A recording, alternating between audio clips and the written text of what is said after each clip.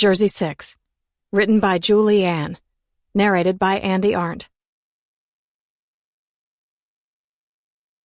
Chapter 1. A simple bee sting can set off a chain of reactions to stop a human heart.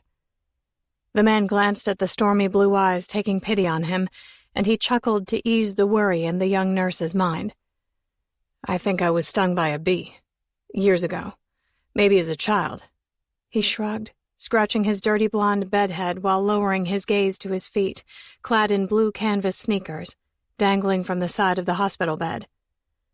I remember a sting and burn on my neck. Before I knew it, my whole body started to turn red, and I felt itchy everywhere. Hives appeared out of nowhere. My face began to swell, my throat constricted.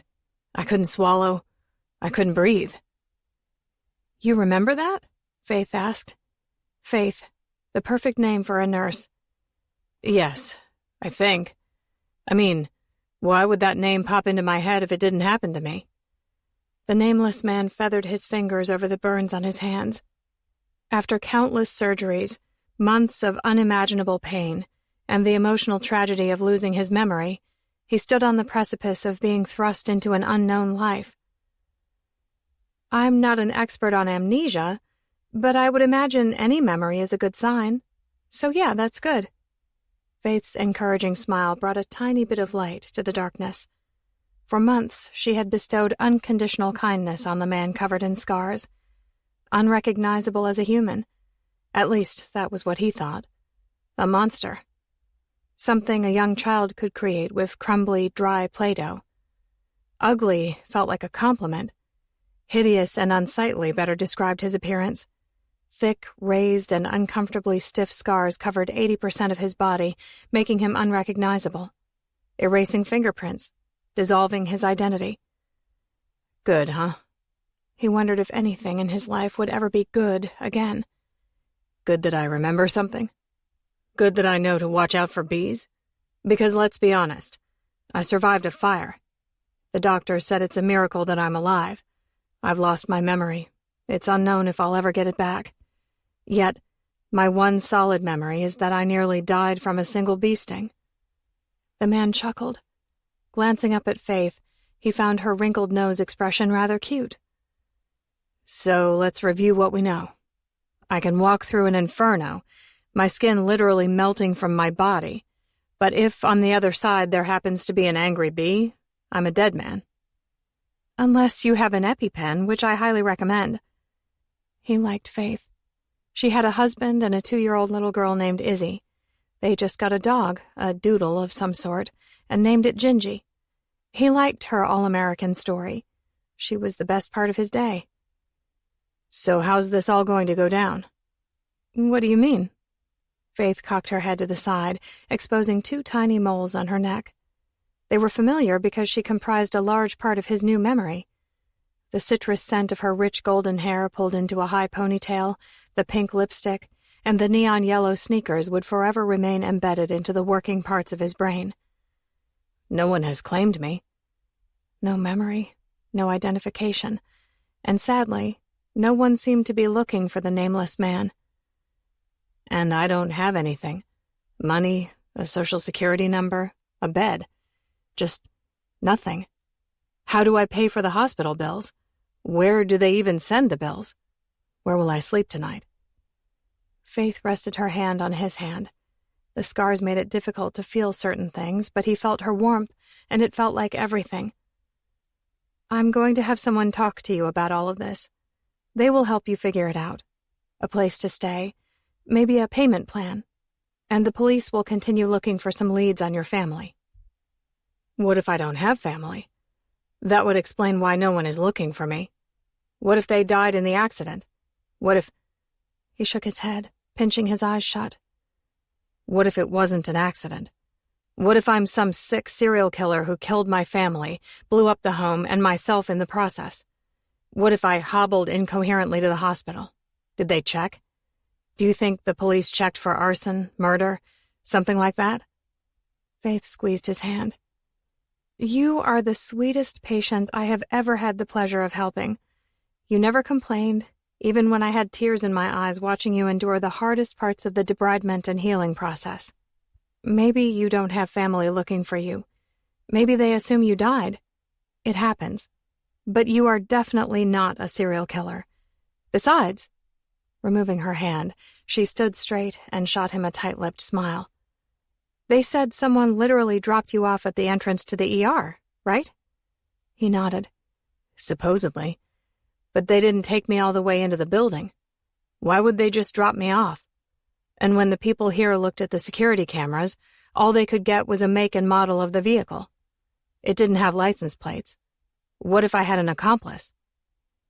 Faith crossed her arms over her scrub-clad chest and lifted a single eyebrow at the man.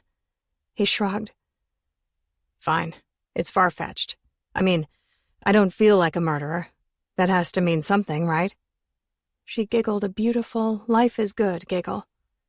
"If they arrest you, I'd go with that defense." He couldn't hide his grin, nor could he fully grin, because his body was nothing more than a heap of stubborn scar tissue and bones.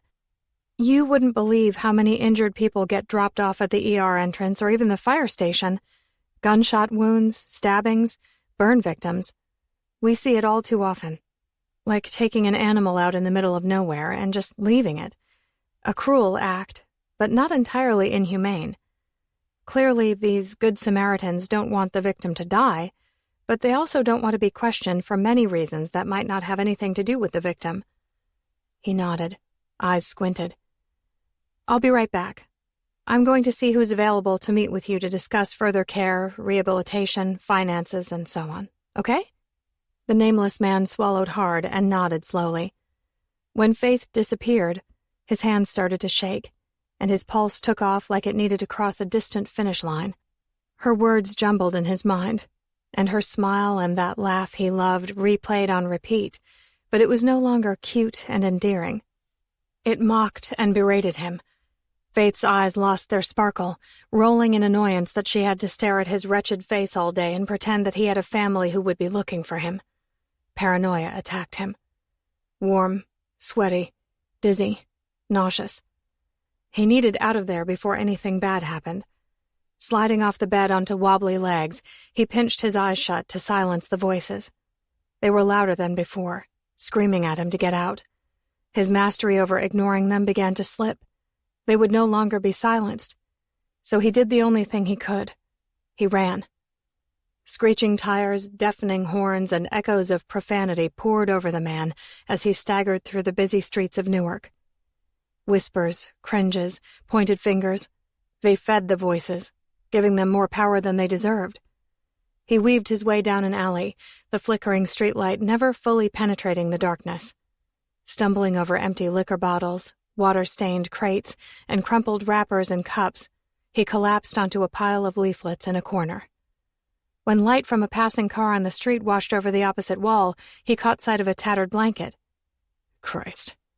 He retched, hugging it to himself to keep warm on the late November night. It reeked of sour vomit.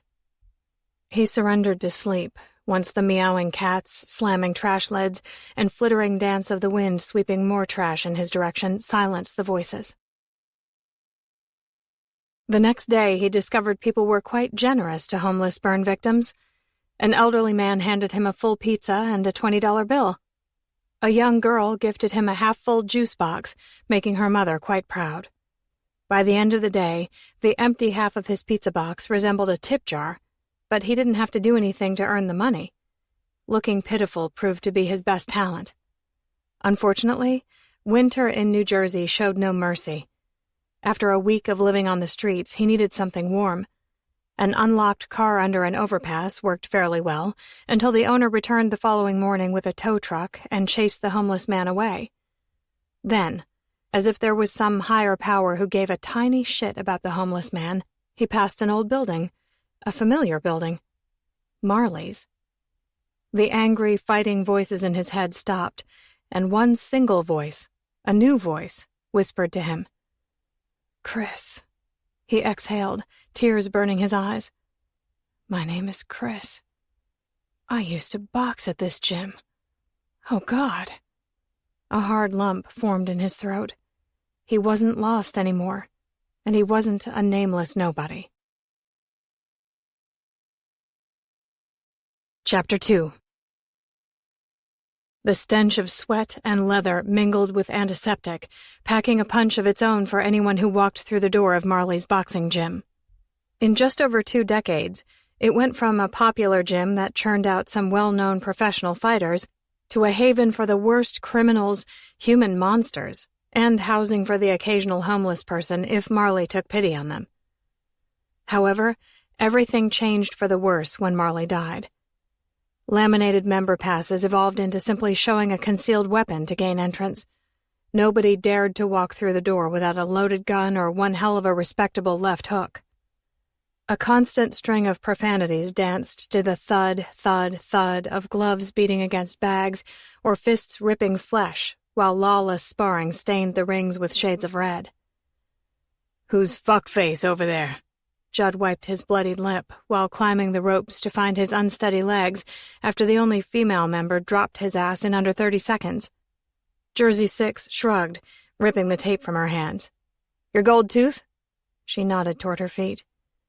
Judd glanced behind him at the blood-covered gold crown on the mat. His tongue made a quick inspection, poking through the gaping hole in his already gnarly smile. "Jesus Christ, Jersey. You ain't gonna give me a break, huh? Thanks a lot." "Mouth guard, dumbass. And stop saying ain't gonna." She kicked the tooth closer to him, knowing he wasn't working with enough brain power to consider the simplest of precautionary measures. Not that she could point fingers with her 8th grade level of education. But she knew mouth guards saved teeth, and ain't going to college. A Dina Russell quote. Jersey's attention shifted to fuckface looking around the place like a lost tourist. Jersey had no idea how he managed to get through the door. Hopping down, she rolled the tension out of her shoulders and headed toward the back room to wash up. "Excuse me?" A cringe distorted Jersey's face, making the rest of her body tense in response. No one said "excuse me" at Marley's. He might as well have bent over and asked to have a dick shoved up his ass. "You're clearly lost," she turned. "Can I make a suggestion? If you want to leave with 4 working limbs and your asshole intact, I suggest you slither back out the front door without attracting any more attention." "I used to train here." Jersey's unkempt eyebrows slid up her sweaty forehead while she released her tangled black hair from its ponytail. He cleared his throat. "Obviously, no one would still recognize me." "Obviously." Jersey inspected him. Fuckface wasn't an exaggeration. The guy's face looked like the lone survivor of an atomic explosion. Layers of thick, pearly scar tissue made his blue eyes appear sunken into his skull. It crawled down his face and along his neck like dry, cratered earth. His gray hoodie and matching sweatpants hid most of his body, but the burn-like scars covered his hands as well. Maybe he had trained there. Members of Marley's wouldn't have the money for a cosmetic surgeon if their bodies were distorted like the one standing before her. "I need a place to stay." He held out his hand. Her gaze held his desperation-filled eyes. After a few seconds, he let his hand drop. "I wouldn't want to shake my hand either." He scratched his dirty blonde head, the one part of his body that looked somewhat normal. She thought he might be in his 30s, maybe 40 or so. It was hard to tell with his skin severely scarred. "I don't shake hands with anyone," Jersey shrugged. "I need a place to stay." "You said that. I'm not the owner." She turned. He grabbed her arm. Jersey didn't think. She just reacted. Smack! Fuckface hit the floor with a thunk. A few chuckles drifted from the distance. There were no heroes at Marley's gym. No one stopped a fight, saved a life, or blinked at death. "Chris," he groaned, planting his hands next to his head, peeling himself from the grimy concrete. Blood oozed from his nose. He wiped it with the hood of his sweatshirt, unsteady on all fours. "My name is Chris." He lumbered to his feet, bringing him nearly a foot taller than Jersey's 5'7" stature. "I wasn't trying to frighten you." She grunted. "Frighten me? You didn't frighten me. You grabbed me." Chris flinched. It was hard to notice with his distorted face, but she caught the slight reaction. "Sorry." He pressed the hood of his sweatshirt to his nose again. I get it. You don't like to be touched. I'm sure you have good reasons. It won't happen again. Jersey responded with an easy nod as she focused on the blood smeared down his face. Your blood's in the water. I'd get out of here before the sharks circle. It's cold. I need one night. It was cold last night, she shrugged. November in New Jersey. Last night I slept in a car. Sounds like a solid choice. Low on sympathy and high on the memory of knocking Judd out, she strutted toward the back of the gym. The owner of the car kicked me out and called the cops. Again, she said on an exasperated sigh. I don't own the place. The guy in the front office said I could stay one night if you agreed to it. No. Jersey's feet screeched to a stop, keeping her back to Chris. As Marley's only son, George took over the gym after his father died. George didn't box. George didn't take out the trash or hire anyone else to do it. George didn't do math. George had no clue how to run a business. Marley left his gym to a 48-year-old with some sort of mental disability. Nobody knew what exactly was wrong with George. They just knew he wasn't all there. He mumbled to himself and spent most of the day coloring superheroes in warped, water-damaged children's coloring books with broken crayons piled in a grease-stained fast food bag. That's bullshit, because George doesn't share that many words. She continued into the back room. Fair enough. He didn't say that. I asked who was in charge and he nodded toward you. I'm good at reading between the lines. Chris shadowed Jersey like a pesky fly. Your lips are still flapping. You're still in the building. I don't think you have any clue how to read between the lines. She peeled off her sports bra. Oh, geez. Chris turned his back to her. What are you doing? Washing off the blood and sweat. What's wrong? Never seen a naked woman before? She flipped on the cold water to the rusty sink. All memories of hot water or an actual shower died when she skipped out of the system 8 years earlier at 15. Of course I've seen a naked woman. But anyone could walk back here. She ignored the pesky fly.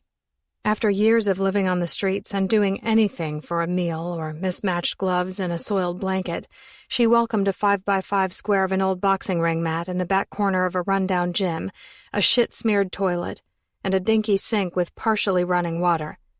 It was worth the lack of privacy. Squeezing soap from a bag she stole from the bathroom dispenser at the gas station down the street, Jersey sudsed her body and sponged it off with a well-used rag and frigid water. By the time she finished and slid on a pair of gray sweatpants and an oversized sweatshirt, Chris faced her with his hands crossed over the front of his pants. Bed, shower, toilet. Jersey never took for granted the very basic things in life. Don't you think you're asking for trouble? Chris cleared his throat. This place isn't exactly filled with guys who respect women. True. Jersey ran her fingers through her sweaty hair, which received weekly washings. Do you respect women, Chris? He adjusted himself, not outwardly proud of his unavoidable reaction to her. I think so. She twisted the rag, releasing the excess water. You don't sound too confident. He shrugged. I was in an accident. You don't say. The scar tissue on Chris's face thwarted his attempt to frown at her reply. I don't remember anything from the accident. In fact, I didn't remember anything at all until I saw this building. My name is Chris, but I just figured that out. I used to box here, and I was good. Marley was like a father to me. He shook his head, closing his eyes. I don't know. It's coming together, but it's not all there yet. Snatching a half-eaten banana from the side pocket of her camouflage duffel bag, Jersey plopped down onto the mat, her bed, and crossed her outstretched legs. So you grew up around here? Chris meandered around the dingy room lined with a few lockers, minus actual locks, a row of 3 urinals and a toilet, a broken vending machine, and a buzzing fridge filled with water and beer. It smelled like death. I'm pretty sure. As sure as I can be. I think I grew up in the system, he mumbled. Were you homeless before your accident? Chris stopped, scratching the back of his head. I'm not sure. At times, I think I left town for a while. Then I came back after. He continued to shake his head. I'm not sure. I think I had enemies. Chris shook his head, pinching his eyes shut. It's like my memory has no inception.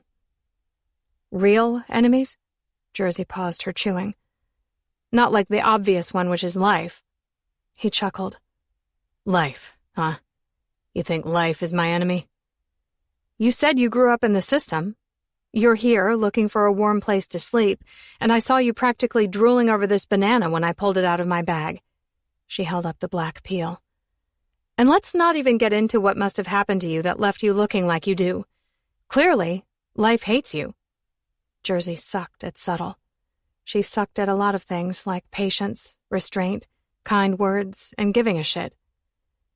And it likes you? She shrugged. I don't think it knows I exist. After a few silent moments, Chris faced her again, sliding his hands in the front pouch of his hoodie. Come on. I just bared my soul to you. What's your deal? Why would you say life doesn't know you exist? You have to elaborate. You should go, really. Probably. But it's warm in here. He drew his shoulders inward. Well, warmer. So I'm in no hurry to go back out into the cold.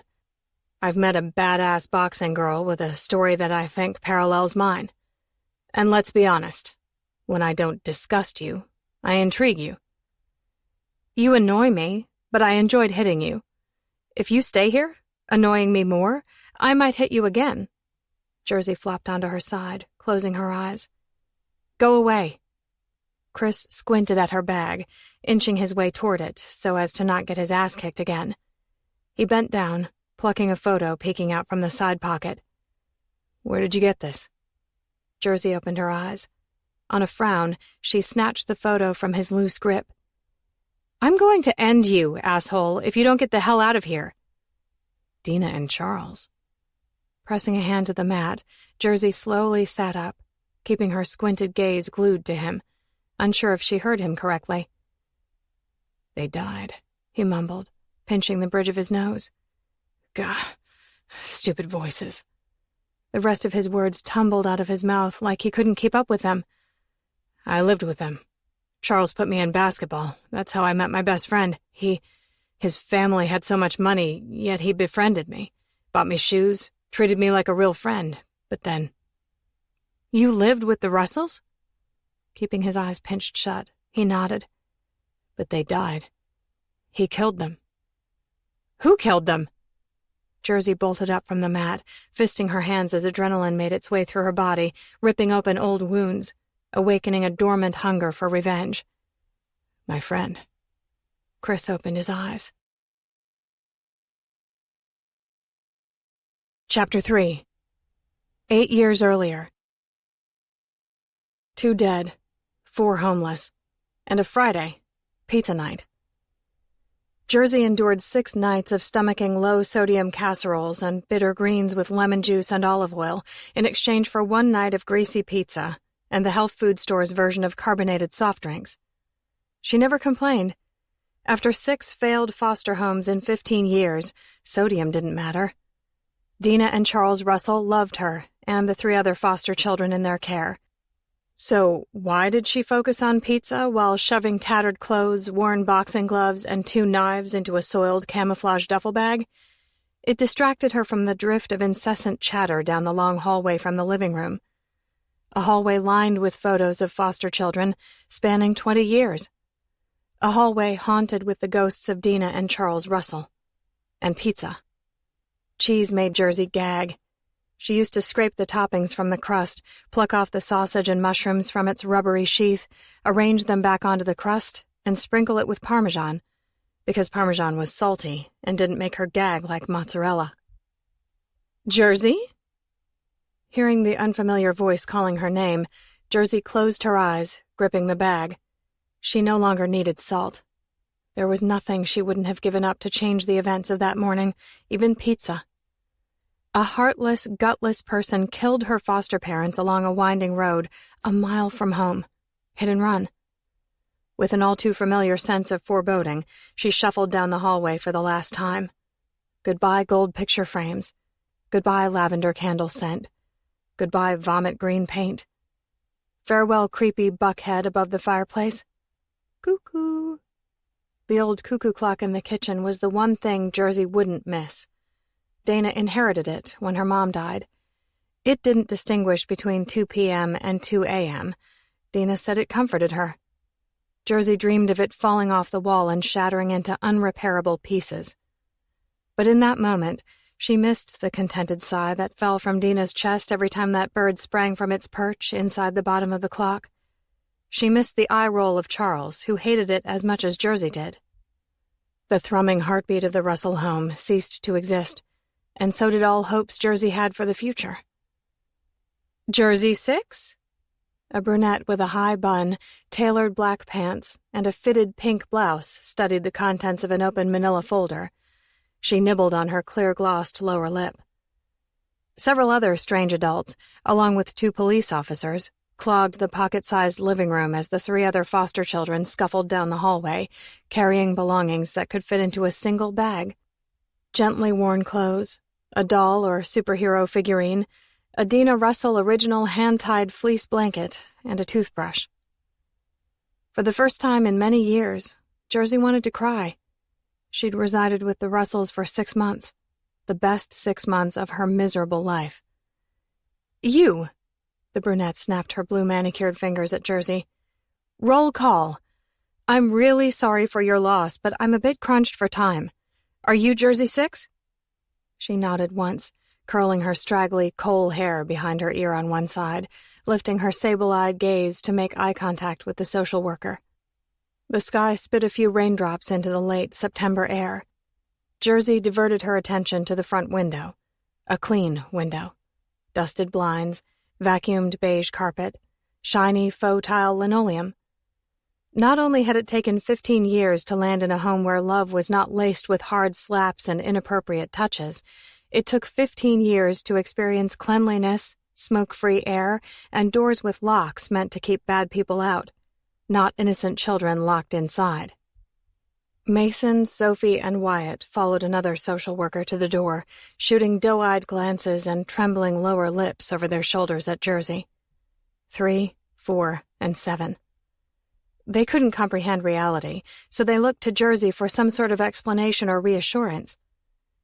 Be brave and run fast. That's the advice she followed years earlier after an older girl they called G used a baseball bat to crush the skull of the 50-year-old man who liked to do sick things to young girls. Jersey ran, just like the girl told her to do, and she didn't stop until a police officer snagged her by the waist in a park nearly 2 miles from the scene of the homicide. CPS quickly placed Jersey in a new home with a new demented fuck of a man and his wife who liked to screw the window washer. Jersey knew Mason, Sophie, and Wyatt were destined to follow in her footsteps because, just like her, they had at least one living parent who was not willing to get their shit together, but also not willing to completely surrender their parental rights. As their social worker opened the door, Mason ran to Jersey, clinging to her leg. He pulled her pants down several inches because Jersey liked baggy jeans that hid her willowy body. She rested one hand on Mason's head as her other hand tugged up the waist of her jeans. He cried, but said nothing. Mason didn't speak. Ever. Not for 1 second did she think about lying to him, telling him everything would be okay. It wouldn't be okay because Dina and Charles were dead. Mason wailed when they tore him away from her and hauled him out to the dirty white SUV. Let's go, Jersey. The roll-calling brunette jerked her head toward the door. Amy, search Jersey's bag. A partially bald police officer didn't even look up from his flip phone as he barked his request. Jersey recognized him. He'd questioned her about different incidents on more than one occasion. Her bag? Naive and obviously new to the job, Amy questioned. Without hesitation, Jersey dropped her bag. Thud. The unexpected eviction left no time to make alternative arrangements for the contents in her bag. Amy eyed her for a few seconds before squatting down and unzipping the bag. Drugs? What exactly am I looking for? Inexperienced Amy stabbed her hand into the contents of the bag before Jersey could warn her. Ouch! She seethed, jerking her hand from the bag. Lips twisted, nose wrinkled, Jersey's gaze followed the blood oozing down Amy's hand, right onto the clean beige carpet. "Knives, Amy." Jersey laced her fingers behind her back.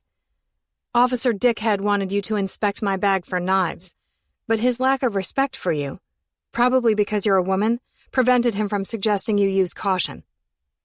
One of the knives was sheathed. Amy managed to find the one that was not. And a third knife Jersey carried on her. Officer Dickhead retrieved a towel from the kitchen and wrapped Amy's hand while scowling at Jersey. "Johnson will take you to get this stitched up. I'll deal with Jersey." "How did you know she'd have knives?" Amy hugged her wrapped hand to her chest. "Less than a year ago, Jersey gutted a man from groin to throat when he tried to take photos of her naked in the shower." Amy gasped, meeting Jersey's gaze. On a heavy sigh, Jersey rolled her eyes. "Gutted is not the correct word. It implies I removed his organs. Slashed, sliced, cut, maybe even lanced, but definitely not gutted. That's gross." Jersey had a limited vocabulary, except when it came to knives. She knew everything a knife could do. Amy cringed as every ounce of sympathy drained from her rigid body. It didn't faze Jersey. She doubted Amy's genuine sympathy anyway. It was a job. Jersey was Amy's job, and not her only one that day. That was fine. The 15-year-old didn't want sympathy. She just wanted Amy to get that hand stitched up before she dripped any more blood onto Dina's clean beige carpet. The officer dumped out the rest of the bag's contents, using more caution to retrieve the knives. "I'm not going to lie. The asshole deserved it. But we still can't let little Jersey take the law into her own hands whenever she sees fit." Little Jersey mumbled a "fuck you very much" as she hiked up her oversized jeans before bending down to stuff everything back into her bag. The asshole did deserve it. Jersey wasn't his first victim, but she was his last one. She never feared going to jail for murder. It would have been a welcomed opportunity at that point. But they didn't charge her with a crime. Instead, she won the lottery. They placed her with the Russells. Officer Dickhead waited for everyone else to leave the house before turning toward Jersey. "No one wants a 15-year-old delinquent." Her hard gaze remained affixed to him. He wasn't sharing any new information. "Jersey's 6. He shook his head, scratching his scruffy chin before running his hand over his dark, buzzed halo of hair. "Did anyone ever tell you why that's your name?" She narrowed her eyes, clenching her jaw. "You weren't swaddled in a number 6 jersey. It's not the day of the month, or any other rumor you've probably heard. You were dropped off at the door to the fire station, a New Jersey fire station, on Christmas, and you were the 6th abandoned baby that month. A foot of umbilical cord was still attached to you, pointing to a trail of bloody tracks that ended at a bus stop." Dipping her head, Jersey took slow steps toward the officer. "No." She halted, glancing up. "It ends here. If you can slaughter a grown man, you don't need anyone to take care of you." Slaughter? Not a terrible description. Jersey thought it was better than gutted. "I know you don't want to see what's behind the next door. The system is flawed. Most homes are good. Most foster parents are loving. How you've managed to find the rare exceptions?" He shook his head. "Well, it's beyond me." Searching for the true meaning behind his words, Jersey canted her head. Was he going to draw his weapon and put her out of her misery? Kill her with her own knife? So many questions kept her from speaking or moving another inch. "What did you say to those other kids before they left?" His expression mirrored hers as he cocked his head to the side. "Be brave and run fast?" Jersey nibbled the inside of her cheek, wondering where he was going with his questions. "No one will miss you. Run, Jersey. Don't stop. Keep your head down, stay out of trouble. And maybe you'll live. Maybe you'll find some way to turn this shit life of yours around." Her eyes flitted between him and the door. He stepped to the side and opened it for her. 15. A police officer encouraging a 15-year-old girl to run, nowhere in particular, had to be wrong on too many levels to count. But that's exactly what he did. That girl took cautious steps, waiting for the trap to snap on her. There had to be a catch. You could freeze to death in one night or be raped and left for dead in a week. Tell me you understand." Jersey's steps faltered at the threshold. "I understand." Her voice was soft but sure. "And we never had this conversation. If you're not clear on that, then you can choose to get in my car and we'll find you a home." She nodded, putting one foot in front of the other until she stopped at the squad car. Maybe the next home would be like the Russells, the good kind of love. That possibility gave her a moment's pause. It was the other kind of love that kept her feet moving down the driveway. Him. Before she cut him open with her knife. Him. With his creepy old man funk, the putrid smell of his breath, something in between garlic and cigarettes mixed with a bit of booze. Was that good? The way she was made to sit next to him, at the table, on the couch, or in the car. Close enough for him to touch her with his rough, filthy hands and move her closer to him so she could touch him for his pleasure. The smell of him was always so overwhelmingly enhanced by the terrified moments of wondering how far it would go this time. Was that good? Love didn't exist. As the memories of that kind of love crawled up her throat from her churning stomach, she picked up speed until her legs took her far away from an awful past. Chapter 4. Present. The Russells were good people. Chris hugged his knees to his chest, sitting next to Jersey on her mat. I still can't remember much, but I remember that. I remember they were good. I feel like I have more feelings than actual memories. Everyone else was gone, and it was a little after midnight. A single light in the corner by the sink flickered a few times, casting shadows on Chris's swollen face. Jersey crossed her outstretched legs, sliding her hands between them to keep warm. The heat in the building barely kept things from freezing, always dropping a good 20 degrees after the sweaty bodies exited at the end of the day. Chris continued. 15. You must have felt so lost. She nodded. Your friend... Jersey brushed off his comment because lost wasn't even close to how she felt. 8 years later, she still couldn't find the right words. Of course she felt lost, but it was more. Lost felt like her normal. How do you know it was your friend who killed them? Is he in prison? Please tell me he's in prison. He told me he did something. A mistake. An accident. He begged me for help. Chris grimaced. I told him he needed to go to the police. His voice shook. If it was an accident, then there wasn't anything to fear, right? Chris met Jersey's gaze with pleading eyes, as though he needed her to agree. No. She shook her head with sharp jerks. Running over innocent people and then just taking off is not okay. What if they weren't dead? What if he could have called for help and saved them, but he didn't? Jersey's heart hammered with anger. He left them to die. That he did on purpose. That wasn't an accident. Resting his elbows on his bent knees, Chris dropped his head into his hands. He didn't go to the police. He must have told his parents, and I know they helped him. His wealthy, influential parents. Then he just disappeared. We were supposed to be friends, but he just left. Left? Jersey whispered. You didn't turn him in? You didn't go to the police? No. You just what? She shoved him. He fell to the side, pressing his hand to the icy floor to keep from losing the rest of his balance. Jersey shoved him again. What is wrong with you? He ran over Dina and Charles. You knew, but you didn't do one fucking thing? Stop. He held up his arm to protect his face. I don't remember. Just stop. I just remembered my own name today. My name. Do you get that?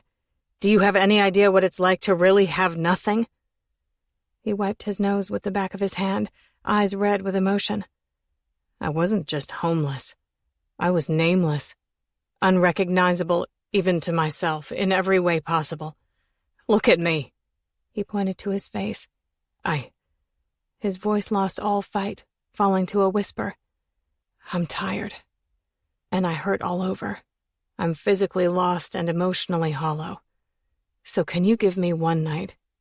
And maybe when I'm not so cold, exhausted, and hungry, maybe I'll remember more." Jersey had a mat, a roof, an occasional meal, and boxing. She had an outlet to fight her past, a method to defend her future, no matter how insignificant it seemed to most people. And even if her name was nothing more than a sad statistic, it was hers. "One night," she whispered, studying the vacant eyes of the lost soul in a battered body. "One night." 1 night turned into 1 week. 1 week bled into the next month. She couldn't kick him out over the holidays. Even Jersey wasn't that awful. And he managed to scrounge a cake for Christmas, which was also her birthday. Her first cake since Dina and Charles died. "Firefighter, huh?" Judd stared at Chris, sitting in the office with George. Neither one talked to the other, but they shared a mutual fondness for coloring. 2 fucked-up adults armed with a shit-ton of issues and a broken palette of crayons to bring superheroes to life. "Yup." Jersey sprinted through 100 sit-ups as Judd held her feet. To keep Chris from getting killed for being at Marley's without the willingness to step in the ring, Jersey told everyone that he used to box. Truth. But he had to quit after he was badly burned in a fire. The PTSD ruined his marriage, and he ended up losing his job, too. Truth? No one knew. Not even Chris and Jersey. But it seemed like a solid story. Chris possessed a patchy memory at best, a crazy man's chattering about voices, and a Jekyll and Hyde personality. But Jersey let him stay because they shared a bond. That, and Chris agreed to do the shit work like cleaning and keeping an eye on George, so Jersey could spend more time in the ring training for fights she'd never see, goals she'd never reach, and a future that most likely included jail time. Everyone who hung out at Marley's ended up doing time, and most were repeat offenders. Crime sort of rubbed off in that place. "You fucking him?" Judd smirked. "He sleeps with you, yeah? Does his wiener look like the rest of him?" "I'm not going to say. If you want to know about his wiener, you'll have to ask him out like a real gentleman. You'll have to buy him dinner and give him some sort of intelligent conversation. Chris is smart." "Smart? Like you don't says ain't?" Judd coughed a laugh. When she reached her 100th sit-up, Jersey collapsed, resting her arm across her sweaty forehead. "Yeah, smarter than all of us put together. When he's not batshit crazy, he's smart. Uses big words. I think he might even use them correctly." Dina drilled Jersey on proper grammar. 6 months wasn't long enough to amass a large vocabulary, but it was long enough to get rid of ain't and gonna. "Ain't gonna ain't going to college." Judd laughed, standing and offering his hand to Jersey. She took it, letting him pull her up. "So if you ain't letting him get you off, then why you letting him hang out here?" "He does the shit work, and he's helping me with something." She started to wrap her hands, ready to kick Judd's ass in the ring. "Helping you what? You two gonna make weird porn videos in the back room?" Jersey let Chris stay for several reasons, but revenge sat at the top of that list. Eventually, he'd remember more details about his friend. They would find him, and they would kill him. An eye for an eye. "Might be the only way to keep the gym open," she winked. Judd frowned as Derek, one of his older guys, tied his gloves for him. "You heard?" She nodded. "Marley's is closing. Developers want to make this part of town safer, which means we're getting kicked out." "Yeah, I heard." Jersey slid between the ropes and tapped her gloves together twice. "Ding, ding." She smiled with her black mouthguard puffing out her lips. Judd threw the first punch. Predictable. Jersey bobbed to the right and returned with a quick 1-2 combination, knocking Judd off balance. Before he could recover, she pummeled him until he landed face down on the mat. 10 seconds lapsed. Jersey kicked his foot. "Dead?" Judd grumbled. "Nope, alive." She sighed. "Chris is going to find me a worthy opponent. Your size just makes you slow. It means when you fall, it takes longer for you to get up, and I don't want to kill you, so it's not as much fun." Judd lifted his bloodied face, stretching the cords of muscle in his thick neck. "You want to kill someone?" Jersey turned her back to him, tugging off her gloves. I want revenge. Chapter 5. Where are you going? Chris looked up from his book. Jersey had to give him credit. He read absolutely anything he could get his hands on. Self-help book? She squinted at the title, not able to see it very well. Chris flopped back on the mat, using Jersey's blanket, their blanket, as a pillow. Yeah, it's missing the first few chapters. He tilted it to show her the mangled book. But they put all the valuable stuff at the end anyway. Figured since we're going to be on the street soon, we might as well figure out something now. We? Jersey released her hair from its ponytail. Does this mean you're looking to help me? He shrugged, keeping his gaze on the book, hiding most of his face. Maybe. Or at least I'll let you borrow the book when I'm done. I hate reading.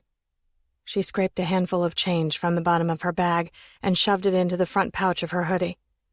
Oh, that just means you haven't found the right book. No. She sauntered away from him. Just means I hate reading. You didn't say where you're going, Chris called. Out. Jersey pushed open the front door, squinting against the midday sun but welcoming the hum of cars and buses instead of the bitching. Ever since George posted the closing announcement for the gym, whining, bitching, and idle threats filled the stagnant gym atmosphere as if it was her fault wealthy developers decided to invade their part of town. With nowhere to go and no means to get there even if she did, Jersey made her usual stroll around the block to clear her head and absorb some sun, even if it was freezing outside. The coins in her pocket meant she'd get a meal that day. The Underdog hot dog stand managed to stay open year-round, a fixture in that part of Newark for over a decade. While the demolition in Jersey's neighborhood brought a boost in business with hungry construction workers, she wondered if the rundown food truck would last once the trash got taken out. Pulling her hood up, she hugged her body and shivered as winter showed its potential, biting her exposed skin and rattling her bones as she waited in line. Just one, she mumbled while digging the change out of her pocket. Drink? The new guy manning the stand asked as he fished out a hot dog from the warmer and plopped it into the white bun. She shook her head. Chips? She continued to shake her head. The guy beside Jersey rammed into her as he jumped back to avoid the ill-aimed spray of mustard from the pump. Shit! Jersey's change took flight, some of it landing on the counter, but most of it bouncing off the front of the truck and ricocheting in all directions. $2. The new guy manning the stand said as he fixed the mustard pump while the grumbling patron who bumped into Jersey wiped the splatter from his shirt, giving zero shits that he made Jersey lose her change. She crawled around on the filthy ground, collecting as much of the money as she could find. Hurry up, I have a line. She missed Ty, the owner of the stand. He would have taken pity on her, even if she didn't want it, and handed her the hot dog with a kind smile and a don't worry about it this time. I've got it. Jersey ignored the deep, unfamiliar voice above her as she reached for the nickel a foot under the food truck. Make it 2. 3 more words fell upon her from that voice. She glanced up from her hands and knees, giving up on the 5 cents.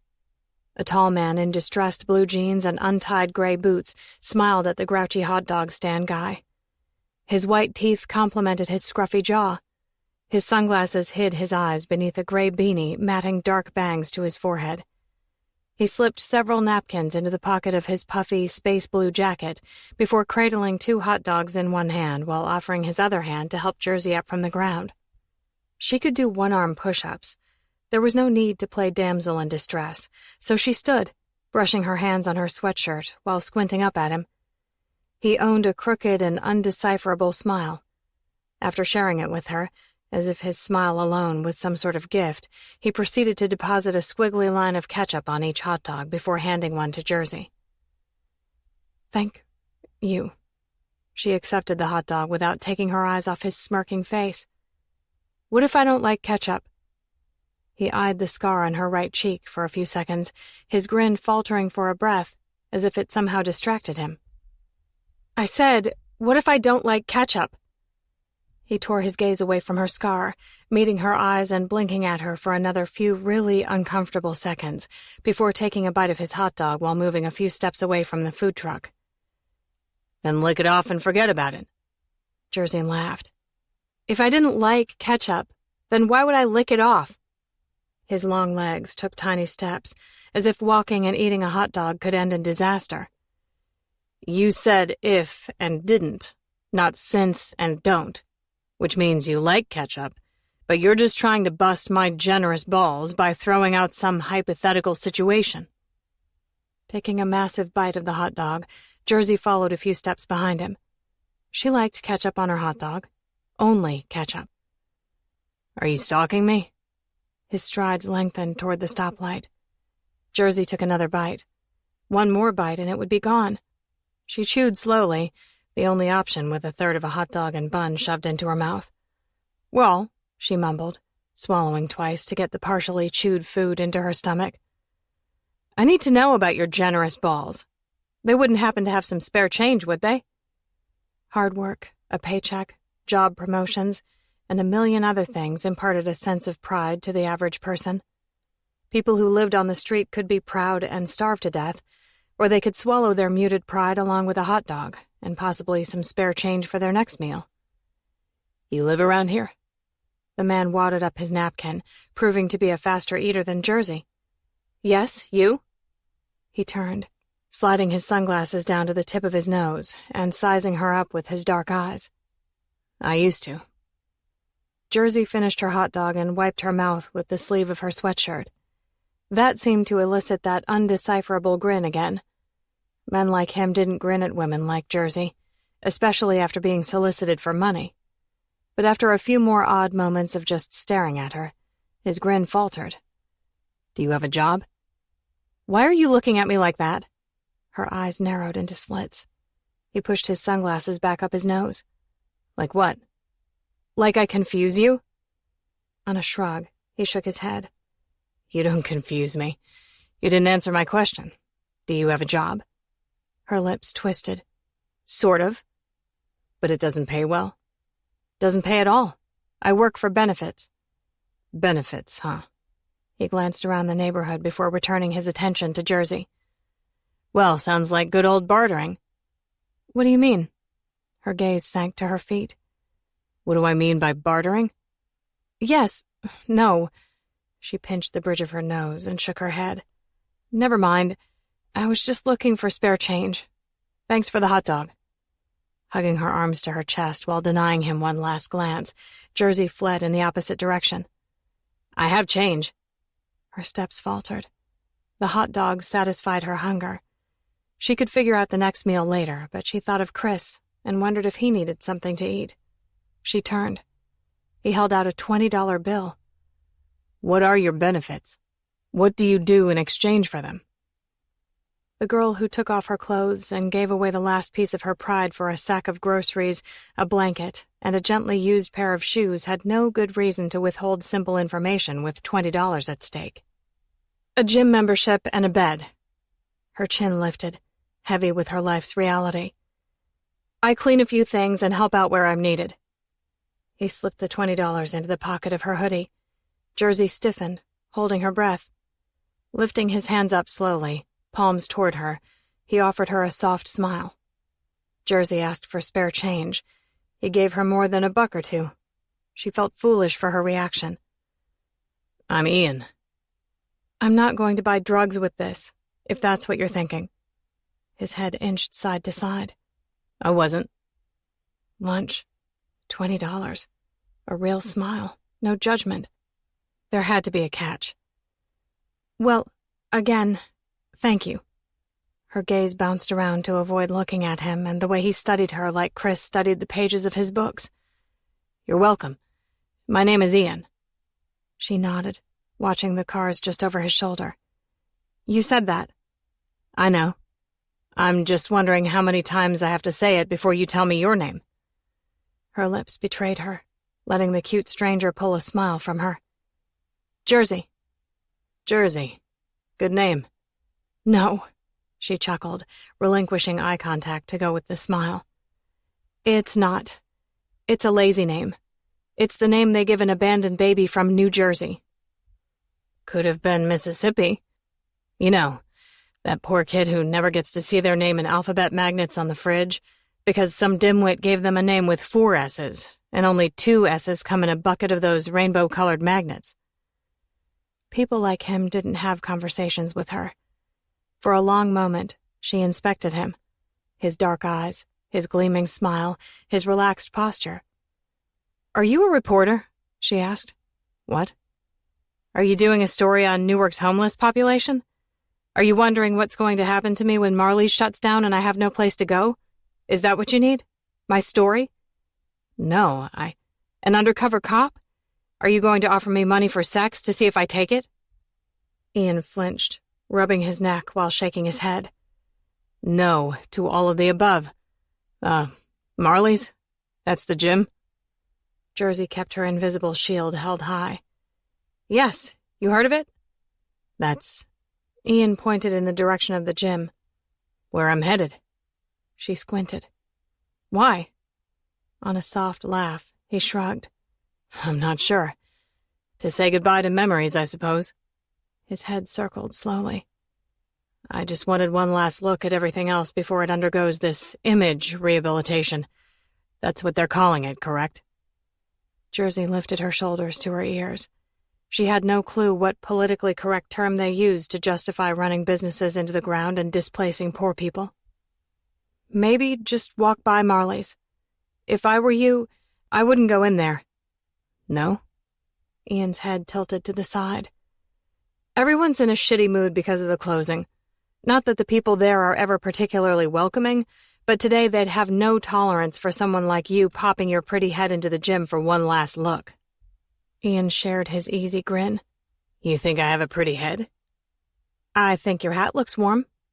"I see. So popping my warm hat into Marley's isn't a good idea?" "Not if you want to leave with your hat." Jersey gave him a sly grin before pivoting and strutting back toward the gym. The wind blew her hood off her head. She tugged it back up, but it blew right off again. "So you're just going to eat half of my lunch from my favorite hot dog stand, pocket my $20, and leave me feeling vulnerable on the streets with my warm hat and pretty head?" "Yes," she hollered on a very uncharacteristic giggle. "Even if you have good taste in hot dogs." Jersey tossed a flirty smile over her shoulder. At least it felt like that. She had no experience with actual flirting. As she attempted to wipe the grin from her face, the scuffing of shoes behind her grew closer. "Underdog is still the best. All these years later, it's perfection." "Ian, are you stalking me?" "Yes." He picked up his pace, sidling next to her. "I'm going to Marley's." With a quick sideways glance, she grunted. "You're stupider than you look." "You think?" Ian cupped his hands at his mouth and blew into them. "I haven't been here in years. Yesterday, someone saw me wearing an old shirt that said Marley's on it. They told me that it's shutting down. I have part of the day off, sort of, so I felt compelled to come say a silent goodbye to some of my past." "Marley is dead." "I know. I heard that." Ian stopped 20 feet from the door to the rundown gym. Jersey halted several feet farther and turned around. Slowly, almost reverently, Ian removed his sunglasses, focusing on the faded burnt orange sign missing the M and L. "You coming inside?" Ian's head inched side to side. "No. Some people would be a little pissed off at me if I risked my pretty head." "I'll protect you." His right brow inched up his forehead as his focus shifted to meet her gaze. $20 will buy you 10 minutes to look around. I can keep you unscathed for that long." "What are you, 5'6"? 5'7". She pushed her shoulders back, struggling to show him her true strength. Yeah, 5 feet 7 inches of bones wrapped in hard-earned muscles, but where muscles didn't hide bones, those bones protruded. Bony hips, knees and elbows. Her cheekbones protruded. Lack of regular meals made it impossible to hide her angular face, gaunt and emaciated. "You couldn't keep a hold of $2 in change for your lunch, yet I'm supposed to trust you with my pretty head?" Jersey crossed her arms over her chest and flipped out her hip. Ian smirked. "It's fine." His gaze made a slow sweep along the length of the building.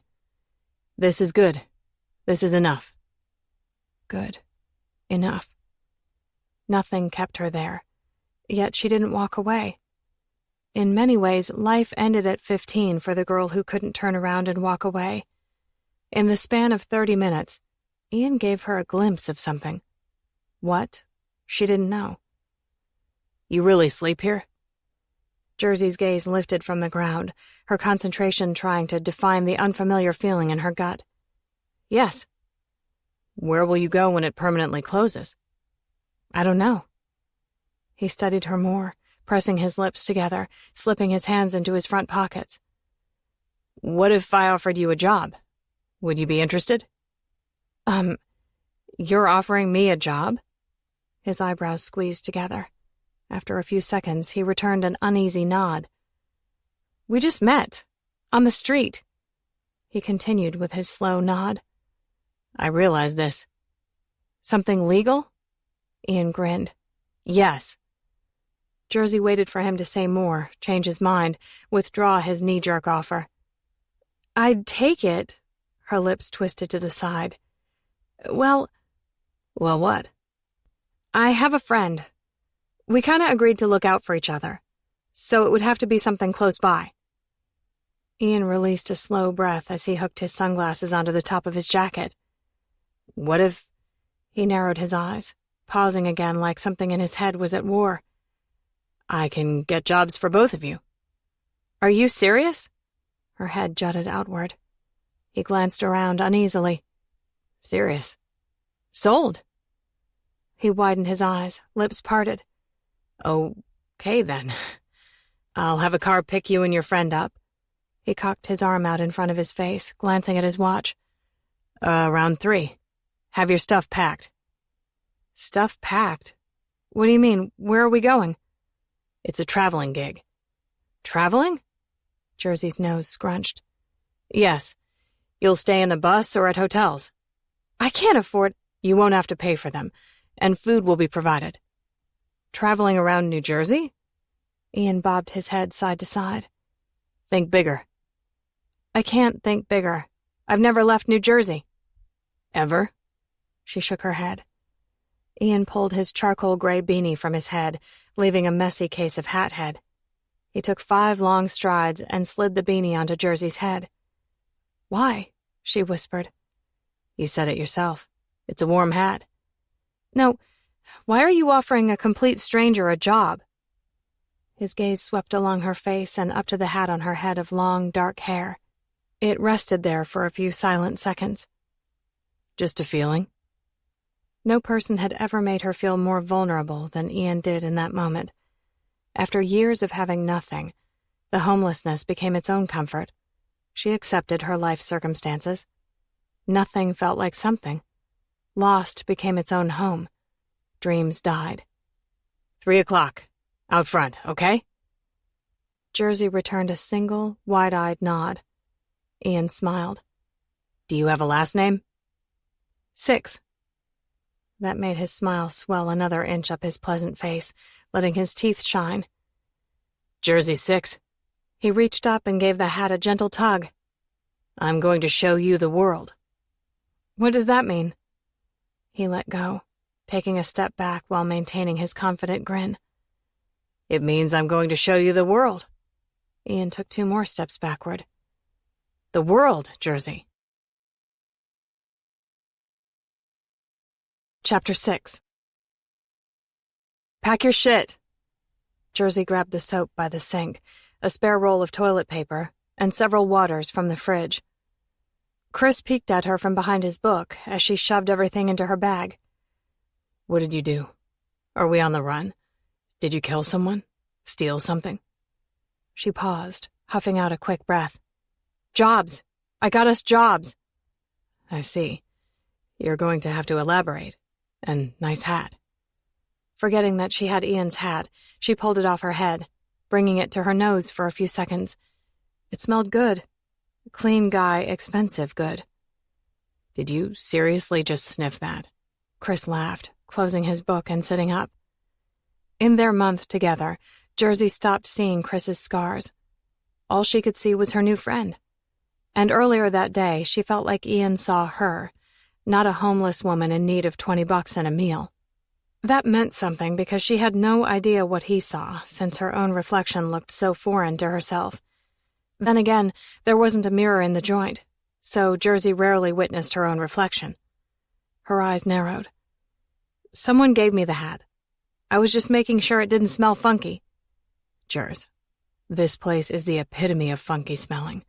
Unless someone pissed on that hat today, it can't smell worse than the air we breathe daily. Epitome? A perfect example. Chris never made fun of Jersey's limited education and vocabulary. Not once. That was why she made them a package deal with Ian. The guy who gave me this hat offered to give us both jobs, and we're being picked up at 3. Why are you packing? It's a traveling job. What's the job? She rolled her eyes and shrugged. I don't know, but it involves a place to sleep and food, and it's legal. Doesn't feel right. A stranger offering you a job on a whim is a little worrisome. And offering me a job, having never met me, seen me. Chris shook his head. It's not right. It has to be some kinky shit. I told you it's legal. She zipped the bag, and it crept back open because the zipper was broken. There's a lot of kinky shit that's legal. Chris, Jersey frowned. We share a mat and what amounts to 1.5 blankets. We take food and money from strangers, dumpsters, and places that are just too embarrassing to admit. At this point, I'd exchange a little kinky shit for an actual bed and regular hot meals. He sighed and resumed his reading. Jersey ignored the occasional scowls he tossed her way while giving her the silent treatment. I'm going to tell George goodbye. Just George. I don't trust anyone else around here to not screw up this chance for us. Another silent scowl. Jersey smirked. At 3 o'clock, Jersey and Chris snuck out of Marley's, unnoticed. A tall, broad man sporting buzzed, reddish-blonde hair held open a door to a black sedan that looked too nice to be in Marley's neighborhood. For 3 full seconds, Jersey contemplated the sanity of getting into the car. Ian hadn't given her the kinky vibe, but Jersey wasn't an expert on more than boxing and knives. Jersey? The tall man asked. She nodded, taking the final steps across the littered concrete to the cracked sidewalk curb. I'm Shane. He smiled, even at Chris, without a lingering gaze or a second look at her disfigured sidekick. This is my friend, Chris. Jersey hugged her bag to her chest. I can put your bag in the trunk. I've got it. What little she had to piece together and call her life or belongings wasn't going in the trunk. If kinky shit went down, she wanted her bag and the spare knife in it. Chris didn't have a bag. He had the ripe, soiled clothes on his back and a few toiletries in the pocket of his hoodie. Suit yourself, Shane shrugged. They slid into the back seat of the car. Another smiling face greeted them from the front passenger seat. Her blinding white teeth seemed a bit too big for her mouth, in Jersey's opinion, but her beaming dark eyes, penciled eyebrows, and perfectly glossed lips made the whole poster smile work. She could have been in a commercial for toothpaste or maybe some sort of allergy medication ad. Hi, I'm Max, Ian's assistant. I'll need you both to fill out these forms. When one of you is done, click Next and it will bring up a new form. She tucked her stick-straight, chin-length black and gray hair behind her diamond-studded pierced ear and handed Jersey an electronic tablet. Jersey stared at Max's perfect Asian skin and dainty hands. She didn't look like a Max. The car pulled away from the curb as she set her bag between herself and Chris and glanced at the tablet. It had been 8 years since she'd held a fancy electronic device. Dina used to let Jersey use her phone to play games if Jersey finished her chores on time. First name, last name, date of birth. That's all she could fill out. No address, phone number, emergency contact, previous employment, list of references. Nothing else. Occasionally, Max glanced back, shooting them more toothpaste commercial smiles. Jersey returned a tight grin, feigning confidence in her ability to fill out the employee information form. Here. Chris grabbed the tablet from Jersey and filled in all the empty blanks with unfamiliar numbers, street names, reference names like Billy Bob and Heidi Ho. He typed in his name as her emergency contact, pausing at the last name spot. Chris didn't have a last name, His memories of some things were colorful and sharp, but simple details like his last name stayed hidden in the unreachable parts of his memory. Maybe they were gone forever. He glanced at her, and a tiny, tight grin pulled at his lips as his eyes filled with wickedness. 10, he typed in the last name box. Her narrow-eyed glare bounced between his eyes and the tablet. 10? She whispered. He shrugged. You're a 6, so I'm going to be a 10. She fisted her hand, leaving it in her lap, with her middle finger stretched long for him to see. He chuckled, leaning closer so only she could hear him. It's perfect. Chris, 10. Get it? Christian. Shane and Max cracked their windows an inch. Jersey waited for them to light up, but they didn't. Shane glanced back at Jersey in the rearview mirror, answering her questioning expression with a slight smile and wrinkled nose. We stink, she said under her breath to Chris. Of course we do. He continued to fill out several other pages of her employee information, including a digital signature. Then he moved on to the next form for himself, Chris 10. She couldn't remember the last time she'd been in a car, but she definitely remembered the last time she'd crossed over into New York. Never. Her mind raced with all the ways she could get back to Newark if Ian's job offer didn't work out. After all, she had the $20 from him, and maybe another $5 worth of change in her bag. What did he say? Chris muttered, staring out his own window after finishing the forms and returning the tablet to Max. Who? Jersey shifted her attention to him. George. When you said we were leaving. I didn't say goodbye. My money is on us being right back in that dump before the end of tomorrow. Max glanced over her shoulder again, and Jersey eyed her with caution until she turned back around. He didn't say anything, of course, but he tried to hand me $50. I couldn't take it. I really don't know what's going to happen to him after the gym closes. Somehow I doubt the guys will financially look after him the way they managed to pool their money together to keep Marley's open. Chris hummed in agreement. And where did you get money to bet on how soon we'd return?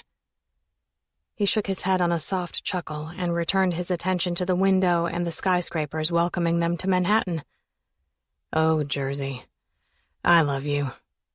She scowled at the back of his head, irritated at herself for letting him worm his way into her barely existent world, and even more irritated at herself for liking his place in it. Jersey loved how he'd read her books at night, even if she pretended to plug her ears telling him to shut up. Sometimes he'd have a bad dream, nightmares about his disoriented past, and she'd comfort him. That made her feel needed. Feeling needed meant more to her than she ever imagined it could. Maybe the only purpose to life was having a purpose. We're going to stop for some essentials. You good with that? Max asked. Jersey and Chris stared at each other. Essentials? Jersey repeated. Ian thought you might need some clothes and other everyday things. His treat. He's going to dress you up as his whore, Jers, Chris whispered in her ear. For both of us? Jersey asked. Max nodded. Okay. Max faced forward again. Jersey stuck her tongue out at Chris. Looks like you'll be his whore, too, she whispered back to him. Chapter 7. Chris ignored the second looks and not-so-subtle glances as they trekked through the posh hotel lobby, carrying several bags of clothing and other essentials. Chris, we'll find room for you on one of the buses over the next few days. Might have to do some shuffling. For now, you'll stay with us. Max stepped into the elevator, chin tipped toward her phone as Jersey and Chris followed her. Buses? I'm getting shipped back already? Leaning against the back wall of the elevator, Max glanced up, penciled brows drawn tightly. No, the tour buses. Can you lift heavy objects? He peered at Jersey's clueless expression, and he answered Max, Depends on how heavy. I have some physical limitations. Max nodded, chewing on her bottom lip. Listen, people are going to be people. Human. They're going to be curious about what happened to you. I'd like to put all the whispers to rest as soon as possible so everyone can just focus on their jobs. What can I tell them? I was badly burned, Chris replied, sounding more condescending than he meant to sound. The elevator dinged and the doors opened. He and Jersey stepped off the elevator as Max returned a frown. Clearly. But can I ask how you were badly burned?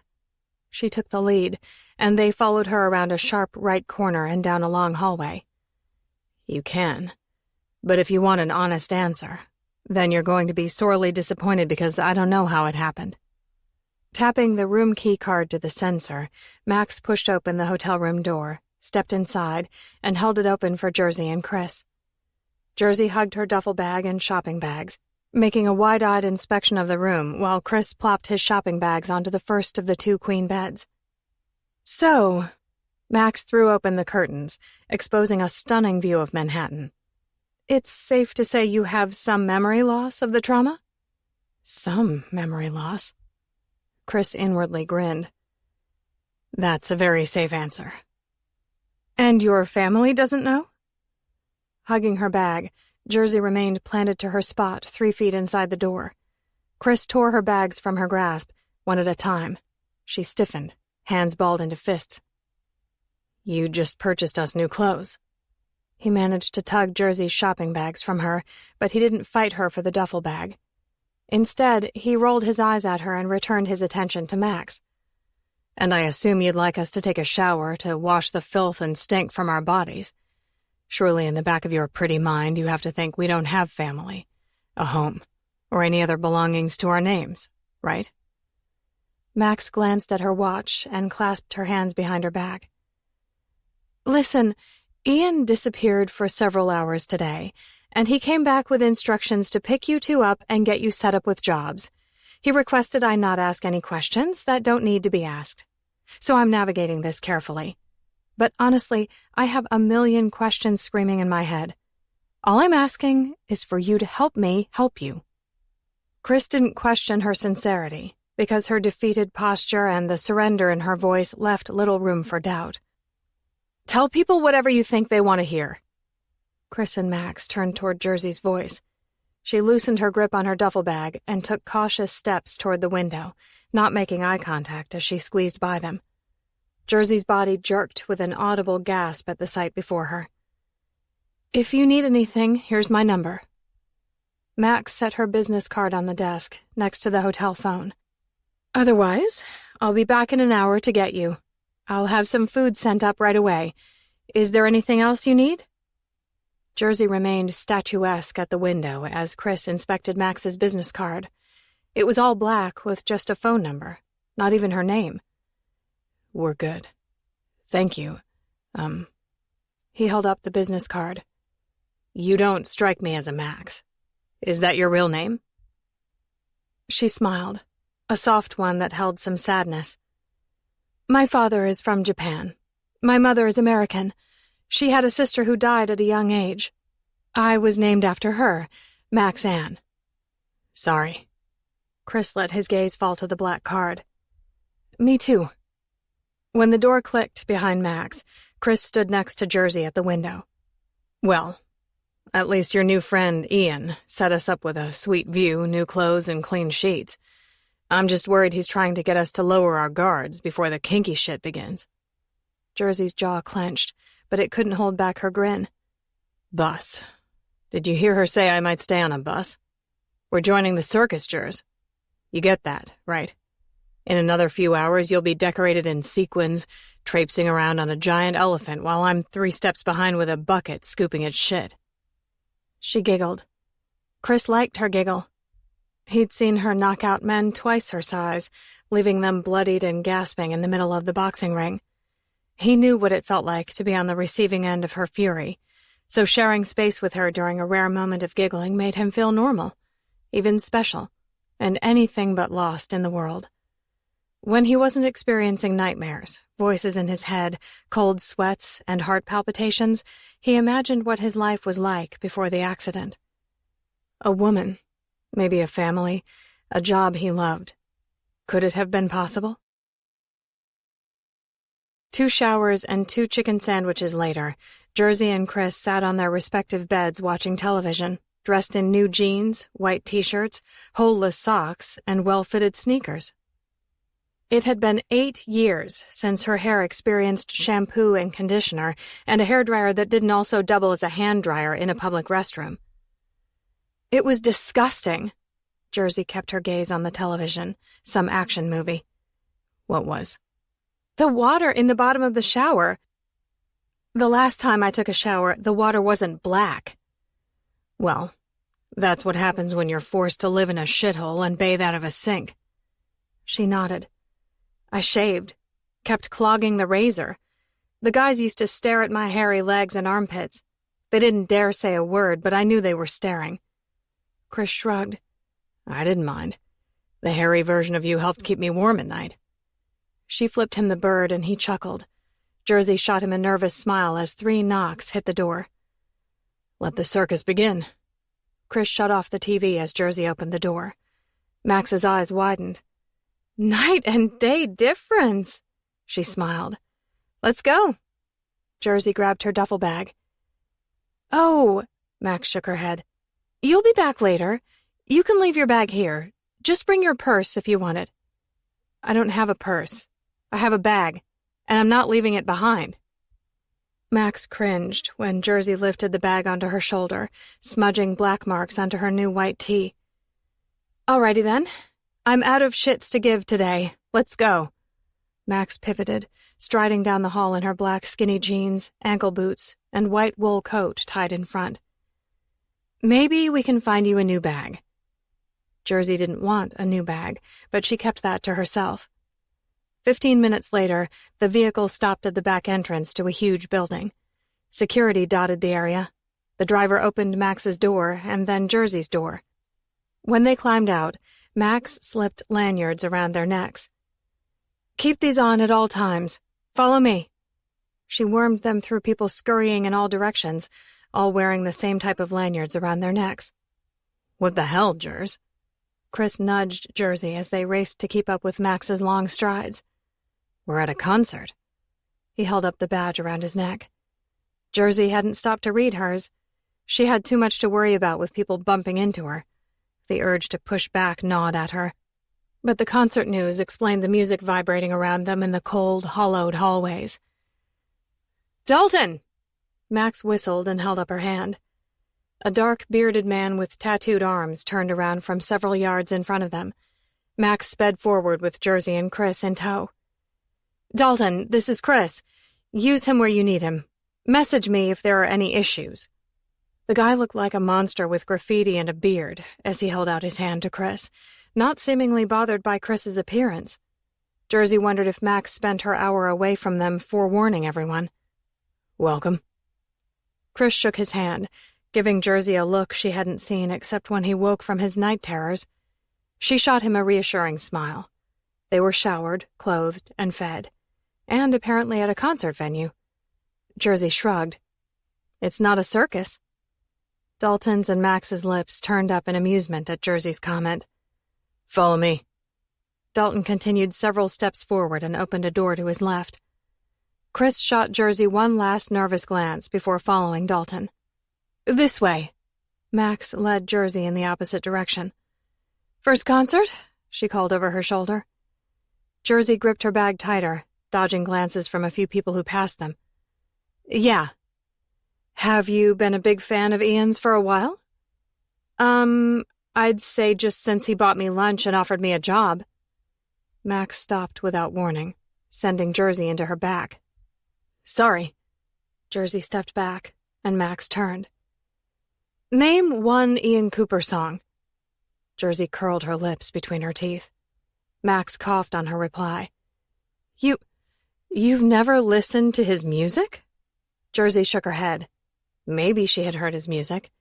The guys at the gym played a lot of music, but she didn't know artists, pop culture, current events, or anything that didn't involve boxing or the means to get a meal. Have you even heard of him before today? Another headshake.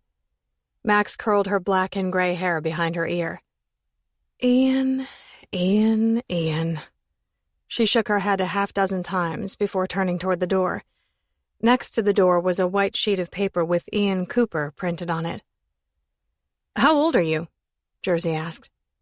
Max glanced back over her shoulder. Why? Jersey shrugged. Just curious. Your skin looks young, but your hair looks old. On a chuckle, Max's penciled eyebrows slid up her forehead. Old hair, huh? Well, thanks for the skin compliment. I'm 51, but I don't feel a day over 30. She winked just before knocking twice and opening the door. Heads up, gentlemen. The doorway opened to a spacious room, double the size of the hotel room, which wasn't tiny in Jersey's eyes. It was filled with sofas, chairs, lit vanities, a television, several tables covered with food and beverages, and 3 men all close to Ian's age, maybe late 20s, early 30s. 2 men sat on a sofa, playing video games. They gave Jersey and Max a quick hey, without actually tearing their attention from the battle playing out on the TV screen. A blond guy with wavy shoulder-length hair glanced up from the edge of his chair, where he sat strumming a few chords on a guitar. Thanks, Max. Jersey's attention shifted to Ian's voice from the opposite side of the room, where his long jeans and t-shirt-clad body engulfed a sofa as he slid off a pair of neon blue wireless headphones.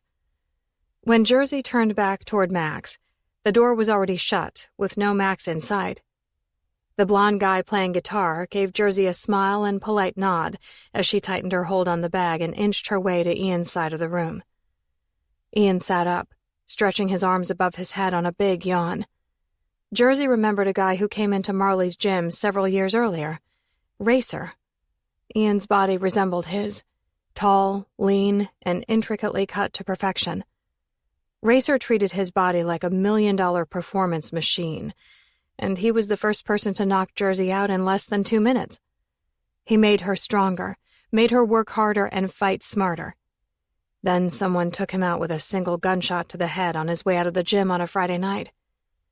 Jersey remembered it was a Friday because Dina and Charles died on a Friday. Jersey. Ian smiled at her like he did earlier that day. Not a you-look-better smile like the one Max gave her at the hotel, just a nice-to-see-you-again smile, as if he wasn't seeing her in a different light. No night and day. She smiled back at him, not because she wanted to, just because she couldn't help herself. The grin on his face doubled. Would you like something to eat or drink? He nodded toward the tables of food and beverages behind her. We ate at the hotel. Her lips twisted to the side. Mind if I stick some stuff in my bag for later? A tiny wrinkle formed between Ian's eyes, just below the long sweep of his black bangs. There will be lots of food available later, too, but... He shrugged, leaning forward and resting his elbows on his knees. Take whatever you want. Jersey glanced over her shoulder at the food and the 3 other men in the room. She decided to wait a little while before shoving as much as possible into her bag like a free-for-all. Thanks. Jersey returned her attention to Ian. So, you're a singer. Like, are you a big deal? Every word she spoke seemed to feed his level of happiness. Well, he rubbed his chin, twisting his lips. We play music. People like to listen to our music. But no, it's not a big deal.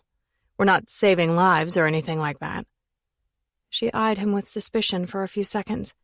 That smile of his didn't feel worthy of complete trust. What exactly do you need me to do? What's my job? They already took Chris. Will that big bearded guy come for me too? Jersey couldn't remember his name. No. Ian stood, pushing his elbows out from his shoulders, twisting side to side. Tonight, you are just going to watch the concert from backstage. Tomorrow night, you'll sell merchandise. Drugs. You mean drugs, don't you? Ian paused his stretching, letting his arms fall limp to his sides. Merchandise. T-shirts, posters, keychains, phone cases, hats, guitar picks. To who? Fans. Ian grinned. Okay, I might have understated all of this to you.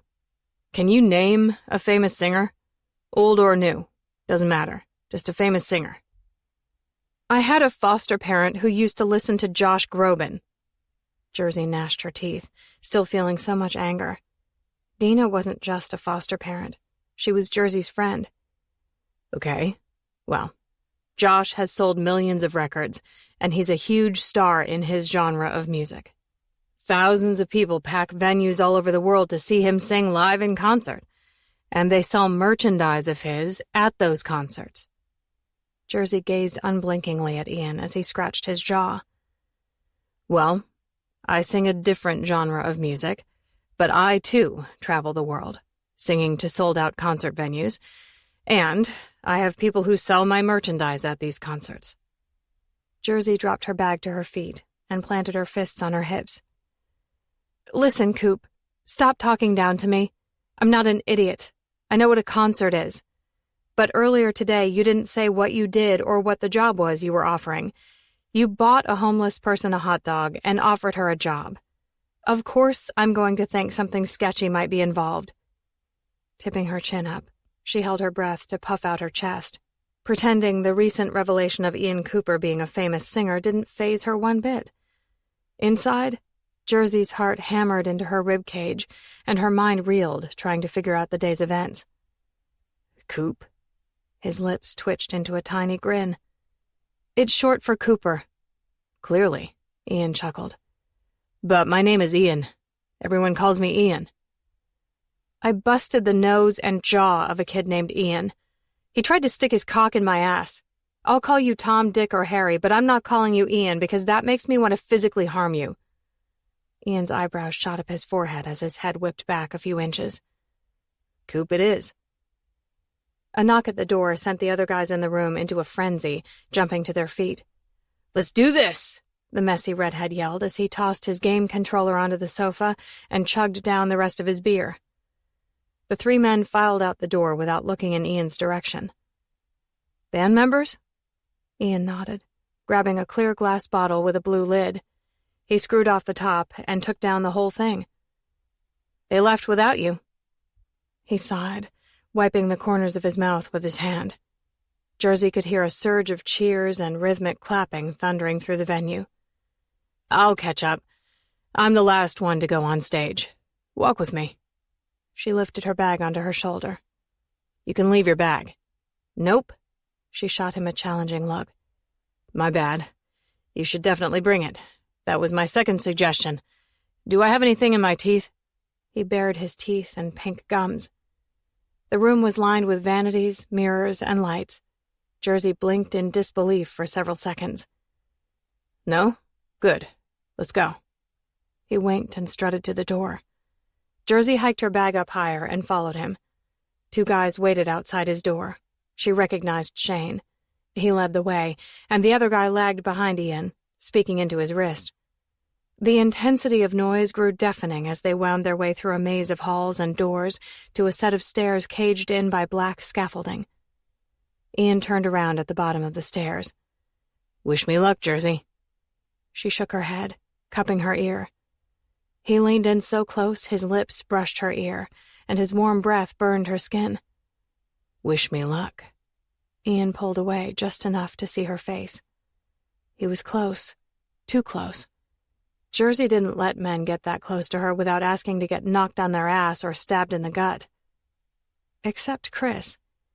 She let Chris lie close to her, sometimes even touch her in an innocent way.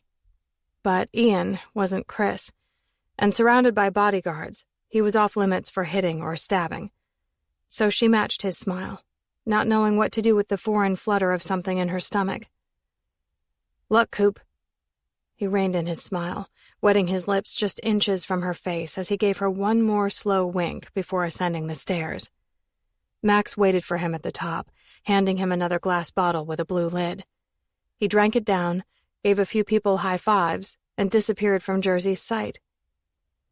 Max waved Jersey up the stairs just as the lights dimmed. The roar of the crowd demanding their rock star escalated to a level beyond pandemonium. The stairs vibrated beneath her feet, and she clutched the railing with one hand and her bag with the other hand. At the top, Max handed her earplugs and led her off to the side where they had a perfect view as a technicolor of lights lit up the stage and the band started to play. Ian strummed an electric guitar, watching his hand slide along the neck, pressing and picking the strings as the crowd surged forward out of control. Security held the women off as they cried. Actually cried.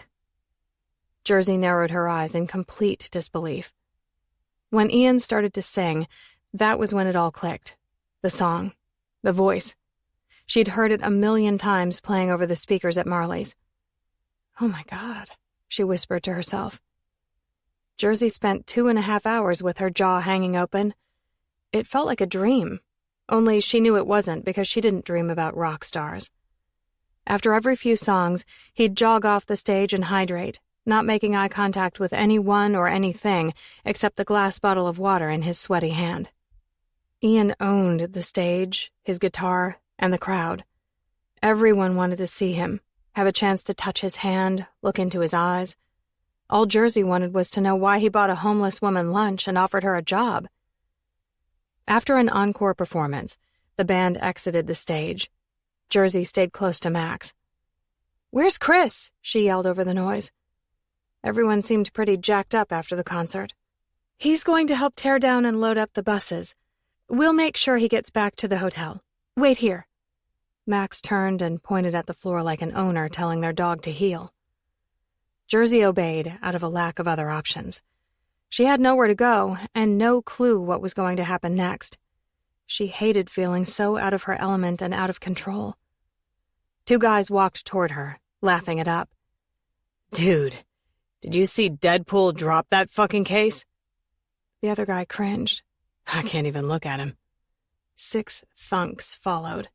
1, Jersey's bag hitting the floor. 2 through 5, a quick uppercut and jab to the first guy, quickly followed by the same to the second guy. The final thunk was her body hitting the ground as security closed in around her. "Stop!" Max yelled, shoving her way into the crowd gathered around Jersey's reprimanded body on the cold concrete. "Oh my God, get her off the ground! What the hell happened?" Max's frantic voice matched the rapid ping-pong of her gaze going from Jersey to the security guards to the 2 victims. "She assaulted them." One of the security guards nodded to the 2 men. Max's head jerked back. "Excuse me?" Jersey held a stiff poker face as they helped her upright. It wasn't her first time in handcuffs, or her first time being accused of assaulting someone. She could have hit them harder. No one seemed to notice that the damage was minimal. No blood, and nothing broken but 2 male egos. "She hit you?" Max questioned the 2 men leaning against the opposite wall, rubbing their minor wounds. "What did you do?" "Nothing. That's just it." The stumpy guy wearing a baseball cap on backwards shot Jersey a scowl. "You were picking on my friend, assholes." "Chris?" Max questioned the 2 men. They didn't reply, but their set jaws and firm glares answered her question. "Are you pressing charges?" a security guard asked. "Yes." Max folded her arms over her chest. "Are you pressing charges? Do you want everyone else to know that you got your asses handed to you by her?" Jersey took offense to Max's implication regarding her gender, but she managed to bite back her defense since she liked Max. Both men dropped their gazes to the ground while mumbling, "No." The guards removed her handcuffs. Jersey grabbed her bag and followed Max without being asked to do so. She knew the next step involved getting fired. Chris was right. They'd be back at Marley's in less than 24 hours. "Where's Chris?" "I told you, he's still tearing down." Max worked her long, angry strides toward the exit. "I'm not going back to Newark without him." Max ignored her. "Did you hear me?" Jersey's voice carried an edge to it. Max stopped at the doors and whipped around. "Listen up, Jersey. Ian Cooper is not impulsive. He's meticulous with his music, his business, and his personal life, but today he took off without telling me a thing. Then he hires 2 strangers off the street. You're here because I trust his judgment. You're here for a reason, even if he's not ready to tell me what exactly that is. But nonetheless, I'm trusting him. That means it's my job to protect you and Chris, but you have to help me out a bit, okay?" Jersey stared at Max for a few seconds, jaw set. "I'll take that as a silent yes." Max pushed open the exit doors, tying the belt to her white coat as she strutted to a black SUV. Shane opened the back door. From the far side of the back seat, Ian glanced up from his phone and smiled at Jersey. Your special request for the day tried to beat up 2 members of your crew. I'm not saying they didn't deserve it, but you know we can't let that happen again. Ian's smile faded.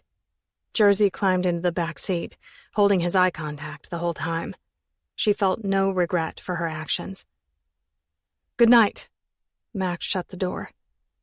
The SUV took off as Jersey hugged her bag, eyes squinted a bit, daring him to say something. Ian's gaze moved along her face and the rest of her body. As much as she didn't want to lecture or to get fired, his silence felt like a greater punishment than any words. After he seemed satisfied with his silent assessment of her, he leaned his head back and closed his eyes. They stopped at a back entrance to the hotel. Ian slipped on a black beanie, like the gray one he gave Jersey, and hopped out of the SUV as Shane opened Jersey's door, giving her a wry grin. Are you laughing at me?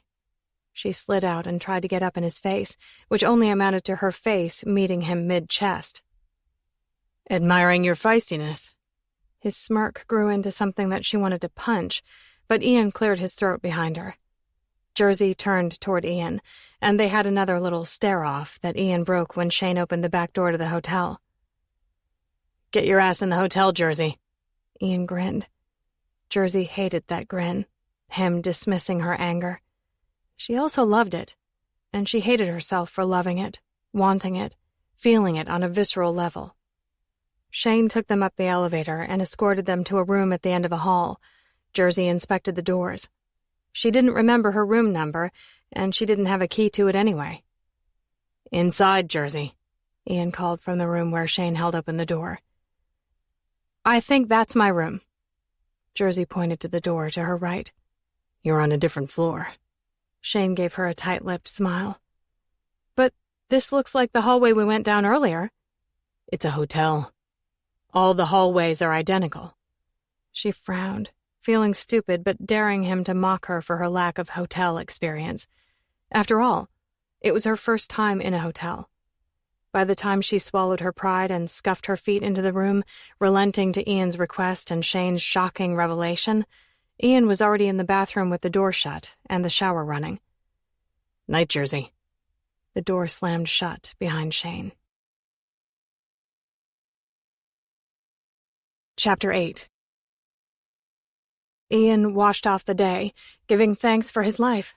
Every dream that came to fruition, every fan, every single breath. Pay it forward. He toweled off, dressed in a t-shirt and jogging pants, and ruffled his messy hair, making a mental note to get a slight trim before the next concert. What can I get you? Jersey jumped, tearing her gaze away from the window and the lights of Manhattan. Get me? Ian twisted off the cap to a bottle of water. Food? Drink? She nudged her chin toward his hand. What is that? I notice it's the only thing you drink. Clear bottle. Blue lid. Is it vodka? Spring water. He took a few gulps. You don't drink? He shrugged, twisting the lid back on the bottle and folding his tired body onto the sectional, stretching out his long legs on the coffee table. Occasionally. So... Jersey set her bag on the floor and perused the room. You're a star. A really big deal. Incredibly popular. Rich, I'd imagine. Her nose wrinkled as her gaze landed on him. He laced his hands behind his head. Yet, you picked me up off the street and offered me a job, but I didn't actually work tonight like Chris did. And now I'm in your hotel room, alone with you. She balled her hands, cracking her knuckles. I sense a burning question coming. Am I here for sex? Ian willed his face to remain stoic, but he inwardly cringed. No. He narrowed his eyes a fraction. Would you have agreed to the job, had that been what I was asking? The possibility that her answer could be yes made him nauseous. Jersey held eye contact for several unblinking seconds before averting her gaze to the floor. I don't know. Her shoulders lifted into a slight shrug. I'm sorry. I should have been more clear. Instead, you've been thinking I befriended you to sell drugs and have sex. He tried to chuckle, but it came out as a disgusted grunt. How many people had asked her to sell drugs or her body? Befriended? She squinted at him. We're friends? Why? Why me? The sex actually makes sense. The friendship does not.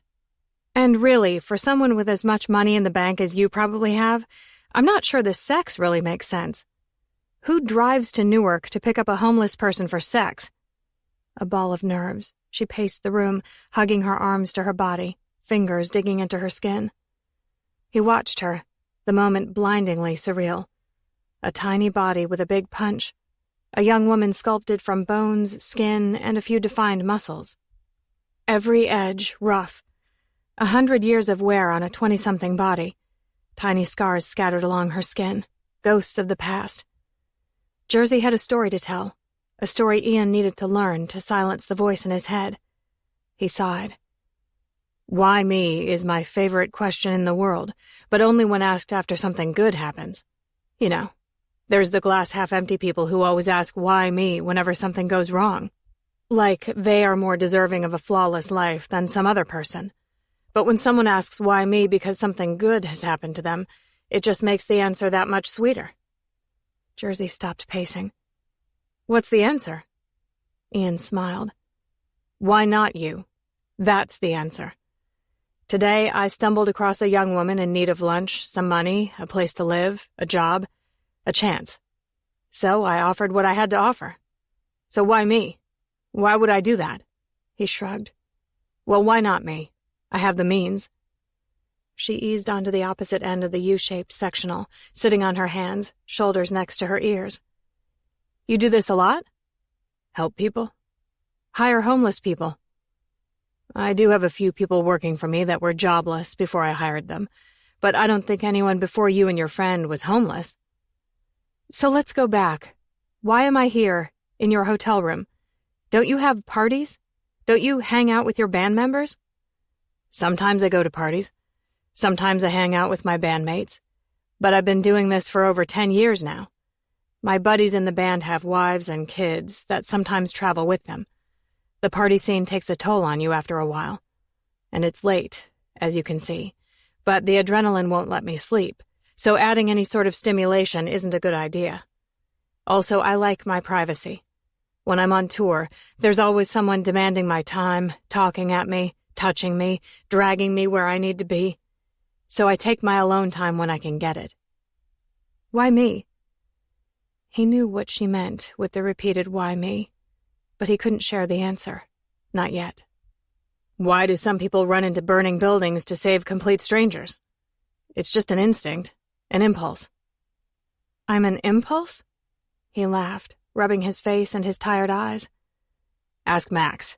She'll confirm you were definitely an impulse. Last time, she sighed with a little more aggravation. Why am I here in your hotel room? Are you fucked up? I've met a lot of fucked up people. You said no to sex, but there's a lot of weird shit you might have in your head that's not exactly sex. Your wealth and status don't fool me. Mental illness doesn't give a shit about social status. Jersey, and just so you know, I was kind to those two assholes tonight. I could break you. And after I'm done breaking you, I will literally carve your fucking heart out of your chest with my knife. Ian waited until the muscles in Jersey's fists and jaw relaxed. Then he nodded several times. You remind me of someone I used to know. Not in a messed up way. Not in a sexual way. Not in a way that will require you to break me or literally cut my heart out of my chest. He rested a flat hand over said chest. In a good way. She deflated a fraction. His confession softened her face. I enjoyed lunch with you. I know it was a short amount of time, but it awakened this feeling of familiarity. You triggered something, and I liked how that something made me feel. At lunch and again before the concert. So, he rubbed his lips together and shrugged. I brought you here because there's an odd comfort I get when we're together. What's odd about it? Ian let his thoughts play in his head, deciding what to say that would protect his vulnerability as well as hers. The obvious. We met at a hot dog stand 12 hours ago. His eyebrows knitted together. That, and it's a little odd that you so quickly threatened to cut out my heart. That's at least third or fourth date material. So this is a date? I think dating my boss is a bad idea.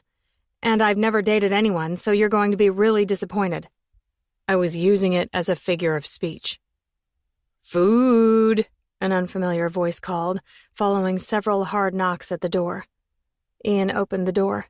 I'm starving. Sorry, there was a delay in a few of the things I requested. An average-height man with light brown hair and bags in his hands brushed past Ian. Oh, hello, I'm Nick. He smiled at Jersey while depositing the bags onto the coffee table.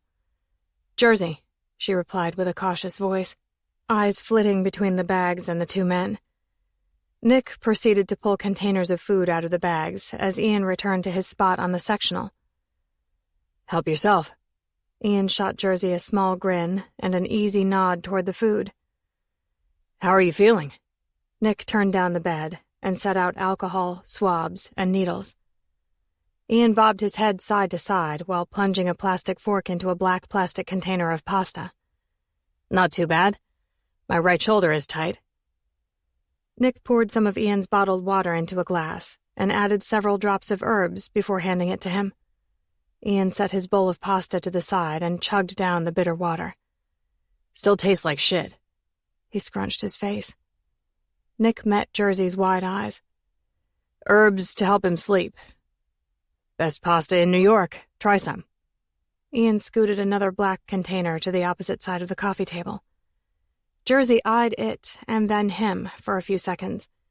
When she reached for the container, Ian grinned around his plastic fork.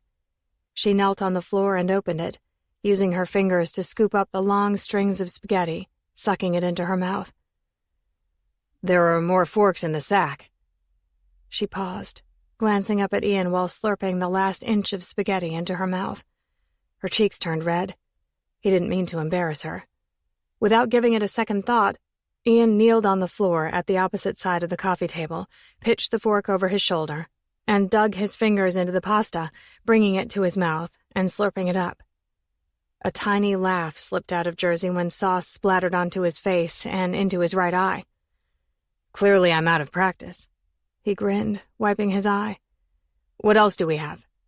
Ian pulled out another container. Yes, my favorite. He opened the container of olives and popped one into his mouth, moving it side to side while chewing it before spitting out the pit into the empty bag. The salt. He licked his lips. I crave the salt after sweating so much. Jersey eyed him with curiosity as she slurped more spaghetti. He liked her even more in that moment. She wasn't just a reminder of his past. Jersey brought back memories of so many of Ian's firsts. The curiosity, excitement, and thrilling fear of the unknown. Her gaze dropped to the bowl of olives, and the gleam of curiosity died as a frown stole her smile. Have some. She shook her head. You don't like olives? I didn't like them until my agent and a producer took me to a vineyard in Italy. We had pasta, bruschetta, and olives, lots of olives. They went on and on about the olives, telling me to try them. I hated them, but I wanted to impress them. Ian shrugged. I don't know if it was all the wine, or just forcing myself to eat dozens of those damn olives, but weeks later, I found myself craving olives. Isn't that crazy? Jersey's focus remained on the olives as she nodded slowly. I like them. I just don't eat them. When her dark brown eyes met his, it sent cold chills cracking along his spine. She had more than one look that did that to him. Maybe he couldn't see the pain in her vacant eyes, but he could feel it. We're flying to Charlottesville in the morning. Is there something specific you'd like for breakfast? She shook her head, retaining that vacant look in her eyes like it had settled in for the night, and there was nothing Ian could say or do to change it, except give her time. Do you drink coffee? A single nod. Cream, sugar, black? She shrugged. Eat. We'll figure it out tomorrow. There's always tomorrow. Her lips parted. What? Ian slipped another olive past his lips. Jersey shook her head. There's not always a tomorrow. Ian took the olive seed from his mouth and tossed it into the bag. You're right. I should see if Chris is back. She licked her fingers and wiped them on her jeans. He studied her for a few minutes, the drift of her gaze to the floor, then over his shoulder to Nick, sitting on the edge of the bed, reading a book. Nick, I'm walking Jersey to her room. Then you can stick me with needles. Jersey jumped to her feet and grabbed her bag. Can I carry your bag for you? Ian opened the door. She shook her head, stepping out into the hallway. Want me to sharpen your knife? He walked beside her. Jersey shot him a quick sideways glance. He kept his eyes on the length of the hall in front of them, biting his lips to keep from grinning. Ian pushed the button to the elevator. A few seconds later, the doors opened, and Jersey stepped into it. How about a song? I can sing you a song. Hugging her bag, she kept her gaze downcast as he followed her into the elevator and pushed the button to her floor. Ian hummed. Jersey twisted her lips to the side, tipping her chin farther down. I met a girl, he sang, in the heart of Newark. Stop, Jersey snorted a laugh. No, no. Come on, it's a good start. It's not, she giggled. Ian liked that giggle so much it constricted his chest. Once again, she reminded him of someone from his past. A bittersweet, breathtakingly beautiful flash of a yesterday long ago that ended tragically. She stepped off the elevator before the doors completely opened, leaving him to catch up with her. You know, most women would feel honored to have me write a song about them. Then you should write them a song. Jersey looked left and right. God, why are all the doors the same? Ian grinned. What's your room number? I don't know. You didn't pay attention to your room number. No. She whipped around, stepping into his space, neck strained upward. I didn't look at the room number. I don't stay at hotels and eat fancy food. I don't jump around on a stage and write silly songs. Ian's jaw unhinged, and he jabbed a fist into his chest, making a stabbing motion while falling back into the wall. Silly songs? Jersey, I didn't think you were serious about cutting out my heart, but that was brutal. Jersey tried her best. He could see her giving it her all to hold firm to her scowl, tiny lines wrinkling the corners of her eyes, but she lost the fight. Jerk! She shoved him. He stumbled again, holding his belly while chuckling. You are mental. I can't believe people pay to watch you. She shoved him again, dropping her bag and strutting toward him as he moved away from her. Whoa! He brought his fists up, mirroring her. Really? We're going to duke it out here in the hallway? Maybe, she smirked. Ever been beat up by a girl, Coop? Or do you always have bodyguards protecting your delicate little ass? She shadowboxed him, only gently striking him in the gut and arms as he kept his fists by his face and twisted his torso side to side, laughing more with each retreating step. Should I feel violated that you've been paying so much attention to my ass to know that it's delicate? She added a little more power to her punches until his back hit a wall again. He bobbed his head to the side, peeking at her from behind his arms and clenched fists. Blowing out a slow breath, she relaxed her right fist, the one shoved into his gut, and kept her hand pressed flat to his abdomen. Why didn't you fire me, Coop? Send me back to Newark after I assaulted those workers of yours. Because they probably deserved it, he murmured, afraid to move with her hand pressed to him. He didn't want to scare her away. Ian wanted her trust, even though he had no idea what he would do with it. Thank you. Jersey worked her gaze up his body. For? I'm going to sleep in a real bed tonight. I took a shower today, not a bird bath. 2 meals. I had 2 meals today. Ian couldn't hold back the twitch of pain pulling at his brow. Bed, shower, food. So basic. Jers. They turned toward the deep voice and the scarred face peeking out of the doorway to a room close to where Jersey left her bag.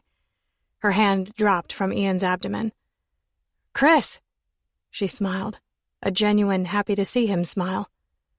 Ian followed her as she retreated to grab her bag. He caught a better look at her scarred friend, who eyed him without blinking. They said nothing. Ian didn't know what to say. All he could do was stare and wait for her friend to speak, to see if his words matched the hard look in his eyes, wary and conflicted. Chris? Jersey cleared her throat and nudged his shoe with hers. This is Ian Cooper, our boss. She wedged herself between Ian and Chris's body halfway out the door. She snapped her fingers in front of his face. "Hello? Can you speak? Maybe a thanks for hiring us or something besides your cow-eyed stare? Are you drunk?" Chris shook his head, a slow inch at a time, not moving his focus from Ian. "Generous of you to give us jobs," he mumbled. Ian could barely hear him. "He doesn't like it when people stare at him, and he lost most of his memory in an accident, so he's very distrusting." Jersey lifted her eyebrows, giving Ian a tight-lipped smile. Drawing in a slow breath, Ian held out his hand to Chris. Chris ignored it, unblinking as his lips parted a bit. Ian pulled back his hand and slid it into his pocket. "I see you survived your, first night." Ian scratched his jaw. "If you're new to this, it's probably a little overwhelming. Just let Max know if you have any issues."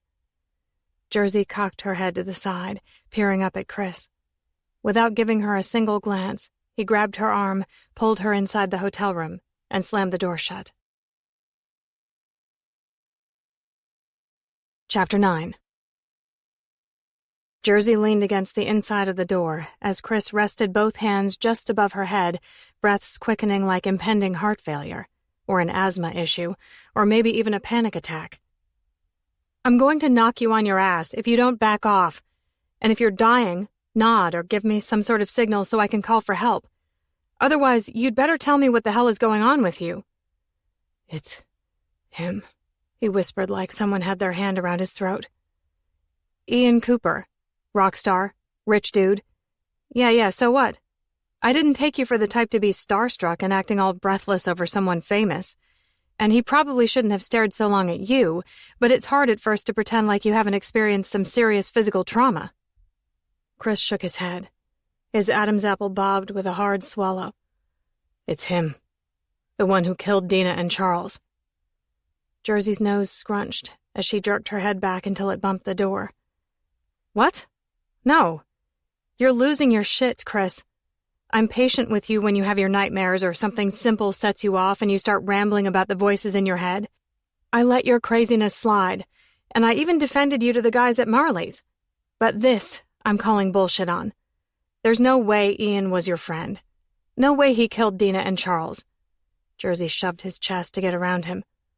She sighed, a longing smile stealing her lips at the sight of the bed. A bed. Grabbing her toothbrush, she squeezed past Chris to get to the bathroom, ignoring his shocked face. After brushing her teeth and peeing, Jersey again passed Chris, who seemed to be frozen in place. She slipped off her shoes and jeans to slide under the sheets. "Oh, my God, I'm never leaving this bed." A contented sigh escaped Jersey's nose as she tucked the sheets under her chin and closed her eyes. "Jersey." Chris's strained voice held so much pain. She opened one eye. "Don't do this. I've had the best day. I'm in New York with a full belly and a real bed. Don't ruin this tonight. We'll talk in the morning and sort through what you think you know about him. Maybe after you sleep on it, things will be a little more clear for you. Okay? Can we just go to sleep?" Chris pressed the heels of his hands to his temples and squeezed his eyes shut, releasing an indecipherable grumble. Then he flipped off the lights and crawled into the other bed. After a few minutes, Jersey realized how much she'd grown used to a warm body beside her. "What are you doing?" Chris asked. Jersey climbed in bed next to him. He rolled toward her. She didn't say anything. She didn't have to answer him. He pulled her back flush to his chest and rested his chin on top of her head. Always being defensive, alert, and guarded took its toll on her.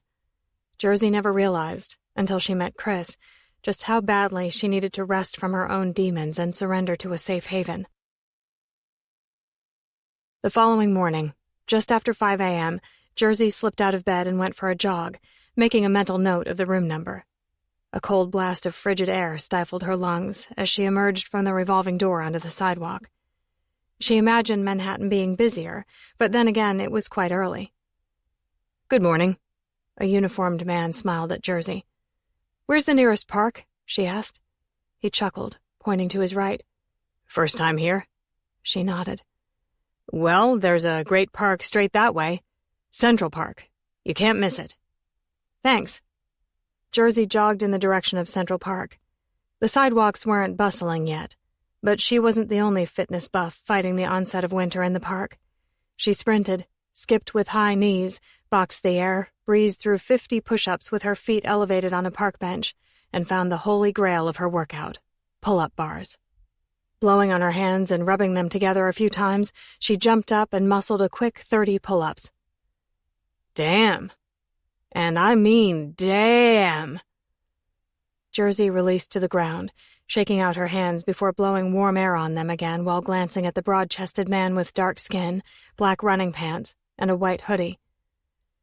I never seen that kind of shit before from someone so small. He hopped up, clenching the bar next to Jersey. Now just move along before you make me look bad. If you can't keep up with me... She jumped back up and gripped the bar with her hands in the opposite direction to reach a different group of muscles.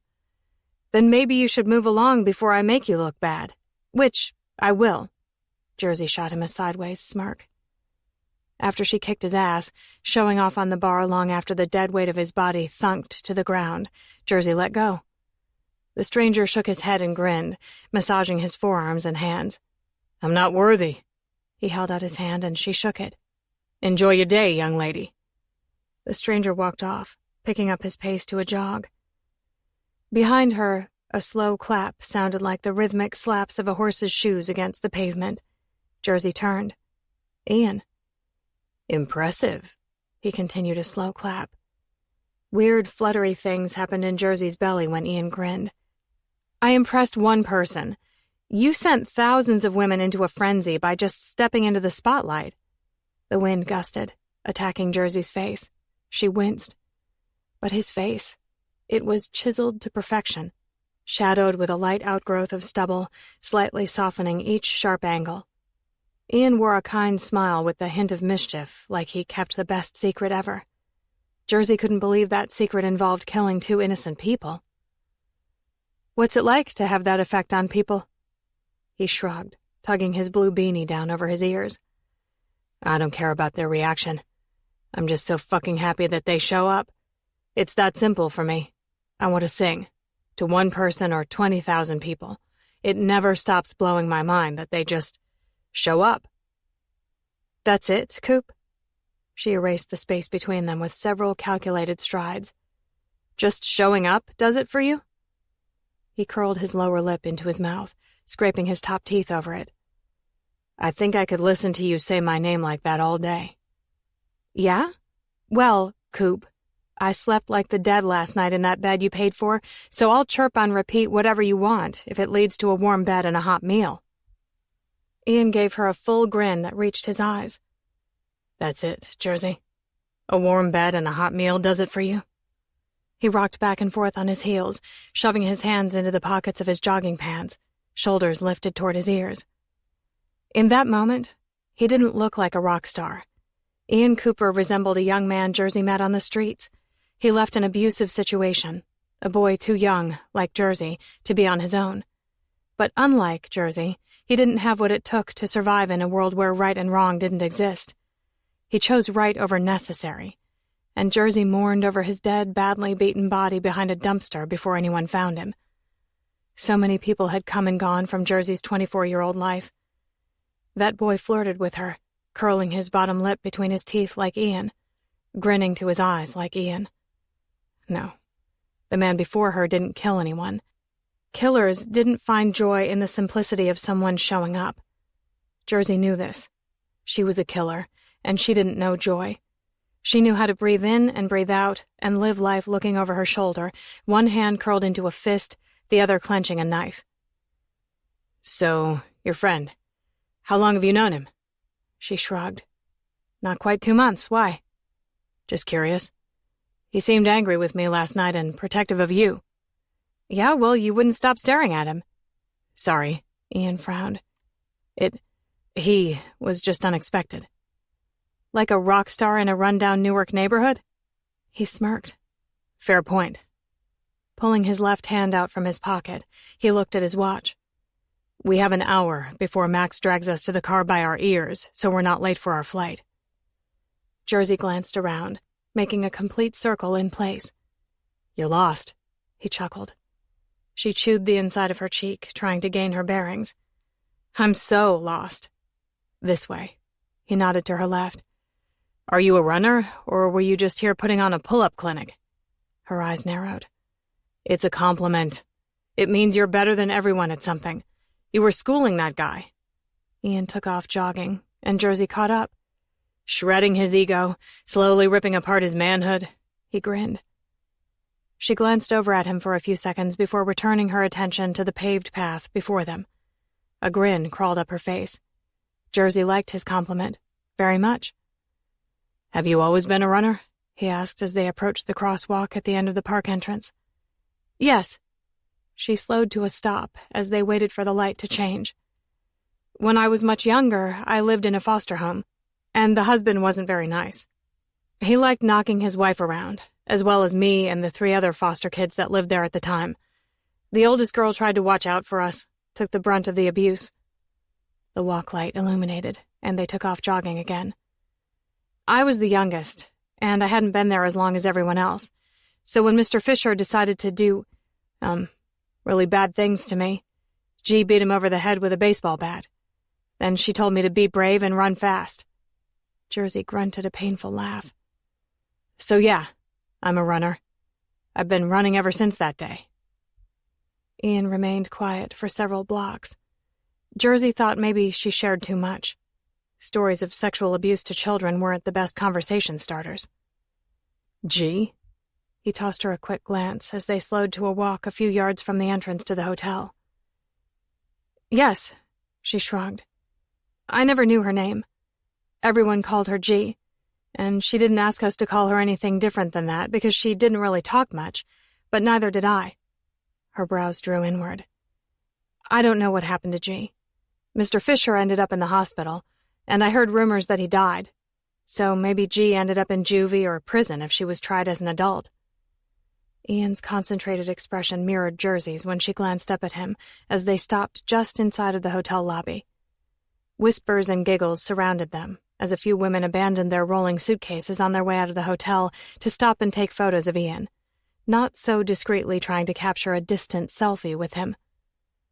Jersey let their shameless photo op pull her attention away from Ian and away from her ugly past. "Can I get a picture?" A teenaged girl sidled up to Ian as her parents gave him an apologetic smile. Ian rested his arm on the girl's shoulder and posed without hesitation. She was one of them, one of the people who would show up so he could sing, and he clearly felt grateful for her. After several pictures, he rested his hand on Jersey's back and guided her to the elevators. Her spine stiffened, unsure what to do with him touching her. The girl with a past of sexual abuse didn't like people touching her, except Chris. She came to find comfort in his touch, maybe because it wasn't sexual. But what made her most uncomfortable about Ian's hand on her back was how it made her feel those flutters in her stomach again. "Oh." Her lips formed an O as he used his room keycard to access her floor. He lifted a single brow, smirking at her as the elevator doors closed. "You still don't have a keycard, do you?" Jersey's head inched side to side. "Did you tell Chris where you were going?" She continued to shake her head, gazing straight at the mirrored elevator doors and the reflection of the tall and distractingly sexy man beside her. "Max?" "Nope." She pursed her lips to hide her grin. "So you wanted to be homeless in New York instead of New Jersey? I see. Because the plane was and is leaving with or without you in less than an hour." "Lesson learned," she mumbled, sporting a tight grin and wide eyes. The doors opened to her floor. "Do I need to help you find your room?" 619. She stepped off the elevator with her chin held high again, as if remembering 3 digits made up for her other missteps that almost led to abandonment. Ian followed her, grabbing her hand as she took a left instead of a right. Her hand, not her arm, like the gentle nudge with his hand on her back in the lobby. Ian Cooper took Jersey's hand and her breath in one quick move. It was warm against her cold. She couldn't find a full inhale of oxygen as he pulled her down the hallway. "We're on the 9th floor, Ferdinand, so your room number has to start with a 9. So maybe 916 or 961? Nope. He didn't kill the Russells. Murderers had cold hands.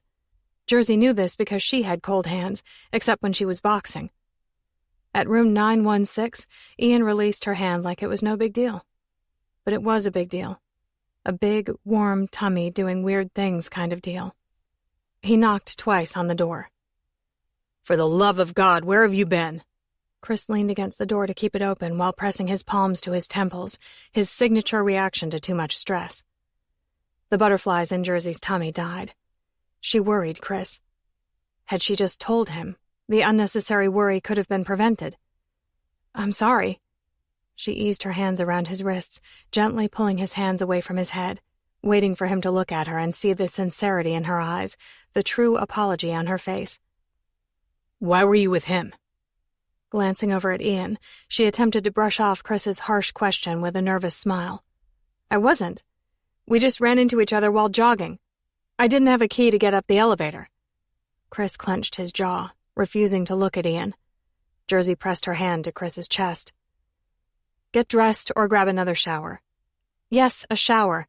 Go take a shower to relax your mind. I'm fine. We're leaving in less than an hour."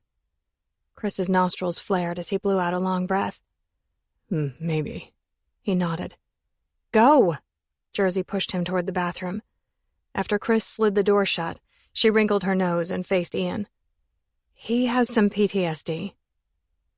Ian lifted his chin as his brows slid up his forehead. "I see," he replied with apprehension to his voice. "What happened to him?" "We don't know. He has no memory of anything. No family, nothing." "I'm sorry." She returned a half-smile. "I need to go shower.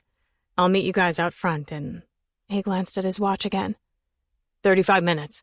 But I'm guessing Max will be knocking on your door in less than 15. Okay. Okay.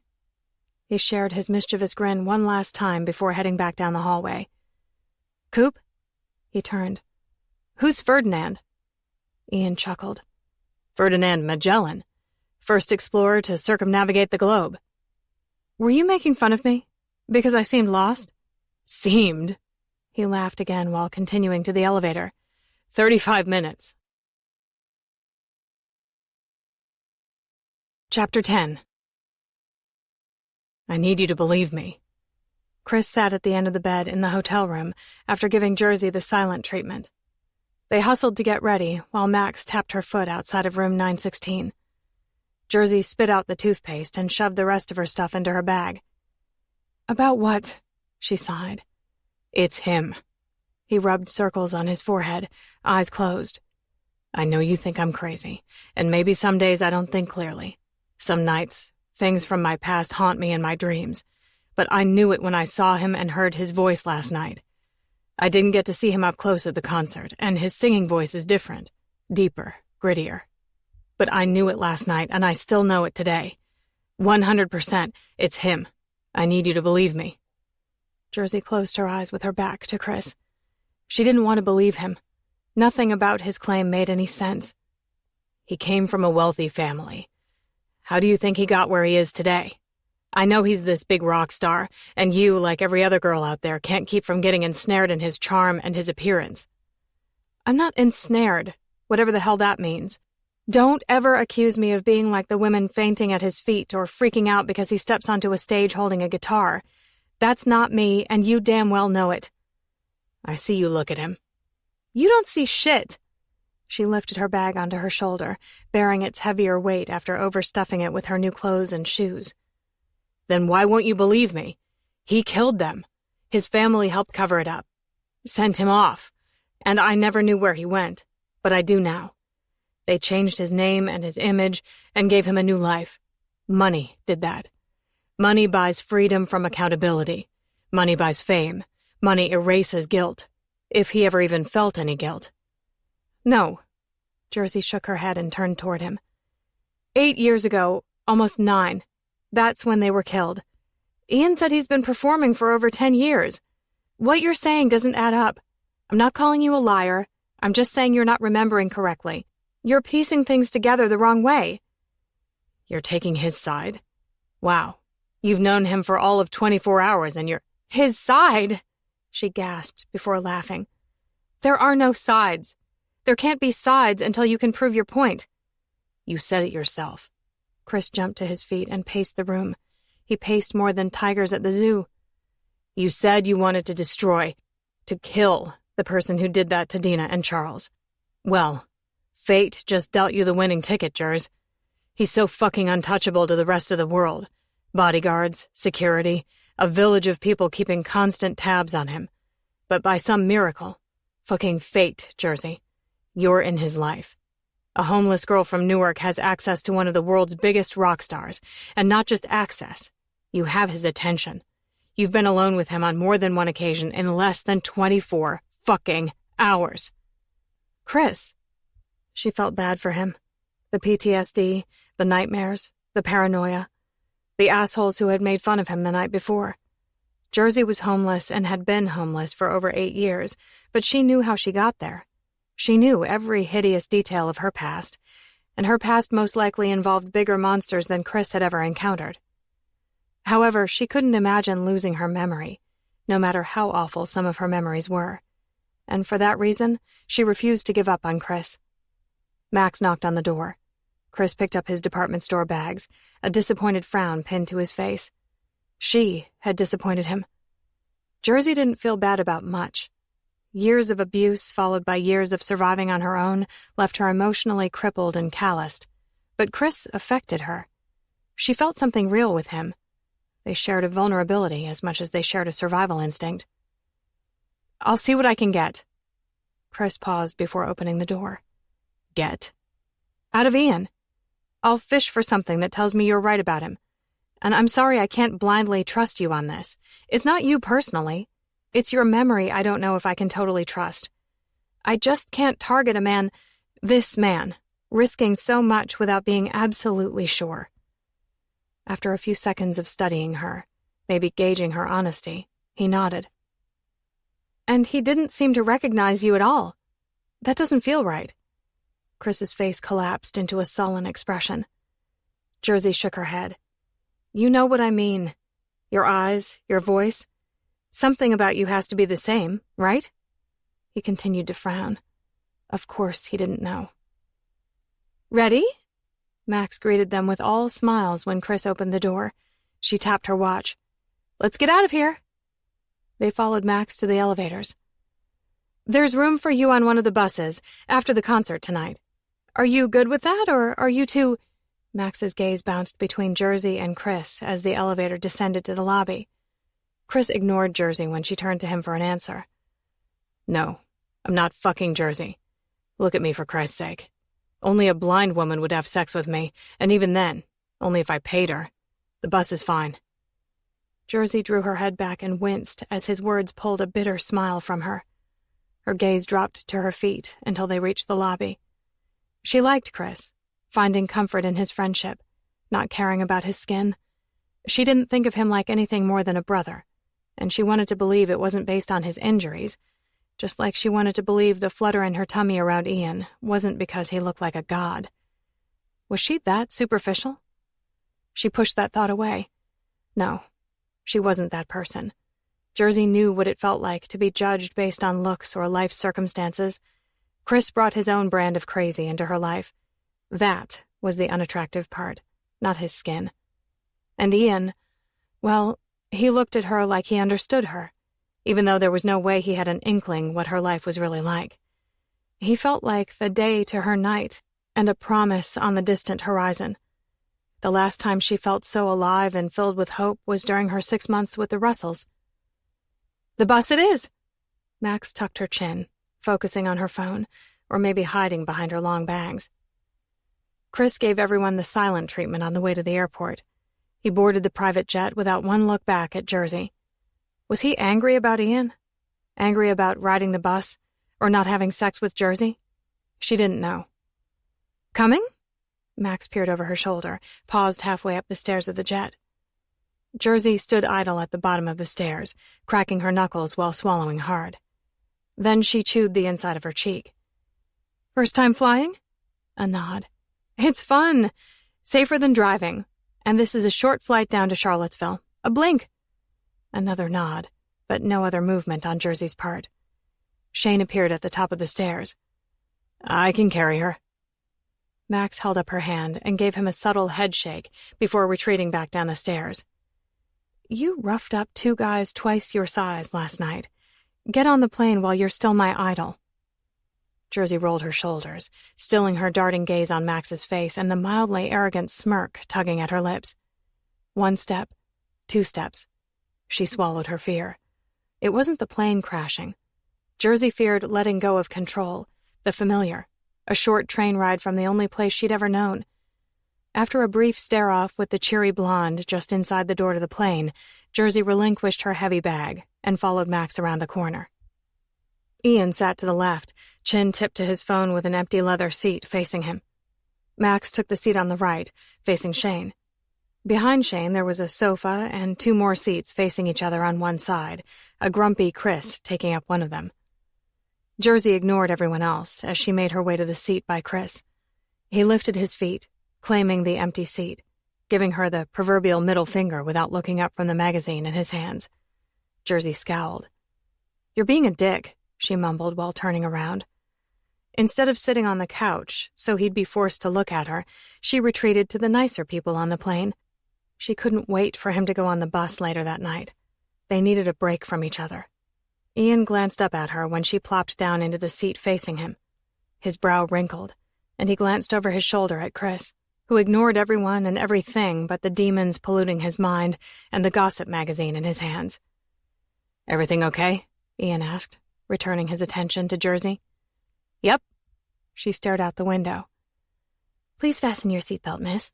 The blonde in black pants and a white blouse smiled. Jersey fumbled for the 2 pieces to her seatbelt. The metal clicked and scraped together, and her shaky hands made repeated failed attempts at fastening it. Her stomach churned and chest tingled as her breaths accelerated. Then she froze, ceasing to breathe as Ian unbuckled and kneeled in front of her, resting his hands on her armrests without physically touching any part of her body. He leaned in so his face hovered a few inches from her face. Ian smelled fresh. It was the most accurate description she could find to describe him. That fresh smell probably had some fancy soap or cologne name and scent to go with it. But to the girl who recently took her first real shower in years, the only word that came to mind was fresh. Intoxicatingly fresh and minty. Ian had minty breath, not the dragon breath Chris had when he exhaled in her face every morning in the musty, damp corner of Marley's back room. What a difference 24 hours made in Jersey's life. "Hi," Ian smiled. Jersey stared at his mouth. Did her breath smell like his? Did Max buy her the same potent mint toothpaste that Ian used? She hoped so. "You're in my space," she whispered in an unfamiliar, breathy voice. "You're in my plane. We need to take off. I'm going to fasten your seatbelt for you. You're going to let me without feeling the need to do any sort of physical harm to me, okay?" Ian's gaze dropped to Jersey's mouth. She closed her lips, biting them together for a tight seal in case her toothpaste wasn't the same as his. The fact that she cared set off a multitude of foreign emotions. The butterflies returned.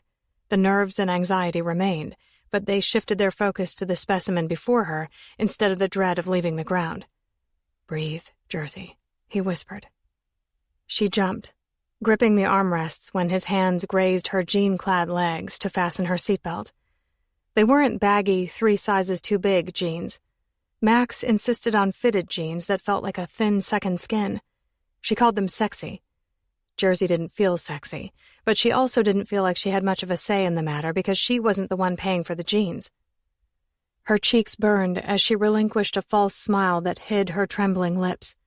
She averted her gaze to the window when Ian tightened the seatbelt, and she held her breath until he returned to his seat.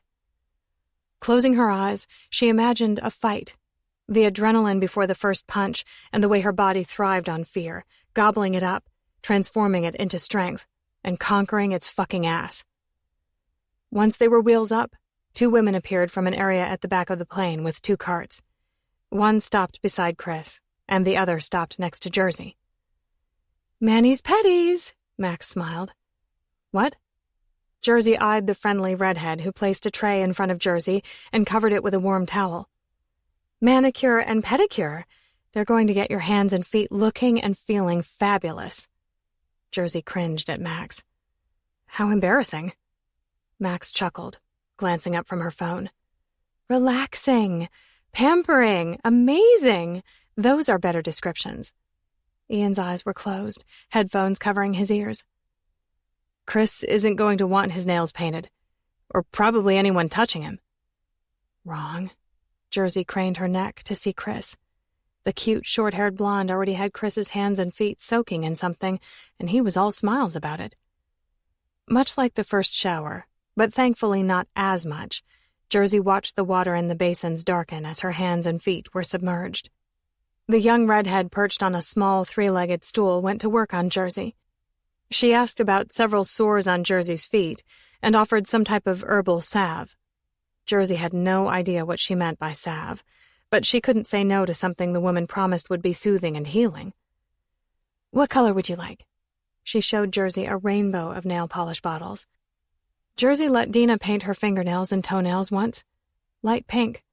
She rolled her eyes at Dina, not wanting to admit that deep down she liked it because, despite the abuse, the murder, and the awful hand of cards, Jersey went through much of her life wanting to fit in. Normal felt like an unreachable dream, but nonetheless, still a dream. What would Ian say? Or what if they ended up back at Marley's and Jersey had pink polish on her nails? No polish. You sure? What about clear? The redhead seemed really enthused about putting polish on Jersey's nails. She wasn't sure why. Jersey felt nauseated by the disgusting amount of dry skin the woman filed off her feet. Jersey prayed Ian would stay asleep and not see that. Or black? Shooting Jersey a wicked grin, Nail Lady held up a bottle of black nail polish. Jersey's lips twisted. Whatever. On a huff, she turned her attention to the window, giving Ian a quick glance first to make sure he wasn't consciously witnessing the polished conversation. As promised, they were back on the ground in no time. 2 vehicles waited just beyond the plane. Without saying a word, Ian hopped into the back of the first SUV as Shane held open his door. This way! Max ushered Chris and Jersey to the second vehicle. Rex will get you both where you need to be. Jersey, Danny will show you the ropes for merch. I'll see you later. Where are you going? Jersey stared at the SUV with Ian in the back of it. Ian has a jam-packed day of interviews and appearances. We'll see you at the venue later. Before Jersey could respond, express any apprehension, or wrap her head around the whirlwind of events, Max slid in the back seat of the SUV, next to Ian, and the vehicle sped off into the distance. Rex, the short, dark-haired man with a stocky build and an indifferent smile, held open the car door for Jersey. She hugged her bag and slid in next to Chris. He stared at her, which felt like progress, except his hard expression held more contempt than any sort of surrender. Don't give me that look, she said as Rex shut her door. You're being an asshole. I said I'd ask him questions, but I'm not going to do it on a plane with his assistant and bodyguard just feet away. And in case you haven't noticed, he's a busy guy. Not to mention the surprise washing of our hands and feet they sprung on us. I bet Max knew I wouldn't go for that shit unless she pinned me in a corner on a plane a gazillion miles off the ground. Jersey silenced her tongue when Rex opened the driver's door. Chris rolled his eyes. I like being pampered. And if you didn't, then something is seriously wrong with you. And you like him. He lowered his voice to a whisper. You like the fucking rock star who murdered the Russells. Jersey returned a dismissive headshake while focusing on the back of Rex's head instead of the agitated man next to her. I don't like anyone, but definitely not you at the moment. She stared at her black fingernails. They weren't entirely awful.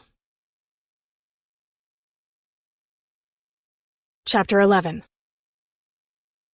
Pink and gray-haired Danny opened Jersey's door and slipped the pass around her neck. Jersey wondered why anyone would intentionally go gray in their 20s, but Danny's half-long and half-buzzed hairdo somehow made it work and even fit her bubbly personality. Leave your bag. They'll put it on the bus. She's not going on the bus, Rex corrected Danny with more information than Jersey had been given. If you don't need anything from inside it, then leave it in the car. Jersey hugged her bag tighter. Before they could usher Chris off in the other direction, he stepped in front of Jersey, lowering his face to her eye level and his voice just above a whisper. If I'm being an asshole, Then you're being a paranoid bitch. Leave the stupid bag behind. She narrowed her eyes, teeth clenched. After a brief and silent stare-off, Chris turned and strutted away. Jersey huffed out a quick breath. Give me a few seconds. She slipped into the back seat again and closed the door, grateful for the darkened windows. After sliding her favorite sheathed knife into her sock and tugging her too tight jeans back down her leg, she zipped the bag and climbed out. We good? Bubbly Danny asked. Jersey nodded, feeling naked without her bag, vulnerable, hundreds of miles from Newark. You ever used a credit card machine? Danny power-walked into the building. No. Jersey clenched her hands several times, contracting the muscles in her arms to draw her shoulders inward as they slid past workers hauling equipment. I can show you, or you can be in charge of the cash. Max suggested it. However, if things don't balance at the end of the night, it's on you. Or if someone steals it while you're running it between stands and backstage, it's on you.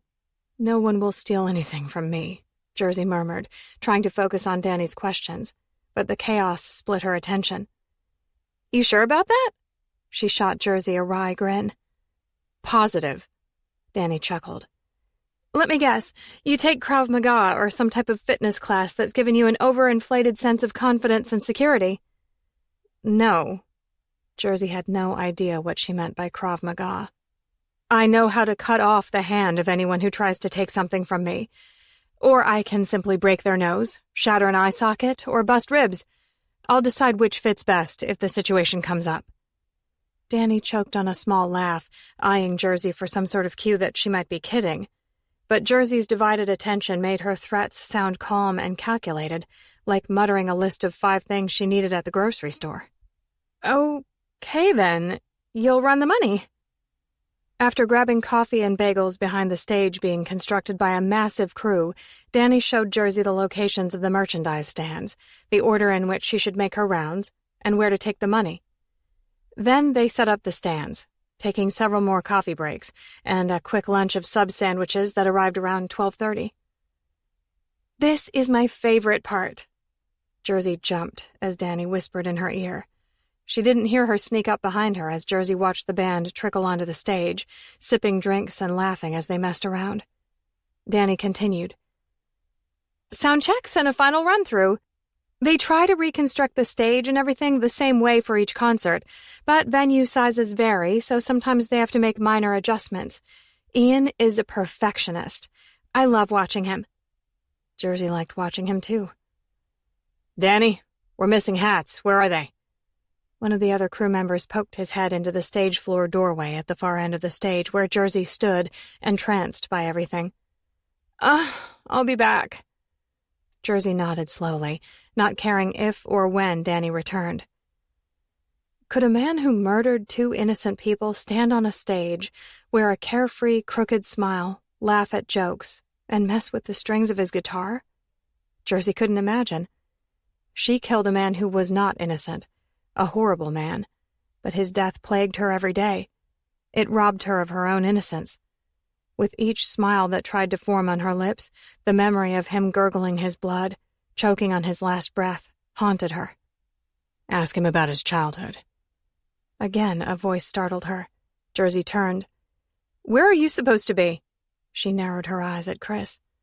Where are you supposed to be? He slid his hands into the pockets of his jeans, scowling at Jersey's black Ian Cooper crew tee that Danny told her to wear. It's like you've forgotten. Chris tore his gaze away from her shirt and made eye contact with her. I haven't forgotten anything. Killers. They come in many different forms. It's not just poor people who take lives. Rich people do it too. Only they are more likely to get away with it. Nobody wanted to believe the handsome Ted Bundy could be a serial killer, but he was. Who's Ted Bundy? Chris grumbled, shaking his head. Did you just call me stupid? Jersey puffed out her chest and made a fist with her right hand while stepping closer to him. His face twisted as he sighed, rubbing his temples. 15. You were 15 when you ran away. Weren't you in school before that? Didn't you learn how to read? You seem to enjoy it when I read to you. Well, it wouldn't kill you to pick up a book, a magazine, a newspaper, really anything to sound a little smarter. Fuck you! She shoved him, and he stumbled back a few steps as she charged him, cocking her arm back with a rock-hard fist ready to reacquaint itself with his face. Jersey! Max rushed between them, holding up her hands to stop Jersey while turning her head to the side like her face was the new target. So fucking gullible. Chris shook his head and disappeared around the corner. Jersey relaxed her grip, letting her arm fall to her side. I'm confused. Max let out a nervous laugh. He's not your boyfriend or your husband. At least I'm assuming, since his last name is 10 and yours is 6. She raised a knowing eyebrow that Jersey ignored. But Ian made it clear that the two of you are a package deal, yet you don't seem to like each other. I can't have you throwing punches every day. This crew is a family. Disputes are settled quickly and quietly, understood? As the band started to play part of a song, Jersey turned back toward the stage. What do you know about Ian's past? Just what he tells everyone else. And what's that? Jersey asked, raising her voice so Max could hear her over the music. It's none of our business. Jersey's head whipped toward Max. You know nothing about his past? Reality hit hard. For the first time, she opened the door to her mind, letting in the tiny possibility that there could be truth to Chris's claims. He's private and protective of his family, or his past. I'm not sure which one. But I get it. I'm not exactly an open book either. Inevitably, one day someone will be successful at digging up something from his past and smearing it all over the tabloids. For as long as I've known him, Ian Cooper has been nothing more than a rock star in the moment, like he appeared out of nowhere and just landed on the stage holding a guitar. And I've been with him longer than anyone except his manager who saw him perform at a bar in New York and picked him up. No questions asked. Jersey swallowed hard. Just the possibility made it difficult to breathe, as a prickle of rage stirred to life, stomping all the stupid butterflies in her stomach. How did you get hired? Max curled her hair behind her ear, a nervous, somewhat sad smile finding its way to her lips. I was a nanny for Ames's kids. Ames is his manager. The kids got shipped off to boarding school. Ames signed Mr. Control Freak Cooper and decided the person best suited to keep a neurotic rock star in line was the same person who basically raised his 3 little hellions. And most of the time, I'm certain I do the bulk of Ames's job. Max sighed. Neurotic was the term Ames used. Ian's not really neurotic. He's disciplined. There's a huge difference between the two. I've known him for years. I love him to death. No one works harder than Ian. No one has a bigger heart. No wife? No kids? No. She held up her hand and dug her phone out of her pocket with her other hand, bringing it to her ear. I'm coming. Without another word, Max scurried off toward the side of the stage as the band stopped playing. Jersey 6. Her heart skipped the next 5 beats as her name echoed over the speakers, sending an instant rush of red-hot embarrassment crawling up her neck. Ian extended his arm, maybe crooking a finger or giving her the middle finger. She couldn't see that well. Jersey 6, champion of the pull-up bar, please come to center stage.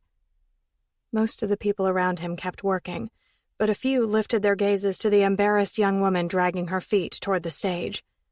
Again, she found herself stereotyping a murderer. Was Chris right?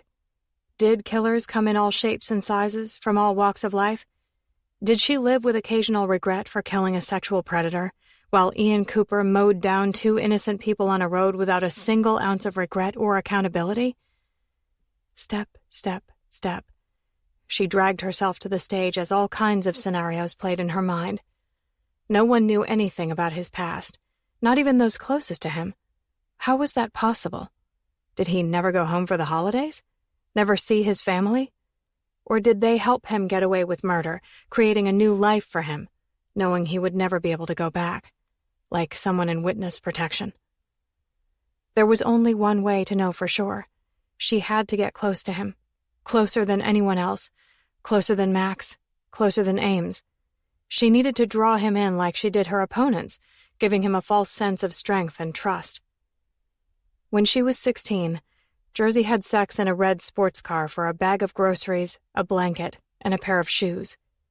Another time, she exchanged a blowjob for a tube of antibiotic ointment for a festering wound on her heel. Jersey and desperation had an intimate relationship. For revenge, she would do anything.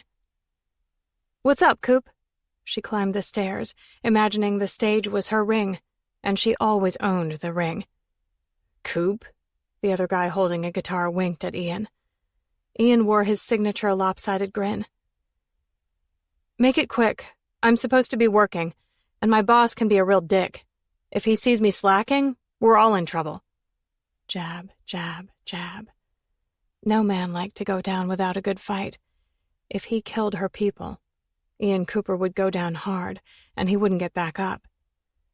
When the naive little girl inside of her liked him, Ian owned the stage, orchestrating the dance of butterflies, making her knees feel like jelly.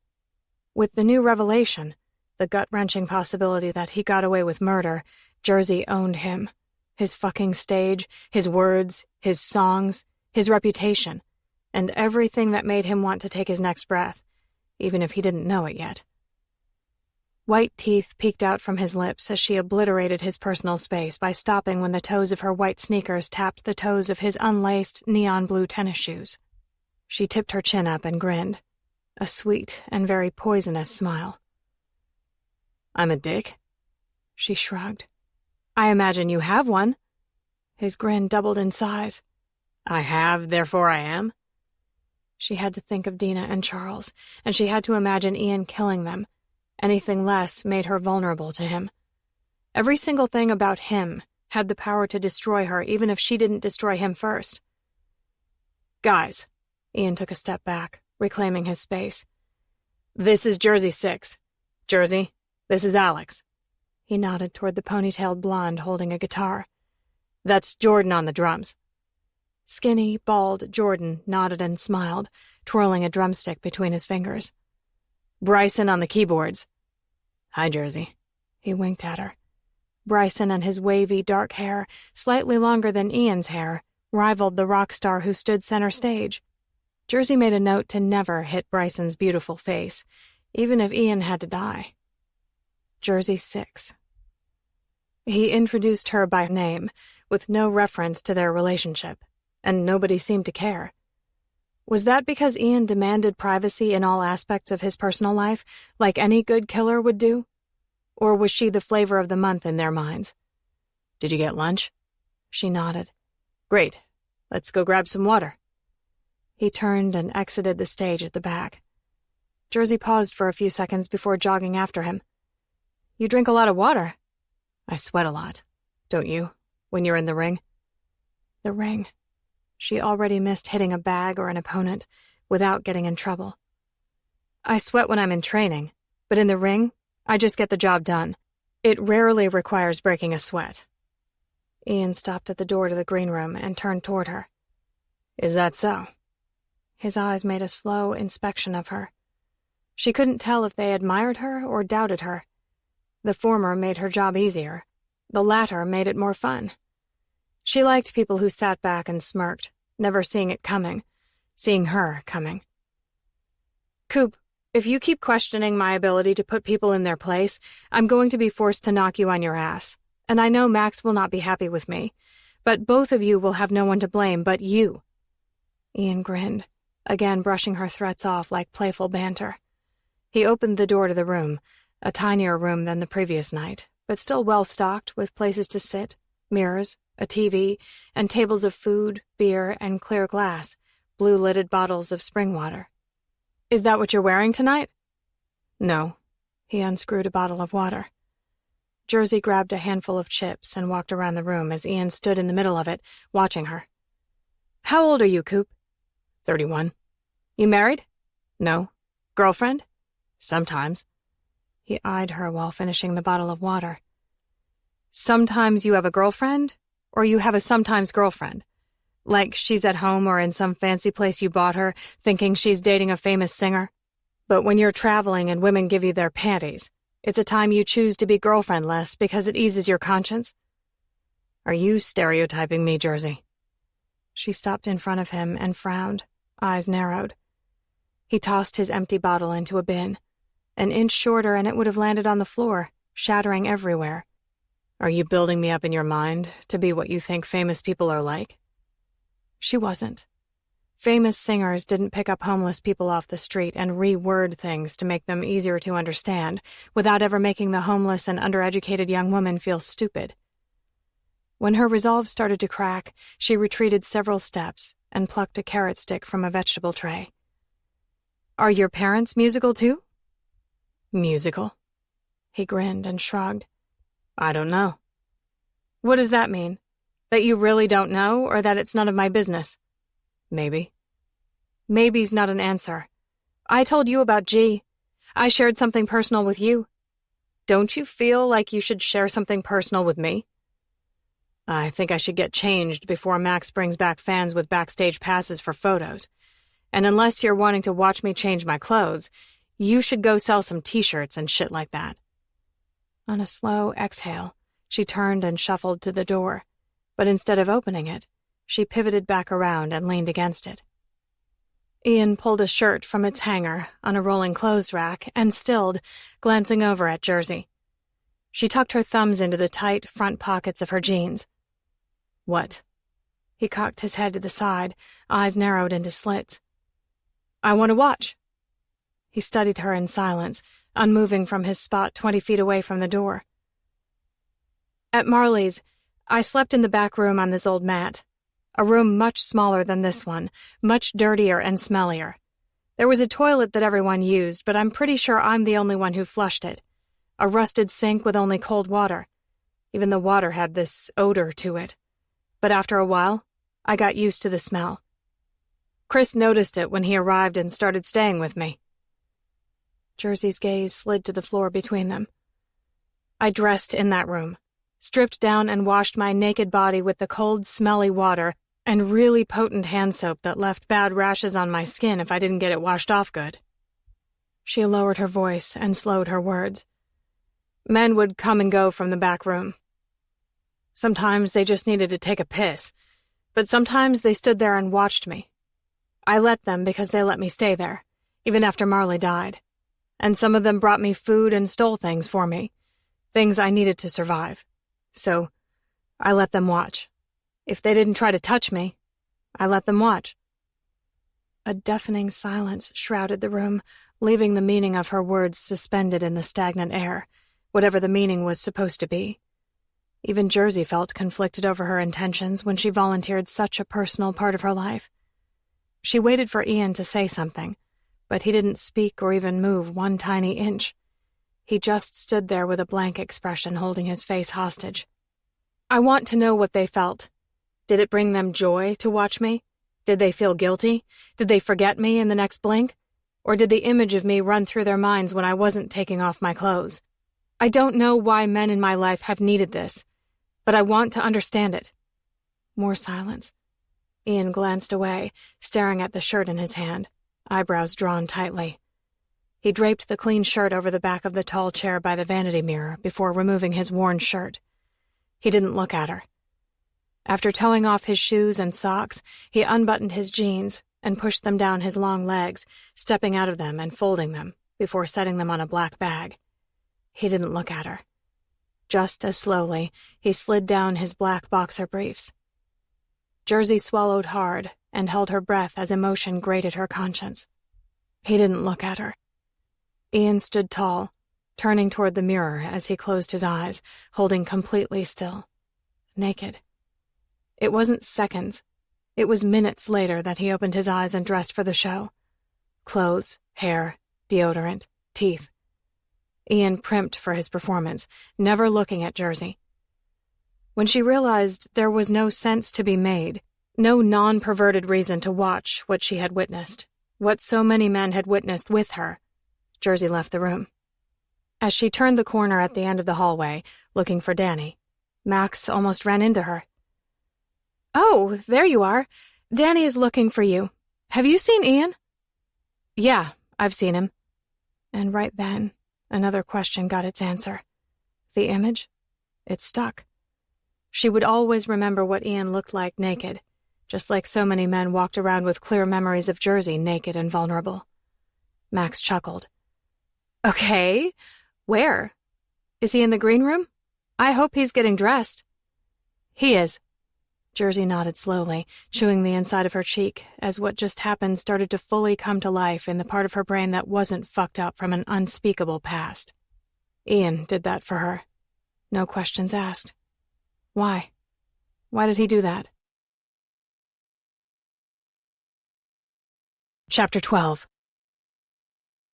Charleston, Atlanta, Nashville, Birmingham, Indianapolis, Detroit. The following weeks flew by. Ian Cooper put on unforgettable concerts. Jersey didn't see much of them, but she heard them. Or more accurately, she heard thousands of screaming fans. After they ended, she wasn't beckoned to the green room or an SUV behind the building. She helped tear down the pop-up merchandise stands, gorged on food catered to the crew, and looked for Chris. But she rarely found him in the mix of local crew and Ian's traveling crew, bustling to get everything taken down, packed up, and on the road. Chris traveled by bus. She traveled by plane. Ian treated her well, like a friend. So did Max, Shane, Rex, and Ian's bandmates. Since the stripping incident, Ian kept a safe distance from Jersey, or at least made sure they were rarely alone together. Max did nice things for Jersey, but she had no idea if they were Max's ideas or Ian's generosity, like the trip to the hair salon before the last concert. Jersey acted like she didn't care if she got a haircut, but there were no words to describe the feeling of someone washing her hair, cutting it measured and carefully, instead of the way Jersey had occasionally butchered her own hair over the years with dull scissors. Ready? Jersey turned toward Max just as Danny finished telling a story about her drunkenness from the previous night. Just because Ian wasn't a partier didn't mean his crew ran a sober ship after hours. Yeah. Jersey followed Max toward the exit. Yo, Jersey, Danny called. I heard a rumor that you've been flying with Ian all this time, and that's why we never see you on the buses. That's fucking crazy, right? I mean, are you holding out on your girl? She wasn't sure when Danny became her girl, but Jersey agreed with her about the first part. Yeah, she nodded and kept walking. It's fucking crazy, all right. Shane drove them to the airport. They weren't staying the night in Detroit. They were heading straight to Chicago. I'm so damn tired. Max climbed the stairs to the plane with Jersey right behind her and Shane bringing up the rear. Jersey stopped just inside the jet. Shane stored her bag in the bin above her head to the right and folded his large body into the seat on the opposite side of the aisle as Max. A closed curtain divided their seats from the other two seats and the sofa in the back of the plane. She had never seen the curtain closed. Go on back, Max muttered on a big yawn as she stretched her legs out on the seat in front of her. If he didn't want you back there, you'd be on a bus right now. Was that true? Did Ian really want her there? He had a weird way of showing it. Weeks of traveling with the star, but why? Naked Ian consumed her thoughts, every perfectly defined inch of his body. Yet he treated her like a friend, a sister, not like the woman who asked him to strip for her. It was like it never happened. We're taking off. What's it going to be? Shane nodded to the seat facing him. Jersey collapsed into that seat and fastened her seatbelt, gripping the armrest as they took off. Shane closed his eyes like the force of the plane didn't affect him, and it probably didn't. He'd done it hundreds of times. Once the plane leveled out, and Jersey felt convinced that Shane and Max were asleep, she unbuckled and peeked through the closed curtain. Ian's reclined body engulfed the sofa to her left, so she eased into one of the leather seats on her right. When she looked at Ian again, two dark, wide eyes stared back at her. The way they burned her skin didn't change her intentions. If he was a killer, she would end his life. But in that moment, she didn't know anything. Weeks of digging and subtle questions left her with no more information about Ian and his past than she knew after their first time sharing spaghetti in New York. And she'd been dodging the one thing she knew might get her somewhere, offering him something new, something he couldn't refuse. The only way to uncover the truth was to get as close to it as possible. When he didn't blink or say a single word, Jersey stood, nervously stroking her ponytail a few times, still in awe of how soft her hair felt since the haircut. Ian had no idea how much all the little things he did for her added up to something too big to describe. Slipping off her jacket, she let it drop to the floor. Ian eased himself to sitting in the middle of the sofa with his broad shoulders squared to Jersey. How close? Ian helped himself to every inch of her without moving anything but his eyes. How close could she get? Jersey kicked off her shoes and locked gazes with him as she unbuttoned her jeans. How close could she get to the truth? Ian's hands rested on his legs, and his gaze moved only with Jersey's eyes as she lowered her body to peel the jeans off her legs, leaving them to rest by her jacket, along with the knife she had planted in the sock of her right leg. Not even a discarded knife made Ian as much as flinch. The slick material of her new panties still felt foreign to her after years of wearing worn, ripped, and stained cotton. Wearing only the black satin panties and her black fitted Ian Cooper crew shirt, she straddled his lap. Ian eased his hands to the side, resting them on the sofa, as she lowered to his lap, balancing herself by holding the back of the sofa. With a stone face and even breath, Ian lifted his hand so very slowly, reaching for the back of her head. Jersey's lips parted and her jaw lowered an inch as he tugged her ponytail. It radiated heavily in her breasts and between her legs. The feeling intensified when she thought of him naked. He pinched the rubber band and eased it from her hair, allowing the long strands to fall around her shoulders and face. She let a man fuck her with the handle of a hairbrush while he videotaped her. After 6 days locked in a room with a gallon of water and no food, she realized her body was nothing more than a tool. Weak and emotionally dead, she stopped fighting him. For a ham sandwich, she let him do it to her, the brush in one hand, the video camera in his other hand. Pride had no place in her life. Survival, basic human needs, revenge. They fed the person she had become. Ian let his gaze drift to Jersey's mouth. He would kiss her. She would let him. But he didn't move his mouth. He moved his hands. She gasped, her whole body recoiling without actually pulling away from him as his hands palmed her ass, his fingers curling into her muscled flesh and satin panties. Her hands tightened on the back of the sofa as he lifted her, pulling her closer and guiding her over him.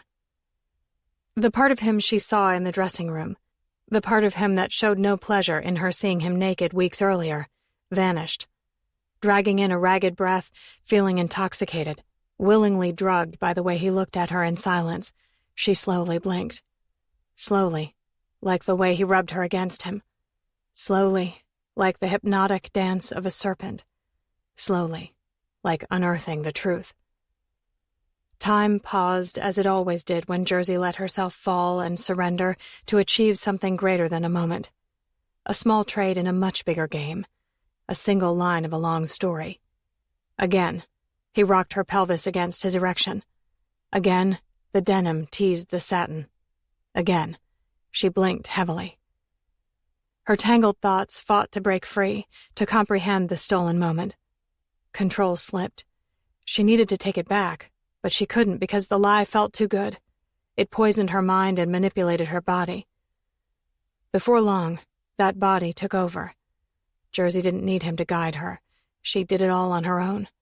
Her eyes glossed over as her jaw dropped another inch, and with a final jerk of her pelvis, she stilled, pressing hard against him.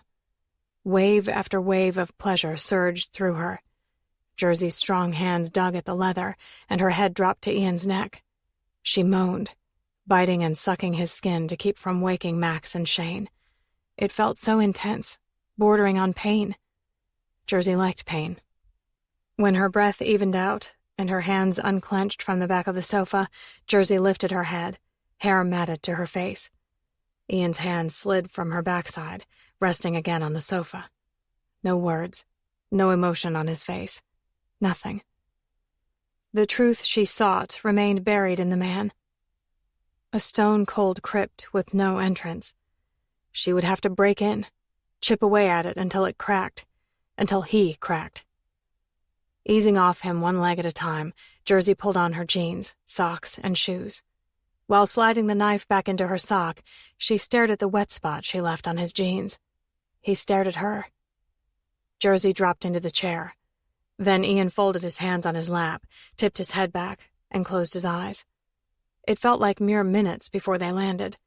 By the time she managed to peel open her eyes, the only other person left on the plane was Max, with her arms crossed over her chest and a scowl pinned to her face. "What time is it?" Jersey mumbled, pulling her tired ass out of the leather seat. The only light she could see out the window was from a vehicle parked near the plane. "What?" She rubbed her eyes when Max refused to move out of her way. "In 5 hours, Ian has a live televised interview with a morning show." Jersey squinted against the overhead, fully illuminated lights. "Okay, whatever." "He's not a turtleneck guy, and I've never seen him wear a scarf. It's not his look. If we try to change his look too much, it will distract from the promotion of the album and tour." "Jesus," Jersey sighed. "Can we just find a place to crash for a few hours? I don't give a shit what you decide to do with Ian's look. Why are we having this conversation?" "Because he has a massive hickey with bite marks on his neck that wasn't there when he boarded the plane. I went to sleep, and as far as my husband has shared with me, I don't unknowingly suck and bite people's skin at night. Shane just got married to a woman, so I didn't even question him about it. The pilot stayed glued to his seat, and Eve, the attendant, didn't fly with us tonight. See where I'm going with this?" Another sigh escaped Jersey's hickey-giving mouth. "It won't happen again." Max shook her head, lips pulled into a firm line.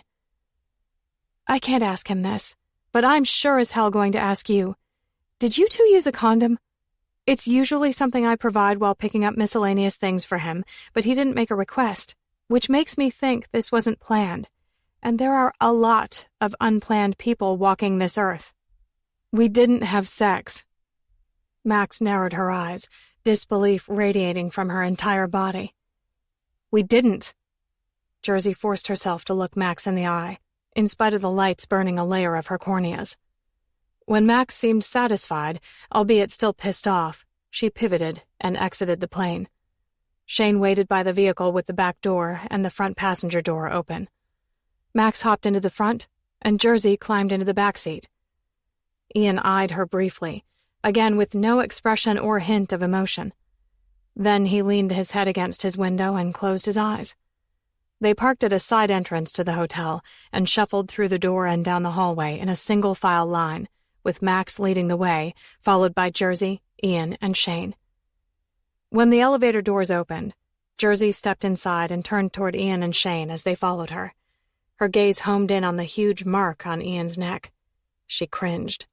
He turned around, standing beside her. Again, no reaction. Not his signature smirk, or even a fleeting moment of anger that matched Max's irritation regarding the interview in less than 5 hours. 5 hours. Jersey knew a lot about bruises. That mark on his neck would look much worse in 5 hours. To Jersey's surprise, they all exited the elevator on the same floor, which meant their rooms were closer together. Max flashed the face of her phone over the sensor to a room and opened the door. Ian slid past her, with a simple good night mumbled. "Good night," Max replied. Shane used his phone to open the door to another room.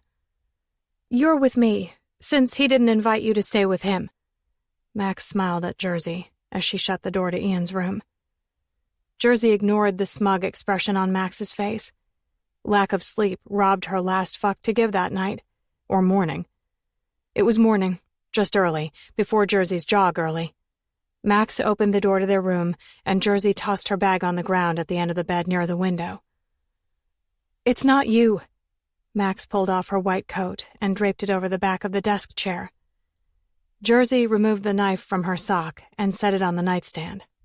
Max had a much more visible reaction than Ian did. "If someone breaks into the room, I've got it handled," Jersey smirked while slipping off her shoes and jeans and crawling into bed.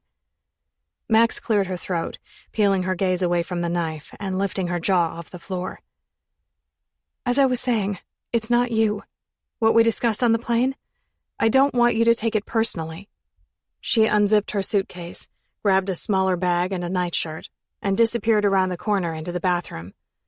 As she droned on about Ian and what's best for him, his life choices, his future, and his reputation, Jersey fell asleep. What are you doing? Max mumbled from her bed. Push-ups. Sorry, I didn't mean to wake you. Jersey finished her last 10 and jumped to her feet. I wanted to go for a run, but I don't have a room key, and I assumed you'd get all pissy if I stole your phone. What I really want is to beat on a bag for a while. Are there any places around here I could find one? Max retrieved her plugged-in phone from the nightstand and squinted at the screen. It's 10 to 5. Are you kidding me? I deserve another hour of sleep. A punching bag, Max. I'm starting to have withdrawals. If you don't figure out something soon, I'll be forced to find a live one amongst your crew. Max buried her hand underneath her pillow. Go tell Shane to find you a punching bag. I'm sure he's awake and already caffeinated. Slam. The door shut behind Jersey as she crossed the hall and knocked on Shane's door at least a dozen times. Just the promise of getting to hit a bag made adrenaline burn through her veins, building so much anticipation, making her jittery like an addict in need of a hit. Shane! Bang, bang, bang. The click of a door opening to her right stopped her fists from pounding on Shane's door. What the hell, Jersey? A groggy, messy-haired Ian peeked out from his hotel room. Shirtless. He had a perfect smattering of hair on his chest. Shorts. They rode low on his hips, displaying a lot of a happy trail. 2 days' worth of stubble darkened his face. But the hickey. It stood out like a new, ugly tattoo on his neck. Jersey. The irritation in his voice cut through the air. Her gaze snapped up to meet his. Max said Shane would take me somewhere to box. I need to hit something. Really, really badly. If I don't hit a bag soon, I'm going to hit actual people. No one wants me hitting people. Do you, Coop? Do you want me to use an actual person for a punching bag? Chain smokers and heroin addicts had more control than Jersey did at that moment. Well, clearly Shane's not in his room, so you don't need to wake the whole goddamn hotel. Just a minute. Ian started to close his door, then pulled it back open. Wait in here while I get dressed. Jersey pumped her hands, working the adrenaline as she stepped into his dark hotel room. From the light of the bathroom, she could see the room was much smaller than some of his previous rooms, but still twice the size of Max's room. Hers didn't have a sitting area or a kitchenette. Ian closed the bathroom door, leaving Jersey in complete darkness. She dropped down and pushed through 50 more push-ups, side planks, mountain climbers, and finished with jump squats just as Ian emerged from the bathroom, wearing loose-fitting jeans and a long-sleeved, fitted white tee. Breathlessly, she eyed his messy, damp hair, and the hickey. Why are you doing that in the dark? He mumbled with a groggy morning voice. Jersey flipped the light switch by the door. Ian tucked his wallet into his front pocket, his phone in his back pocket, and grabbed 2 bottles of his special water from the kitchenette's counter. For a few moments, Jersey forgot what they were going to do. Ian moved toward her, looming over her as her back melted against the door. How tall are you? She whispered, straining her neck to look up at him. 6'5". He shoved one of the bottled waters into her chest. Jersey dropped her chin to stare at it for a second before taking it from him. Ian had large hands that fit perfectly with his tall frame. Chris said they played basketball together. She could imagine Ian palming a basketball with those large hands, the same ones that easily palmed her ass on the plane. She swallowed hard from the memory of it. Ian's nose wrinkled. Why do you keep wearing the same clothes you wore when I met you? Jersey shrugged. Because I'm not wearing tight jeans to work out. Why didn't you get new workout clothes when Max took you shopping? Ian sounded exasperated, like everything about Jersey irritated him. Another shrug. Because I didn't see any at the store, and she said we needed things for me to wear while working. He frowned. Jersey's body stiffened when his hand brushed her side, reaching for the doorknob. She squatted down to grab her bag. Let's go. In the taxi on the way to the gym, Ian texted Max to let her know their whereabouts and instruct her to go buy new workout clothes for Jersey ASAP. She wasn't the only one in need of a bag to hit that morning. A crowd of men and women filled the space. Ian purchased a day pass for Jersey, drawing more attention to himself than he wanted that morning. He wasn't ready for autographs and selfies, but without a hat and sunglasses, it was unavoidable. After the last picture, he found a dark corner to hide in that still gave him a good view of Jersey. In her baggy sweats and soiled whitish tank top, she beat the hell out of a large punching bag before moving on to a speed bag. Ian narrowed his eyes as another boxer, a woman a little older and a lot bigger than Jersey, approached her. She wore a cocky grin, pointing to the empty ring in the middle of the room. Jersey twisted her lips and shrugged, following the woman to the ring. A guy who worked at the gym stepped into the ring as well, chatting with Jersey and the other woman as they stood huddled together. Both women nodded and tapped gloves. The guy stepped back against the ropes and hit a bell. The larger, taller woman slipped in a mouthguard. Jersey didn't have one in her mouth. Ian eased out of the shadows, feeling a twinge of concern for Jersey's teeth. Her opponent had to be at least twice Jersey's size. His new employee carried nothing but hard muscles on her bones. Jersey wasn't soft and curvy, but rather 5 feet 7 inches of sharp bones and steely muscles with a thick, dark mane. Jersey reminded Ian of a racing horse, a filly less likely to win, but filled with as much determination as the favored colts. Her confident challenger threw the first punch. Jersey bobbed to easily avoid the hit. Her opponent had fast feet and good form. Jersey stood idle like a bright red target, her hands limp at her sides instead of up by her face, protecting her teeth. Ian's phone vibrated. Yeah? We're out front. You're going to be late if you don't hurry up. Max's scolding tone nipped at his ear. Okay. Ian ended the call and weaved his way toward the ring, planting himself in Jersey's line of sight. She dodged another attempt by her opponent and glanced at Ian. He held up his wrist and tapped the face to his watch. Jersey nodded several times and dropped the larger woman with one hard, fast hit. The employee rushed to the woman's aid, waving another employee over to the unconscious woman. Ian cringed. Jersey? She ducked between the ropes like nothing happened and tugged the ties to her gloves with her teeth, trapping one glove under her arm to pull it off, and then the other. You knocked her out. Ian watched in concern as they tended to the woman. By the time Jersey stuffed her gloves into her bag and pulled on her hoodie, they had the woman on her feet, pressing a towel to her bloodied nose. Coop, it's boxing. What the fuck did you think I was going to do to her, braid her hair? Jersey made her way to the exit. Ian shook his head, still in shock, and followed her out of the building to the SUV waiting for them. Morning. Did you get your shit worked out? Max twisted her body to scowl at Jersey. With a quick sniff, her scowl deepened. It was okay. Jersey drank from the bottle of water that Ian gave her. He eyed her, waiting for her to share the story of how she knocked that woman out, but it didn't seem to faze Jersey one bit. We have an hour and a half. We'll go back to the hotel so you two can get showered. Separately, Max murmured. Jersey turned her head toward Ian, studying the hickey on his neck before meeting his gaze. A smile played along her lips. That was what made her smile?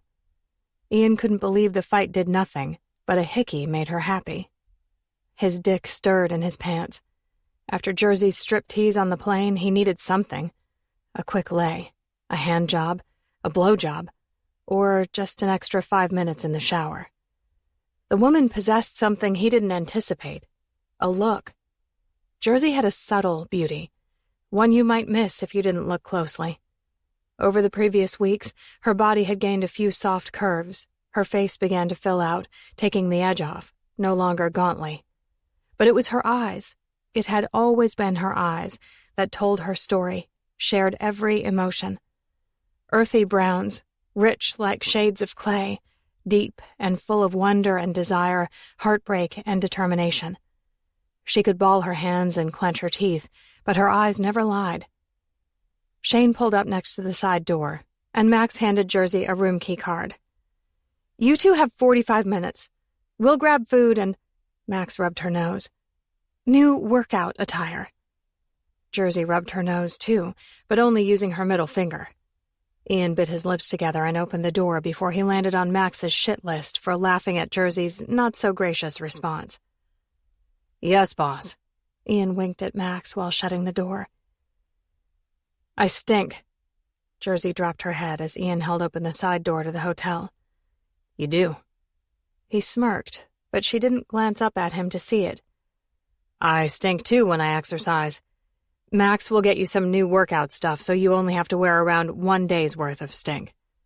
He pushed the button to the elevator. Fuck you, she whispered. The doors opened, and they stepped into the empty elevator. Ian grunted a laugh, resting his hands on his hips and tipping his chin down on a slight headshake. You're trying, Jersey. You're definitely trying to fuck me. She was a million things he could never really explain, least of all his motive for the previous weeks. A feeling, an impulse, an underlying need. So he kept it to himself, in spite of the looks from Max and Shane. The curiosity of his bandmates. Even the rational part of his own brain questioned his rationale. Why he felt drawn to her that day in Newark. Why he offered her a job. Why he stripped for her. Why he helped her get off on him on the plane. Ian ran away from his past, killed it, burned it, scattered the ashes in the middle of the ocean. Then, one day, someone on his crew had to mention Marley's, and Ian had to drive to Newark. Newark. Dead is just dead. It's not really gone. Forever doesn't exist. It's just what people tell themselves to make the now a little more bearable. Jersey charged off the elevator the moment the doors opened. Ian gave her space, staying several steps behind her. She tapped the keycard on the sensor. It didn't open. She waved it quickly in front of it. It didn't open. Then she punched the door and jerked her hand back against her chest, cradling it. Ian rested his hands on the door above her head, caging her with his body, his chest to her back. Jersey leaned forward and rested her head on the door. "Why did you do it?" Defeat weighted her words. "Why did you take off your clothes?" "Why did you take off yours?" he whispered back to her. She didn't take all of her clothes off, but she would have. That much Ian knew. Jersey rolled her head side to side, eyes closed. "On the plane, you didn't say one word. Why? Why didn't you say anything?" "Jersey," he sighed. "I'm just trying to give you what you need." Her head stilled. "What?" Jersey pushed away from the door, forcing Ian to take a step backward. She turned to face him. "What I need?" she sneered, pinning him with cold eyes and widening her stance. "Forget it. Go shower." Ian refocused on the schedule he needed to keep. Sliding his phone out of his pocket, he used his digital key to open the door to his room. "Don't just blow me off," she spewed through gritted teeth. "Not blowing you off. Just staying on schedule." He slipped into his room and shrugged off his shirt to get into the shower. While tossing it on the bed, he paused. The door didn't click behind him. He sighed. "Fuck, Jersey, just—" He turned. The door clicked behind her as she stalked toward him, hands fisted. "You should have left me on the street." He shifted right to avoid her fist, but she landed a hard hook to his ribs instead, followed by another and another. "Back the fuck off!" He guarded his face and twisted his body, stumbling a few steps. When the back of his legs hit the bed, he blocked her jab and shoved her with enough force to knock her on her ass. "There are no shiny rewards for adopting the homeless, you rich, fucked-up asshole." She scrambled to her feet. Blood oozed from the cut by her eye where she hit her head on the leg of the bar stool. Ian cringed, finding it hard to defend himself without hurting her. Jab, cross, hook, uppercut. Jersey exploded onto him like a tornado touching down in a crowded town. He fell back onto the bed. She straddled him, using every inch of him as a punching bag. He hid his face behind his arms, wincing at the stabbing pain in his ribs from her relentless jabs. Ian rolled to the side and shoved her from the bed. She came at him again. Again, he shoved her away. When she stumbled to the floor, he grabbed her arm and twisted it behind her back, forcing her onto her stomach. Then he lay on her, just restrained her with his sheer size and body weight, needing a few moments of reprieve to assess the damage. He underestimated her mental stability, her self-control. That was on him. But he couldn't let her do that anymore. Licking the blood from his lip, he blinked both eyes. The left one throbbed, along with his jaw and bruised ribs. "I'm not yours to fix," she grunted, trying without success to free herself from the weight of his body. Ian rested his cheek on the backside of her shoulder. "I never said you were broken." She wasn't broken, just really damaged. "Here's how this will go. I'm going to let you out from under me. You're going to walk out that door, shower, and wait for me in the hallway, on time. And we're not going to speak of this again. And it's not going to ever happen again. Understood?" Jersey moved her head into a tiny nod.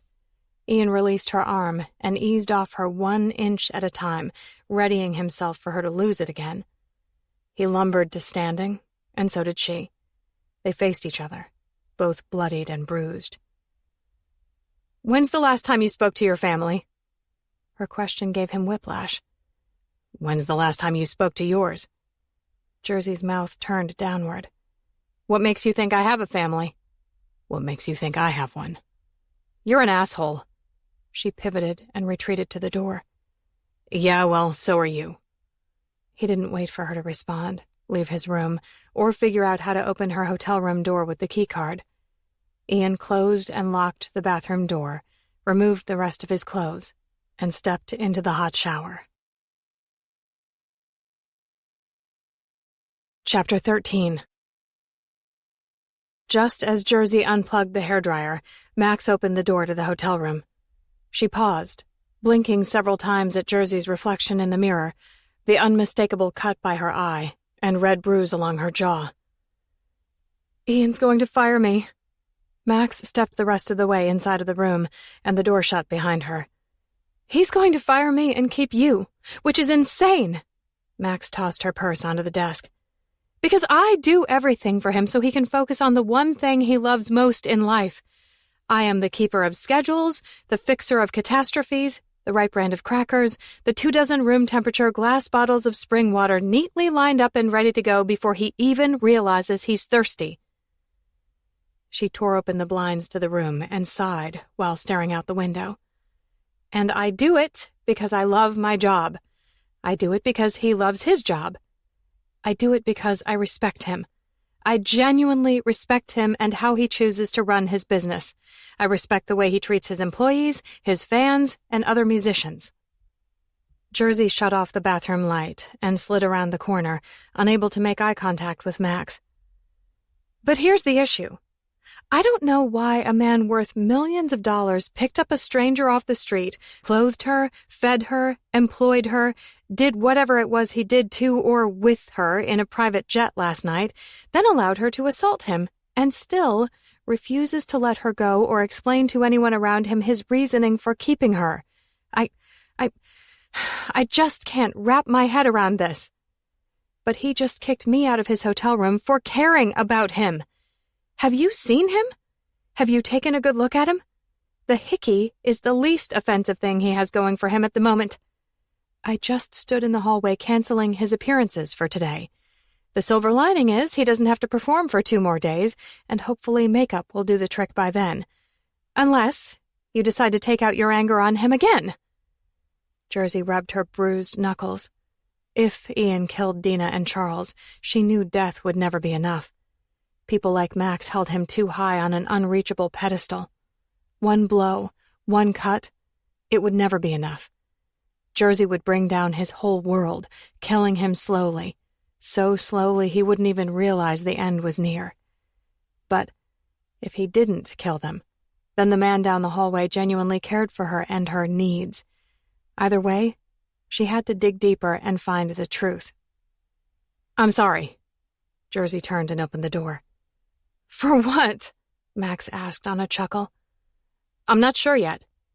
Jersey let the door close behind her and took the 10 steps to Ian's door, slapping it several times to save her knuckles from more misery. When he didn't answer, she slapped it several more times. He opened the door, holding a glass tumbler in his hand and a vacant look in his eyes. The good one and the slightly swollen eye. No shirt, no shoes. Dark jeans, wet hair. "Nice hickey." Ian stared at her, maybe trying to lift his eyebrow in disbelief, but the swelling prevented his attempt. He turned, letting the door begin to close.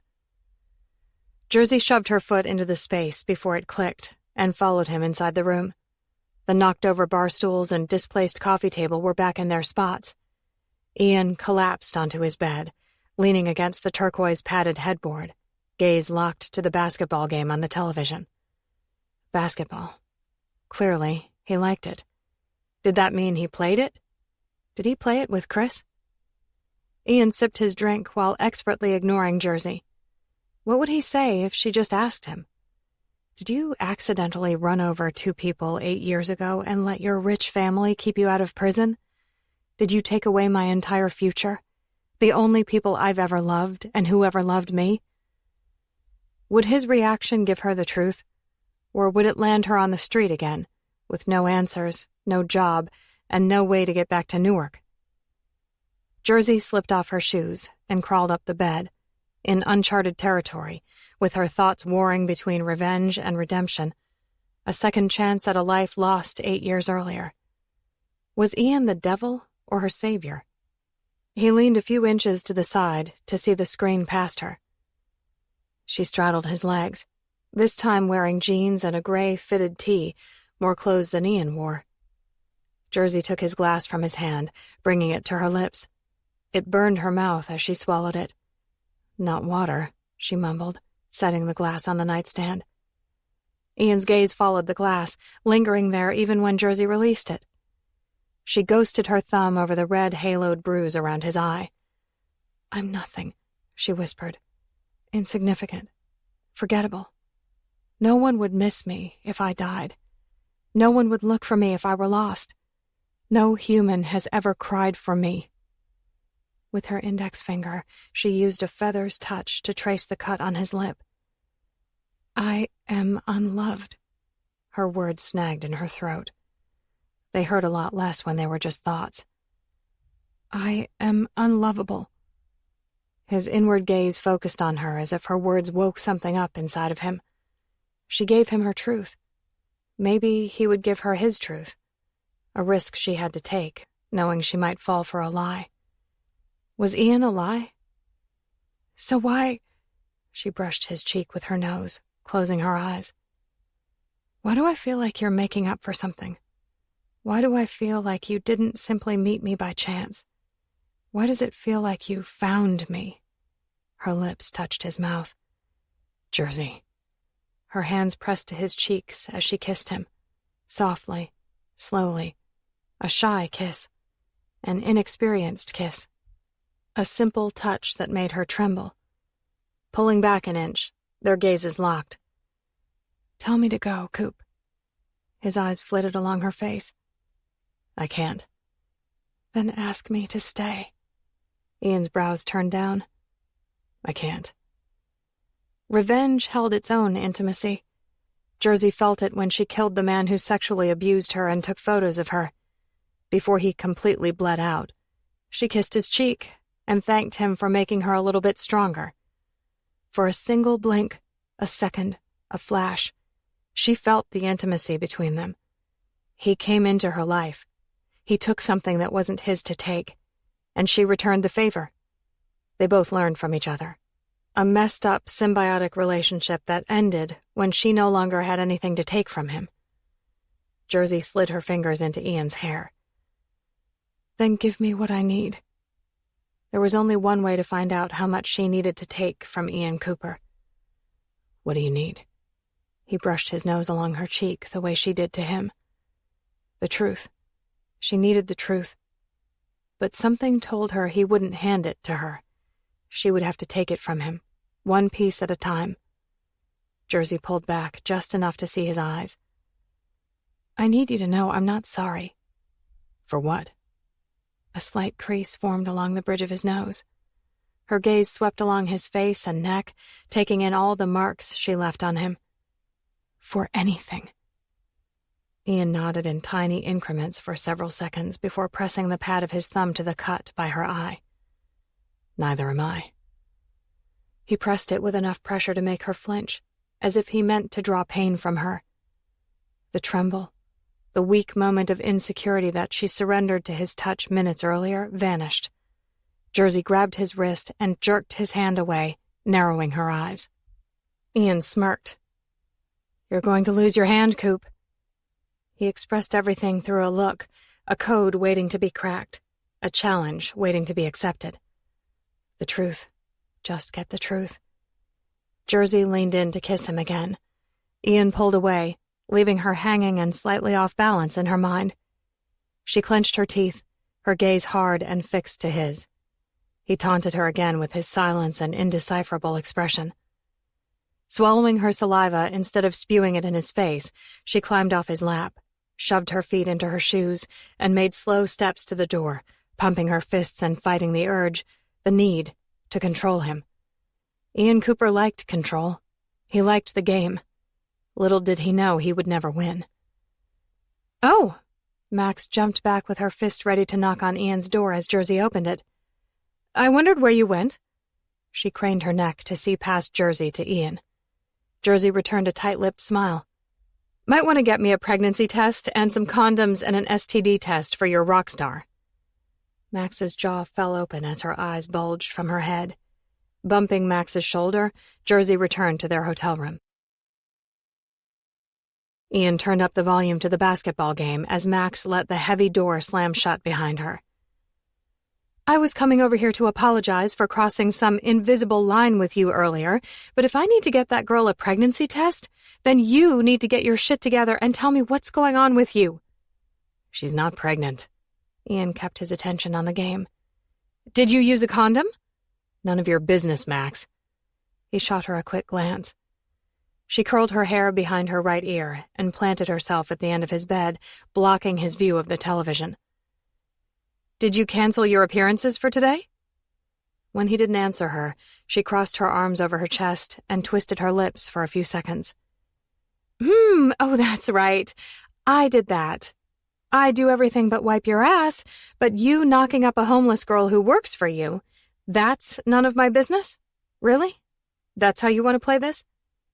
Pinching the bridge of his nose, he shook his head. "We didn't have sex." "Then why would she say that to me?" "I don't know." Max coughed a laugh. "You don't know? So there's a 0% chance that she's pregnant with your baby? A 0% chance that you've contracted an STD from her?" "Correct." "Then fire her, Ian. Fire her before she walks out of this hotel to a crowd of paparazzi and tells them she's pregnant with your baby. This isn't you. If it's sex, Ian, we'll find someone to meet your needs without the—" "Jesus, Max." He shook his head, eyes squinted. "No, I don't need you to hire someone to have sex with me, but thanks for the vote of confidence." "Ian," Max exhaled, releasing her posture into a slump of defeat. "Why this girl? Don't get me wrong, I like her. She's a hard worker, she's feisty, refreshingly uncensored at times, and I catch glimpses of her looking at you like your hand personally hung the moon in her favorite bedtime story. But I don't see the appeal from your lenses.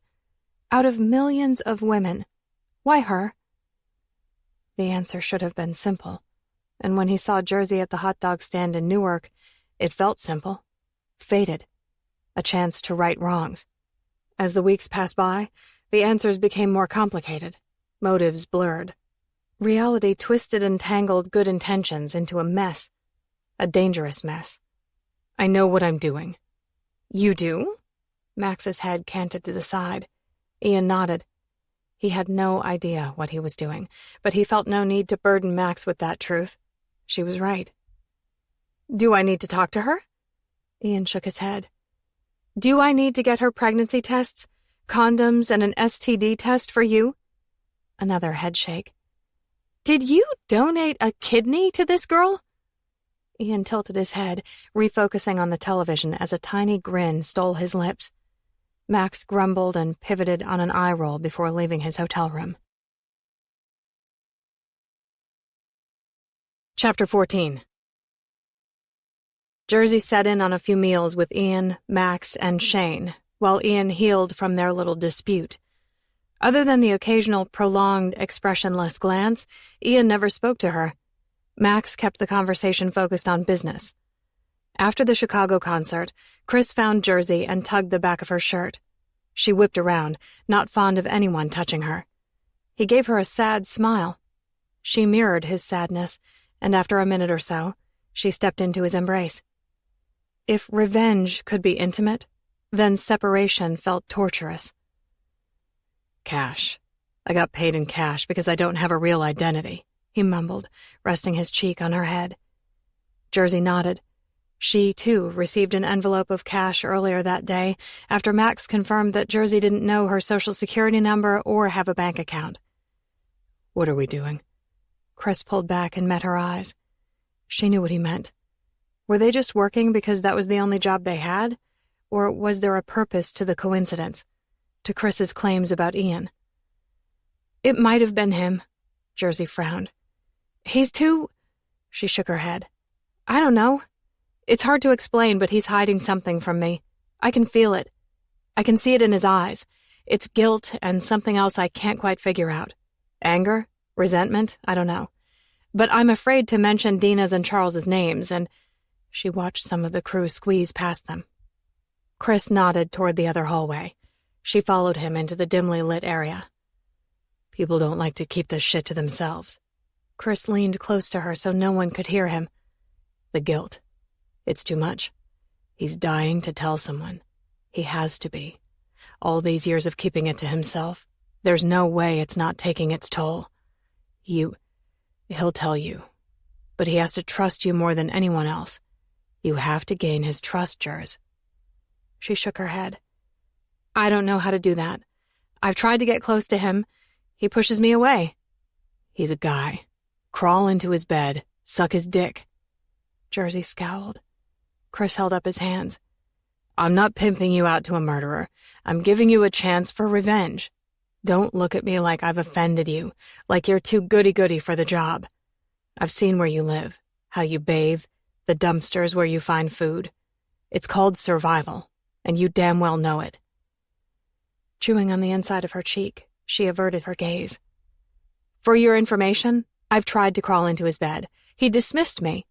Because you didn't suck his dick. Not my thing. Chris grinned. It's not any woman's thing.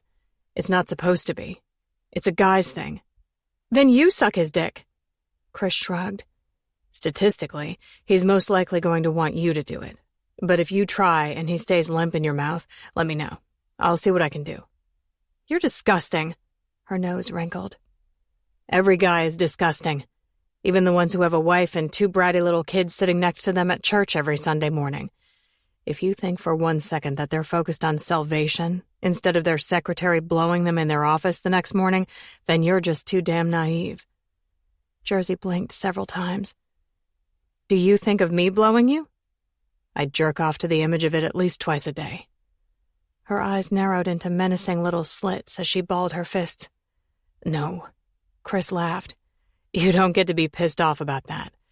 If anything, I should get points for honesty. But if it makes you feel better, I've imagined Max doing it to me wearing nothing but her fancy white wool coat, and definitely your buddy Danny, because she has her tongue pierced and that's gotta feel like fucking nirvana. I thought you were different than all the perverted thugs at Marley's. Jersey stepped away from him, walking backward down the hallway. Different? No. More self-controlled, yes. Jersey stopped, tugging on her ponytail to tighten it. Am I good? Chris lifted his chin, squinting his eyes. In your fantasies, am I good? She smirked. Even with the dim lighting, she could see his cheeks turn red. Yeah, Jers. You're my favorite fantasy. As she turned the corner to find Max, Jersey saw the band members exiting the building at the far end of the hallway. Everyone except Ian. Max! Jersey jogged toward the door to the green room, just as Max grabbed the handle. Is he in there? Yes. I need to see him. No. Max winked at Jersey, a stupid wink, like they were playing a game or telling jokes. No game, no jokes. Why are you telling me no? And what's up with the winking? You suck at it in a really creepy way, like your fake lashes are tickling your eyeball. Max returned a twisted grin. Funny. And I'm telling you no because he's having a muscle spasm in his back, and Nick is working on him, trying to get him comfortable enough to get to the hotel.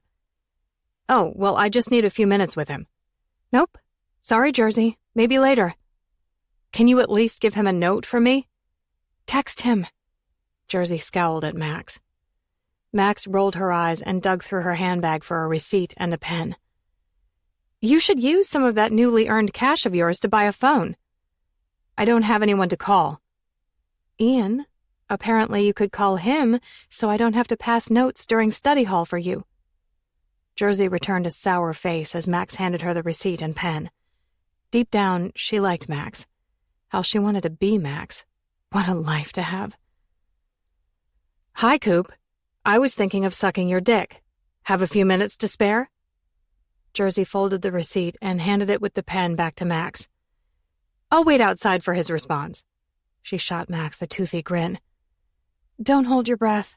I think he's in too much pain to be your pen pal tonight. Max slipped inside of the green room and shut the door. Jersey leaned against the opposite wall with her hands in her pockets, and one ankle crossed over the other ankle. Less than a minute later, the door opened. Max exited, followed by Nick. Max glared at Jersey and her victorious smile. What did your note say, Jersey? She shrugged. What did Ian say? He told us to send you in and give him 10 minutes. Chris was right.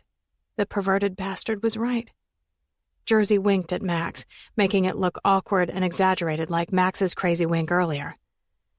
Make it quick. We need to get him back to the hotel, Max grumbled. As quick as I can. Jersey made an invisible cross over her chest with her finger before going into the green room and shutting the door. Lock it. Ian's deep, slightly strained voice startled her from her cloud of gloating. Jersey locked the door. Do you have any idea how many I want to suck your dick notes I get after my concerts? Jersey prowled toward him, feigning more confidence than she actually felt in her gut. 3? 4? Ian cringed, rolling from his side to his back on the sofa. Times 100. So, lucky me. She eased his legs apart and kneeled on the couch between them. If she had to infiltrate a man's life to the point of doing absolutely anything to gain his trust, there were far worse choices than Ian Cooper. He personified sexy, in a way Jersey had never experienced in her secluded life on the streets of Newark. Ian swallowed hard, staring at her with a dark look in his eyes. I'm not letting you suck my dick. She kissed his abs along his shirtless torso to the top of his happy trail. He tasted like salt. He probably needed a shower, but Jersey wasn't an expert on smells either. Maybe if Ian had gone months without showering, she might have detected something unpleasant about him. Yet, you told me to lock the door. Jersey dipped her tongue into his belly button as she unfastened his jeans. Jersey, Ian protested in a pathetically weak voice. Coop. She pulled him free from his boxer briefs. Ian was fully aroused for someone claiming he wasn't going to let her do that to him. Just shut up, her tongue teased him. And close your eyes. I can't do this with you looking at me. He seethed, maybe from the feel of her warm mouth on him, maybe from actual back pain. She didn't care. Pain wasn't worth an apology. Ian closed his eyes and caressed her hair as she did her best to do something she detested beyond words. It wasn't the dick that made her want to vomit. It was his gentle touch, the way he petted her like a good animal. That's it, Jersey. You're such a sweet girl to make me feel good. I'm going to make you feel good, too. Her past could never be silenced. Without stopping her motions, she grabbed his wrists and pinned them to his chest, gripping them tightly so he kept them out of her hair. She wasn't a pet. She didn't need stroking and praise. Jersey. Ian's voice cracked like it pained him, but as his pelvis made tiny thrusts toward her, she knew he was just a guy sitting by his family in church thinking about the secretary blowing him in his office the next day. She hated that Chris was right. Ian Cooper was just a guy, and his weakness would become her greatest strength. A few minutes later, his abs constricted. He moaned as he tried to sit up, as he tried to pull away from her. Jersey pushed him back and took everything he gave her. Keeping his eyes closed, lips parted, hands relaxed on his chest, Ian whispered, Why? Jersey grabbed the half-empty bottle of water on the floor and poured the rest down her throat before climbing off the sofa. Now we're even. She exited the room before he opened his eyes. Jersey shouldered her way past Nick and Max without making eye contact. Jers.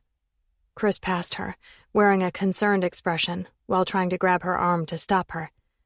She jerked away and stumbled into the single-stalled ladies' room, falling to her knees and vomiting in the toilet.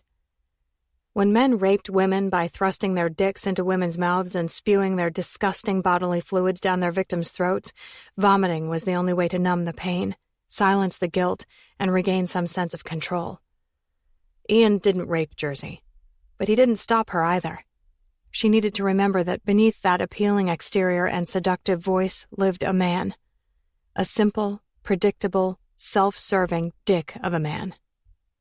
Jers. Chris's voice sounded behind her. Get out! She wiped her mouth.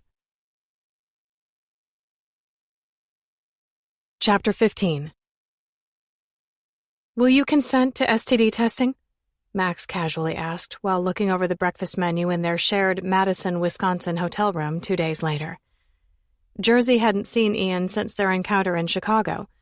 Nick kept him behind for extra acupuncture treatments and physical therapy, while Max drove Jersey to Madison. It was a blowjob. What could I have possibly given him? Max's cow eyes peeked over the menu at Jersey. Too much information, and that's not why I'm asking you. Shit, Jersey sighed, flipping through a Madison travel guide. It's him. You're worried that he gave me something, and you don't want it in the media. Listen, Max laid the menu on her lap and wrinkled her nose. I don't need the details of your relationship with Ian, however crazy it might be. He asked me to get you tested. Also, we need to find your social security number and birth certificate to get you a passport. Same with Chris 10. She rolled her eyes. Well, good luck with all of that. Jersey tossed the travel guide onto the desk and swiveled side to side in the chair. I ran away at 15. I have no idea where my social security card and birth certificate might be. And just a heads up, if you happen to scrounge mine, which might not be impossible since I know my legal name, birth date, and place of birth, the chances of you finding Chris's are probably less than 0. I mean, if you did, you'd be solving a huge mystery about his past that stumped detectives for months. What if you both stay here while Ian finishes his tour? Then we don't have to figure out the passport issue. I'm sure Ian will find something to keep you both busy and employed. Jersey didn't have much to offer. How could she argue with Max when she and Chris were completely reliant on Ian and his willingness to employ them? How long will he be gone? 3 months. 20 shows from Portugal to Belgium. 3 months? Jersey cringed. Yes. Can you two lovebirds stay apart that long? Lovebirds? I hardly think dry humping on the plane and a quick blowjob in Chicago makes us lovebirds. Max ran her hands through her hair, tugging on it while pinching her eyes shut. I don't need that kind of detailed information, Jersey. I'm just saying, don't label us like that. But to answer your question, no. I don't want to stay here, even if Chris stays here. Ian promised to show me the world, and I can't inflict revenge upon him if we're in different countries. Max frowned, lifting the menu to hide her face again. I'll see if I can get you a passport. She lowered the menu again and grabbed her vibrating phone. Hi. Yeah, Suite 2533. You have 2 radio interviews, a podcast, and a photo shoot. How are you feeling? She nodded several times. Good. You have an hour. Are you hungry? Are you sure? Okay. He's here? Max bit her lips together and eyed Jersey for a few minutes. Mm-hmm. Great. Room 2533? No. Don't you dare. He has a full day of... Jersey let the door slam behind her. Perfect timing. Shane and Ian rounded the corner. You good? Shane asked, eyeing Jersey for a second before returning his attention to Ian. Ian nodded, letting his gaze linger on Jersey as Shane opened the door to a different room. You're all kinds of trouble. He held up his phone screen to the sensor on room 2533 and opened the door. Missed you too, Coop. She followed him into the sprawling corner suite. He lifted his suitcase onto the luggage holder and opened it. "How's your back? Sounds like such an old man issue." Jersey walked around the room, grabbing a granola bar from the basket of food on the counter by the coffee maker. "The injury is old. Me? Not so much. But thanks for your take on the matter." She took a bite of the bar and nodded, sliding open the tall, gray and royal blue curtains. "Your room always has the best view." Ian hummed like it was no big deal. Every new view was a big deal to the girl who had seen very few views in her lifetime. She took in the moment, the view, the fancy hotel room, the opportunities at her disposal thanks to Ian Cooper. Then she imagined it all vanishing for murdering him. Prison, maybe the death penalty. Did she care? The greatest opportunity in her life was a chance at revenge. Not college, not love, not success. Vengeance for the Russells. Revenge. If Dina and Charles knew, would they understand? Would they be proud of her? "Coop, can you even remember a time in your life that something took your breath away? I bet not. People who have always had everything can't possibly imagine what it's like to have nothing." She stiffened, feeling him at her back, hovering over her, trying to taunt her with his size and authority, high on the false sense of power that she gave him. "You think you know me, Jersey?" he whispered in her ear. She sucked in a sharp breath as his hand pressed to her hip, sliding around to her stomach. Swallowing hard, Jersey nodded once. "I don't think you do." Jersey pressed her left hand to the window as her drumming heart made it hard to breathe. Ian's other hand slid around her waist, too. "How much, Jersey?" His breath singed her skin, frying her nerves and making her dizzy. "How much did you miss me?" Ian slowly unfastened her jeans. Her poorly concealed knife, shoved into the back of her jeans, fell to the floor. Ian paused, and Jersey glanced back at him. They grinned at each other. Jersey's lips parted, one breath chasing the next as his right hand slid down the front of her panties. She dropped the granola bar and pressed her other hand flat to the window. Could she let him do that to her and still keep her mind focused on the endgame? She needed him close, needed him to want her with him, by his side, in his bed, wrapped around his life so she could find his truth and close the noose. Jesus! Her forehead thunked against the window, eyelids heavy, conscience cringing with guilt. Was it okay for her to enjoy it? Was it okay for a killer's hand to give her that kind of pleasure? She fought it, his touch, the building need in her body, the teetering edge of control. But he wouldn't stop, so Jersey let him poison her with pleasure. For several minutes, the hum of the heater and their dueling shallow breaths filled the room. If he said something to her, asked her how she liked it, if she wanted him to stop, anything that felt nauseatingly familiar from her past, she would have pulled away. But he didn't. When it was over, she kept her hands and forehead on the window, shoulders slumped. Ian slid his hand out of her panties and refastened her jeans. When he stepped back, she turned. His tongue grazed along his lower lip before he rubbed them together as if he needed to restrain his next words. And he did. Jersey bent down and retrieved the knife and the granola bar. Picking off a few pieces of lint first, she took another bite, chewing with her mouth shut while shoving the sheathed knife back into her jeans and wearing a challenging expression on her unavoidably flushed face. Ian rubbed a hand over his mouth several times, studying Jersey. "I'm going to take a shower and get dressed. I have a busy day." Jersey shrugged, glancing down at her granola bar before taking another bite. Was he waiting for permission? A thank you? "So," he scraped his teeth along his bottom lip. "Jersey 2, Ian 1. She choked for a second, covering her mouth with her hand, eyes wide. They were keeping score? Ian waited. Jersey didn't blink. He waited some more, suppressing his smirk. She slowly started chewing again and returned a single nod. When Ian seemed satisfied with her level of discomfort, he sauntered off to the bathroom. "Do you have siblings?" Jersey shot Ian a question the second he emerged from the bathroom, hair wet, ripped jeans, black tea. Perched on his bed, she finished the second bag of chips from his basket of food and crumpled up the foil wrapper. "You're getting crumbs in my bed." Brothers? Sisters? Childhood pets? Thanks for asking if you could eat the chips. He set his neatly folded dirty clothes on the right side of his suitcase.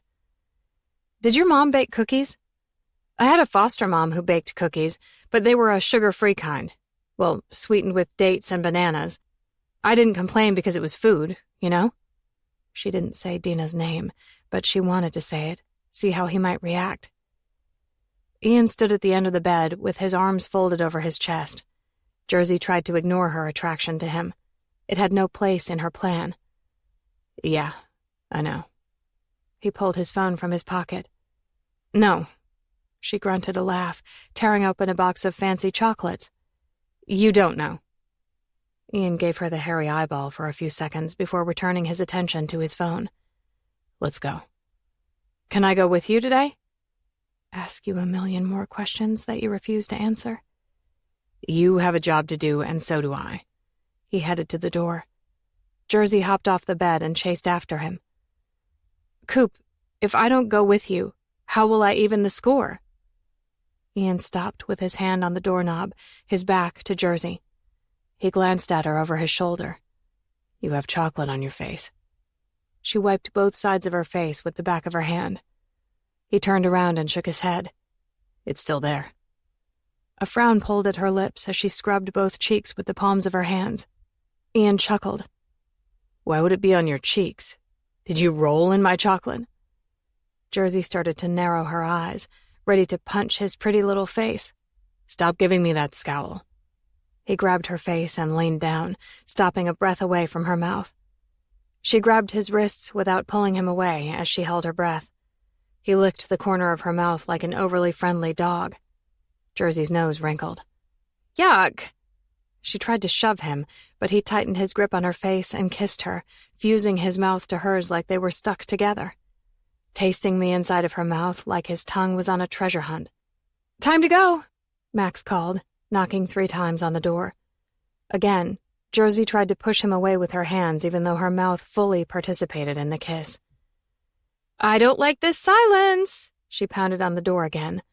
Is Jersey in there with you? Please, pretty please don't let her mark you today. You have a photo shoot. Max's voice simmered into a painful plea. Ian released Jersey's mouth, rubbing his lips together and wiping the corners of his mouth with the back of his hand like Jersey had done. She lifted her shirt and wiped her entire face as if she had actually been attacked by a slobbery pet. Ian rolled his eyes. You liked it. She swallowed the lie because she did like it. You're taking me with you. She squared her shoulders and tipped her chin up. He opened the door, Max deflated with relief. Jersey's hanging with us today. Ian strutted down the hallway toward Shane. Oh, good, I like it when you're thoroughly distracted, Max mumbled to Ian while pointing 2 fingers at her own eyes and then pointing them at Jersey. Jersey whipped her head around to glance behind one shoulder, then the other, before gesturing to herself while mouthing, Who, me? I'll give you $50 if you're good today, Max murmured, giving her attention to her phone as they followed Ian and Shane. Define good. Jersey adjusted the knife shoved into the back of her jeans. Do I really have to? If Ian is in a good mood, does that mean I'm being good? No. If he's sexually frustrated and not bruised or bleeding, then I know you're being good. The doors to the elevator opened, and the 2 men stepped into it, followed by Jersey and Max. Everyone faced the doors except Jersey. She faced Ian, hands in her pockets, glancing up at him with all kinds of mischief, hidden revenge in her eyes. Chin tipped down, Ian kept his gaze on her, eyes slightly narrowed and his lips in a firm line. Distrust bled through his expression. Jersey liked that about him, even if it made her job a little more challenging. Max offered me $50 to be good today. Ian's brows inched up his forehead. Is that so? Max didn't budge, not a single flinch as Jersey called her out on her bribe. Yup. $50 for you too, Ian, if you behave today. She swiped along her phone screen, like bribing people to be well-behaved was part of her everyday duties. And what did you say? He cocked his head to the side, a playful glint in his eyes. The elevator doors opened. Game faces, kids! A mob of paparazzi awaits. Max and Shane stepped off the elevator. Why didn't we go out a side door? Jersey asked Max. They're at all the entrances. Word got out where we're staying. Max looped her arm with Jersey's arm and dragged her toward the entrance, distancing them from Ian and Shane. A few people snapped photos of Jersey as Max stuffed her into the back of the SUV, but most of the attention went to Ian. He stopped for a few autographs and smiled for the cameras before Shane opened the back door. And Ian hopped in next to Jersey. Even after the door closed, the camera flashes continued. As Shane shoved the vehicle into drive, Ian glanced over at Jersey and rested his hand on her leg. You okay? She stared at his hand.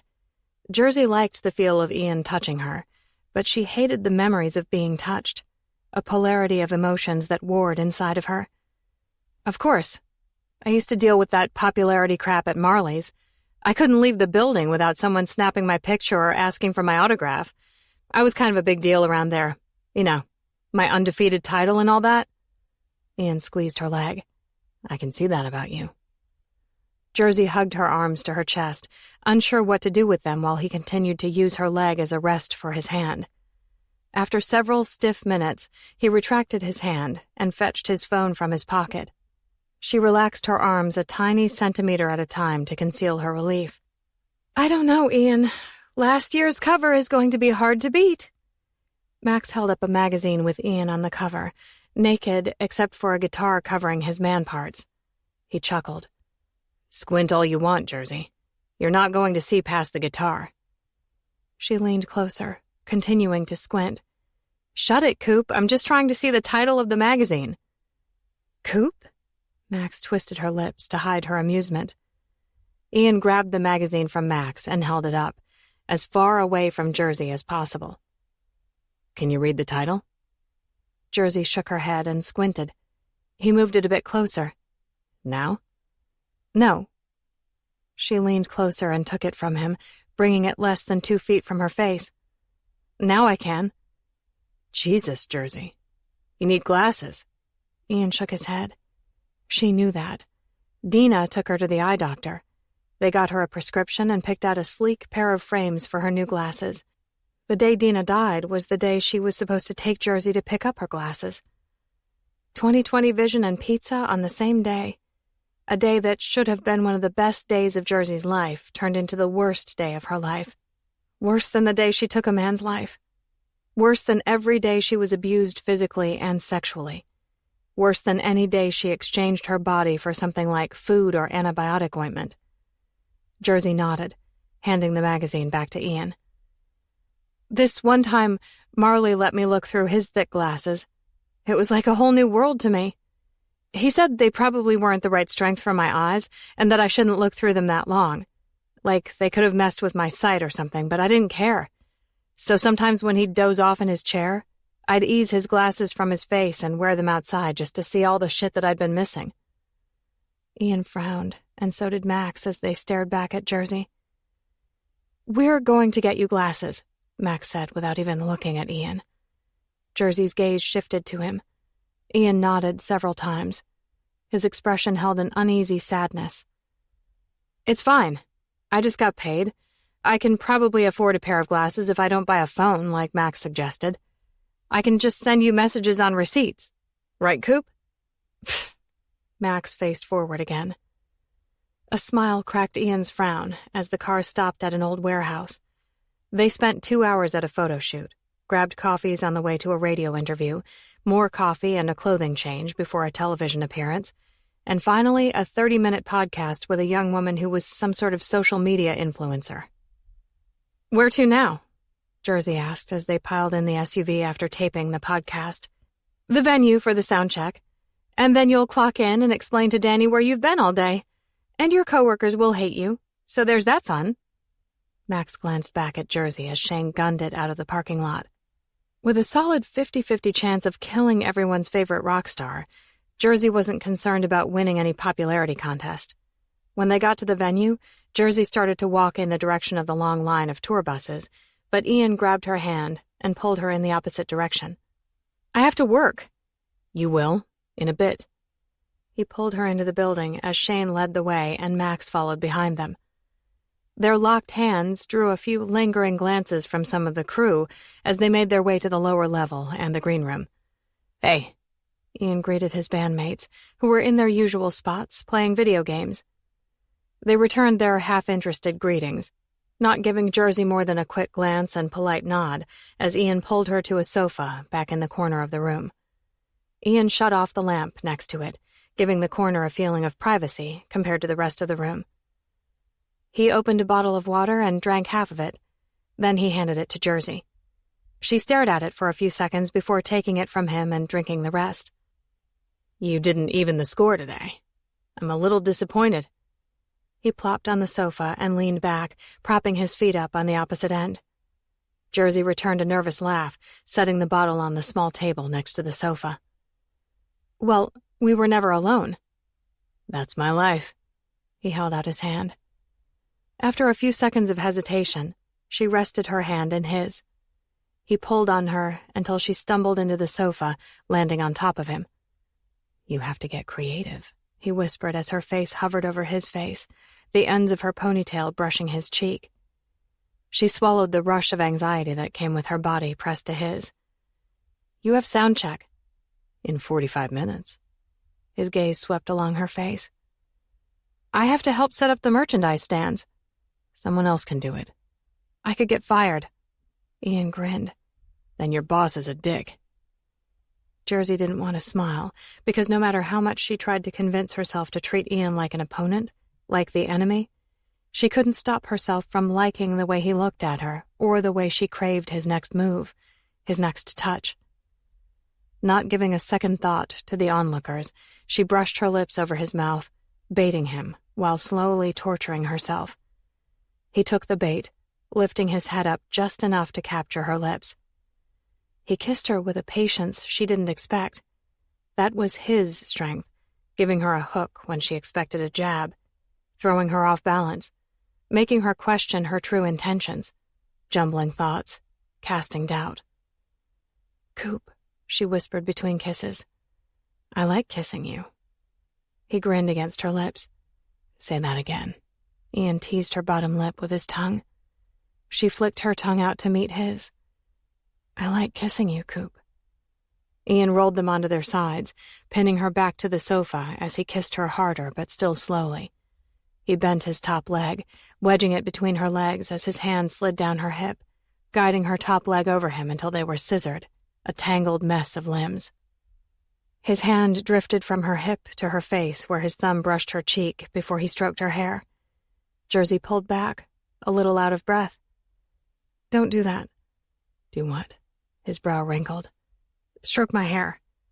"You're stroking my hair." And she was. The slightly curled fingers of her left hand combed through his dark hair in slow strokes, even as he brought it to her attention. "Don't stroke my hair," she repeated on a soft whisper, as her gaze focused on her hand moving on its own accord through his hair. Ian closed his eyes, stilling both of his hands. His lips parted, and he sighed softly as she continued to do the exact thing to him that she forbid him to do to her.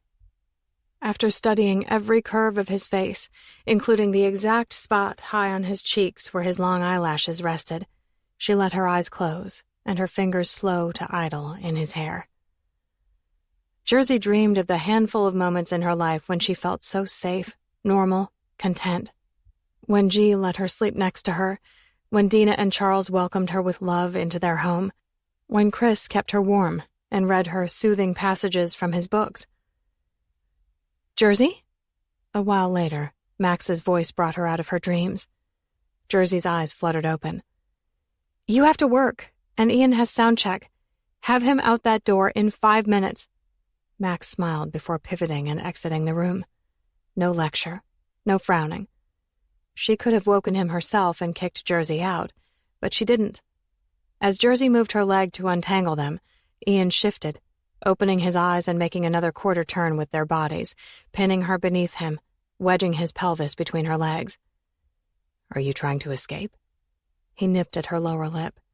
She rolled her eyes, trying to contain her own amusement. "Coop, if that was my goal, I'd already be gone." You have less than 5 minutes to get to soundcheck, and I have to go sell your stupid shit to gullible people who think you're something special." He grinned, pushing himself off the sofa.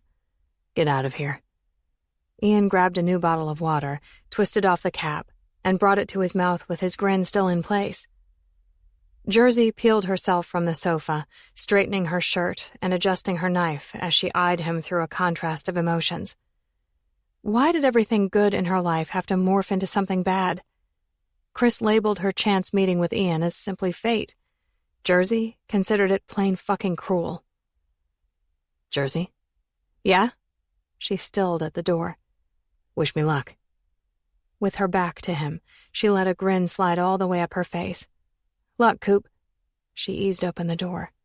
"And Coop?" "Hmm?" "Do you like to play basketball?" "Yeah, why?" The fire burned hotter as she edged her way toward the truth. "No reason." The door clicked behind her. Jersey soared through the night, transformed by his touch, haunted by his truth. The slow drip of revelations gathered in the pit of her stomach, nauseating her conscience, drowning her ability to pretend he didn't kill the Russells. "Hey," Chris whispered at Jersey's back. The smile fell from her face as she snapped the lid onto the last plastic container of hats. The lingering fans trickled out of the venue as security made its final sweep through the venue at the end of the concert. "Hey!" She drew in a slow breath and faced him. "I heard some guys talking tonight about the first cars they owned when they were teenagers." Jersey stacked the containers onto the cart. "Sorry, I can't help you. I've never owned a car. Never had a driver's license." Chris peered at her with a blank expression. He failed to appreciate her need to make assumptions and end the conversation before granting him the opportunity to make his full case. "Fine." She huffed a full night's worth of exasperation as she crossed her arms at her chest. "Tell me about the cars." He shook his head. "Just one car. Of all the makes and models of cars being tossed around in the conversation, the one that stuck, the one that triggered a memory, was a black Dodge Charger. Ian drove a black Dodge Charger. I bet it was the car that killed the Russells." Like her friend, the ultimate bearer of bad news, his revelation hovered over her, dismal and brooding. "Okay." She shifted her gaze to the lingering crew drifting past them in random directions. "Okay, I'll handle it." She bit out the words and immediately cringed. "He's no fairy tale. You know that, right?" Jersey nodded. "I bet he's never killed anyone beyond them. I bet he funnels money into some heartbreakingly worthy causes. Clearly, he plucks homeless people off the street and gives them jobs. It wouldn't surprise me to find out he visits young cancer patients or grants end-of-life wishes to them. I don't think he was born a murderer, but you can't undo certain wrongs, and this is one that will never be undone. You have to remember that. You have to remember that when he's nice to you, when he touches you, when he makes you feel special, when he gives you pleasure." She swallowed hard, clenching her jaw and balling her hands. "Jersey." Her head jerked when his finger lifted her chin, forcing her to meet his gaze. "He might even fall for you, promise you the world." "I'm going to show you the world, Jersey." "But he destroyed your world. He killed it. He can't undo death. He can't make something from nothing. He left you with nothing, and you can't let him try to fill that void with things. Ian has all the things, and they're bright and shiny, soft and comfy, physically rewarding like soft beds, warm meals, and intimacy. I know what I'm doing." Chris studied her. "Do you?" Jersey's eyes narrowed into slits. "Have you let him inside of you? Did you let yourself enjoy it?" She held his gaze, letting it slide over her like a stone honing a blade. "I fear you mistake my lack of education for weakness, gullibility. If he killed them, it wasn't intentional. He's not a killer, and neither are you. I think you might take a bullet for me, but I don't think you'd actually take a life for me." "I've got this."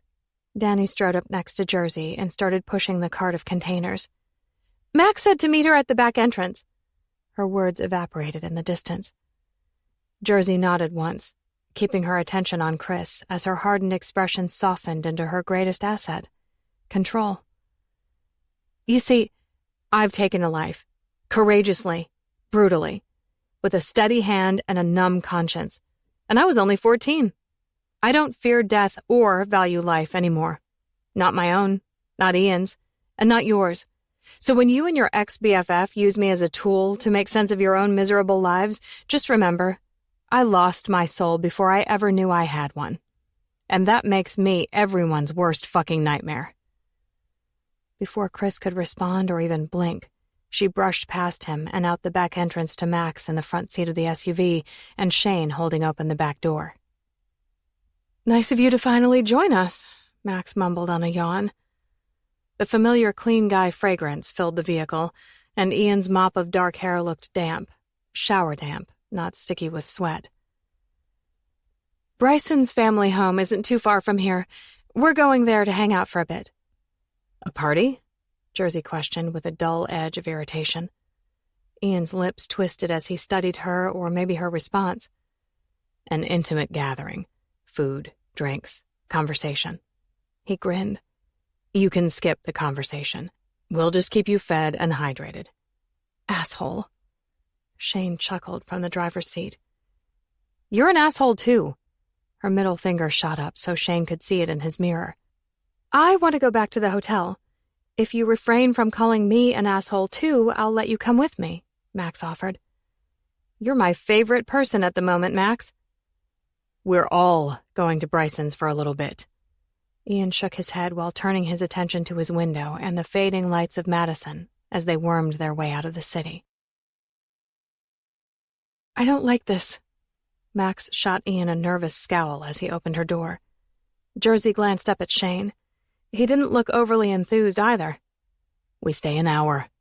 Ian shut her door and followed Shane's lead through the smattering of people smoking various things and cluttering the front yard of the sprawling single-level home, seemingly in the middle of nowhere. Several high or intoxicated women stopped Ian along the way to snap a quick photo, while Max grumbled a few just greats. What's the deal? Jersey asked, leaning close to Max as they followed Shane and Ian. The deal is Bryson has a history of small gatherings turning into disasters. Fires, drugs, prostitutes, arrests, you name it. Then why are we here? Max sighed. He cleaned up his act several years ago, took months off to go through rehab, and then reconciled with his wife. Ian trusts him now. But you don't? They squeezed through the congestion at the front door, shouldering past a thick group of mostly women. Look around, Jersey. Of course I don't. The crowd engulfed Ian as Max pulled Jersey toward the food. Rock stars and skinny bitches. They only drink and snort shit. So no one hangs out around the food until the potheads smoke their last joint and gnaw their way to the bottom of the chip bowl. Max was right. The table of snacks appeared untouched. You realize you're quite skinny yourself. Jersey eyed Max as they loaded their plates with food. It's genetic. I don't drink or do drugs, and I love food. If I weren't genetically thin, I'd be morbidly obese.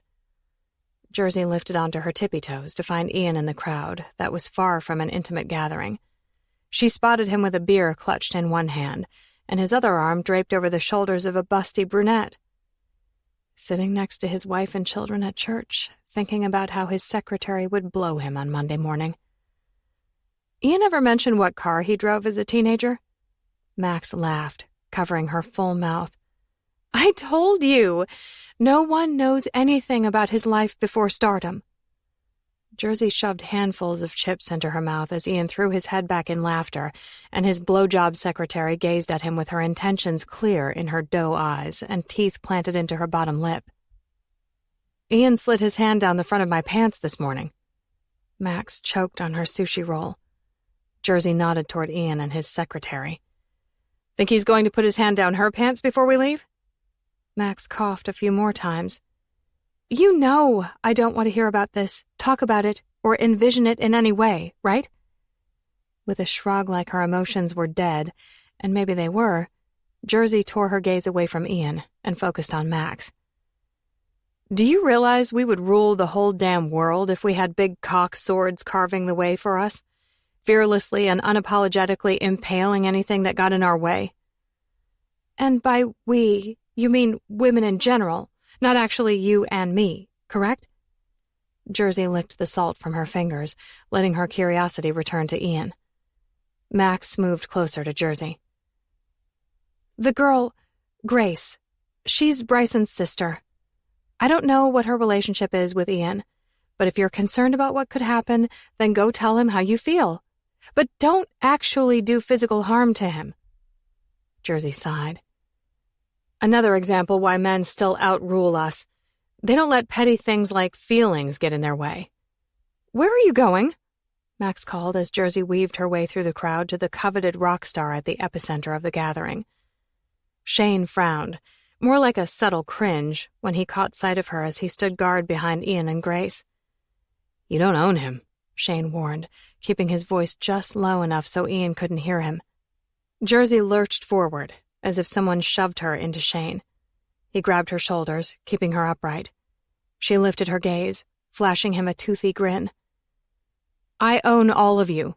You just don't fucking know it yet. With her right hand, she slipped out her knife, squaring her shoulders to Shane while gripping it firmly at her side. Shane focused on the knife while slowly reaching inside his unzipped black leather coat. Their little standoff continued, unnoticed by Ian, thanks to the shoulder-to-shoulder crowd and the incessant white noise of chatter making it difficult to hear well. He did a good job playing it cool, but Jersey knew Shane's heart raced with panic behind his broad chest as his hand came up empty. Lifting her left hand, she dangled his gun from her index finger. Jersey wasn't a fan of guns, but Judd trained her well on disarming the enemy. Shane wasn't the enemy. He was just the enemy's bodyguard. Oh my God! Grace yelped, glancing over Ian's arm still resting across her shoulders. Ian turned. His gaze ping-ponged between the dangling gun, Jersey, and a wide-eyed Shane. Dropped your gun, big guy. Jersey shot Shane a lethal smile as she extended her hand toward his face. He glared at her for a few seconds before shooting his attention to her other hand, but she had already returned the knife to its concealed spot. Shane grabbed the gun and shoved it back into its holster. Jersey, Ian said her name in 2 slow syllables. Dude, some drunk guy cackled. How the fuck did you drop your gun? Dropped your wallet, too. Jersey fished Shane's wallet from her front pocket and tossed it into his chest. Shane's anger simmered into something else. Hurt? Was he hurt that she'd embarrassed him? Did she go too far? Jersey wasn't sure. But his "you don't own him" comment felt like the manly cock jab, the age-old attempt at putting a woman in her spot. Let's go. Ian grabbed her arm. She fought back the urge to jerk away from him and land her fist into his pretty little face. She submitted to his need to steer her through the crowd, down a long hallway, and into a dark bedroom. Ian released her with a firm shove and shut the door behind them.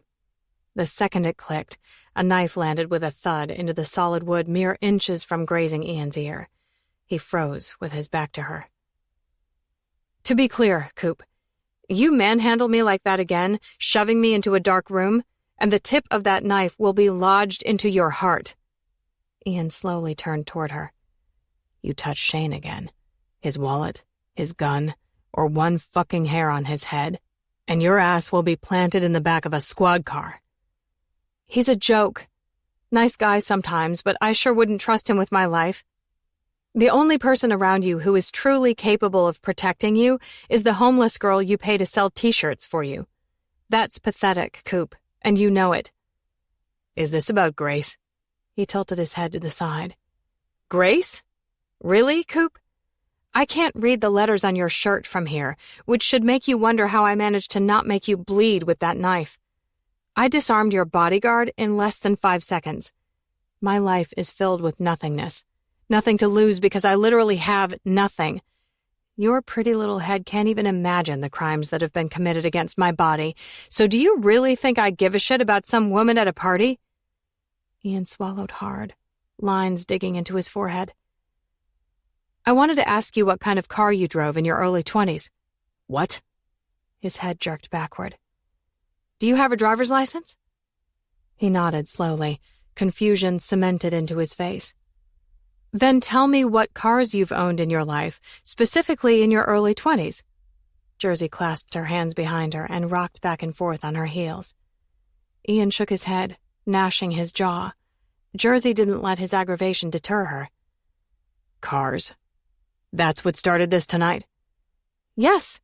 I was making my way through the crowd to discuss this with you, and Shane flapped his jaw about some you don't own him bullshit. Naturally, it pissed me off that he had to be such an asshole about something as innocent as me approaching you about your car history. Someone bumped into me, sending me into Shane's chest. Jersey shrugged. And my instincts just took over. Your instincts? She nodded. If you bump into someone, you instinctually disarm them and lift their wallet? Yes, you spoiled dumb fuck. Some of us have to live on sharp instinct and developed survival skills. Ian reached across his body and removed the knife from the door without taking his eyes off Jersey. Cars. I've owned 3. A red Mustang, a black Escalade, and a midnight blue Jaguar. His long legs swallowed the space between them with 3 slow strides. He reached behind her. Jersey grabbed his hand. Ian gave her a firm head shake. She eased her grip from his wrist, letting him retrieve the sheath from the back of her jeans. He slid the knife into it and tossed it on the floor. Her gaze followed it, narrowing her eyes for a few seconds. The black car was an Escalade? Yes. Her lips twisted to the side. You're sure? Yes, why? You'll find out, she whispered, not knowing what to do with that information, not knowing who to trust. When? She let her gaze make its way back to his face. When I'm ready. Ian? A woman's voice called from the other side of the door, along with quick knocks. Before he could answer, Grace opened the door, poking her head inside and flipping on the light. Hey, I wondered where you went in such a rush. Is everything okay? She stepped her large-chested body into the room, sizing up Jersey for a quick second before wrinkling her nose at Ian. There's chatter going on out there that you're having issues with your new merch girl. Do you want me to get security? Jersey snatched her knife off the floor, pulled it out, blew on it, and placed it back in her jeans. Grace's eyes and nose flared as her lips formed a nervous O. I think you need to find someplace else to be right now. Jersey stepped toward her. Shut up, Coop. She moved closer to Grace. But... Grace's voice quivered. This is my room. Jersey's eyebrows shot up her forehead. Is that so? She took another step toward Grace, forcing her to retreat a step, then another, until her body crossed the doorway's threshold. Gracie, go tell the curious people out there that the new merch girl is fucking Ian Cooper in your bed. Jersey slammed the door in Grace's face and locked it. Grace is Bryson's sister. Jersey turned. I know. Ian slipped his hands into his back pockets. It pulled his jeans down just enough to expose the black band of his boxer briefs. Thought you said it wasn't about Grace. It wasn't. She discarded her knife, shrugged off her shirt, and unbuttoned her jeans while towing off her sneakers. Ian's eyes surrendered, trailing down her body as his lips parted. Jersey unhooked her black bra, letting it fall to the floor in the foot of space between her and Ian. She lifted her gaze to meet his. But it is now. You're not a nice person. His words sent a thrilling jolt through her veins and etched a tiny smile on her face. You have no idea. Ian peeled off his shirt, and Jersey inched her jeans and panties down her legs. He fished a condom out of his pocket. Compliments of Max? Probably. He palmed the back of her head and smashed his mouth to hers. She clawed at his chest, pulling feral groans from deep in his throat. It wasn't love. It wasn't payback. It wasn't a promise. When they landed on the bed, Ian pinned Jersey's hands above her head and wedged his narrow hips between her thighs, sliding into her in one sharp thrust. Coop! Her breath caught as she arched her back off the bed. Her fingers dug into his knuckles, her eyes closed. We're terrible people, he whispered over her lips before kissing her, moving hard and fast into her, making Grace's bed creak and tap the wall. Jersey opened her eyes and smiled against his mouth pressed to hers. A liar, a thief, a lover. Jersey wrapped her legs around Ian's waist, and she let herself pretend for a breath in time that they were beginning. But she knew, no matter what car he drove 8 years earlier, they were approaching the end. "If I didn't know better," Jersey glanced up at Ian as she fastened her jeans, "I'd say you like watching me put on my clothes more than you like watching me take them off." One side of his mouth pulled up into a partial smile as he sat on the end of Grace's bed, tugging his shirt on. "You're giving me the silent treatment." She shoved her bare feet into her white sneakers. "Coop, if you're trying to find a way to tell me I'm fired, just say it." He made a weak attempt at a full smile as he leaned forward and grabbed Jersey's hand, pulling her closer until she stood between his spread legs. She rested her palms against his cheeks, making him look up at her. "You have something to tell me," Jersey whispered. "I can tell. It's the fake smile. I've seen it many times. It always comes right before bad news." He nodded, covering one of her hands with his hand before turning his head so his mouth pressed against her palm. "Tell me." His head inched side to side as he closed his eyes and kissed her hand. "Not yet." "When?" Ian opened his eyes. "When I'm ready." Nerves coiled in her stomach. Nothing could be worse than him confessing to running over Dina and Charles. A confession could cripple her intentions, steal her vengeance. Could she kill him if he told her the truth without knowing how attached she was to the real-life consequences of their death? If he dropped to his knees and begged for forgiveness, would it matter? Jersey kissed him because she needed to get closer to him. She needed more than a promise for another day.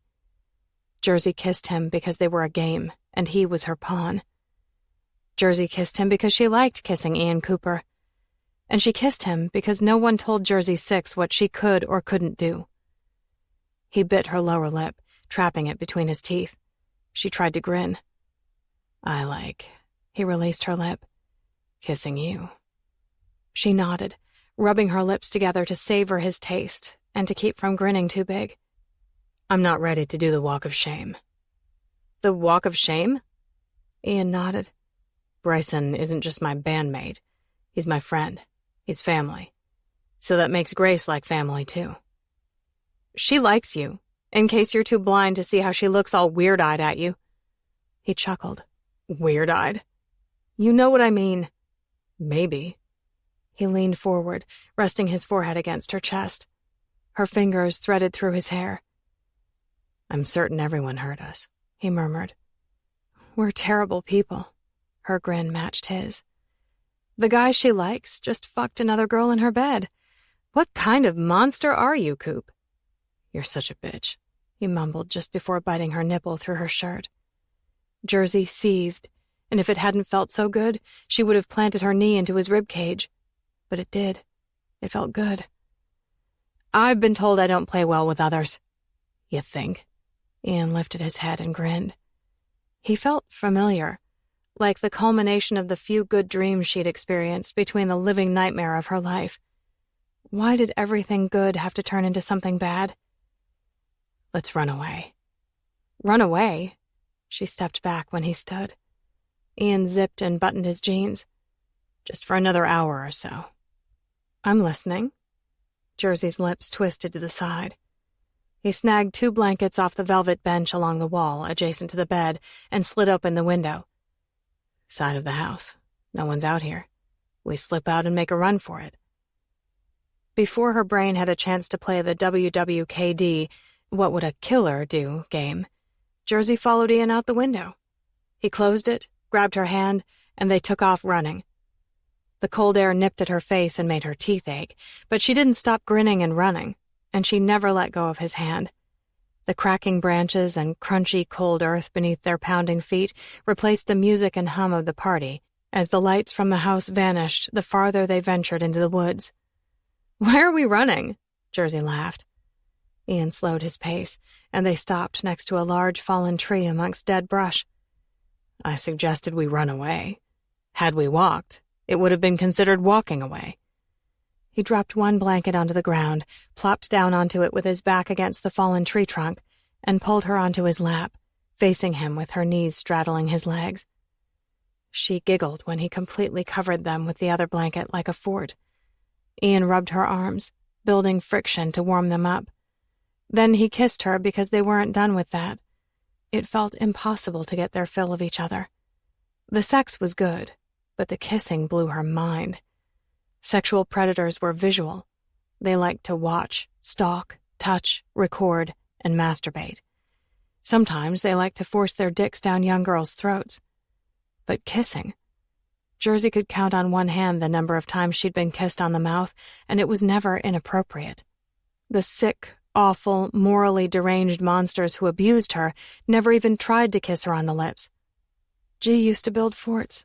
She was really good at it, Jersey whispered as Ian kissed her neck. Oh yeah, he murmured over her collarbone. Ian's right hand slid up her shirt, tugging up her bra to release her breasts. The pad of his thumb teased her nipple. Yeah, she replied through a gasp. Her hips rocked against him, her contribution to the warming friction. Denim on denim was a long shot at best, but she couldn't stop trying to find that pleasure again. In the basement, she'd build elaborate forts over old boxes and storage containers, sort of a maze. And when he came for us, Ian stilled at her words. Jersey, he whispered like it pained him to imagine what came next. Jersey stilled her body as well, except her hands. They stroked his hair. G let him take her first. We'd wait our turn in the dark. It felt like hours sometimes, but I know it was minutes. Maybe 10, maybe 20. The stairs would creak beneath his weight. G never cried in front of us, never said more than a few words. Hazel, she was 3 years older than me and always went second. Looking back, I think G and Hazel thought Fisher went easier on me because he exhausted himself with them. Jersey, Ian's voice cracked. She wondered if Ian held unshed emotion in his eyes on the other side of the darkness between them. Maybe that's why G built the forts in the windowless basement, so no one would see her cry. Truth didn't live in the light. It hid in the dark, dancing with demons, afraid to be set free, afraid to be seen by judgmental eyes. Maybe someday Ian would find his own safety in the darkness and tell Jersey everything. Maybe he wouldn't. She didn't share that moment with him to get anything in return, and that scared her more than a million Mr. Fishers, because it meant she trusted Ian Cooper with a part of her that used to house her soul. Jersey blindly searched for his mouth, kissing his eyebrow, his cheek, bumping his nose, and finally finding those lips. Wouldn't it be amazing if we could scrounge enough spare change to get a hotel room? You got anything in your guitar case, Coop? Ian chuckled, his breath a mix of beer and mint. I might be able to swing something. He started to lift her from his lap. Wait, she whispered, letting her fingertips slide from his head to his face, tracing every angle. Can we wait for a few more minutes? Because... She closed her eyes. Because, he whispered back against the brush of her fingers over his lips. Because I feel safe. You are safe. She wasn't, but for a few minutes, Jersey laid down her weapons in the dark, surrendered her defenses, and allowed herself to be a 24-year-old woman completely enamored with a rock star, under a blanket in the early morning hours. They wrapped the blankets around themselves and walked back to the house. We're not going inside. Ian slid his phone out of his pocket and messaged Max and Shane to meet them at the car. And because Ian wasn't a truly evil person like Jersey, he returned the blankets to Grace's room via the window, unlocked her bedroom door, and snuck back out the window. How did you get out here? Max asked as they piled into the SUV. Magic. He winked at Max, but her scowl didn't seem receptive to his charm. Want to know the crazy rumor that was floating around the party as to your whereabouts? Pissing off your friend, Bryson? We heard the rumor, too. Ian grinned at Jersey. I think you know us better than that. No. Max's phone lit up as she checked the time, 3:30 a.m.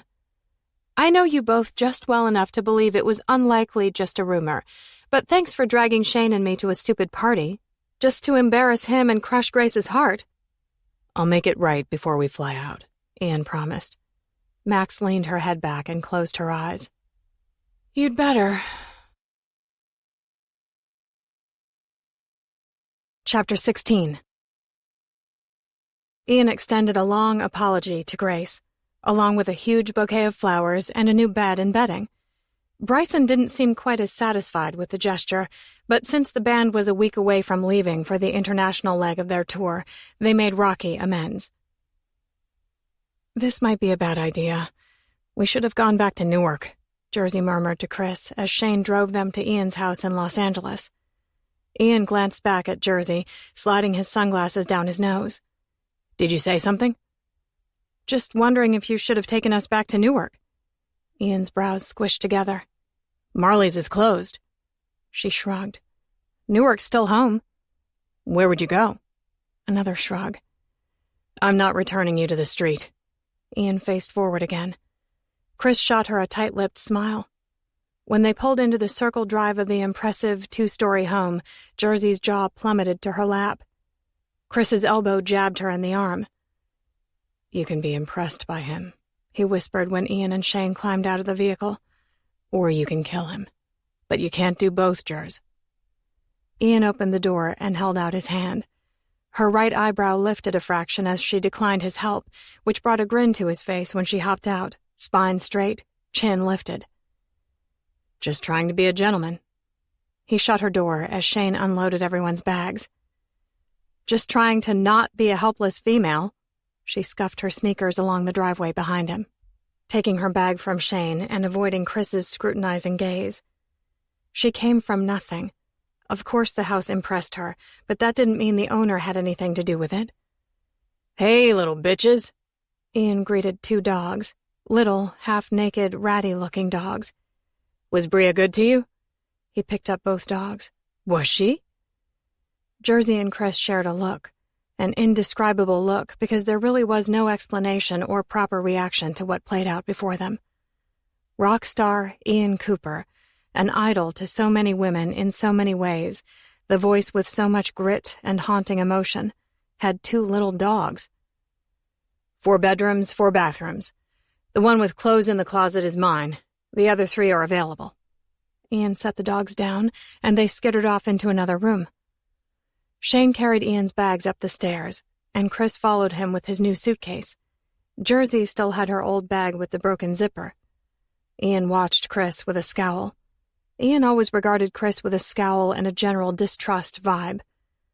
"You can stay in my room if you want to." Amusement teased Ian's face once Chris disappeared from sight. "I don't." Jersey showed no amusement. "Suit yourself." He sauntered to the kitchen. She dropped her bag at the bottom of the staircase and followed Ian. "Interesting choice of dogs." Jersey glanced around his open kitchen, meticulously cleaned and decorated in all white, with a wall of windows overlooking a pool. "I lost a bet. 2, actually. The first one got me the dogs. The second allowed Jordan to name them. I have a love-hate relationship with my bandmates. They like bets. Me, not so much." He opened the glass door to the refrigerator. "What are their names?" "Lola and Foxy, but I usually just call them my bitches." Jersey laughed. This wasn't a side to Ian she could have ever imagined. "Were you raised with a strange bottled water obsession? Or did you get the runs from tap water at some point? It happened to me at Marley's. When I first started staying there, I drank the orange-tinted water and nearly crapped out my intestines for a week." Jersey wedged her body between Ian and the open door to his huge refrigerator with rows of perfectly lined glass bottles of water. No food, just water. He grabbed a bottle in one hand and her ponytail in his other hand, yanking her back so he could shut the fridge door. She batted him away, and he chuckled. "I just prefer it." He unscrewed the cap, leaned back against the island, and drank the whole bottle as Jersey studied him. "Anything else?" Shane poked his head into the kitchen. "No, thanks, buddy. Go enjoy your family for a few days. We'll be wheels up again before you know it." "Where's Chris?" Jersey asked. "Tossed his bag on the floor upstairs and collapsed onto the bed. Said he needed a nap." Shane shrugged. "Later." Jersey's gaze slid up to Ian's face. He gave her the look he usually wore just before kissing her. That look made her heart race and her skin burn. She hated, truly hated that any man had that effect on her. A look, his spiced wood, mildly scented cologne, minty breath. Hands that played a guitar and her body like they were made to do those exact jobs. "Tomorrow, Max is taking you to a couple of appointments." He turned, ripping away that "I'm going to kiss you" look while making his way to the windows overlooking a swimming pool. Ridiculous. The look she hated was gone, yet it angered her that he let it die as just a look, no kiss. She really needed to stop liking his mouth on hers so much. Appointments? A physical and the eye doctor. "You want to know that I don't have STDs, and you want to know that I can see your dick from across the room, correct?" You should want to know that you don't have STDs, and we already know you can see my dick from across the room. You're right. As I stand here in this very spot, I can definitely see a dick across the room. Ian turned, slipping his fingers into the front pockets of his jeans. "You seem a little more edgy, aggravated, confrontational than most days. Have I done something to upset you?" Her focus shifted over his shoulder to the pool, and she shook her head. I don't know yet." "You don't know yet if I've done something to upset you?" She shrugged. "When will you know?" "When I do." Her gaze returned to him. "And you'll tell me?" "Oh," she blew a quick breath out of her nose. "When I know, you'll definitely know." "Can't wait." Biting her lips between her teeth, she lifted her eyebrows and nodded several times. "Hungry?" Jersey grinned, jabbing her thumb behind her. "I just saw your fridge, Coop. I'm pretty sure I'm only allowed to be thirsty at your house." "There are non-perishable items in the pantry." He pointed to a large cabinet door and opened it. A light automatically came on in the room, lined with shelves of food, wine behind glass cabinets, a second sink, and a counter with a toaster and a coffee pot. "Chips, nuts, crackers." Her wide eyes surveyed the hidden room. "Where are the whatever things?" Ian chuckled. "Non-perishable items?" Jersey nodded. "That's what most of this is considered. Non-perishable. Things that won't spoil quickly." "Then why not just say that? Why try to make me feel stupid?" Ian shook his head, forehead slightly wrinkled. "That's not what I was doing." "Never mind, I'm not hungry." She turned, marching out of the pantry. Snatching her bag, she stomped up the stairs. "Jersey!" She ignored Ian closing in on her. At the top of the stairs, Jersey spotted Chris sleeping on a bed in the room to her right.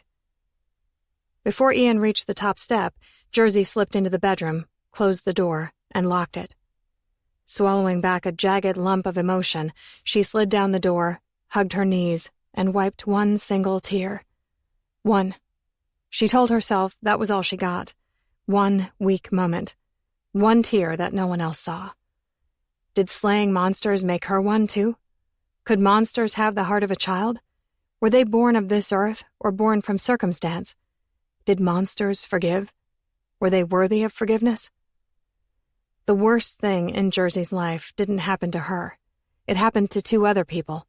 It wasn't a touch. It was two words. They're dead. It didn't leave a mark. It left a void. "Come here." Jersey lifted her head. Chris hadn't moved, but it was his voice. She climbed to her feet and slipped off her shoes. He opened his eyes and his arms. She settled onto the bed next to him, her back to his chest. Closing her eyes, she let time pause while he enveloped her in the arms she trusted to comfort her unspoken fears. "Want to talk about it?" Several hours later, Jersey woke to Chris's voice in her ear. She pushed herself to sitting, letting her legs dangle from the bed for a few moments. "No," she whispered, sliding to her feet. Leaving Chris behind, she tiptoed down the stairs, drifting toward the rattle of paper and cabinet doors tapping in the kitchen. As she leaned her shoulder against the threshold, Ian glanced up from the grocery bags cluttering the island. "Hey." "Hey." She offered a flicker of a smile, hoping he saw her regret in it. Ian continued to unload and put away the groceries as Lola and Foxy scarfed down their food next to the patio doors. "You went shopping?" He shook his head, dumping apples into a basket next to the fridge. I had them delivered. Why? You can't shop without your fans following you? Something like that. She waited for him to look her way again, but he didn't. So Jersey opened the back door and stepped into the late afternoon sunshine by the pool. The blue water invited her to sit on the edge. She rolled up her jeans and dipped her legs into the cool water. Leaning back on her hands, she closed her eyes, relishing the warmth, the light, the soft breeze on her face. Tell me more about Chris. Jersey peeked open one eye as Ian sat next to her, plopping his legs into the pool without rolling up his jeans. She laughed.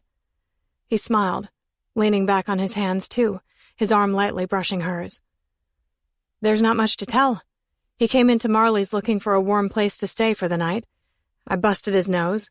He got up and kept nipping at my ankles like one of your little dogs. She released a slow breath as they stared at their bare feet stroking the water. I had nothing. He had less. And we lived happily ever after. He's your friend? She nodded. Is he more than your friend? Jersey shot him a sideways glance, squinting against the sun. Jealous, Coop? He twisted his lips, keeping his gaze on the pool, stealing a few seconds of silence before answering. Nope. Just curious. When I use the wrong word and you stomp off to the bedroom with him and stay there for 3 hours, it just makes me wonder what you're doing in there with him. Well, I'm not being made fun of for my lack of intelligence. Jesus, I wasn't making fun of you. Chill out, Coop. Oh, I'm chill, Jersey. You're the one who needs to chill the fuck out. He shoved her into the pool. The average person in her situation might have felt pissed off, planning their revenge as they swam to the surface. Jersey found the surface, but only briefly because she couldn't swim. Her throat burned as her heart raced, limbs flailing. Seconds that felt like minutes later, an arm hooked around her body, just under her arms. Ian pulled her to the surface. Jersey tried to take a breath, but it caught, and she coughed. That caught too, making it painful, almost impossible to breathe in or breathe out. He propped her on the top step in the shallow end of the pool. Lean forward. Cough it out. He pushed her hair away from her face and gently rubbed her back as she coughed, spitting up some water. When she could breathe without coughing, he framed her face and brought her head up to look at him. I'm so fucking sorry. He kissed her forehead, wiped the tears from her face and the spit from her chin. Jersey. He hugged her. She rested her cheek on his shoulder, draping her limp arms around his neck. Again, she coughed. I can't swim. Ian pressed a hand to the back of her head and kissed her cheek over and over. That quickly occurred to me, after the fact. God, please forgive me. I'm such an asshole. I'm so sorry. He continued to kiss her face, everywhere except her mouth. I'm cold. Okay, let's get you into some dry clothes. He started to pick her up. I can walk. She pushed him away. He ran a frustrated hand through his hair and nodded, settling for resting it on her lower back. Let's take our clothes off here. He grabbed the hem of her shirt. Again, she batted his hand away, scowling up at him. She peeled off her own clothes and made eye contact again. Ian rubbed his lips together and nodded several times, standing in front of her wearing just his boxer briefs. You could have left on your underwear, but this works too. Her eyes narrowed. You could have not shoved me into the pool so I wouldn't be standing here naked and freezing. I'm sorry. He opened the door. How many sorries will be enough? Sometimes sorry isn't enough. She stood at the bottom of the stairs, teeth chattering, and pointed to the upstairs. You're not walking behind me up these stairs. He didn't give her any resistance, which was the reason she didn't give in to her impulse to knock his teeth out. That, and he looked disturbingly good in nothing but wet blue underwear. Where's your bag? Ian turned at the top of the stairs, his gaze slipping for a second to her naked body before returning to her face. She nodded to Chris's room and started to grab the doorknob. No. Ian grabbed her wrist. The room at the end of the hallway. Wait there. I'll get your bag. Don't make me cut your hand off, Coop. With what? You have a knife shoved up your ass? He's seen me naked. Ian's jaw clenched, but at the same time something vulnerable flashed in his eyes, a pleading of some sort. "He's seen me naked," Jersey repeated in a softer tone. Keeping his hand on her wrist, he slowly leaned down. "Can he not?" Ian whispered over her lips. "See you now? Can you be for my eyes only?" Jersey blinked several times, feeling tension in her jaw too. But as he eased his grip on her wrist, she released the doorknob. "Thank you," he breathed into her mouth a second before kissing her. She kissed him back, wrapping her arms around his neck, letting him slide his arms around her naked body, letting him lift her up, guiding her legs around his waist. Ian kissed her all the way to the bedroom at the end of the hallway. He closed the door behind them, and he kissed her more, taking slow steps toward the king-sized bed next to the glass doors to a private balcony. "You made fun," she fought for a full breath as he took it away with his lips beneath her ear. "Of me in the pantry." His mouth paused for a moment and turned up into a smile.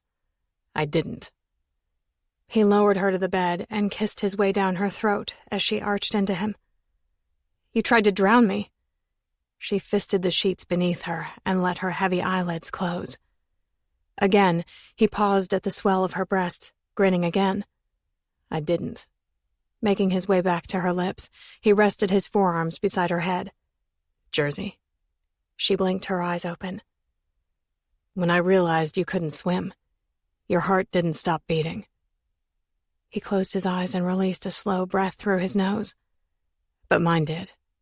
"Coop, I'm a terrible person." "You are." She grinned, and it brought a little light to him as well. "But so am I. So let's do what terrible people do." Ian's gaze swept along her face.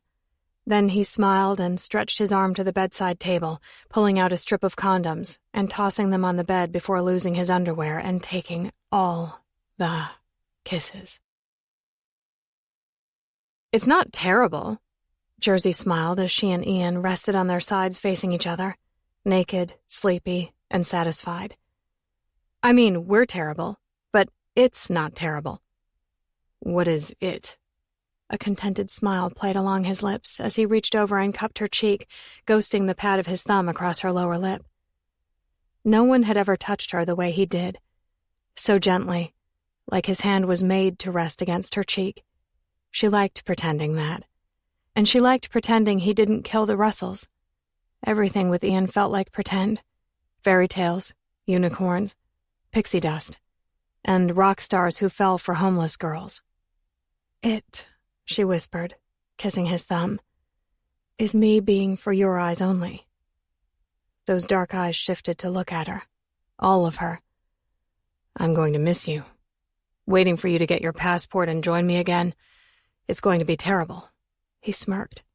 "Not as terrible as us, but terrible." She pulled away from his hand and sat up with her back to him. "What's wrong?" He propped himself up with one arm. Jersey inhaled a shaky breath. One tear. She already gave her one tear away. No more were allowed. Her eyes disagreed, so she hurried to the bathroom and shut and locked the door. Why was she so damn emotional? "Jersey?" Ian knocked on the door. "What's wrong? What did I say?" "Nothing," she managed to squeak out while fighting back the demanding emotions. Why? Why did they need to be felt? Life was easier when emotions belonged to other people, not Jersey.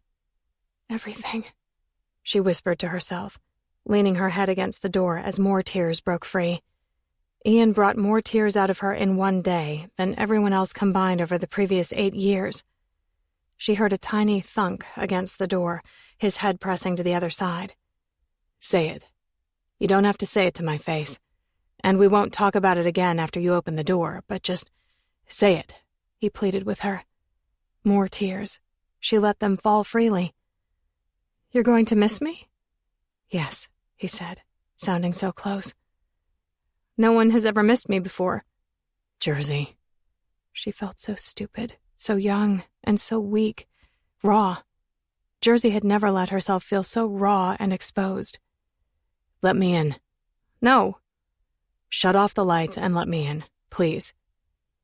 After staring at the switch for a few moments, she flipped it off and unlocked the door, keeping her back to it. Ian slowly opened the door and shut it behind him, leaving them in the dark. "I'm sorry if you're not strong enough to be missed by me, but imagine being in my shoes. I'm going to leave in a week. I have a full-time job to do, but I'm going to suck at it. It's the only thing I've been good at, and I'm going to suck at it, because missing you will be my full-time job. And it doesn't matter if anyone has ever missed you before, because I will miss you enough to last a lifetime. Sometimes when you close your eyes, when darkness comforts you, the truth doesn't matter because no one can see it." Jersey turned, and before she could say anything to the dark silhouette before her, he had his hand against her cheek, his thumb erasing the tears, his lips pressed gently to her lips. She hugged his naked body to hers and whispered in his ear, "I'm going to miss you too, but don't tell anyone." Chapter 17. "Oh my God!" Jersey's eyes looked like saucers as she surveyed her surroundings, wearing her new black-framed glasses. Ian paid to have a rush put on them because he wanted to see Jersey's reaction before he left for Lisbon, Portugal in 3 days. He also paid a hefty sum to get things rolling on her birth certificate and social security card so she could get a passport. "So this is what you meant when you said you'd show me the world." It wasn't, but he felt certain nothing would compare to that moment. Chris sat in the corner of the waiting room, refusing to look at Jersey. Ian wasn't entirely sure what to think of their relationship. He just knew that he hated it beyond words, the bane of his existence.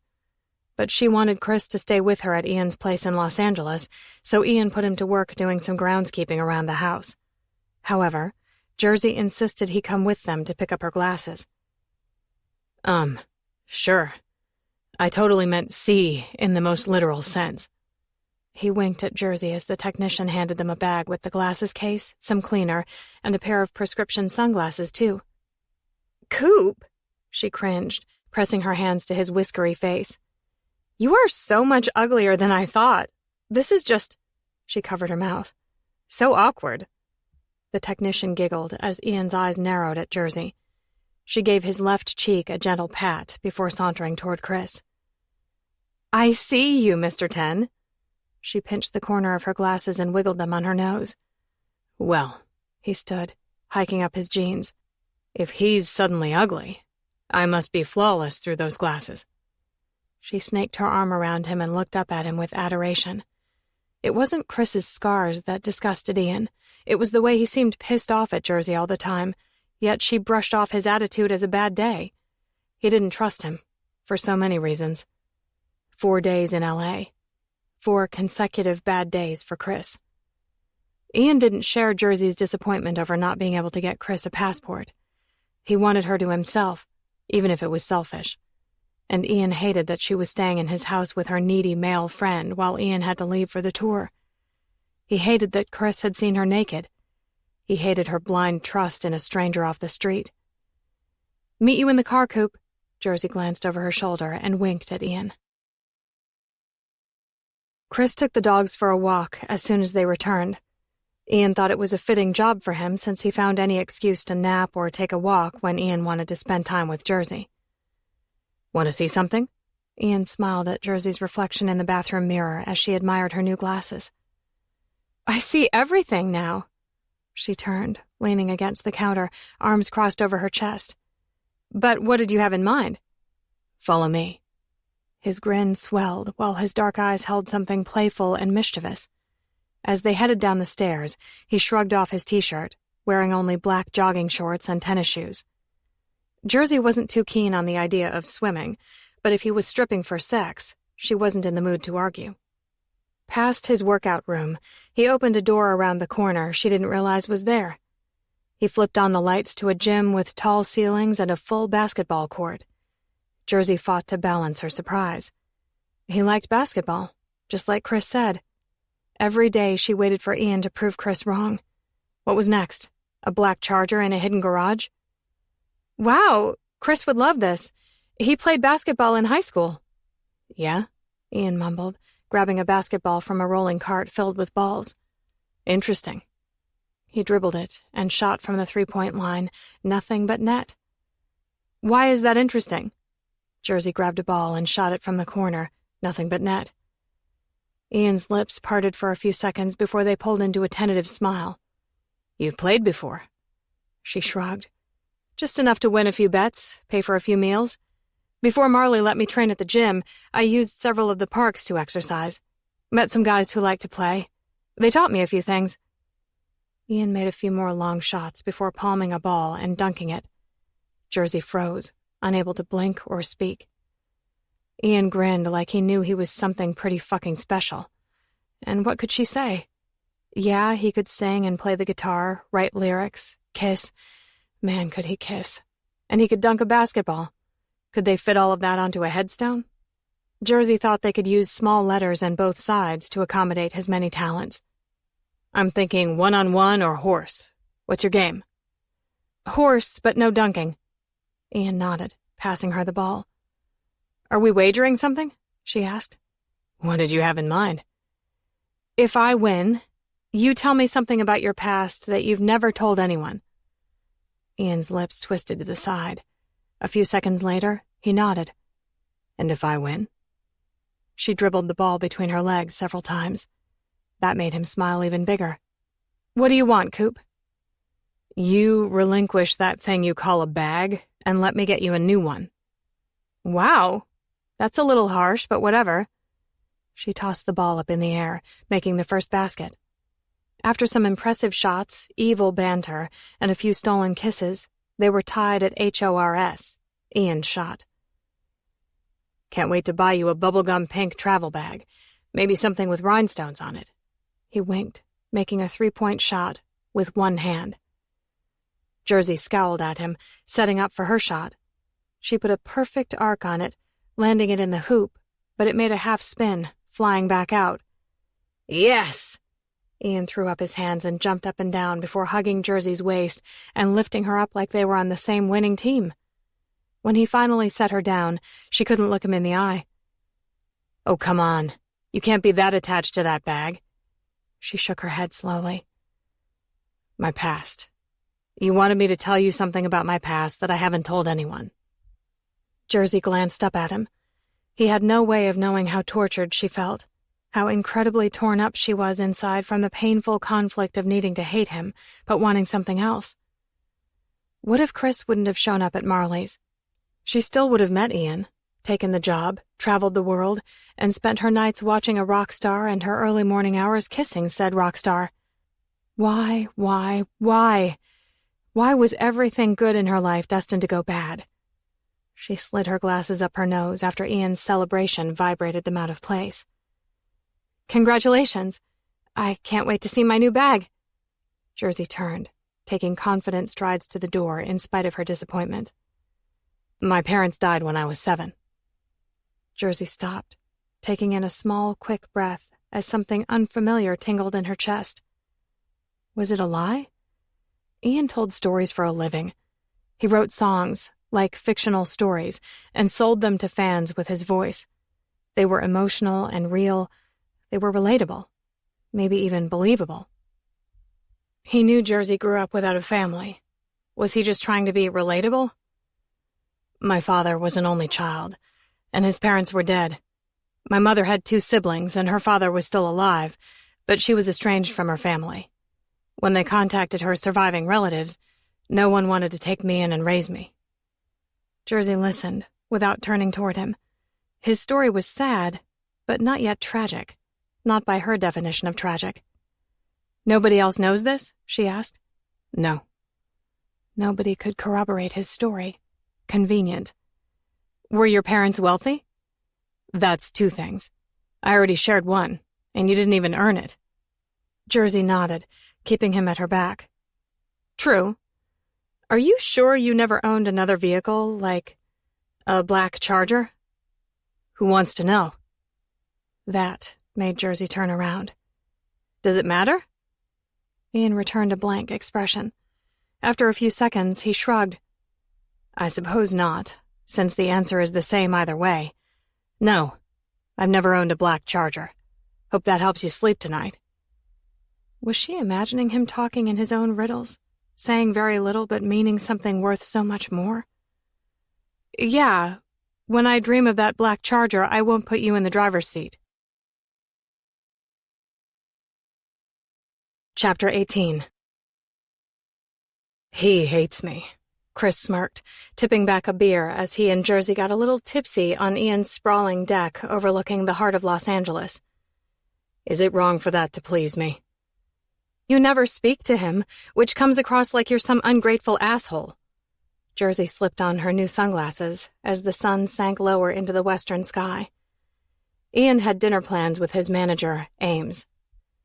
I'm paranoid that if I talk too much, something about my voice might become recognizable to him and blow our whole plan. At this point, I'd welcome something recognizable about this whole messed up situation. The black Charger is bullshit. It's not bullshit. Chris heaved his empty bottle into the pool.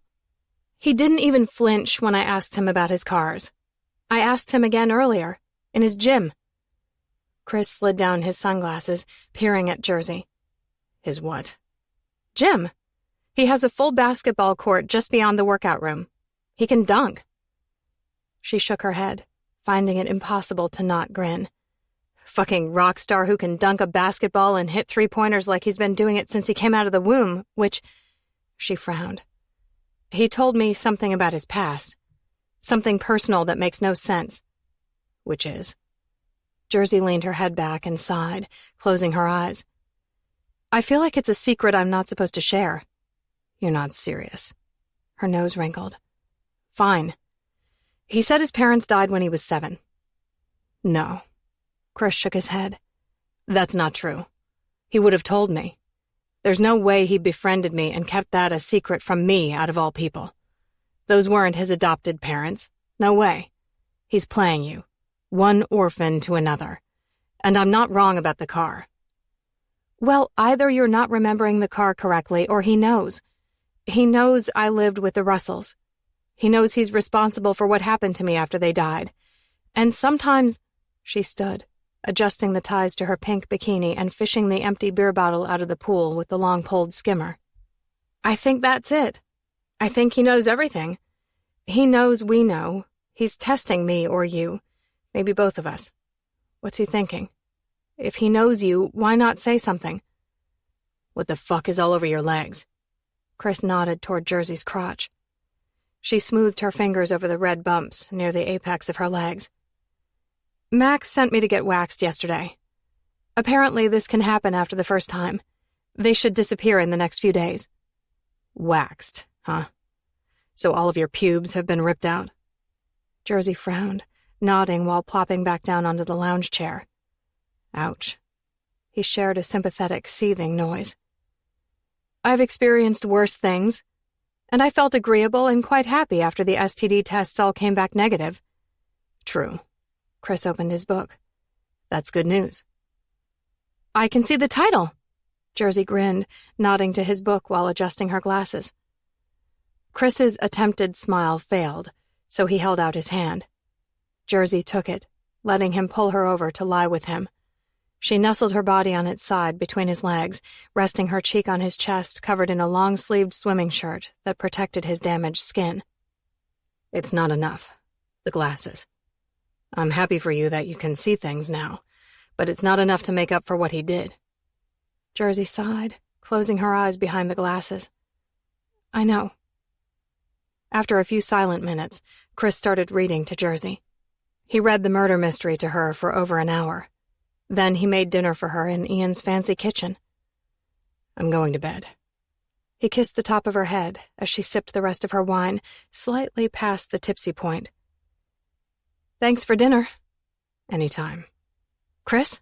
She murmured. Are you lonely? He stopped just before turning the corner by the stairs. Lonely. For a woman. Pleasure. The fantasies you said you have. Yeah, Jers. I'm lonely. I'd give my right testicle for a trip to a strip club or a computer with access to a good porn site. Coop has a computer? Sure, Jers. I'll try to remember to ask him for the password tomorrow since we're such close buds. Chris? Night, Jers. A few minutes later, Ian came in the back door as Jersey emptied the last few drops of her wine down her throat. Drinking alone? He lifted a sexy eyebrow. Mm-hmm. She licked the residual wine from her lips while letting her intoxicated gaze slide along the length of Ian's body, dark jeans, a white button-down, and a sharp blue blazer the color of his car. She liked looking at him. That emotion felt new and a little odd. Very little in her life had involved enjoyment and pleasure, so admiring a man who freely returned the sentiment felt like an out-of-body experience. A dream. Chris go to bed? Ian shrugged off his blazer. Jersey nodded, propping her bare legs and feet up on the kitchen table next to the empty wine bottle and glass. Her white, sheer swimsuit cover-up slid open. Ian unbuttoned his shirt with his gaze affixed to her legs. Nice bikini. He unbuttoned his cuffs and removed his shirt, letting it fall to the floor by her chair. It's impractical. All the stupid ties. Jersey's words slurred a bit. Her foot jerked when he ran his finger along the instep. I disagree. Jersey's heart pumped harder, the echoing pulse whooshing in her ears as she felt it surging blood to all the places Ian's gaze touched her body as he stripped her with a single look. Kneeling on the floor, he moved her feet from the table to the edge of her chair, her knees spread wide to accommodate him. Leaning forward, he hovered a breath away from her lips. You're so fucking beautiful. Every soft curve, every hard muscle, every tiny scar. And those glasses. He brushed his lips over hers several times before flicking his tongue out, beckoning her to open up for him. She did, her tongue meeting his in the middle as he deepened the kiss. Deft fingers worked the lower tie to her top, loosening it enough to pull it up, exposing her breasts. Her heavy eyelids fought the gravity of his touch as he dragged his eager lips and warm tongue down her neck to her breasts, eliciting a drunken moan from Jersey as her fingers dug into the sides of the cream-upholstered chair. This, Ian kissed lower, his tongue dipping into her navel, is what makes this the best bikini design ever. At the same time, he untied the sides of her bottoms, peeling the front away from her body with his teeth and a wicked grin. She wrinkled her nose, erasing the smile from his face. If you don't want me to do this. She shook her head, swallowing a ridiculous amount of pooling saliva. It just looks bad because of the red bumps. His gaze homed in on her bared, slightly bumpy flesh. After a slow and silent inspection, he turned his head and kissed the inside of her thigh, just above her knee. His gaze locked with hers again. Tell me it's okay. He kissed higher. It was easy to despise and even kill a man who sexually abused young girls. It was much harder to think about taking the life of a man who cared about a woman's emotional scars, who asked permission to kiss her in places she might not want to be kissed. But Jersey did want Ian to kiss her there. It scared her just how much she wanted Ian to kiss her everywhere, touch her deeper than she'd ever wanted any man to touch her. Yes. She inched her legs open a little more and closed her eyes as he kissed her intimately. The warmth of his tongue brought her eyes back open, needing to watch him. A shadow, 10 or so feet behind Ian, caught her attention. Chris. He stood statuesque at the bottom of the stairs. Even with her new glasses, it was too dark to see his eyes. What were his eyes doing? Why was he standing there watching them? Then it hit her. Water. Chris always needed one last drink of water before bed. But he didn't move toward the sink or the refrigerator. He just stood stone still. He watched the enemy spread Jersey's legs, his mouth pressed to her most intimate parts, humming his pleasure. He watched Jersey's mouth fall open while her right hand clenched Ian's hair, encouraging him. It was a game. Chris told her to play it. He told her how to play it. He couldn't be mad that she played it so well. And she couldn't call a timeout just because Chris felt thirsty again. Ian would be livid with Chris for watching them. He'd be pissed off at Jersey for letting it go on so long, so she said nothing. She let her lonely friend watch them.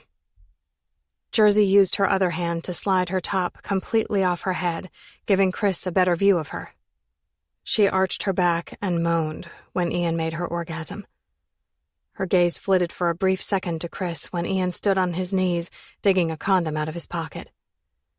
Jersey returned her attention to Ian as he shoved his jeans and briefs down just enough to release his erection and roll on the condom.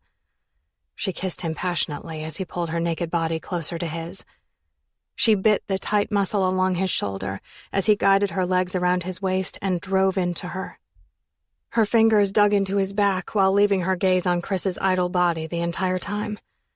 Maybe for that one night, she wasn't only for Ian's eyes. A game. Just a game. A game she enjoyed too much. A game with a lonely, sexually deprived spectator. Ian stilled on his final thrust, and Jersey closed her eyes for a few seconds. When she opened them, Chris was gone. Chapter 19.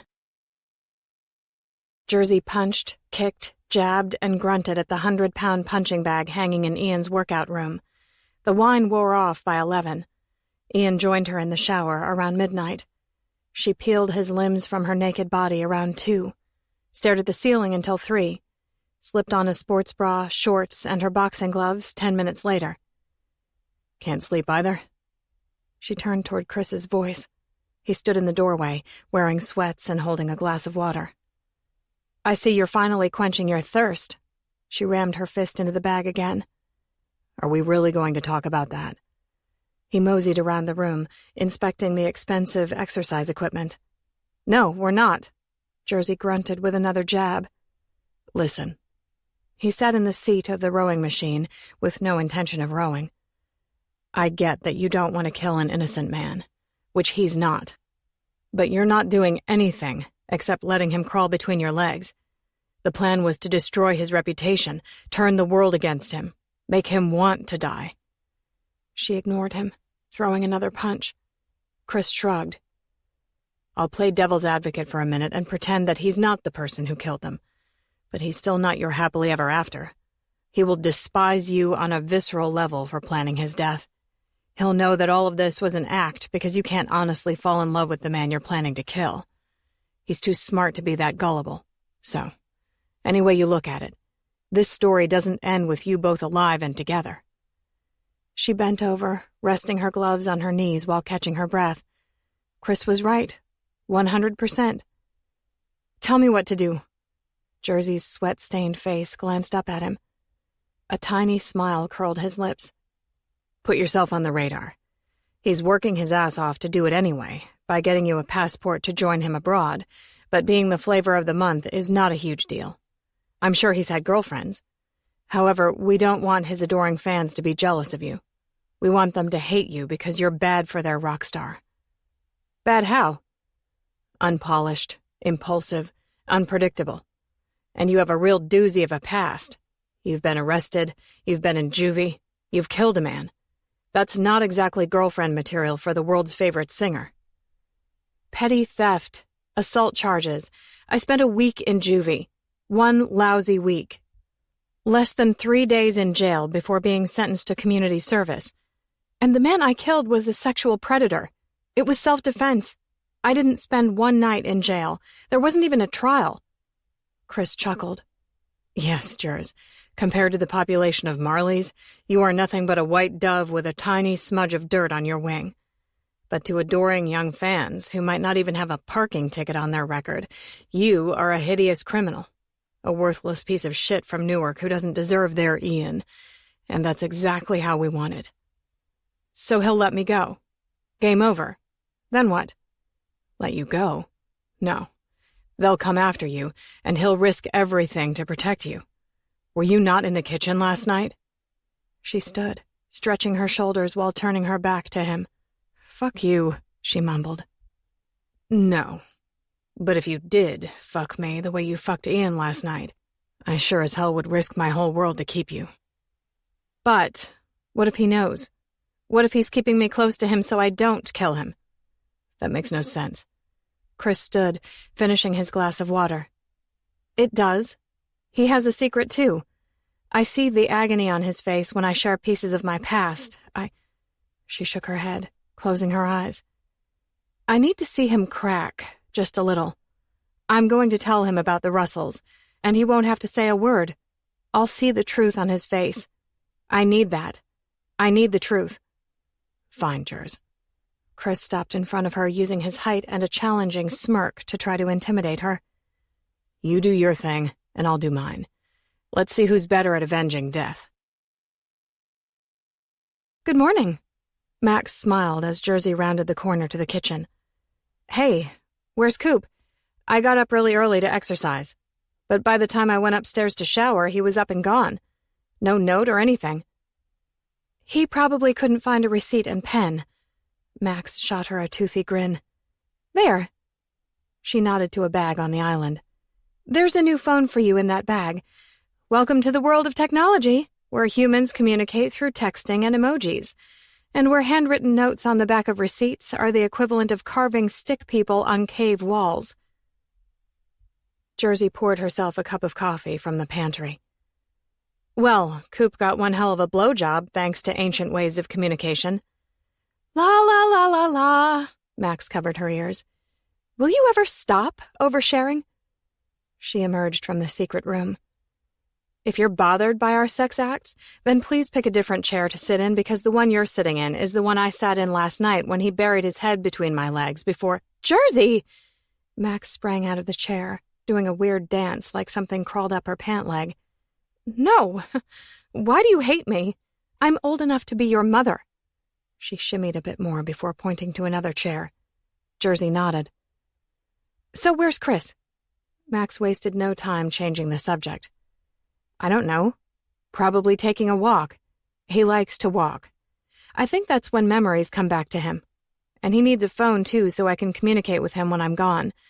Oh, and access to the internet would be great for him as well. Max nodded. That can be arranged. Ian's with Nick doing therapy this morning. He should be back soon so I can go over his schedule with him. How are you liking L.A.? Jersey sat across from Max, blowing the steam from her coffee. I don't know. I guess it's all relative. I'm staying in a fancy house, eating 3 meals a day, showering. So in that way, L.A. is amazing. And maybe if I were on the streets, it still might feel like an improvement just because it doesn't get as cold here. Well, if your birth certificate shows up, we'll get things going on your passport. We'll? Aren't you leaving too in 3 days? Yes, Janine, my assistant, will take care of whatever you need. Jersey coughed, setting her coffee on the table. You're Coop's assistant, but you have your own assistant? Max pulled Jersey's phone out of the bag and turned it on. Yes, but she's part-time. I use her to help me when I can't be in 2 places at once, like when they're touring. Like when Ian's personal life becomes his priority, but he still has to do his job. You think I'm his personal life? Max nodded on a chuckle. If you saw the messages he's sent me since the day he met you, I think it's safe to say he's made you his whole life. She shrugged. And I don't know why. And that's nothing against you. I genuinely like you. It was just an odd meet-cute. Meet-cute? A meet-cute is a first encounter that leads to a romantic relationship. Whoa, we don't have a romantic relationship. It's sex. Max curled her hair behind her ear and reached across the table, resting her hand on Jersey's hand. The smile Max shared, a mix of amusement and sympathy, made Jersey nervous. Have you ever been in love? Jersey shook her head. Have you ever thought about a man in a non-sexual way, for no particular reason other than you just liked how it made you feel to think about him? She shrugged. I don't know. Her gaze averted to the windows. Maybe, but that doesn't mean anything. Releasing her hand, Max sat back and grinned. No? Well, maybe not. But when you overshare with me about the sex, you do it in a very matter-of-fact way. In those moments, I might believe it's just sex. However, when I mention Ian, when I watch you watching him on stage, or when you ask where he's at, your cheeks turn pink, you wet your lips, and you can't even look me in the eye. That's romance, and you don't have to admit it, but I know from experience it's an incredible feeling. It wasn't an incredible feeling, not for Jersey. Had someone told her that the Russells were going to die and there was nothing she could do to stop it, that's what it felt like to think about Ian. Here. She slid the phone to Jersey. Enter a 6-digit code and remember it. Jersey stared at the screen a few seconds, then tapped it 6 times. You just typed 666-666, didn't you? She nodded. Max rolled her eyes. Okay, whatever. We'll just make sure you don't keep the launch codes on your phone. What launch codes? Nothing. No. Jersey tipped her chin up. Not nothing. I'm sick of everyone around here making fun of me. What's going on? They turned toward Ian's voice. He dropped his wallet and key fob on the counter, giving them a narrow-eyed inspection. Just a misunderstanding, Max smiled. Jersey grabbed her phone and marched out of the kitchen. Jersey. Ian tried to grab her arm, but she jerked it away and ran up the stairs, slamming the door to Ian's bedroom, tossing the phone onto the floor and pounding the door with her fists like a hammer. Ah! She released her frustrations. When she gave up the door fight, it opened slowly, forcing her to take a step back. Ian peeked around the corner. Get out of here, Coop, she warned, out of breath and feeling out of control on the inside in a way she hadn't felt in a long time. Talk to me. He ignored her request and stepped into the room, closing the door behind him. She turned her back to him and pulled at her hair much like Chris did when things in life got too overwhelming. I don't want to talk. I won't have big enough words to say because I'm so fucking stupid. I just want to go back to Newark. I don't care if Marley's is gone. She closed her eyes and let the rest of her words burn out on the inside because she didn't really know what she wanted. Not totally true. She wanted the impossible. The Russells still alive, a bigger vocabulary, a college degree, a normal life, relatives, maybe a boxing title, and girly nail polish. Instead, she was well on her way to killing a man who made her cheeks turn pink, going to prison, and dying from lethal injection. How many broken noses, busted teeth, and cracked ribs have resulted from you feeling like someone's crossed a line and made fun of you? Ian sat on the bed, so she had to look at him. He rested his elbows on his knees and folded his hands. Jersey kept her focus on the thick white carpet between them. Too many to count, she mumbled. First, Max wasn't making fun of you. She wouldn't do that. I wouldn't do that. You're safe with us. You don't have to walk around with your fists up and a knife in the back of your pants.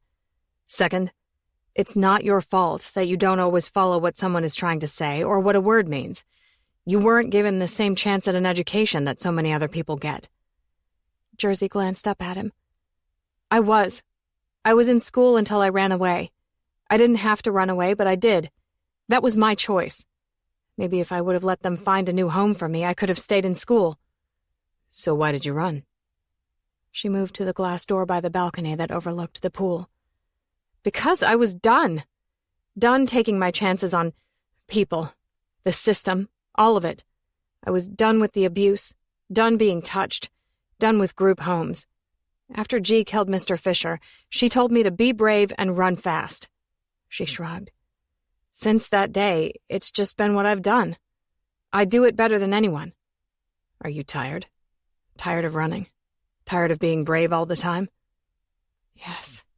No. It's who I am. It's how I stay alive. It's how I know that I'm alive. She looked down toward her crotch and frowned. Without glancing in Ian's direction, she made a straight line to the bathroom. Jersey, I need to go use the bathroom. She locked the door, shoved down her pants, and sat on the toilet. Really? She whispered to herself, scowling at the blood on her underwear. After a quick wipe, she waddled around the bathroom with her pants at her knees, looking in the cabinets for something. I hear doors opening and closing. Can I help you find something? She closed her eyes and sighed, plopping back down onto the toilet seat. With no other option, she wadded up a bunch of toilet paper for a makeshift sanitary napkin. Ian took a quick step backward when she opened the door. Hey. His eyebrows lifted with an unspoken demand for an explanation. Can you just do me a favor? Frustration bled through her words in spite of her effort to be nice. Sure. What do you need? Ian smiled, seemingly pleased at the prospect of helping her. I need you to stay in this room while I talk to Max privately. His eyebrows squished together as his tongue poked into his cheek. Jersey prepared herself for the resistance and onslaught of questions. Okay. Ian's face relaxed. Okay? He nodded. Yep. Go talk to Max. I'll stay here. She pulled her glasses down her nose and peered at him over the frames. I'm watching you. Good. He grinned. I like it when you watch me. Jersey backed away slowly, pivoted, and sped down the hall and stairs to the kitchen. I have a problem. Max looked up from her phone. I know you do. That's why I'm not holding your outburst against you. What? Jersey's nose wrinkled. No. She shook her head a half-dozen times. I don't even know what you mean by that, and don't try to explain it. I don't give a shit. My problem is I started my period. I haven't had one in years. That doctor you took me to said it's probably because of my over-exercising and lack of food. She said if I started eating regularly and don't overdo it with exercising, I'd hopefully get my period again in the next 6 to 12 months. Not in a matter of days. Okay, I'm following the order of events, but not the actual problem.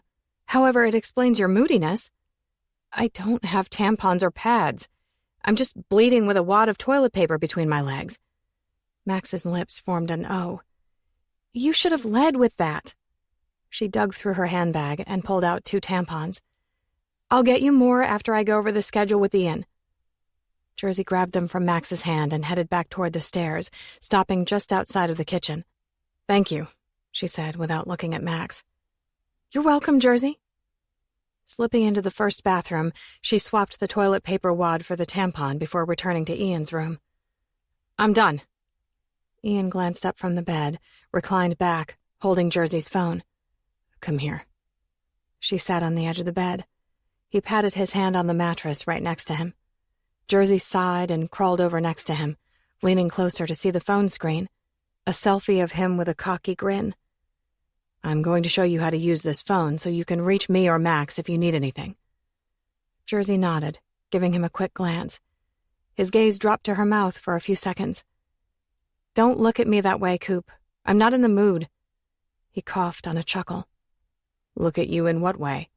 And what aren't you in the mood for? Don't look at me like you plan on kissing me. You're not in the mood to kiss me? No. She nodded toward the phone. Get to the point. Max is waiting for you downstairs to go over your schedule or something like that. Since when did you start caring about Max's time? Since she's going to buy me a box of tampons as soon as she's done going over your schedule. His eyebrows shot up as his gaze snapped back to the phone. Okay, then, let's get through this quickly. Jersey crossed her arms over her chest and twisted her lips to hide her grin. She was moody and irrationally sensitive, but if she were honest, she wasn't really not in the mood to kiss Ian. A selfish, indulgent physical act sounded really good. This button gets you to your contacts. Max and I are your only contacts at the moment. You can message, call, or... I lied. She snatched the phone and tossed it on the floor. I'm in the mood to be kissed. Be kissed. Commit emotional suicide. Blur the lines with blood and lust. If crazy period hormones were real, Jersey had them in full force. An insect ready to mate and then kill its prey. I bought you that phone and you keep throwing it around. Really, Coop? Do I have to ask you twice to kiss me? She angled her body toward him. He laughed. You didn't ask me once. Do I really have to ask? She shifted to her hands and knees, bringing her face close to his. Yes, just ask me. Ask me to get you tampons. Ask me to take you boxing. Ask me what something means. Ask me for the world. Or just ask me for a kiss. Kiss me, Coop. She grinned, a breath away from his lips. Ask me, he whispered. His stubbornness infuriated her, but for whatever reason, she liked his style of foreplay. Coop, will you? Yes. He slid his hand behind her head and kissed her. Chapter 20. Things started to unravel the day of Ian's departure for Portugal. Good news! Max sat in the oversized chair in the corner of Ian's bedroom as he finished packing. They had the house to themselves since Jersey went on a walk with Chris. I like good news. Ian set a pile of jeans on his bed next to his suitcase, everything freshly laundered by his service. Well, enjoy the 3 seconds it lasts. 3 seconds? He squinted. Yep, here we go. Start counting. Jersey's birth certificate and social security card arrived. 3, 2, 1, and she has a record. Ian paused for a few seconds before shrugging. Anything that might prevent her from getting a passport? I doubt it, but it won't take much for the press to find out. Your point? She killed a man. Ian stilled his hands, staring at the bottom of the suitcase for a few moments. That's not on her record. I just decided to look up what I could on her once I discovered she had a record. And? Ian replied without any emotion. Theft and assault charges. She hasn't done hard time, but she's a repeat offender. And I know you're going to blow this off and say, so what? And given her history of living on the street, I tend to agree. So what? She had to survive, right? He nodded slowly. But she killed a man. Yes, come to find out he was a pretty sick man doing unthinkable things to young children.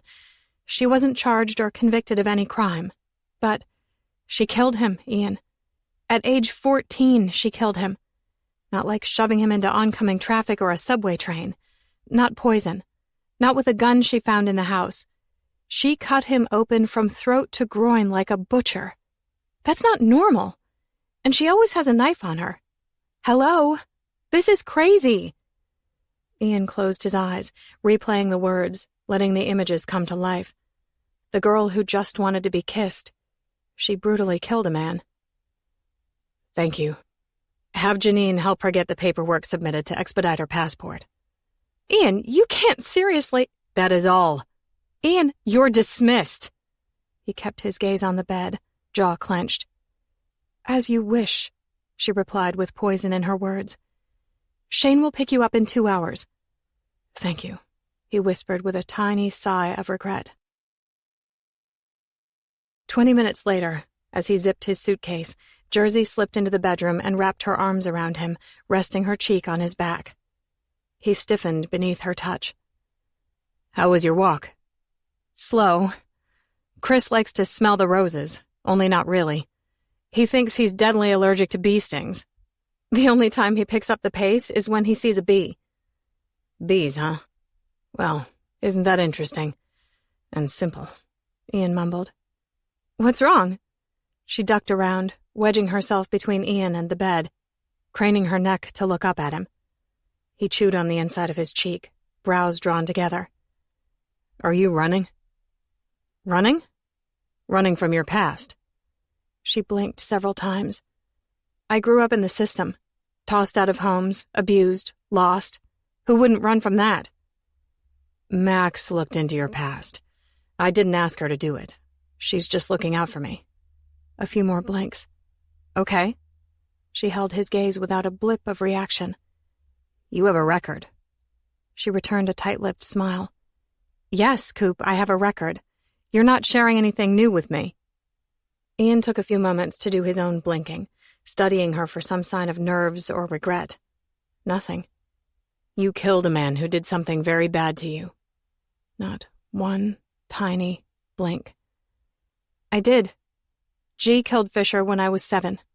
7, Coop. I knew at that age that if I was ever put in the same position, I would kill too. That's been my fucking life. Ian drew in a slow breath. Do you regret it? No. Were you scared? No. No. He tipped his head to the side. You were 14. You cut open a man from throat to groin and you weren't scared. You weren't scared of the consequences? For the first time in 14 years, I stood up for myself. I wasn't scared. I was strong. How the hell I ended up with another foster parent as bad as Fisher, well, beats the hell out of me. But I did. After years of abuse, missing G, feeling alone, being the oldest in the house, I just snapped. I said no. He didn't listen. I warned him. I said I'd cut him open and watch him bleed out. He laughed. So when his wife left town to visit her parents, I snuck into his room while he was sleeping. I restrained his hands with jump ropes, anchoring them to the posts, Then I jabbed the tip of my knife into his throat. His eyes flew open. His hands jerked against the restraints. I carved a straight line and watched him bleed out as blood gurgled at his throat. Ian swallowed hard. Then what did you do? Jersey shrugged. I went to sleep. Slept through the night like a baby, probably for the first time in 14 years. I'm sorry, he whispered. I'm not. 32. That's the number of girls he's sexually assaulted.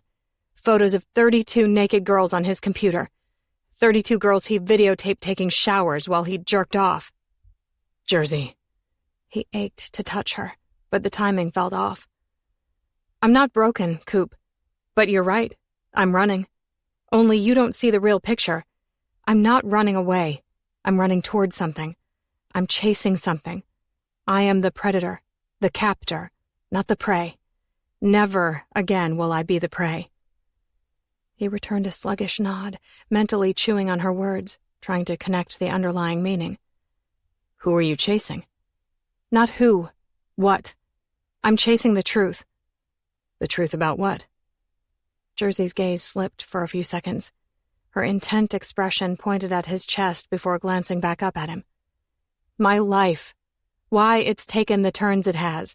And who's to blame? You're 24. Yeah, so? Okay. You're a 24-year-old with a rocky past, but you're on the verge of traveling the world with a moderately famous person. And said moderately famous person likes you. Quite a lot, actually.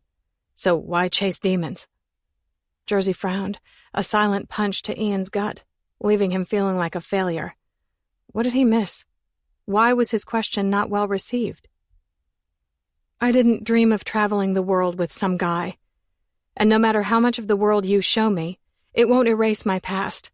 It won't give me what I've lost. It won't be an education, a useful skill, a sense of independence, a feeling of normalness, a family. Family, that he understood. Are you chasing me? Ian cupped the side of her face. She closed her eyes, leaning into his touch. I'm chasing the truth. He brought his other hand to her face, too. Then he leaned down, whispering over her lips.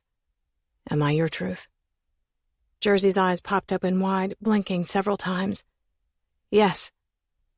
He kissed the girl who liked to be kissed. She slid her hands up his shirt, curling her fingers into his muscles. It felt like a silent claim. Ian ran from clingy women, dodged anything too personal, skirted the issue of love, his past, and his fears. Until Jersey.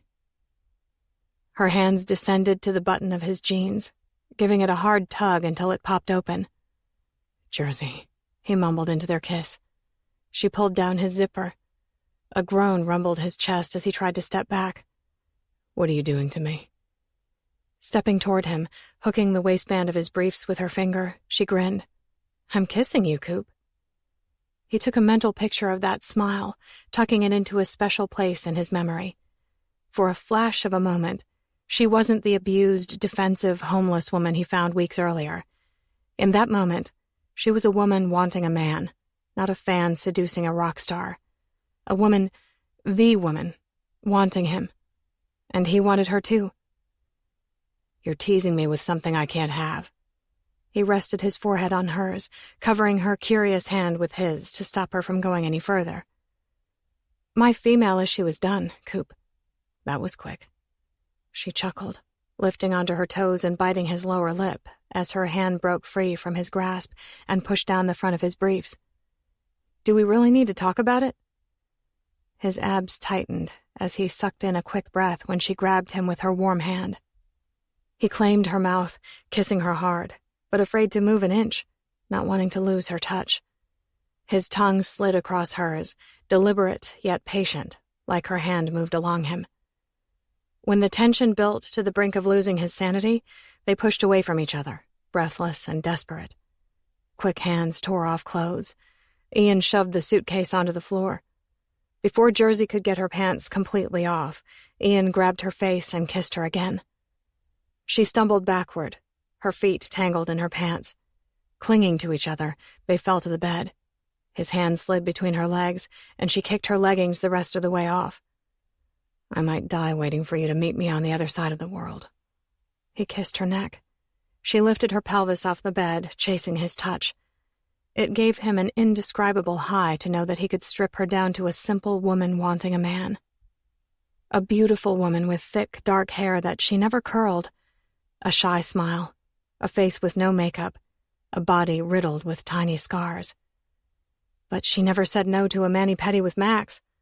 Jersey's raw beauty drew him in, and her teasing splashes of femininity softened her jagged edges.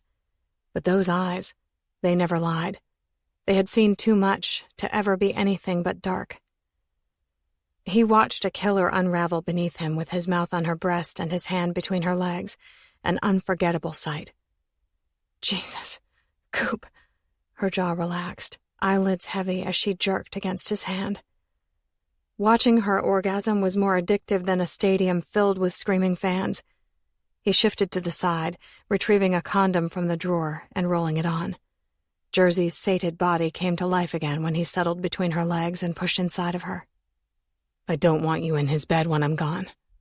She grabbed his ass, digging her fingers into his muscled flesh to bring him back into her every time he pulled away. "I don't let him do this to me." Ian slammed into her, his tense face hovering over hers as he moved inside of her. "I don't give a fuck.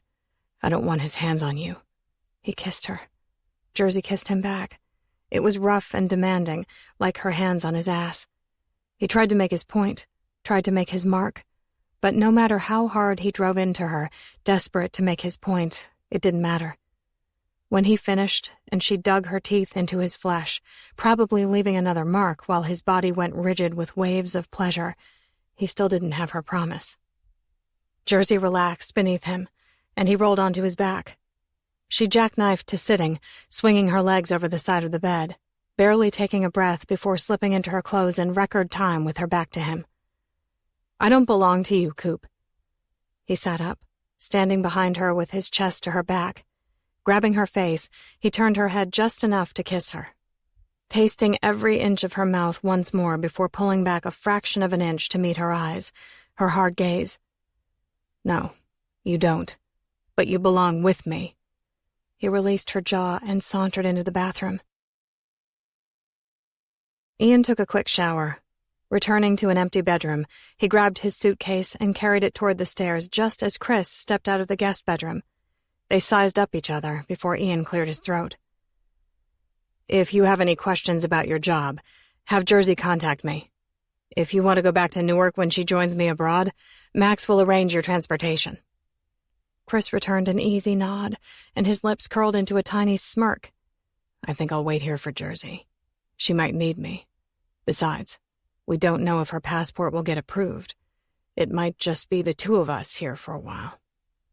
Ian narrowed his eyes, tipping his chin up a fraction to look down at Chris.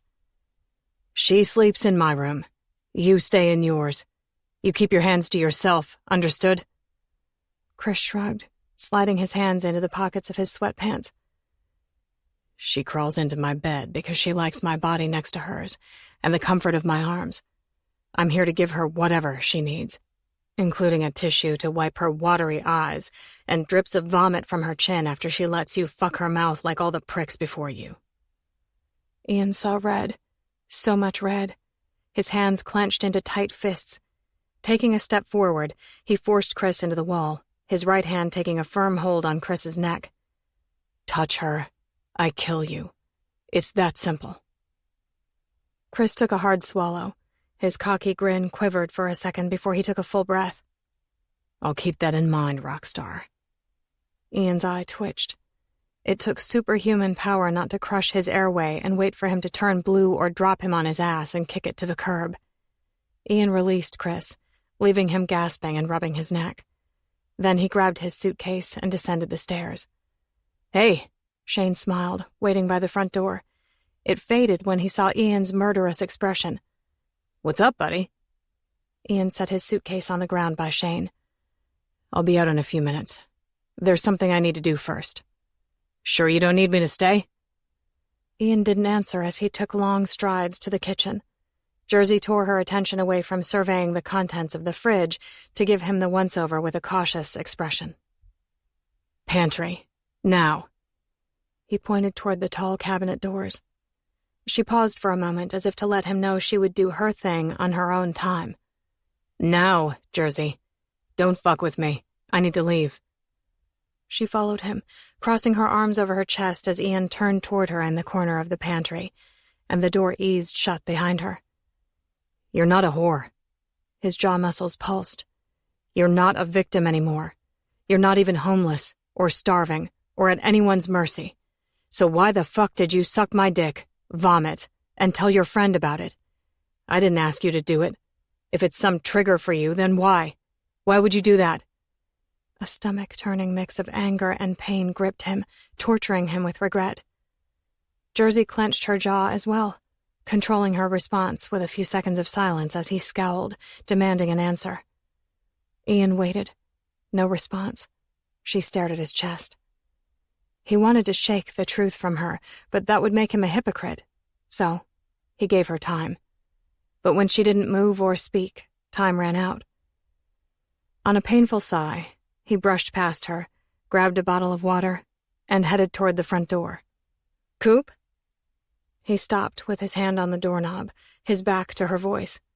Her feet padded toward him, and she wedged herself between him and the door, sliding her hands around his neck.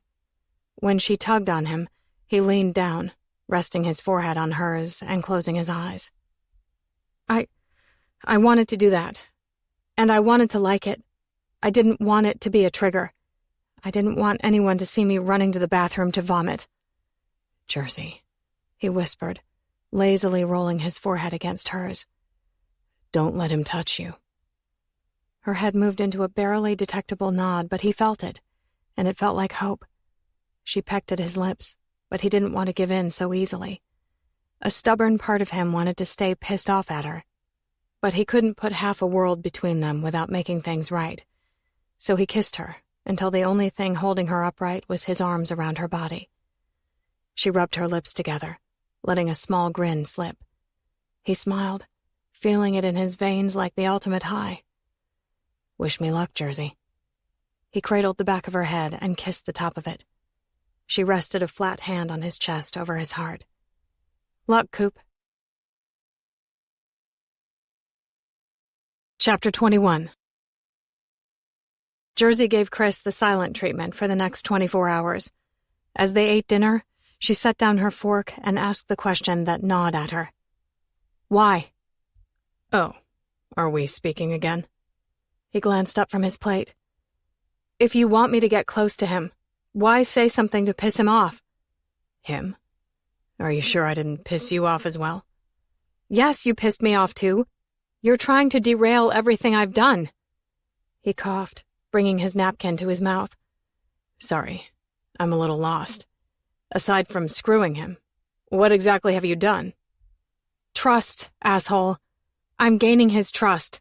If he trusts me, then he tells me everything. Fine, Buttercup. But while you're fucking the trust out of him, I'm doing the real work. I'm the reason Max looked into your past. I'm the one who put that bug in her ear, innocently expressing my concerns over your past and how it might affect our favorite rock star. I'm the one who sucker-punched him with the truth about the post-concert blowjob. And you know... He leaned back in his chair, pushing his plate away from the edge of the table. I think good cop, bad cop is the way to go. I plant seeds of doubt in his mind. You swoop in to ride his dick and reassure him that all is well. That way, he'll never see it coming. See what coming? Jersey stared out the window at the pool. The end. She shook her head. I don't know. I'm not sure we have the right person. Oh, Jers. He chuckled some more. Let's go into a dark room. Let me bury my face between your legs for 10 minutes, and I bet you'll forget what I look like, who I am, and that I was threatened with death if I touched you. You're an asshole. She controlled the urge to crawl across the table and bludgeon him with her fists, because a small part of him was right. Ian manipulated her with words, a look, a touch. Only he wasn't knowingly manipulating her. Wait, what do you mean threatened you with death if you touch me? He's a little possessive of you, Jers. If you weren't going to kill him, I'd warn you to watch yourself. Guys like him are bad news. He said if you touched me, he'd kill you? Chris scratched the back of his neck and nodded. I get it. I want to rip out his vocal cords every time he touches you. He gazed out the window. Jersey opened her mouth to speak, then clamped it shut. Most of the time, Chris did a good job of hiding his insecurities, but in that moment, everything from his broken tone to his inability to look her in the eye reeked of insecurity. Ripping out someone's vocal cords felt possessive, too. Did sleeping next to him cross a line in his mind? Did he misinterpret their friendship? Well, if anyone kills you, it will be me. I won't let Ian do it. He shot her a quick glance, and she returned a toothy grin. And you'll make ripping out his vocal cords part of his slow death, right? Chris looked to her for reassurance. Jersey chewed on the inside of her cheek for a few seconds before giving him a slow nod. An odd chime sounded from the other side of the kitchen. She glanced over her shoulder. Your phone, Jersey. It's ringing. She looked for her phone, finding it under a kitchen towel. Hello? Ian chuckled. It was louder than she expected. Hold it away from your face. It's a video chat. Jersey looked at the screen and saw Ian's sexy smile and messy hair. He sipped a cup of coffee. Her grin took over her face. When she caught Chris's frown out of the corner of her eye, she took her tiny live version of Ian up the stairs to his bedroom. Coffee for dinner, Coop? She shut the bedroom door and plopped down on his bed, resting her head on the padded headboard. Breakfast. It's early morning here. And where are you again? She turned her head to the side and released her hair from its ponytail. Lisbon, Portugal. Where is... She bit her lips together for a moment. So when's your next concert? Ian set his coffee down and combed his fingers through his messy hair. Long bangs swept low onto his forehead. Portugal is a southern European country next to Spain. He smiled, a sweet, non-judgmental smile. In case you were wondering, I'm terrible at geography. Thank God for the internet and instant maps.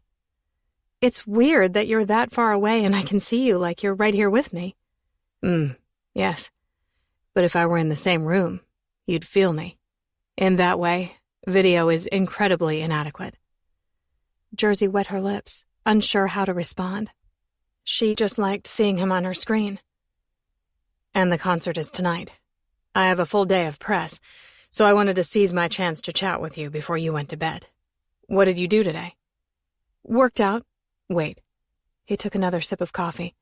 Start from the beginning. That is the beginning. No. You skipped the part about waking up. Okay. I woke up. Worked out. Woke up in my bed. Jersey cocked a single brow. I'm not your girlfriend or even your sometimes girlfriend, so if you think... Why not? He removed the lid from his coffee and blew on the steam. If I don't have anyone in my bed, and you don't have anyone in, my other bed with you, then you could be, right? You could be my girlfriend. My sometimes, anytime, or all the time girlfriend, right? No, she laughed. Have you ever had a boyfriend? No. I could be your first. You could do worse. Which means I could also do better. True. He inhaled and let it out slowly as his lips turned downward. Coop, you're supposed to say I can't do better than you. Well... He lifted a single shoulder while glancing away like Chris did when he made his awkward confession in the kitchen. That would be a lie, wouldn't it? Jersey didn't respond because she didn't know what to say. So she propped the phone up against the adjacent pillow and rolled to her side, resting her cheek on her folded hands. What would you do if you weren't in a band? Curl up next to you in that bed. A shy smile overtook her lips. That's not a profession. I don't know. He sipped more coffee, glancing at his watch. I never formulated a plan B. I knew it would hold me back, a safety net. Like the ladder to the high diving board. If you climbed to the top and someone took the ladder away, you'd have to jump. I didn't want a ladder, a safety net, or a plan B. I wanted to play my music. So if I weren't in a band, I'd be somewhere begging for stage time, sending tracks to record labels and producers, playing my music for absolutely anyone who would listen to it. He glanced at his watch again. You have to go? He nodded. I do. Are you going to bed? No, She yawned. You sure about that? I'm going to take a shower, then have popcorn with Chris while he reads to me, if he hasn't given up on me and gone to bed already. He reads to you? Yep. Why? Because he likes to read and I don't. But after he forced me into listening to him when we were at Marley's, I started to like the stories. Then why don't you read to yourself? Jersey picked at a piece of dry skin on her lip and shrugged. I just don't. I'm not into blowjobs and reading. You have a problem with that? Jersey. Ian rubbed his forehead as someone knocked on his door. I have to go. Okay. She pressed the red button that said end. A few seconds later, a message popped up on her screen from Ian. You have terrible video chatting manners. It's like a phone conversation. We end with a goodbye. So, goodbye. Good night. I miss you already. She grinned. Goodbye, Coop. Jersey typed, I miss you too, but then she deleted it. No need to miss him while he's alive. Several days later, Ian messaged Jersey, instead of doing a video chat. He strained his vocal cords and wasn't supposed to speak between concerts if at all possible. A week later, the problem continued, but they hadn't had to cancel any concerts yet. Jersey emerged from the workout room, covered in sweat. Chris glanced up from the kitchen table and the laptop in front of him. He wrinkled his nose. What are you doing with Ian's computer? She fetched a bottled water from the fridge. Things. I was able to log in as a guest user. What sort of things? Well, I thought of a way to make our rock star buddy feel a little pain in his life. Jersey set the bottle on the counter and crossed her arms over her chest, attempting to look curious instead of defensive. Ian wasn't hers to defend. He was the target. How? You said he had some issues with his throat or vocal cords that were affecting his voice. So? Well, I thought it might be fun to start a few rumors. About? Lip syncing. Lip syncing? Yes. Chris took a bite of his toast. People don't like to pay a premium for concert tickets only to have the artist stand on stage and lip sync to something pre-recorded. He's not really singing on stage? No, Jers, he is. But starting a rumor that he's not, coupled with the fact that he is having some voice issues, will cause him some grief, anger some fans, stir up shit in the media. It won't burn him to the ground, but he'll feel the heat. The previous night, she video chatted with Ian because she wanted to see him. He did a lot of nodding, smiling, and soft talking because he was supposed to rest his voice. He drank some sort of throat tea and sucked on lozenges. Jersey found the subdued, almost shy version of Ian quite cute. Cute. Yeah, she found him cute, like a young girl crushing on a guy. She spent her young girl years trying to avoid being sexually abused, followed by years on the street. So she missed those swooning years. What's wrong? Chris asked. She shrugged. Nothing. Nothing is what you're saying, but I get this vibe that you're thinking something. Please tell me you're not feeling sorry for him. We don't have the luxury of sympathy when it comes to a rich guy who got away with murder. I know. Do you? Because when I told you I knew who killed the Russells, you were ready to tear his balls off. No name, no description. All that mattered to you were the facts. He killed them. He got away with it. Then the good Lord hands him to you on a silver platter. Utensils, a cloth napkin, and a bottle of wine. Now, instead of tearing his balls off, you just want to roll them around in your hands and lick them. What has happened to you? Jersey tried to clench her hands, readying herself for a fight. But she couldn't hold a fist or her laughter. She rested her elbows on the counter and covered her face with her hands, laughing to the point of tears. You are so messed up. Her body shook. Who says that shit? Roll them around in my hands and lick them? Thanks for taking this seriously. His focus returned to the computer. Don't worry. I'll keep this plan moving forward while you scribble his name in your notebook and twirl your hair around your finger while talking to him late at night. You hang up, he said in a mocking female voice. No, you hang up first. I love you. No, I love you more. Tee-hee-hee. Kill me now, Jers. Just kill me now. I've never said any of that, and I don't love him. She regained her composure as his incessant mocking diffused any residual spark of humor. Good to know. His fingers moved across the keyboard. I'd imagine it's pretty hard to kill someone you love. But if he loves you, then it's just that much sweeter. So really, if you're willing to suck his cock to play the revenge game, sleep in his bed, laugh at his jokes, then don't stop there. Go all the way. Tell him you love him. Don't stop short of an Oscar-winning performance. I'm not telling him that. No. Don't throw that shit out there unprovoked. Wait until he says it. Men need constant ego stroking. It's true. If he gets the nerve to say the words to you and you don't return the sentiment, his balls, that you enjoy licking and fondling, will most likely shrivel up, like overcooked marshmallows, and fall right off his body. No. She headed toward the stairs. I'm not telling him that. The legs of the chair screeched across the floor as Chris stood to follow her. Why? If it's not real, if it's all an act, then you should be able to say absolutely anything. But if you actually think you could love him back, then I can see why you don't want to say it until you're ready. But if that's the case, Jers, then you need to tell me because that's one big fucking problem. I don't love him now, and I won't love him ever. I don't believe you. She whipped around just outside of the entrance to the bedroom. Then you're an idiot. Me? Chris chuckled. Bullshit. You're in over your head. I can see it in your eyes. He rested his hand on the newel post, sporting a smirk. Then you're blind. You can't see shit in my eyes. Then tell him. If he declares his love to you, tell him you love him too. Poison him with your words, then slay him with your hands. Fine. She clenched her jaw. Fine. Jersey returned a sharp nod. You're in. Another nod. Say it, Jers. I need to hear you say it. You need to hear it come out of your mouth. I'm in. If he killed them, he dies. Another nod.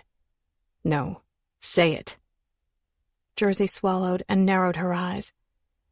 If he killed them, he dies. Atta girl. Chapter 22. Hi.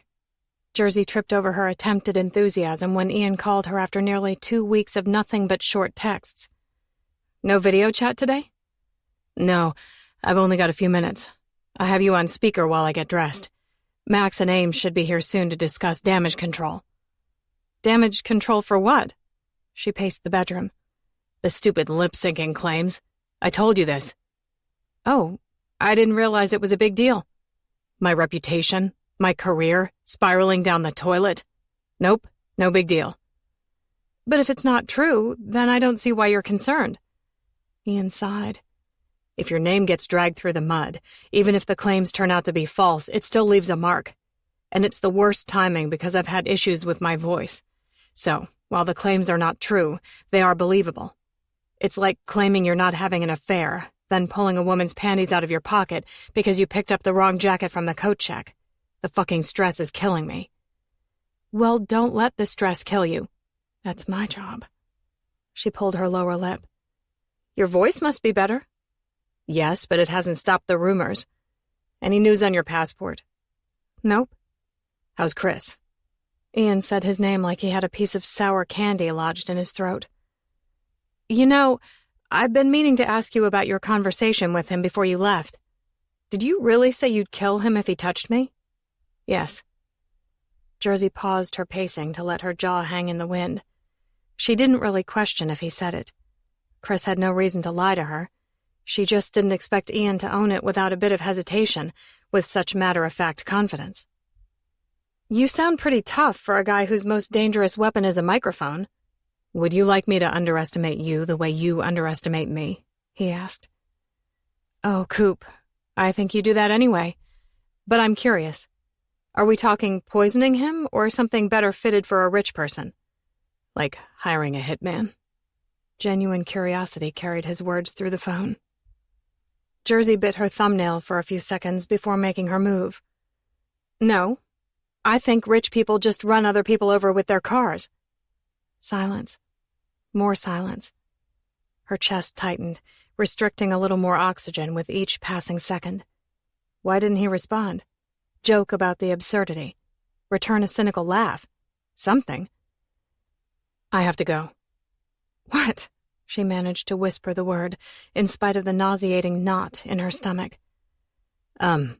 He sounded distracted. I have to go. I'll, call you later. Bye. Jersey didn't get a goodbye out before he ended the call. She barely got a breath out.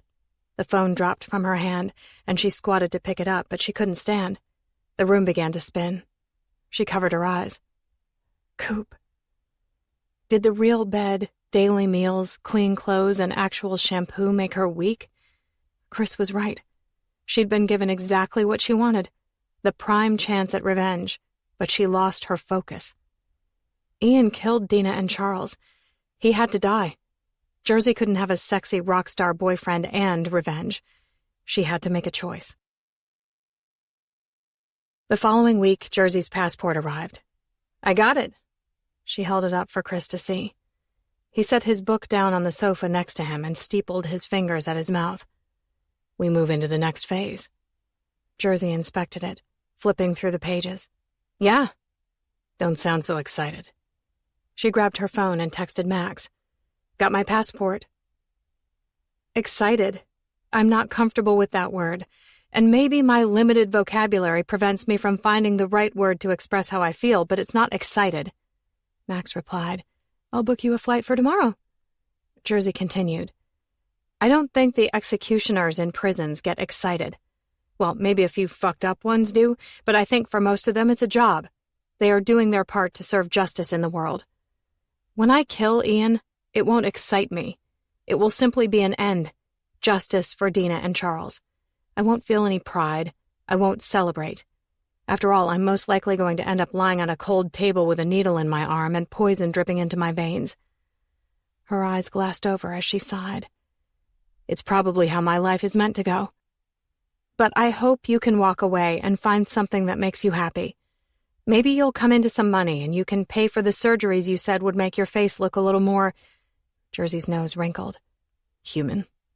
She nodded. Maybe you'll remember your past.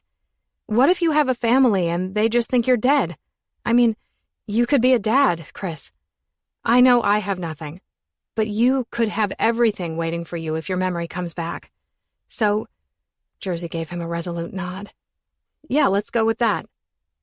If I have a wife, she's probably screwing my brother or boss by now. Jersey smirked. Probably. She shrugged. Maybe they'd feel sorry for you and let you watch. Chris bobbed his head from side to side. Well, I do like to watch. Giving him an eye roll, she shoved her phone into the pocket of her jeans. Max is getting me a flight out tomorrow. I need to pack. Come read to me. I'm going to miss your sexy voice. You think my voice is sexy? He followed her up the stairs. Oh, yes. After you finish reading to me, I usually find a spot to touch myself. I officially hate you. You don't, she giggled. You love me, and I love you. You do. She shot him a tight-lipped grin over her shoulder. We'll never know. But the fact that you sound so damn happy at the possibility of it gives a boost to my confidence. I'm certain I will be able to sell it to our rock star. You're one sick chick, he mumbled. Chapter 23. Basel, Switzerland. Shane accompanied a driver to pick Jersey up from the airport. He held up a sign with just the number 6. She laughed, scolding herself for feeling something resembling a sense of belonging. Killers didn't belong. Mr. Popular couldn't break away to come get me himself? Shane glanced back from the passenger seat, sunglasses low on his nose. Not without Max killing him. He had an interview, a chance to slowly redeem his tarnished reputation. Jersey frowned. Chris did a fantastic job of screwing with Ian's life. Why didn't Jersey share his enthusiasm? But he wanted to come. After a 10-minute argument between the two of them, I slipped out, or else no one would have been on time to get you. That's fine. I'm just here for the free stay and food. A hearty chuckle escaped him. Evidently, she wasn't that convincing. They arrived at the hotel ahead of Ian and Max. Shane let her into the large suite. She recognized Ian's suitcase. "I don't have my own room?" She lifted her brows. "Not to my knowledge. I just do what I'm told. You'll have to take that up with Max and your boy." "He's not my boy." "Sure." Shane winked just before shutting the door behind him. Jersey ignored the view, the spacious suite, and the chance to rifle through Ian's things in favor of crashing on the king-size bed. She woke sometime later to the click of the door. Blinking the sleep out of her eyes, she lifted onto her elbows. "Hey," she murmured in a sleepy voice, admiring the tall, sexy man prowling toward the bed. He shrugged off his shirt and toed off his shoes. Jersey wet her lips out of instinct, angry at herself 2 seconds later for showing such obvious signs of need. The only thing she needed was to stay strong. There was one job to do, and it didn't involve ogling Ian and his body. She started. He held his index finger to his lips just before crawling toward her on the bed. She fought the onslaught of emotions, especially the fluttery ones, the tingling ones, the ones that made her want to lick his chest and maybe, just maybe, his balls, too. Biting back her grin, she let him peel the sheets from her body, exposing her bare legs, fitted white tee, and white panties. Ian grinned. Not a cocky rock star grin, a genuine happy to see every inch of her grin. Jersey reminded herself that he was a job, a mark, and they were a game that he would lose. Ian slid off her panties, reminding her that no game, no job, really nothing at all would ever be more pleasurable. The first sound he made wasn't a greeting or an explanation of where he'd been. It was a low hum from his chest when his mouth settled between her spread legs. She kept her upper body lifted onto her elbows, chin tipped toward her chest as he kissed her, keeping his gaze locked to hers until she felt the first wave of pleasure hit, making her feel instantly dizzy and drunk. Her head fell backward, mouth open, eyes closed. "Coop. Oh, Jesus. Coop." She gripped the sheets. He kissed his way up her body, taking her tea with him, pulling it over her head, leaving her completely naked. "Miss me, baby," he whispered in her ear before sitting back and pulling off his jeans. She swallowed over and over again, eyeing his erection, his tight abs, sinewy arms taut, eyes dark. Jersey let her gaze slide up to meet his, giving him a tiny grin before returning her attention to his lower body settling between her legs. Baby. She wasn't anyone's baby. No orphan was. But Ian made her feel something no one else ever did, and for that, he could call her anything he wanted. He kissed her like the final song of a concert, giving her everything, making a lasting impression. At the same time, he thrust into her, slowly building the tension between them. His hands ghosted along her body as if she were breakable. Then they framed her face, as if she were a priceless work of art. That was it. Ian Cooper made her feel wanted. Honestly, deeply, undeniably wanted. The seemingly endless kiss lasted until they were nothing more than 2 desperate, naked bodies racing to the end, out of breath, in need of that final moment when everything just erupted with waves of something too powerful to put into words. She had no idea what time it was when he pulled her to him on their sides, chest to chest, legs scissored, her face buried in the crook of his neck, his hands idle in her hair. G used to hold her until she went to sleep. And sometimes if Fisher only took G to do his sick shit, Jersey would lie behind G in her bed and stroke G's hair, hoping it would comfort her. Fisher's hands in Jersey's hair made her skin crawl, but a weird part of her needed to do it to G, as if balancing the bad with the good. The only difference, Jersey cried, not only for herself, but for G too. G never cried. She was silent, strong, and always there for Jersey. She wondered if Ian would be there for her like that. And if he were, would it be out of caring for Jersey, or would it be out of pity? "What time is it?" Jersey mumbled hours later, not having moved from her spot, nestled into Ian's body. He kissed the top of her head. "Dinner time." She imagined that moment being one she'd remember for the rest of her short life. His body dwarfed hers like a protective shield. The possessiveness, the false security of his hands, one in her hair, the other low on her back. The warmth. She'd remember the warmth of his body long after his heart stopped pumping blood. But more than anything, she'd remember how the same person who took away her future also filled a physical need and an emotional dream, if only for a moment in time. In some ways, everything about him felt familiar, like she'd experienced something with him in another life. A blink, a whisper, a flash. It haunted her in ways she couldn't explain. "Coop?" Her lips pressed to his neck, lingering there until his pulse kissed her back. "Hmm?" His large hand drifted just below her butt, pulling her an inch closer to him. "Are you afraid of dying?" "No," he murmured, ghosting his lips along the top of her head before kissing it. "Why not?" "Because I've always thought living in fear has to be worse than death. We stop living when we let in that fear." Her head inched side to side. "No." He pulled back until he could see her face. "You disagree?"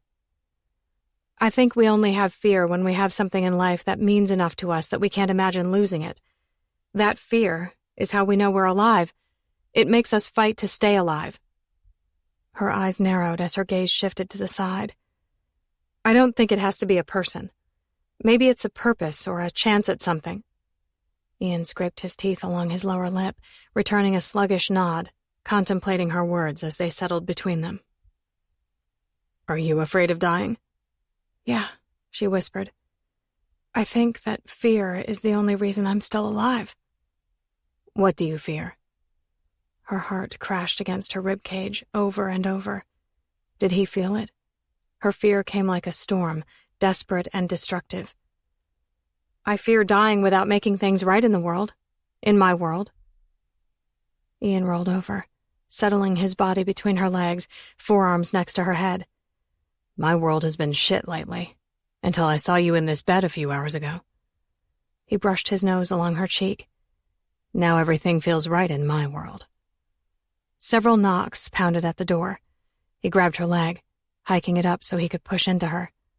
Jersey's breath hitched as the ache of wanting him but needing to kill him feuded in the tiny space that housed the remnants of her conscience. The door. She bit her lip and blinked heavily. "Fuck off!"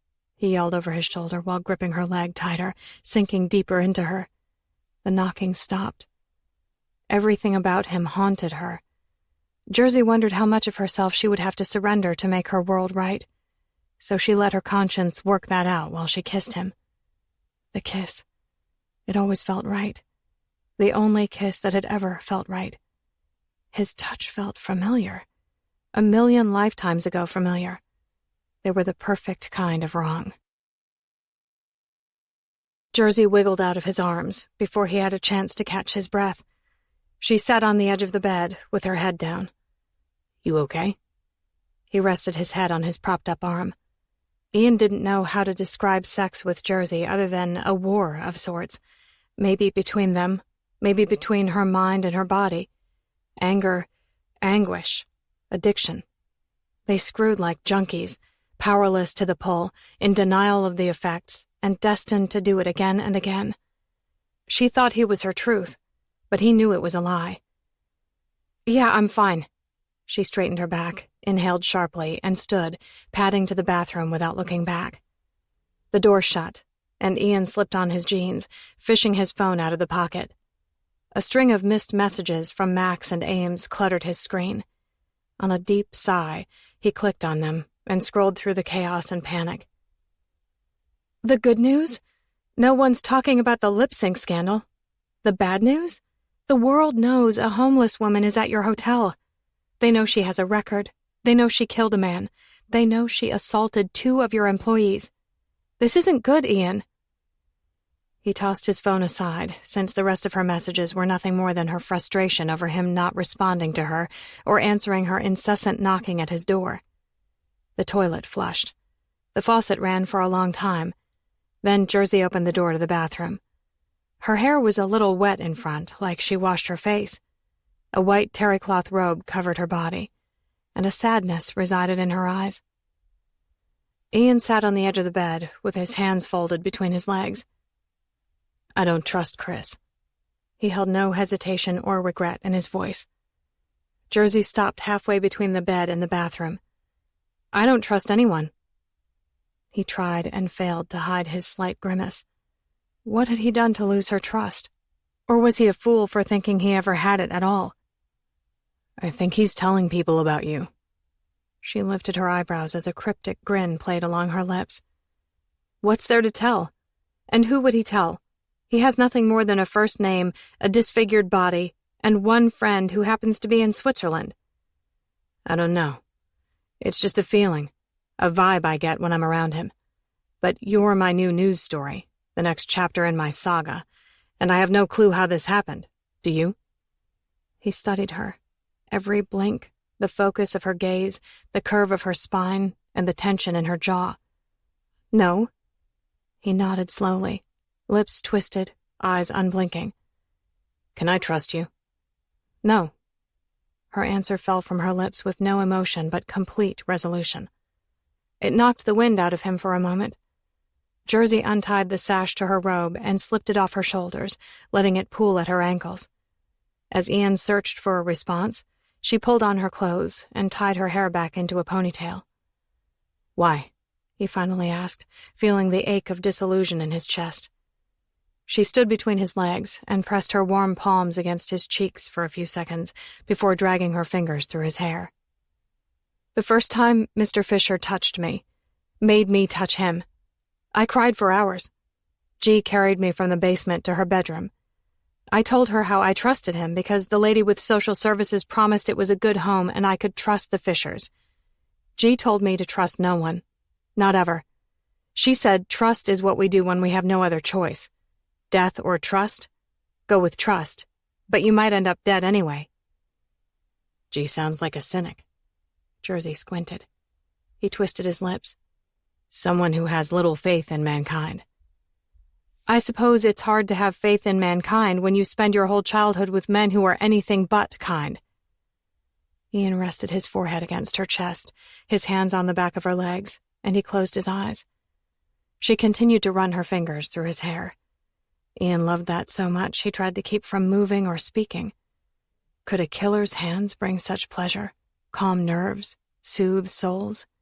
Yes. Her stomach growled. Ian ignored it. It growled again. He looked up, ending the perfect moment. When did you last eat? Not sure. On the plane. They offered me food all the time. And drinks. Everything was free. But it was weird traveling on a big plane with so many people.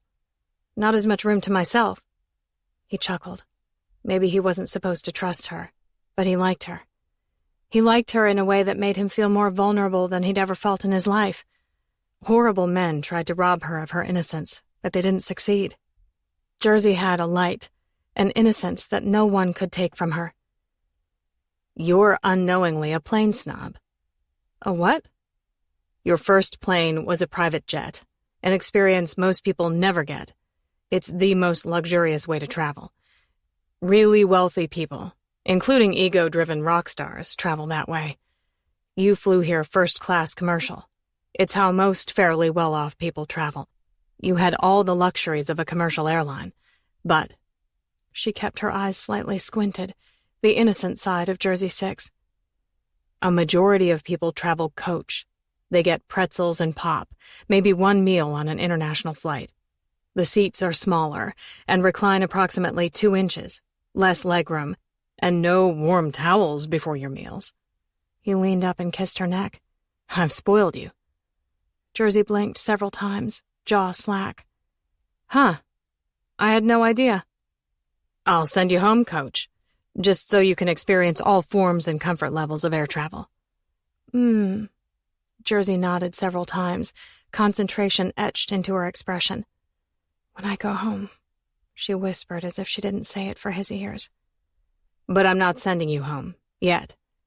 He pulled her closer, forcing her to fall into him, straddling his lap, arms around his neck. I haven't shown you the world, yet. She returned a sad smile and a slow blink while letting her gaze fall between them, chin down. Coop, I'm afraid.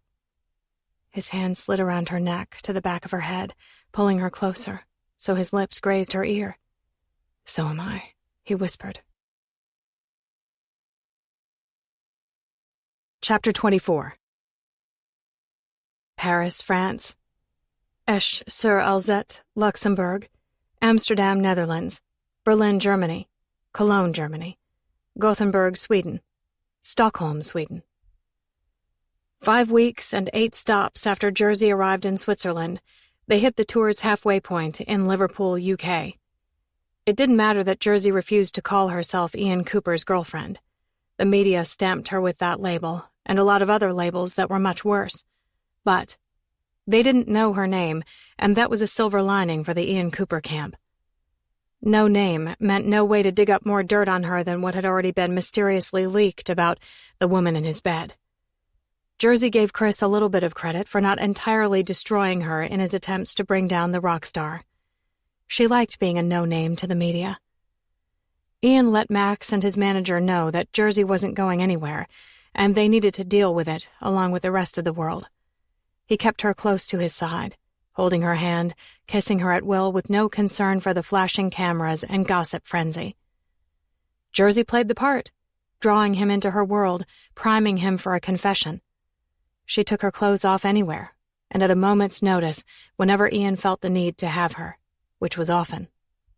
It was her favorite part of the plan, and the most dangerous part. Every time she let him inside of her, he took a piece away. As the weeks passed, she felt herself changing, weakening, missing those pieces that held her together and kept her strong, resolute. Ian, Ian, Ian, Ian. It didn't matter where they were in the world, the chant was always the same.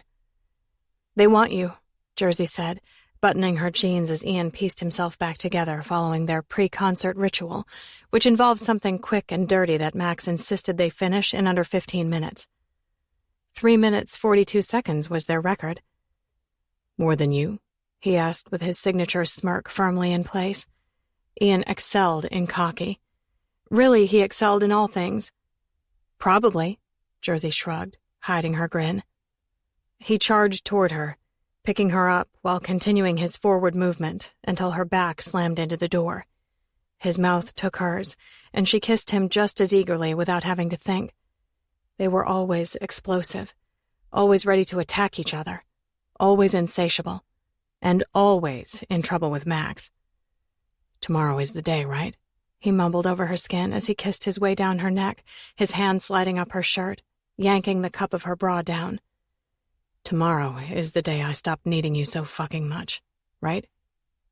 "Tomorrow," Jersey echoed with little conviction as her head fell back against the door. Bang, bang, bang. "Showtime! Let's go!" Max maintained a flawless record of perfectly timed announcements.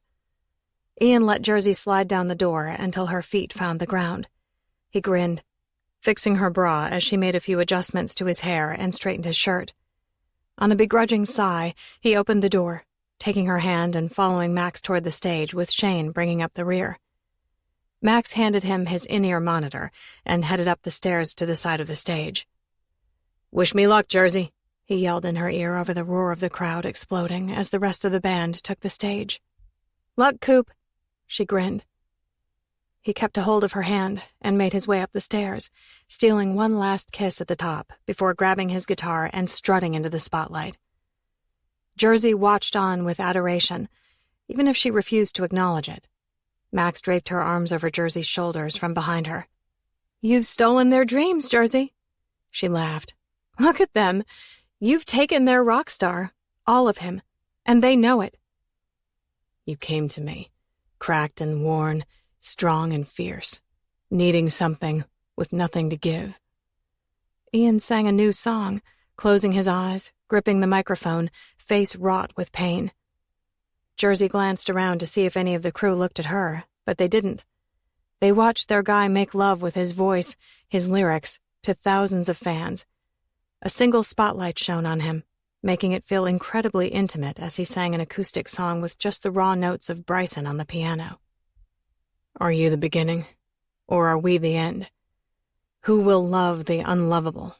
Who will make something of nothing? Who will cry for you when you're gone? Let it be me. Let me be the one who cries for you. Let my hand guide you. Let my heart love you. Every day I'd miss you. Let it be me. Let me be the one. Jersey sucked in a shaky breath, shoving her hands into her pockets as she blinked back an onslaught of emotions. Anger being the strongest emotion. Why did he sing those words? When there's nothing left to say, and surrender finds its way, when trust is all that remains, and you give in to your fear. Ian turned his head, gripping the mic close to his lips while ensnaring Jersey's gaze. He held it hostage, along with her breath and next heartbeat. Let it be me. Let me be the one who cries for you. Let my hand guide you. Let my heart love you. Every day I'd miss you. Let it be me. Let me be the one. He repeated the chorus again. The venue fell silent before the last line, eerily silent. Then he sang the last 5 words alone, bringing everyone to their feet, hands in the air, clapping, screaming, shaking the entire venue. Ian grinned. Thank you, Liverpool. I hope you liked my new song, Unloved. Just as Jersey swiped at an errant tear, Ian glanced her way again. She hated that he saw it. Unloved. I'm nothing, she whispered. Insignificant. Forgettable. No one would miss me if I died. No one would look for me if I were lost. No human has ever cried for me. I am unloved. After his final song, he took the bottled water from Max in one hand and laced the fingers of his other hand with Jersey's, leading her down the stairs to the green room. You hungry? He released her hand and shrugged off his sweaty shirt, slipping on a dry one. Coop, she whispered. He glanced up, zipping his bag. It's me. You wrote that song for me. I am unloved. It hurt to say those words. In front of thousands of people, he exposed every single one of her insecurities. Could she kill her greatest weakness? He hiked his bag over his shoulder and closed the distance between them with calculated steps. On a long inhale, he bit his lips together and nodded. Yes, I wrote that song for you. Leaning down, he pushed her hair away from her ear and brushed his lips across it. But no, you're not unloved. Jersey's fingers curled into the hair on the back of his head, holding him close so he couldn't see her reaction. He kissed her neck just below her ear, and she blinked away the rush of vulnerability. On the way back to the hotel, Jersey gave her attention to the streets of Liverpool. Ian squeezed her hand every few minutes. She remained still, not squeezing back, not looking at him, not uttering a word. What's wrong? Nothing, she mumbled without a glance, without a single blink. The lie hung in the air between them, making it hard to breathe. Have you ever done something really horrible? She murmured. When he didn't answer, she turned her head, studying his pensive expression through the shadows and flashes of nightlights flickering through the windows. His brows pulled inward as he nodded slowly. She forced a swallow, in spite of the desert in her mouth. How horrible. Ian's gaze shifted to the front seat. He never seemed to care about Shane's presence, often talking about anything without concern. He clearly trusted Shane, until that moment. Jersey didn't push him, fearing he might clam up. She had him where she needed him. He all but said the words, I love you. If he meant it, he would tell her everything. She had little knowledge of love, but the part of her that could imagine it believed it was all or nothing. At the hotel, Ian locked himself in the bathroom, turning on the shower, leaving Jersey and her question without any sort of acknowledgement. After concerts, he rode an adrenaline high, and they'd barely made it to the room before he was deep inside of her, half naked, and insane with need. She liked that Ian, riding the high with him, feeling so wanted, so needed. But that Ian was nowhere to be found. Had she already lost him? Nick arrived with food, much earlier than Jersey was used to seeing him. It's as if he knew Ian wasn't fucking her against every surface of the hotel room. You're fast tonight. She fished containers out of the sacks. I was told to be quick. He used the term starving. Nick pulled down the bed, setting out his alcohol, wipes, and needles on the nightstand. He's in pain? I think he's always in pain. Nick shrugged. The shower stopped running. Jersey stared at the closed door. I need you to leave. What? Nick murmured like he was half listening to her while continuing his routine. I need you to leave, she repeated with more of an edge to her voice. He stopped his busy hands and faced her. How long do you need? We'll see you tomorrow.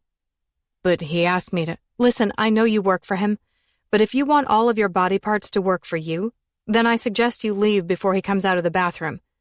Her mouth thinned into a line. It's not personal, Nick, okay? Flitting his gaze between the bathroom door and Jersey's ridged body with clenched hands, he nodded once and exited the room. A few minutes later, Ian emerged from the bathroom, wearing nothing but a pair of black shorts and wet hair. He glanced around the room as Jersey shoveled pasta into her mouth from her seat at the kitchenette table. Where's Nick? How horrible. She wiped her mouth with her arm and took a drink of his fancy bottled water. Nick. Jersey. Where's Nick? I told him we'd see him tomorrow. You can't just... How horrible. Just answer the fucking question. Ian didn't flinch. His expression remained stoic, numb like his emotions. Jersey knew about numb. Numb was how you navigated life after killing someone. Good, bad. It didn't matter. Taking a life changes a person forever. Like brutally taking away someone's virginity. Everything after that is nothing more than a dead string of events, marking time until the next life. A clean slate. Do you know what stands between me and you? He asked, grabbing a gray t-shirt and pulling it over his head. She narrowed her eyes. Your best friend. Ian grabbed a bowl of pasta and peeled off the lid, looking for a fork, a napkin, his water, looking at anything but Jersey. No. What stands between us is you not sharing anything about your past. I've told you everything about mine. I told you I killed a man. No. He chuckled while shaking his head. Max told me you killed a man. Try again. I didn't deny it. It's public record, Jersey. There is no denying it. The game. It needed to end. She didn't have a weapon with her, but she had her fists and a need for revenge that outweighed self-preservation. If she wasn't afraid of the consequences, then why was Ian Cooper still alive? Did he have to confess? Yes, he did. He had to say it. She needed to know why. And how. How does a monster write a song for a homeless girl? How could he feel deserving of the fame and money? Air. How could he feel deserving of air, of life? Jersey pushed her half-eaten bowl of pasta to the middle of the table and affixed her gaze to Ian. When I was 14, they placed me in a home with 3 other foster kids. I was the oldest. For the first time in my life, I felt like I belonged. I felt loved. She drew in a shaky breath and let it out slowly. But more than that, I felt safe. You see, this couple, they weren't the first to say the words, I love you. They were the first to actually do it. Love me like parents should love their child. They gave me a family that didn't have fucked up secrets. They hugged me, but never inappropriately. They didn't watch me shower or dress. They didn't crawl into my bed at night and tell me how special I was for letting them touch me. Ian swallowed hard, his face warped with pain. I dreamed, Coop. Not just of getting out of a bad situation. Not of anyone dying so I didn't have to be abused. I dreamed real dreams. Dreams of a future. Friends coming over for sleepovers, shopping for prom dresses, being adopted and having real parents, choosing a college, getting a job, buying a car. She grunted a laugh. A driver's license. I dreamed of having freedom. The fucking American dream. He opened his mouth to speak, but she wasn't ready for his meaningless I'm sorries. She didn't want an apology. Jersey wanted a confession and an explanation. When she watched him take his last breath, she needed to know there was nothing left to say. Their names, she continued before he interrupted, were Charles and Dina Russell. I should have been Jersey Russell. She shook her head 6 times. No, not even that. Not Jersey. Nothing to remind me of how worthless I was to my mother. I mean, who leaves their baby at a fire station? And then why show up months later acting like you're ready to be a mom when you're high? Why ruin your child's chance of being adopted into a good family by holding on to some stupid string of hope that you're going to get your shit together? Jersey. Ian's voice cracked. No. Her eyes burned with unshed tears. You're not allowed to feel sorry for me. I was going to have a family. Shortly after they placed me with Dina and Charles, my birth mom died. She OD'd.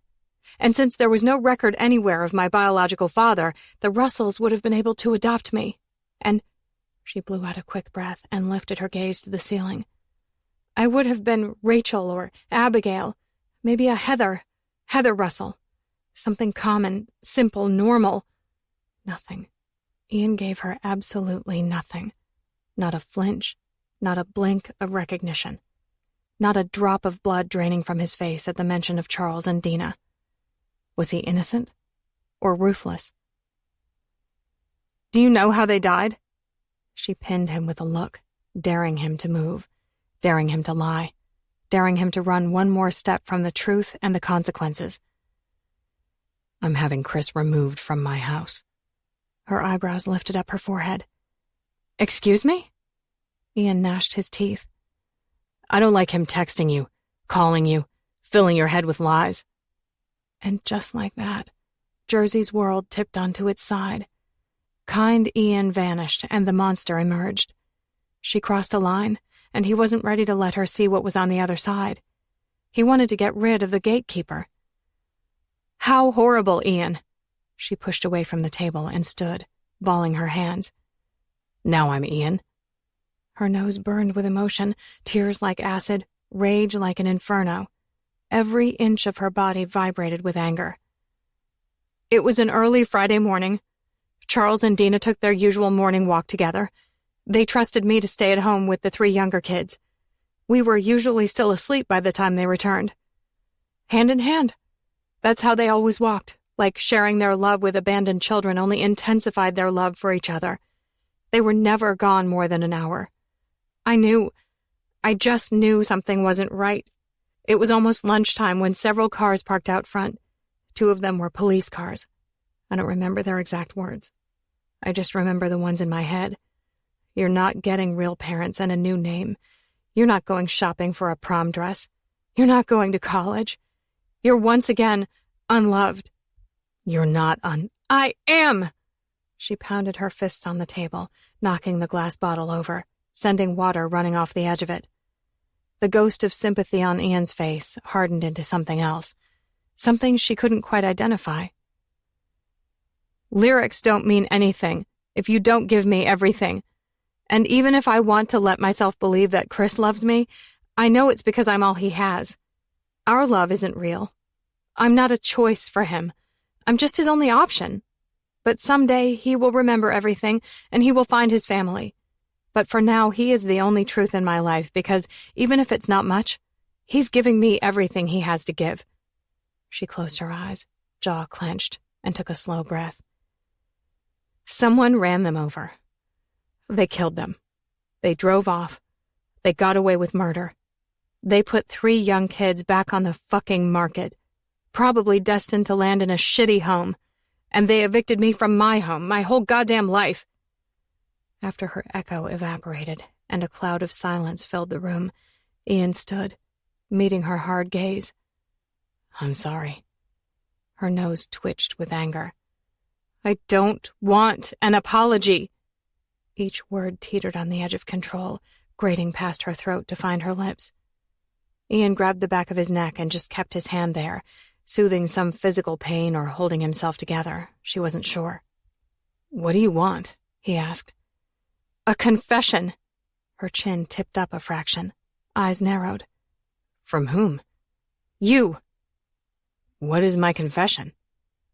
If she said it, there would be no going back. Her access to Ian Cooper could end in a matter of seconds, and maybe that was okay. The time had come to end it, to end him. For the record, Jersey whispered, glancing down at the mess on the table. What was left of her heart crumbled, disintegrating into dust, into nothing. I think I could have loved you. Thump, thump, thump. Jersey jumped as they turned toward the door. Thump, thump, thump. Ian! He brushed past Jersey, opening the door. Max charged inside. "Why haven't you answered your phone?" Ian nodded toward the bathroom. "I left it on the vanity after my shower. What the hell is going on?" Max held up her phone and the video playing on the news app. Ian narrowed his eyes at the screen, slowly taking the phone from her hand, lips parted. The volume wasn't turned up enough for Jersey to hear it well. "I'm sorry," Max whispered. Jersey remained statuesque in the corner of the room. She confessed to him something that was only meant for him to hear right before he died. But he didn't die. "Cancel the rest of the tour," he said with no emotion to his voice. "Ian!" "Cancel it!" He shoved the phone back into her hand, eyes pinched shut, jaw muscles flexing. "Janine said the neighbors were out of town. Had he not been there—" "We're going home. Now." Max nodded slowly. It was a rare moment when she let her vulnerability surface. At a loss for words, at a loss for control. "Jersey!" Max took a step toward her. "I'll tell her." Ian interrupted Max again. She backed up to the door, giving Jersey a sad smile before leaving them alone. Whatever he watched on her screen should not have changed the course of their fate, but it did. Ian silenced Max and unarmed Jersey with a look, a tone, a new side she had not seen before. It made her feel like someone pummeling her into the ropes, the way Racer did to her so many years earlier. After several minutes, Ian turned, meeting Jersey's gaze. "My house is on fire." Jersey flinched. "Chris." "He's fine. Saved my dogs. A real fucking hero on the news right now." Fire. The man who survived a horrific accident and lost everything but his actual heartbeat had to escape the jaws of twisted fate again. Jersey despised the contempt on Ian's face.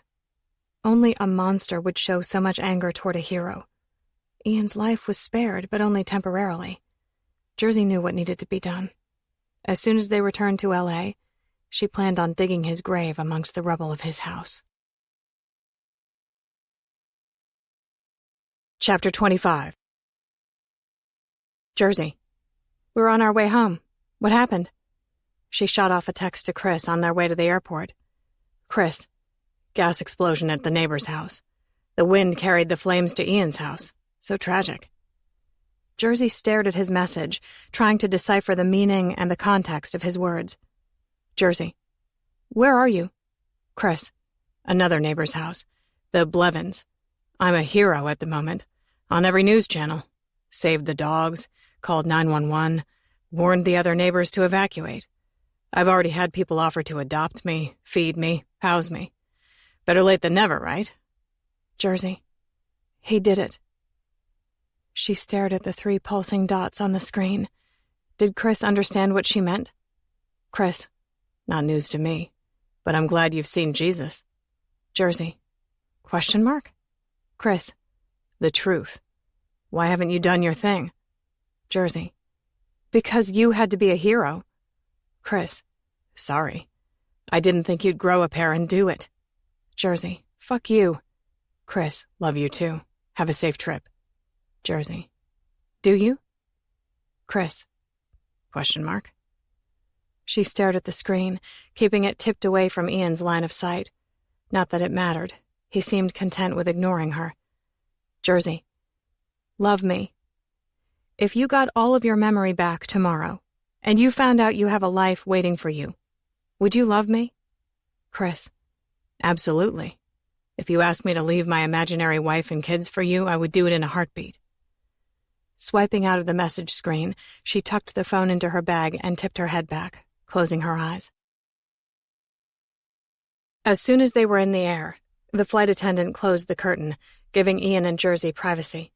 Jersey leaned her seat back. Ian watched her from the wide sofa that doubled as a bed, the bed where they usually had sex. "I'm not taking my clothes off for you," she frowned, holding his unreadable gaze.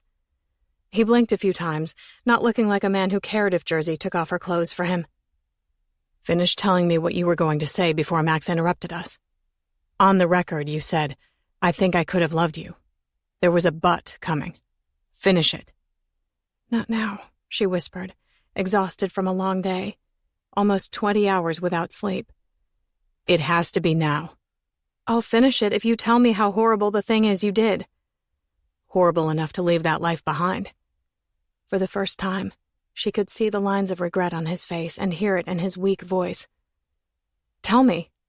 He closed his eyes and mumbled, Not now. Jesus! Max frowned as they pulled into the driveway. Half of Ian's house looked charred. The other half seemed untouched. Chris traipsed through the front yard from the Blevins' house with Ian's dogs. Ian climbed out and greeted Lola and Foxy while Chris opened Jersey's door.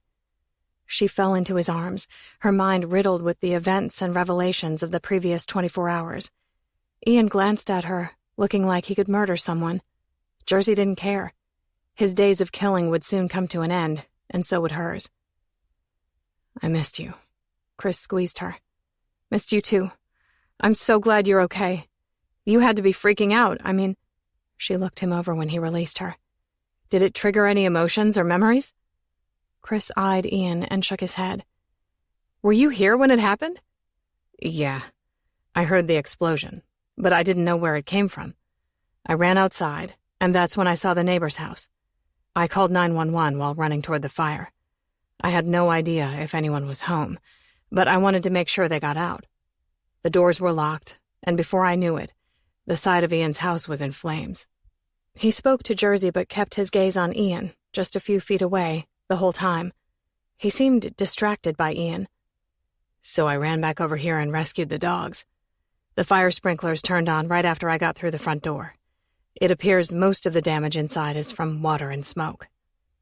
Jersey's gaze followed Ian as he walked around the taped-off perimeter with Shane and Max. Hope they know they're not supposed to go inside until the fire chief gives them permission, Chris said. Jersey didn't respond. Her thoughts felt like sludge. Tragedy, murder, shock, lies, deception, love. That was the hardest emotion to handle. What's up with the rest of the tour? Chris folded his arms over his chest and leaned against the vehicle. She shrugged. I think it's been canceled. I heard them talking about a major setback on top of the already bad publicity, and supposedly his record label could drop him or sue him. Thanks to us. Jersey inwardly cringed. Why did ruining Ian feel worse than killing him? Had we known this would happen, we might not have had to do any more than sit back and watch fate do its thing. Chris chuckled. Are you kidding me? She shot him a squinted look. What do you mean? Jesus, Jers. I thought we were just role-playing for shits and giggles in the proximity of the enemy. He nodded toward the house where Ian, Max, and Shane were out of earshot. What are you... He pivoted, putting everyone else at his back, at least 20 yards away. Looming over Jersey, he waited for her to look up at him. Listen, my very best friend in the whole wide world. I fear you grossly underestimated the level at which this game of revenge needs to be played. We agreed to destroy him in every way. You have been trying to fuck him to death, while I've been doing real things to make his life miserable. Jersey's mouth opened, but nothing came out. You sliced open a man's torso and watched him bleed out. You don't get to give me the doe-eyed look of shock for starting a little fire. A little fire? She stuttered, pointing toward the neighbor's house. You did this? Why did you blow up their house? Chris twisted his face, pulling his head back in disbelief. Duh. I'm pretty sure setting Ian's house on fire would have drawn negative attention and suspicion toward me. But... He held up his finger like the best idea in the world just popped into his head. Ian's house being collateral damage, and me saving his precious dogs, even if he's too much of a dick to say thank you, was a brilliant idea, don't you think? No, you... Fuck it all anyway. You love him, Jers. He pressed his palms to the side of his head. Her face wrinkled as she swallowed her anger and his bitter-tasting accusation. And you're right, Jers, about what you said a while back. Giving a life and taking a life for someone are two different things. I don't know if I can go all the way and actually kill him. So this, he nodded toward the rubble, is as far as I can go. I double and triple checked that no one was home next door because I wasn't willing to actually let someone die. Deep in my conscience, I carry this awful feeling that whatever happened to me," he held out his scarred arms, "probably didn't end well for someone else." Jersey watched as Ian, Shane, and Max crossed the tape and entered the house. "Jers, I didn't lose my future when Dina and Charles died. I wasn't still living with them. I can grieve them and feel anger toward the man who killed them, but I lost my future in a fire. My anger is not motivated in the same way yours is.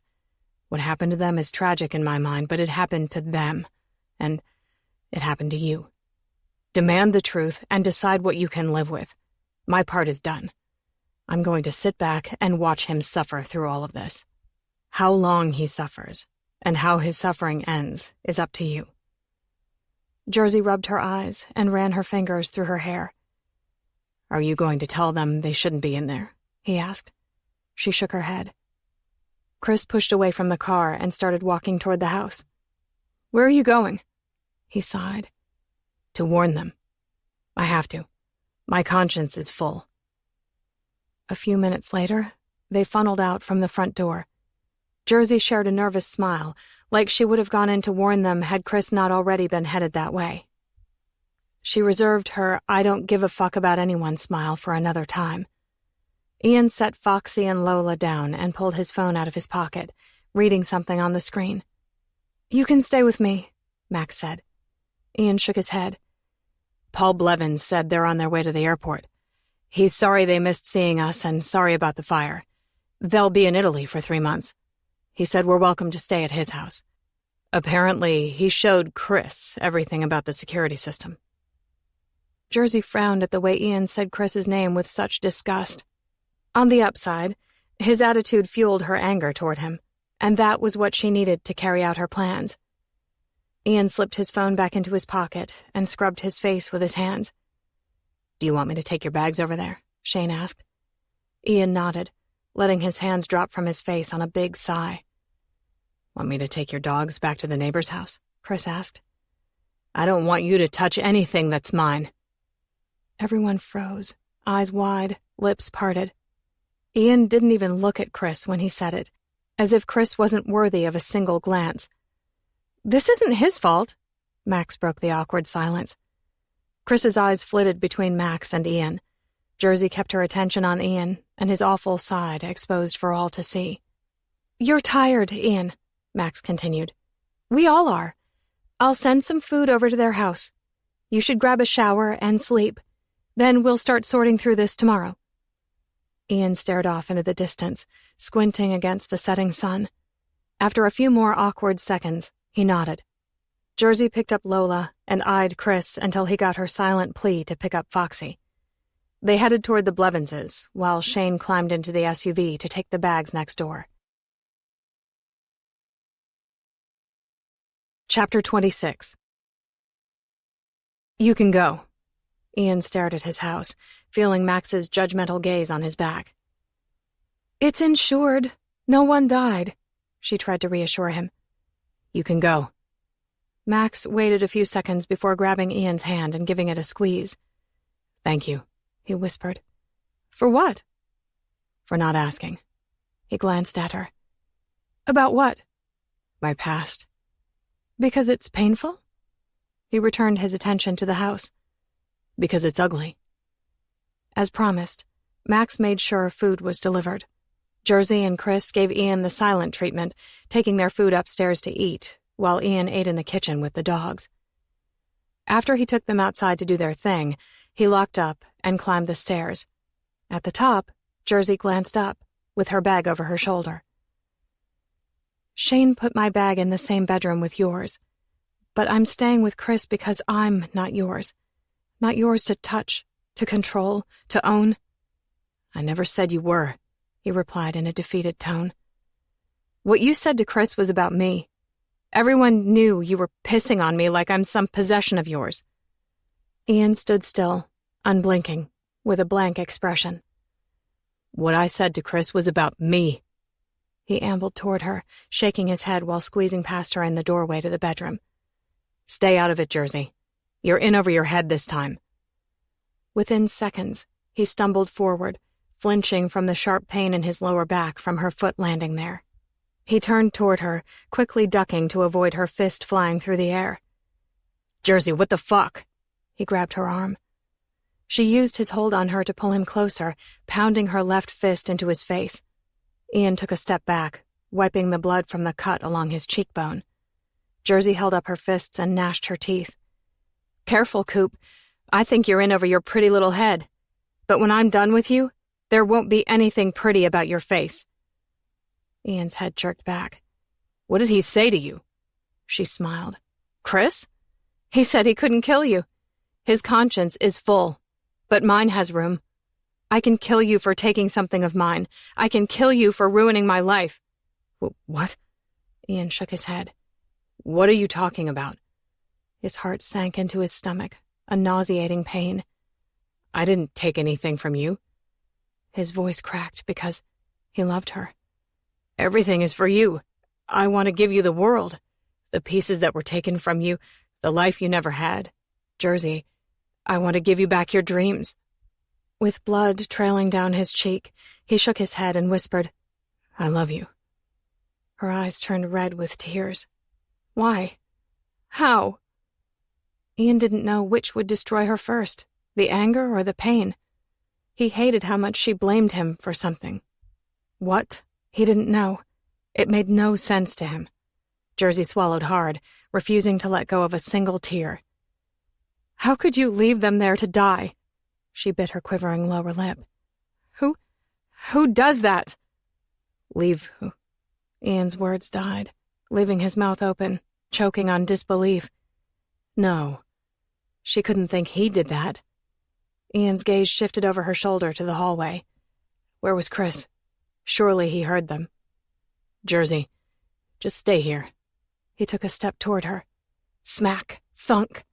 She pummeled his face and torso. He pushed her away to get a better angle and 2 extra seconds to hug her to him, trapping her arms. Tipping his chin up to keep her head from thrashing into it, he carried her to the balcony of the master bedroom and shoved her onto the floor of it harder than he wanted. But he needed to buy a few seconds to shut the door and lock it. Ian! She punched and kicked the glass.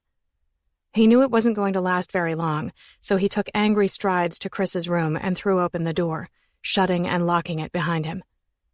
Chris glanced up from his book, reclined on the bed.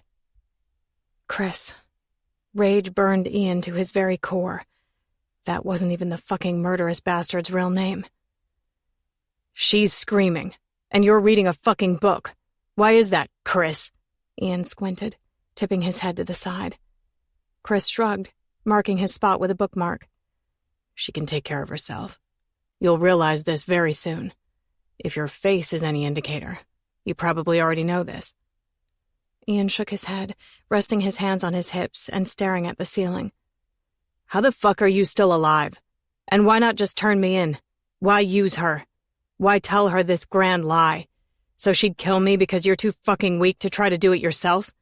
Why the name? She wouldn't have known your real name. But it was a nice touch, since you're clearly just trying to fuck with me. Chris sat up straighter, easing his legs off the side of the bed. You know me? Ian returned a pointed look, not amused by the game any longer, no longer curious about Chris's intentions.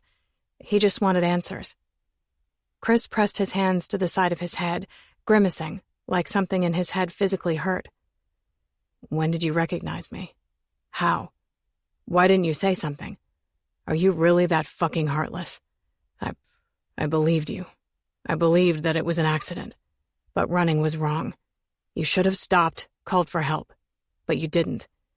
I told you to turn yourself in, but you didn't.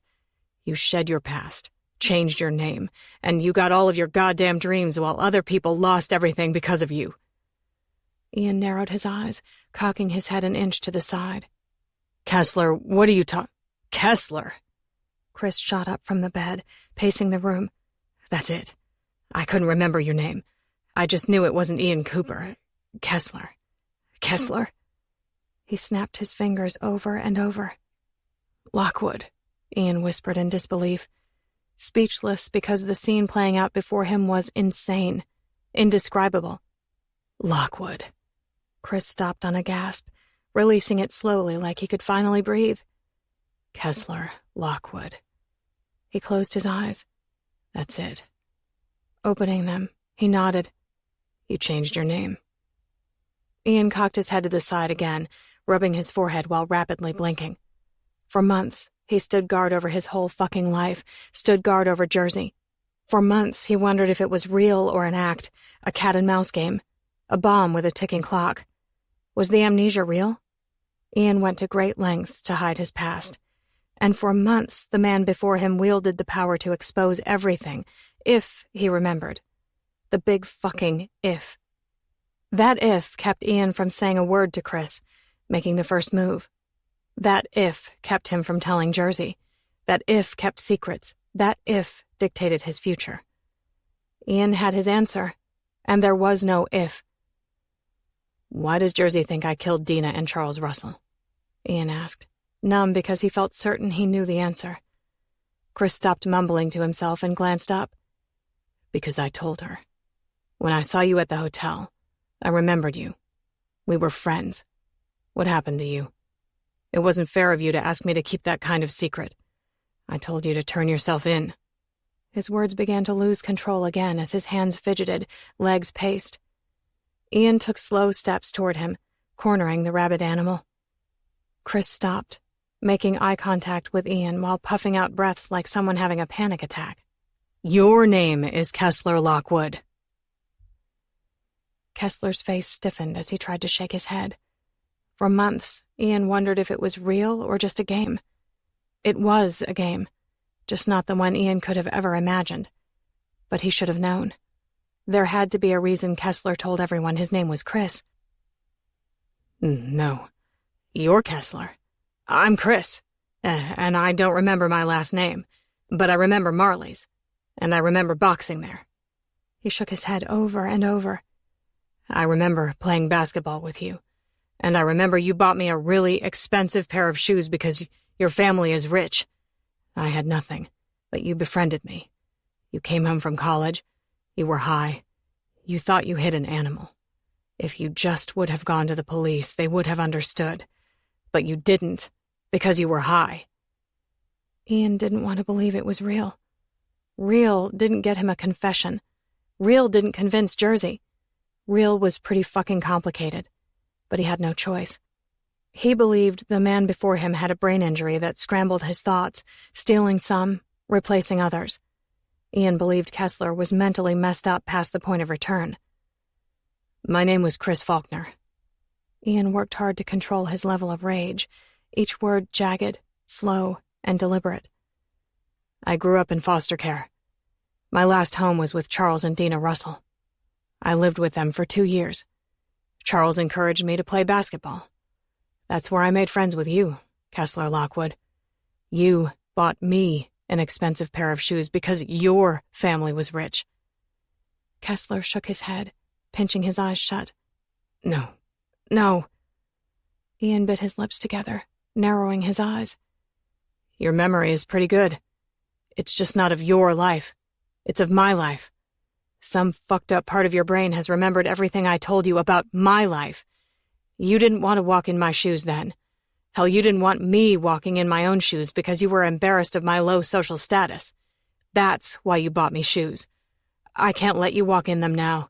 You can't have my shoes or my life, and you sure as hell can't have Jersey. No. Kessler pressed his hands harder against his ears. You're lying to save yourself. She's going to kill you. She won't believe your lies. She loves me.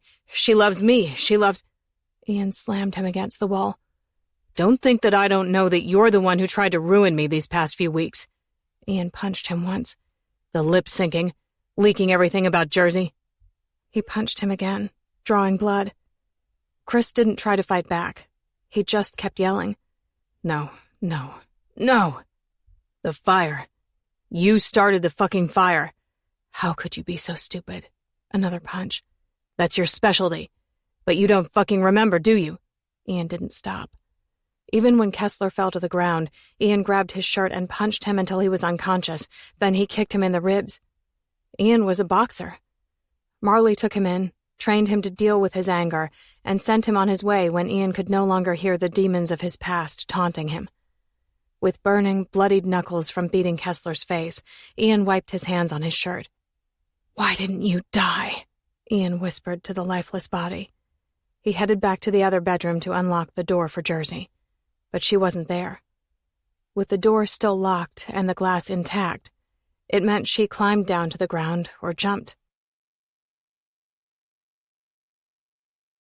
Chapter 27. Jersey hobbled through the wreckage of Ian's house, cringing at the pain in her ankle from the second-floor drop off the balcony. She needed her knife. Ian's master bedroom took the brunt of the damage, which was where she left her knives. Tossing aside pieces of wood and drywall from the collapsed ceiling, she trudged her way toward the closet. Her foot kept landing on uneven surfaces, causing shooting pain in her ankle as she pitched things left and right, searching for the remains to the drawer that had her knives. So much stuff was new to her. She didn't remember seeing plastic containers before the fire, but they were scattered everywhere as if they came from nowhere. Jersey glanced up. Teetering between two rafters was another plastic storage container. Ian must have kept stuff in storage above his closet. After relentless searching, she found the drawer and her knives. She wiped her favorite one off with her shirt and slipped it in the back of her pants. Holding the other two knives in her hand, she turned back toward the bedroom door. It was time to kill the rock star. After one step, she paused next to a plastic container with half of its contents spilled onto the rubble. She squatted next to a stuffed bunny, brown and missing an ear. No longer thinking about revenge, she let the two other knives fall to the ground and picked up the bunny. "You dropped it." She jumped, whipping her gaze toward Ian's voice. He stood at what had been the entrance to his bedroom. Why did he have the bunny? Her bunny? What did he do? Jesus, who else did he hurt? All the fear vanished.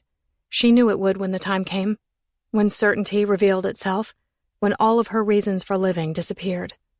Her face contorted into its ugliest form as she dropped the bunny, retrieved both knives, and slowly stood. "You killed them!" His face drew into a painful mask of regret as he shook his head. "Stop denying it!" She threw one of the knives. His hand flew to his ear, blood rushing down his neck from the missing piece she expertly sliced with the knife. Ian grimaced, removing his hand from his ear, letting it bleed out. "You dropped it. The bunny." She didn't give a fuck about the bunny and how he knew she dropped it. Nothing made sense anymore, and she just wanted her senseless life to end, but not before his. The second knife landed squarely in his thigh. "Fuck!" he seethed, bending at the waist while stumbling forward a few steps. Jersey retrieved her last knife from the back of her jeans as tears ran down her face. "The next one is going in your heart," she whispered. "Bunnies," he grunted, grabbing his leg just above the knife. "Still hop with one ear." Jersey shook her head, gripping the knife firmly in her hand as his image blurred behind her tears. Chapter 28. 16 years earlier. "Jersey, don't make me come get you," Mr. Fisher bellowed from upstairs. She retreated to the farthest part of the fort maze, hugging her bunny, chewing on one of its ears as nerves gobbled her up inside, making her feel sick to her tummy. G stared blankly at her from a few feet away, curled into a ball, one eye swollen, her lower lip cut at the corner. Mr. Fisher kept her upstairs longer than usual. Jersey thought it meant she'd be spared that day. G always tried to take the brunt of Mr. Fisher's sick needs in an effort to keep Jersey untouched. That day, Mr. Fisher spared no one. "You little bitch. I hate it when you make me come down here for you." Jersey chewed harder on the bunny's long ear as her body shook and her gaze pleaded with G. But G had no life in her single-eyed gaze. She looked dead, except occasionally her whole body would jerk and she'd groan like something shocked her, pained her. "Fucking little cunt." Mr. Fisher ripped off the blankets over the fort and grabbed Jersey's arm, yanking her to her feet. Smack! He backhanded her, his tarnished class ring cutting open the skin high on her cheek. Jersey cried, hugging her bunny to her with her free hand. G made a noise, like an animal caught in a barbed wire fence, as she stumbled to her feet, lunging at Mr. Fisher. Smack! He dished out the same punishment to her, sending her abused body back to the ground. That's when Jersey noticed the blood along the backside of G's light gray sweatpants. Mr. Fisher hurt G. He hurt her badly that day. I hate this fucking bunny. Stop chewing on its ear like a goddamn dog. Fisher jerked on the bunny, but Jersey held it tightly. When he jerked it harder, she was left with nothing but the wet ear. He tossed the bunny's body off to the side and dragged Jersey up the creaky wooden stairs. His breath reeked of booze, and a foul body odor clung to his clothes. Hazel lucked out that day. Mrs. Fisher took her to the doctor after Mr. Fisher complained about her incessant cough. Jersey envied Hazel's illness. Of course, she didn't know what it was. Maybe it was something awful that could kill her, but still, she envied Hazel that day. Mrs. Fisher never abused them, but she never helped them either. She feared her husband as much as everyone else. After Fisher tied Jersey's hands behind her back, exposed her most private parts, and stroked himself for what felt like an eternity in hell, he forced himself into her mouth, stroking her hair, making her vomit. Then he fisted her hair and smacked her several more times for vomiting on him.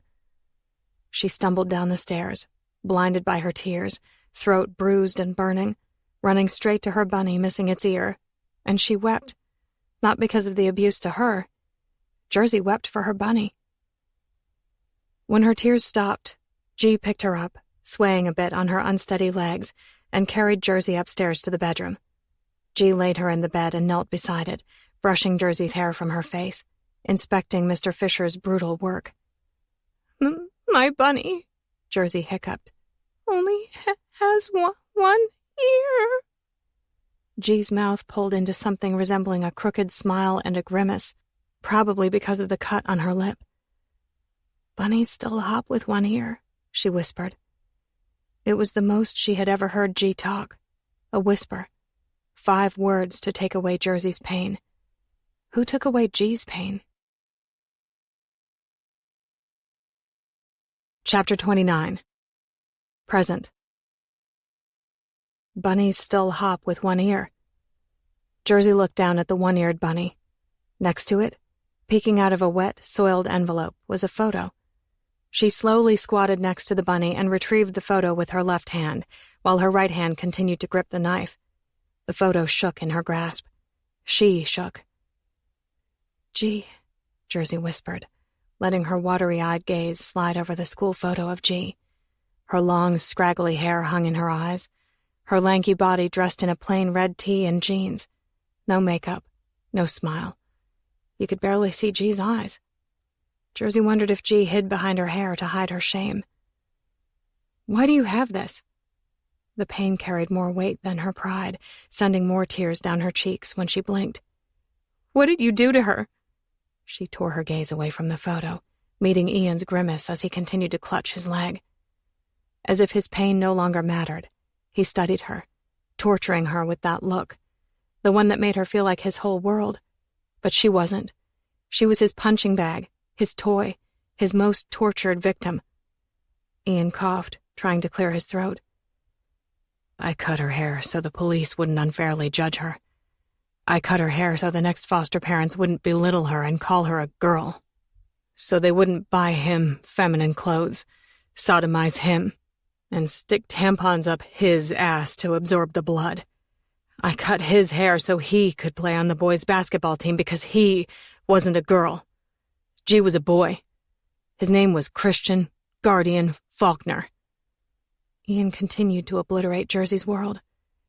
Mr. Fisher said he wasn't worthy of the biblical name Christian or a protective name Guardian, so he called the boy G. And since the boy had long hair, he treated the boy like a girl. And when the boy tried to correct him, or have an opinion, or say a single word to anyone, Mr. Fisher beat him and raped him. No, Jersey sobbed, the knife shaking in her hand. G was the first person to really care for Jersey, to love her. G kept Jersey alive. G told her to be brave and run fast. G remained in the forefront of Jersey's mind every day. When Jersey fought, She fought for G, imagining every face she punched was Mr. Fisher.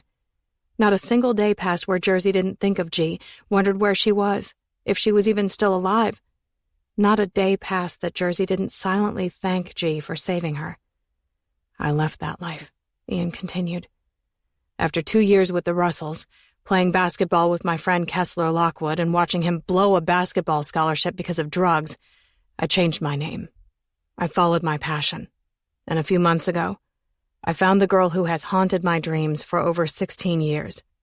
I found the girl who mattered more to me than my own life. She did 16 years ago, and she still does at this very moment. Ian swallowed hard, sucking in a sharp breath as he put his hand behind him and eased to sitting with a hard thunk and another painful fuck. He seethed, his clenched hand covered in blood. Let that life go because I killed a man to save the girl with the bunny. If he killed them, it wasn't intentional. He's not a killer, and neither are you. I think you might take a bullet for me, but I don't think you'd actually take a life from me. No. Jersey shook her head over and over, covering her face with her hands, just her tortured eyes peeking at him over her fingertips. Ian was G. Guard Ian. And he took a life for her. No. The tears flowed freely, blinding her, drowning her thoughts, blurring reality. Reality? She had no concept of what was real. Jersey! Her gaze shot to the door, Chris's voice and pounding footsteps drawing nearer. Jersey. Chris stopped at the doorway, face swollen and bloodied. Her vision blurred as her ears rang, bringing on a wave of nausea from her stomach tightening. She blinked several times before her gaze shifted from his face to Ian's bloodied knuckles. Everything stopped. Jersey felt catatonic. At first, Chris sighed with relief before he homed in on Ian and his bloodied ear and the knife impaled in his leg. Jersey. His wild eyes shifted to her as she slowly grabbed the knife again. It felt numb in her hands. Everything felt numb. Your name is not Chris, she said in a lifeless voice, wrestling with disbelief and the shocking reality. It is. Her friend pressed his palms to the side of his head, vigorously shaking it while stumbling over his words. He's a liar. He's using me to save himself. You were right. He's known all along. He's playing us. He's playing you. Her pulse slowed, and an ache settled into her throat as she witnessed her friend unravel. She gave him a sympathetic nod. Ian used both hands to apply pressure to his leg. Kessler drove a black Charger. See?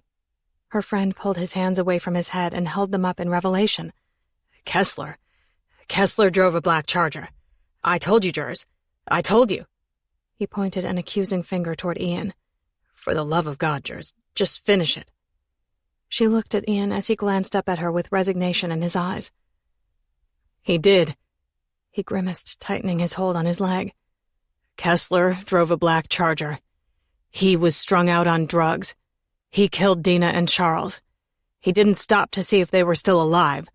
Then he drove home to his parents' estate, parked his black Charger in one of 6 garage stalls, and set the house on fire. They were inside, still asleep that morning. They didn't make it out. No. Her friend pulled at his hair, bending at the waist, squatting into a ball. No. He tugged and pulled, pinching his eyes shut. Jersey watched more blood spread into the faded fabric of Ian's jeans. No!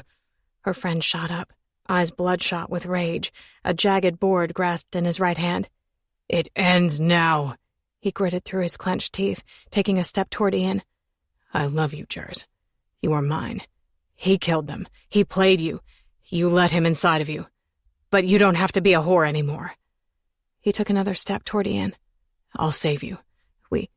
He wrapped his other hand around the piece of wood, cocking his arms back like a baseball player readying his swing. She gave Ian one last glance. Be brave and run fast, he said, as if they were his final words. Even in the face of death, he protected her. He risked everything for her. That's what he did because he was her guardian. Kessler swung his jagged board, but it fell to the ground less than a foot from Ian's head. He fell to the ground with Jersey's favorite knife lodged into his left eye. She put her friend down like a rabid animal. It didn't feel like revenge. In spite of everything, it didn't feel good or right. He wasn't in his right mind. The demons won. Jersey. Ian whispered her name with a weak voice. She didn't look at him. She couldn't look at him. How could she not know? How could she not see it? Digging her phone out of her pocket, she dialed 911.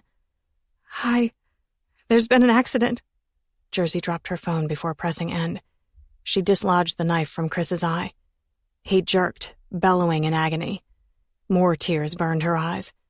She thought of all the books he read her, his soothing voice, his comforting touch, but soon they faded, suffocated by the cry of agony. Jersey covered her eyes with her arm, the bloodied knife molded in her hand. Ian grunted as Kessler covered his bloodied eye and lunged for the knife in Ian's leg. Jersey grabbed Kessler's hair, jerked his head back, and cut his throat from shoulder to shoulder. We are terrible people, she whispered, releasing him to the ground, sending him to a different life where he might find a wife and children, a good job, a beautifully boring and completely normal life. With the bloodied knife, she ripped Kessler's shirt and used part of it to tie a tourniquet around Ian's leg. Jersey. Ian reached for her arm. She gently pulled away, still unable to look at him. Too much shame and guilt crushed her conscience. She did this. All of it. She brought down a rock star. Chapter 30. Jersey sat on the front steps. The police arrived. The paramedics arrived. Even a fire truck arrived. They asked her a million questions. She answered none. They carried Ian out on a stretcher as they put her in the back of a squad car. For a brief second, she made eye contact with the rock star. He took a life to save hers. She returned the favor, but not before she broke him. He knew it was Kessler all along. Why didn't he say something? It didn't make any sense. He knew her. Nothing made sense. The next morning, Max arrived at the jail with an attorney, Isabel Higgins. She asked Isabel to give her and Jersey a few minutes alone. You stabbed my guy and removed part of his ear. Max let out a deep sigh. He said I guess Kessler did it, but I'm not stupid. Jersey stared at the table between them. He's having surgery on his ear today. Jersey continued to stare at the table. He said you saved his life. Still no response. But it's a sticky situation since it would appear you first tried to take his life. I know this. The police don't know what to think yet, but I know. Ian's not admitting that, just that you're innocent. And he said you were aiming for Chris, who he now refers to as Kessler, and that's how his ear got cut. He said Kessler's fingerprints should be on the knife that they pulled from his leg. Is that true? Jersey slowly glanced up at Max, but she didn't have any words to say, or the right ones. Max returned a disappointed frown. They haven't charged you with anything. Yet. Isabel is here in case they do, but Ian gave them his account. If your account of the events matches his, then they'll let you go. It's that easy. I killed Chris. She closed her eyes and shook her head a few times. Kessler. Max nodded. I know, but who tried to kill Ian? Me, she whispered, feeling that heavy numbness settling over her body again, slowing her thoughts, echoing voices. Max rested her elbows on the table, dropping her head and threading her fingers through her silky black hair.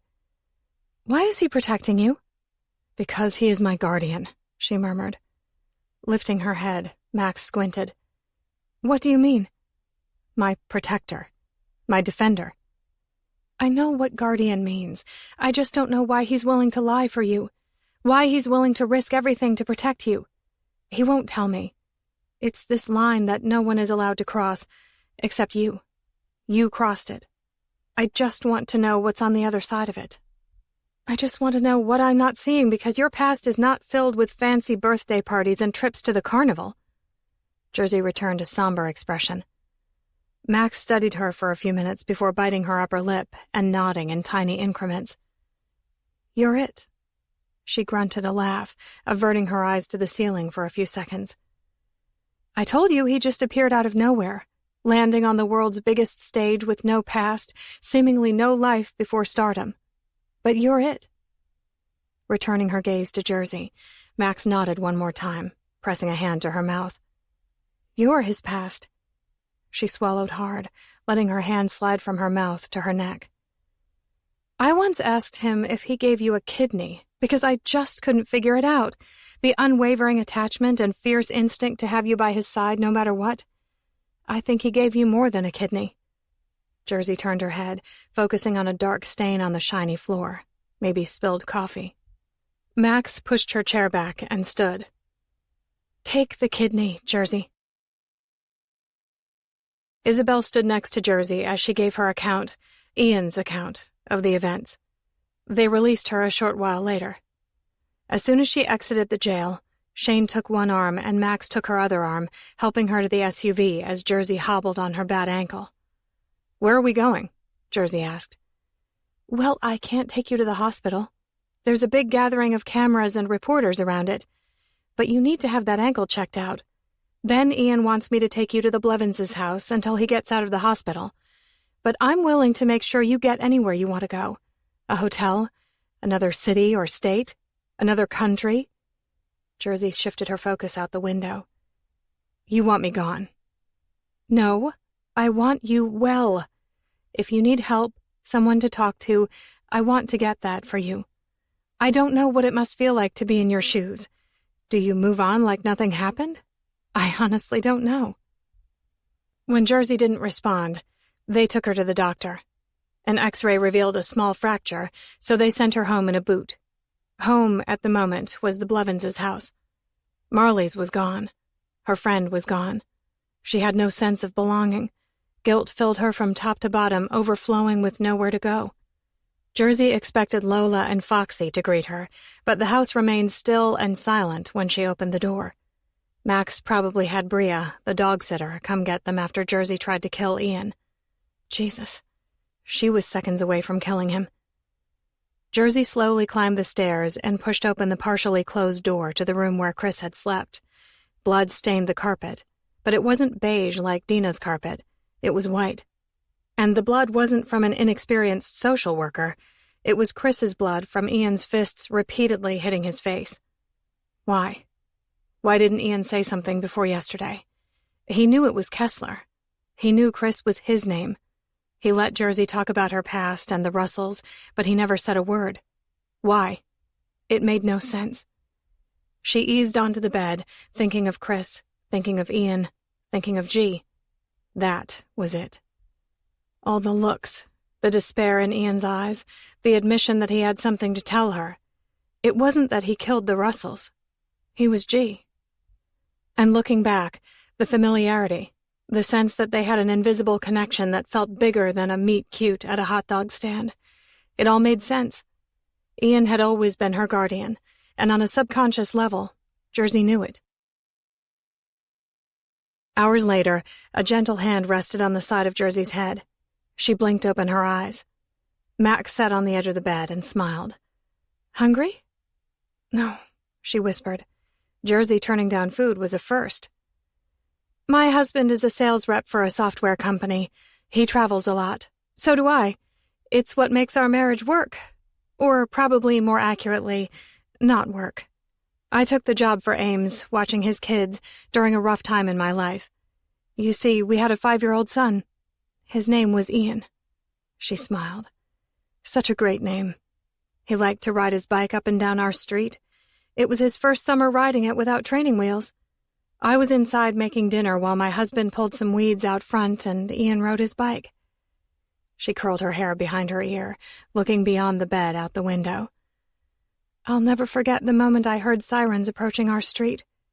I dropped the potato peeler and casually dried my hands, making my way to the bay window in our living room. And that's when I saw it. My husband knelt beside Ian, cradling his limp body.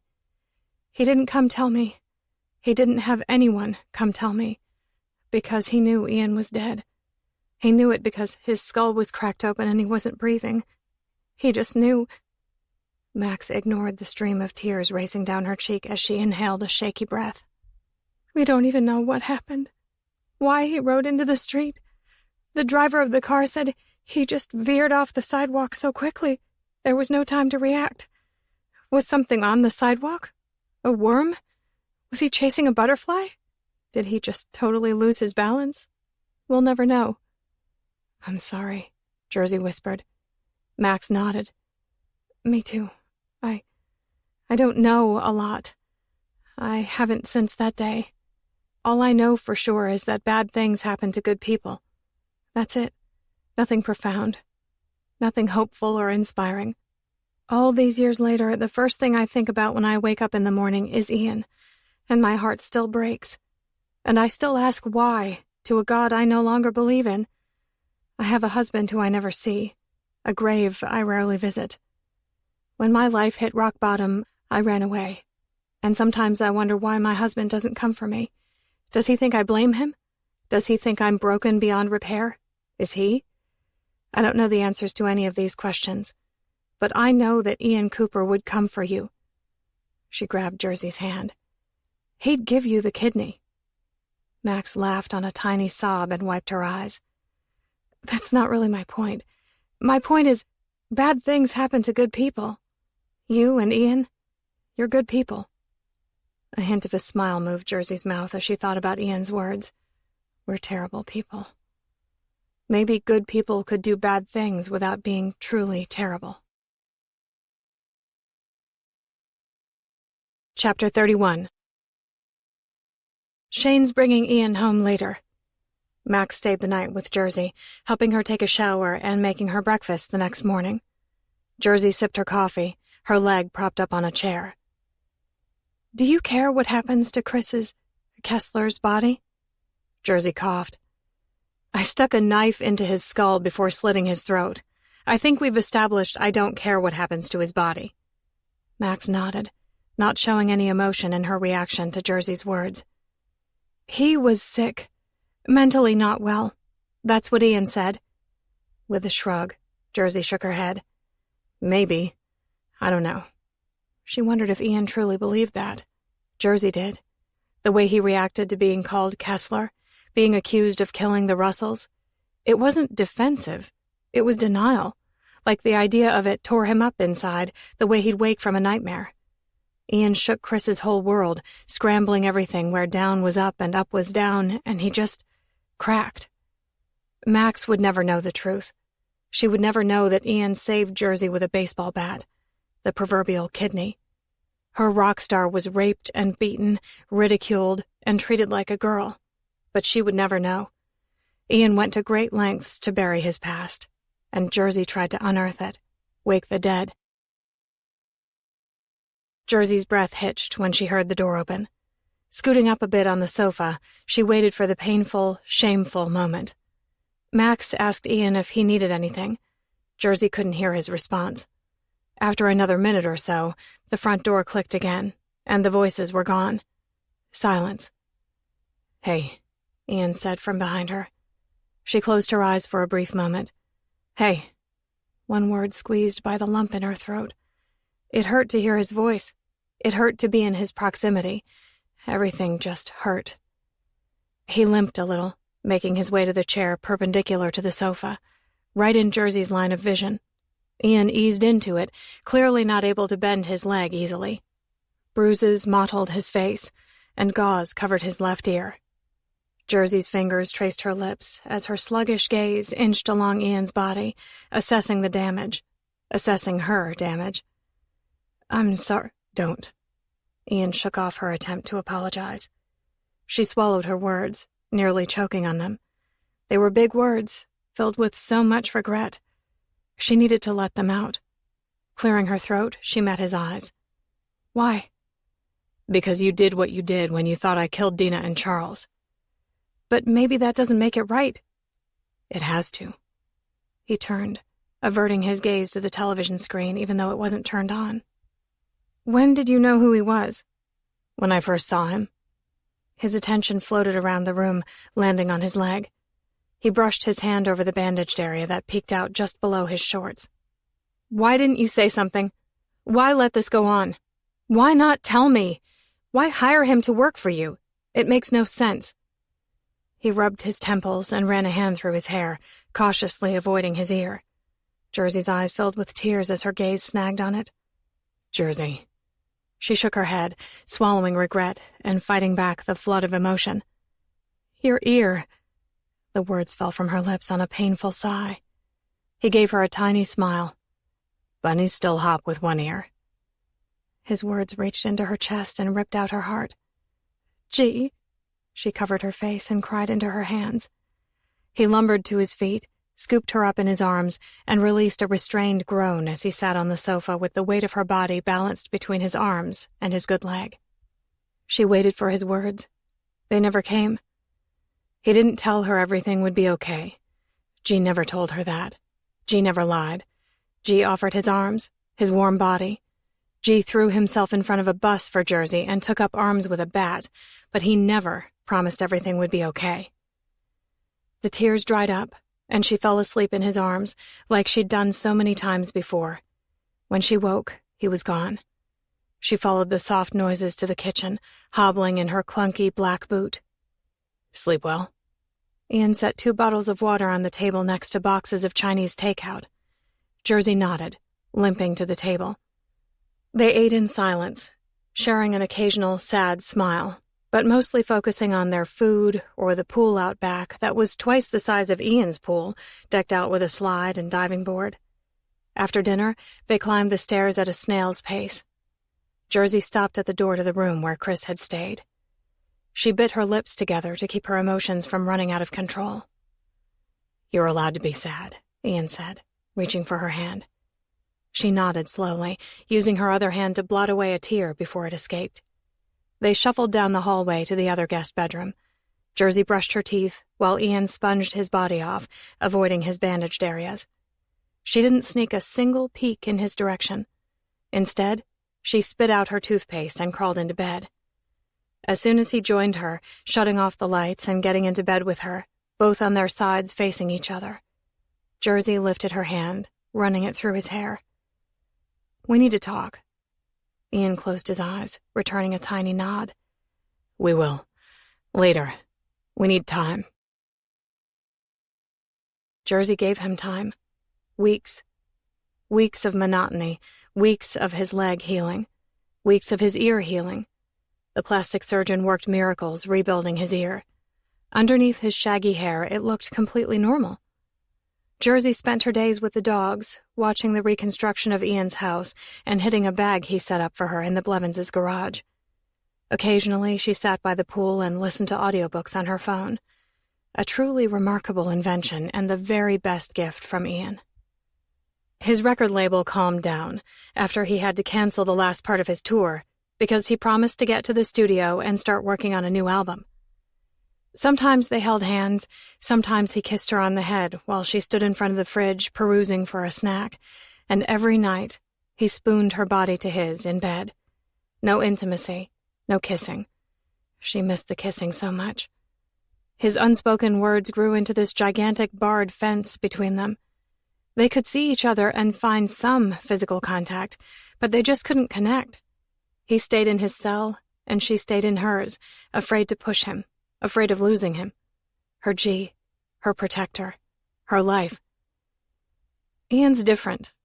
Jersey and Max took Lola and Foxy for a short walk one evening, since Ian worked late, and Max used any excuse to not be home with her husband.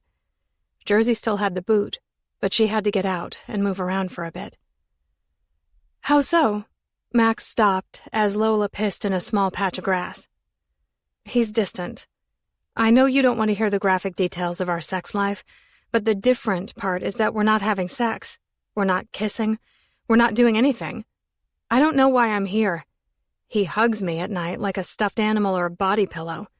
I listen to books during the day, work out, and just exist in his life. But as what? They've been working hard on this new album. He's feeling pressure from the label after canceling the rest of the tour. I can promise you he's not cheating on you." "Cheating on me? I'm not worried about that. We're not, well, I don't know what we are or are not. Roommates, I guess. I mean, Chris, Kessler used to sleep next to me and hug me. But we were just friends. If Ian's fucking someone when he's not at home, then I'd say I'm jealous but not mad. I mean, whatever. Sex is just sex. Maybe that's it. Maybe I'm overanalyzing things, feeling trapped in the house. I should get some sex if I want it, right? Max stopped, gawking at Jersey. Blink, blink. He loves you! Jersey nodded slowly, eyes squinted. Maybe. But I'm not talking about love. I'm talking about sex, and I'm talking about talking. He won't talk to me. It's like he's avoiding me at all costs. I know you're saying he's busy, but when you guys left without me to finish the tour, he found time to talk to me, even if it was just a few minutes on the phone. He wanted to talk to me. He doesn't want to talk now. Max nodded, moving forward as the dogs pulled on their leashes. Want me to talk to him? Yes. No. Jersey sighed. No, I don't want him to know I said anything to you. He's too protective of his personal life. I don't want him to not trust me. I don't think he's sleeping with anyone else. I really don't. Jersey laughed. It's not about that. I know that's hard for you to believe, but it's not. If he found someone else to meet his needs in whatever way, I wouldn't blame him. I tried to hurt him. He owes me nothing. But I guess I just want to know. If it's time for me to walk, then I'll walk. I feel like he's holding on to me out of pity. Like he lost a bet and I'm a ratty-looking dog who needs to be walked and fed every day. Max chuckled. That's not it. I don't know what it is that's eating at him, but I know he loves you. Even if you can't fully wrap your head around what that means, you are the center of Ian Cooper's world. I just think he can't see straight at the moment, but he will. Jersey waited up that night for Ian. It was almost 12:30 a.m. when he came in the door. Hey, she smiled, pulling her earbuds out and nodding toward the kitchen. I have food for you. Are you hungry? He tossed his keys on the kitchen counter as she turned on the light over the dining room table. Pasta, and lots of olives, Jersey smiled. Ian returned a weak smile. I just ate. Jersey deflated, sitting in front of her plate of lukewarm pasta. She jabbed her fork into the spaghetti and twirled it. Know who taught me to use a knife? Who taught me to hit a target with my eyes closed? Axel Smith. Ex-abused foster kid, ex-Marine turned social worker. He only showed the worst ones. Us, Jersey. We were the worst ones. The ones most badly beaten. He did it not so we'd take a life, so we could save a life. She lifted her gaze. How do you know that? Because he taught me too. Her head jerked back. He looked drained, like he didn't care if she believed him or not. Prove it. She pushed out of her chair and grabbed a kitchen knife, pushing it toward his limp hand. I'm tired, Jersey. Not tonight. He turned, ambling toward the stairs. Jersey threw the knife. It landed on the cherry banister an inch from his hand. Ian grabbed the knife and shot it back at her, landing squarely into the wood floor between her feet, leaving less than an inch from each foot, perfectly centered. Bullseye. Put the pasta away. I'll eat it for breakfast. He headed up the stairs. Jersey stared at the knife for several seconds. Then she squatted, removing it from the wood. Easing back onto her butt, she bent her legs and rested her arms on them, dropping her head and closing her eyes. They shared a roof and a bed, but Ian left her long before that. She didn't know where he went or if he'd ever return. Chapter 32. You've never sounded better. Ames grinned at Ian as they finished their third song in 2 weeks. This album is dark as fuck, but I think it's going to blow your fans away. Hector, their producer, nodded. Yeah, I think we should stab you in the leg and cut off part of your ear more often. Ian held the headphones up to his ear and listened to the second track while glancing at Alex, Jordan, and Bryson, all tipping back beers, grinning like fools because they knew it was good. Not just good, it was their best work. And thanks to Ian's flood of inspiration, it was effortless. They had 12 more songs to go, and no one showed signs of exhaustion, except Ian. But he kept that buried, giving them the impression that he was on fire, smoking with the perfect lyrics, instead of burning in his own personal hell. "Food," Max smiled, pushing through the door of the tiny house that they used as their studio. She set the bags down, and everyone pounced. "A minute?" She nodded toward the other room. Ian grabbed a sandwich and followed her. "What's up?" Even with Max, he made it all look good. He thought it would eventually be good if he just kept pushing forward. "You okay?" "Yeah." He took a bite of his sandwich. "Why wouldn't I be?" She bit her lips together, studying him for a few seconds. "Everything okay with Jersey?" He shrugged. "Sure. You see her as much as I do. You should know."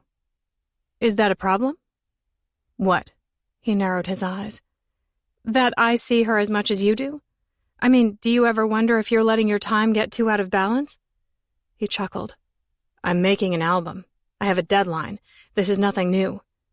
"You've never kept a girlfriend through making an album." "Jersey's different." He took another bite.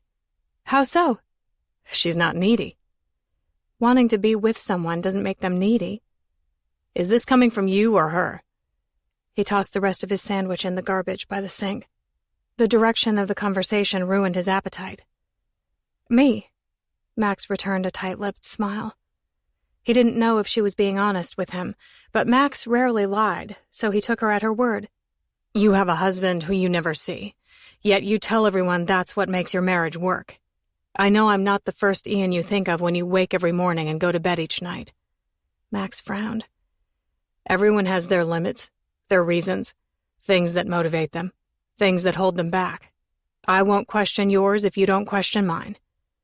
Dropping her gaze to her feet, Max nodded. "Where are you going?" Jersey asked as Ian buttoned his shirt after taking a shower. It was a late Saturday afternoon. She had seen Ian that week for less than an hour, except at nights when he crawled into bed well after midnight from long days at the recording studio. "I'm meeting the guys, Ames, and a director for dinner to discuss a music video." "Lucky them," she mumbled, ghosting her fingers over the arm of the black blazer on the bed. "What do you mean?" He grabbed the blazer, standing again in front of the full-length mirror to slip it on. "I mean," she plopped onto the bed, staring at her stupid boot that she had to wear for 2 more weeks. "I've been waiting for almost a month to discuss things with you. Maybe I need to contact your assistant and see if she can pencil me in on your busy calendar." "What do you want to discuss?" He turned toward her, tugging on the cuffs to his shirt as his gaze swept over her quickly before finding something, anything else to focus on. This was his new normal. Don't look directly at Jersey for more than 2 seconds. Don't give her more than 2 minutes of your time each day. Don't give her the opportunity to ask questions and demand answers. It wasn't like she would leave. After all, where could she go with no job and no skills? "I want to talk about Kessler." "Why? He's dead." Ian walked out of the bedroom. Jersey's mouth fell agape. That was it? He's dead? "Are you serious, Christian guardian?" She chased after him as fast as her boot would let her go. He descended the stairs. "My name is not Christian Guardian. Legally, it's no longer that. It's Ian Cooper." Jersey hopped down the stairs on her good leg, finding it the quickest way to get there. "Oh, that's super awesome for you." Ian grabbed his keys and wallet from the table just inside of the front door. She continued, "Shedding your skin like a snake and slithering away? I'm still legally Jersey 6. A fucking fantastic name. Jersey 6, whose mother didn't want her. Jersey 6, whose sick fucks like to touch and sometimes rape. Jersey 6, who killed a man. Oh, wait. That's right. Jersey 6 has killed 2 men. I'm one up on you, Coop. G. Ian. Whatever the fuck you want to be called in your rock star life." His brow wrinkled as he stood by the door, trapped by her words before he could slither out of the house and avoid her yet again. "Do you want a new name?" "I want you to tell me why you didn't call Kessler out when you first met him at the hotel or during the many weeks that followed. Months. It was months." "Jersey, there's no point in going back. I don't want to go back, do you? Do you really want to go back and wake up the dead?" "I want you to kiss me." Ian stood idle for a few seconds before his feet ate up the space between them. He bent down and kissed her on the cheek. She grabbed his face and kissed him on the lips. He pulled away, and so much pain marred his face. It cut her deeper than the knife she threw into his leg. "Take off your clothes," she whispered. He shook his head. "We're not doing this. That's in the past. I told you I'm not going back. You don't need to watch me take off my clothes. I don't need to watch you take off yours. You're not a victim anymore, and neither am I." "I just want sex." "Maybe later. I have to go." "I'm having sex with someone tonight." Ian stopped, holding open the front door, glancing at her over his shoulder. "You're not that person." He brushed off her comment the way he'd been brushing her off for a month. "You're in a boot. Just order dinner and rest your foot." "You have no clue who I am." "Jersey," he sighed, hanging his head. "I have to go." "Then go." She tipped her chin up. "You're staying here." He eyed her for a few seconds. Was it a demand or a question? "Go." She met his gaze with a defiant one of her own, pushing her glasses up her nose. "Are you going to hold this against me?" He sighed, his shoulders deflating inward. "This? What is this? This moment? This night? This week? This life? Are you going to brush me off forever and blame me for standing up for myself? I don't even know how I could hold something against you. I'm pretty sure the day I conspired to kill you was the day I lost all rights to be anything but forever grateful that you didn't have me thrown in prison. So here I am, just waiting.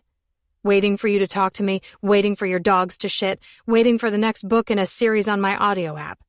Waiting for the next meal, the next burst of energy to go pound the bag. I'm just waiting, Coop, and it sucks. I'm pretty sure I was less lonely when I had nothing and no one." "Jersey," another sigh. "Your timing couldn't be worse. I have to go. We'll figure this out later." "Later," she whispered. Gone. Coop was gone. She lost him. They were just going through the motions. Not even that. They were idle. Breathing such shallow breaths, she could no longer feel their pulse. This could drag on. Don't wait up. Jersey looked up at him, nodding. "You either." He stopped again, just before closing the door, studying her for something. Maybe the truth? If he wanted the truth, all he had to do was listen. She spelled it out for him. He didn't listen. Instead, he shut the door, got in his car, and left. Chapter 33. Just before 2 a.m., Jersey came in the front door and eased it shut behind her, as if to avoid waking Lola and Foxy. When she turned, the lights flipped on and she froze, staring at Ian perched on the bottom of the stairs. He still had on his jeans and button-down shirt, but the top 3 buttons were undone, and the sleeves were rolled up to his elbows. After hours of running his hands through his hair and tugging on it out of worry and frustration, he knew why her gaze settled onto his head for several seconds before sliding to his eyes. "Where the fuck have you been? Why isn't the location turned on your phone? And why have you been ignoring my messages and calls?"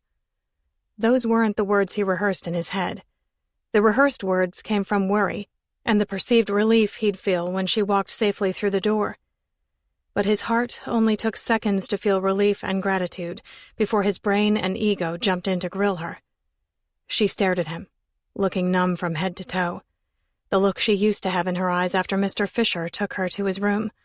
Only this time Ian, didn't rush to comfort her. "It's in the past, Ian. I don't want to talk about it." "If you went and fucked some other guy tonight." "What?" Jersey crossed her arms over her chest. She wore a dress. Jersey rarely wore dresses. He felt certain she only had maybe 1 or 2 that Max bought her for a few parties they attended on tour. It ate at him that she looked so fucking beautiful, and it wasn't for him that night. Ian hated himself for leaving that night. He should have stayed. His list of should-haves was long. "I've used my body for many things. Sometimes it's fun to actually use it for pleasure, and thanks to technology, that pleasure is just a screen swipe away." "You cheated on me because I wouldn't take my clothes off for you?" She laughed. "Cheated on you? Are you serious? Did we get married when I wasn't looking?" "You know what I mean." He stood, balling his hands. She inched her head side to side. "No, I don't know what you mean. I know that I used to sleep in the same bed as Chris, and he'd hold me at night, but I wasn't his girlfriend or wife. I know we don't go to movies. I know you're not here very much. I know I eat most meals alone. I know I play with Lola and Foxy. So, maybe there's a title for all of that, but it sure as fuck is not a girlfriend." The ache in his chest multiplied with each word she spoke. It hurt less when she cut his ear and put a knife in his leg. "Yes or no? Did you fuck someone tonight?" His words came out jagged and harsh, desperate, so damn desperate. "Yes." Ian rested his hands on his hips and dropped his chin. His heart felt out of control, ready to explode into a million pieces as he chased each breath, burning with anger. "Max will arrange for you to go back to Newark tomorrow." He pivoted and headed up the stairs. A few minutes later, Jersey appeared at the door to the bedroom.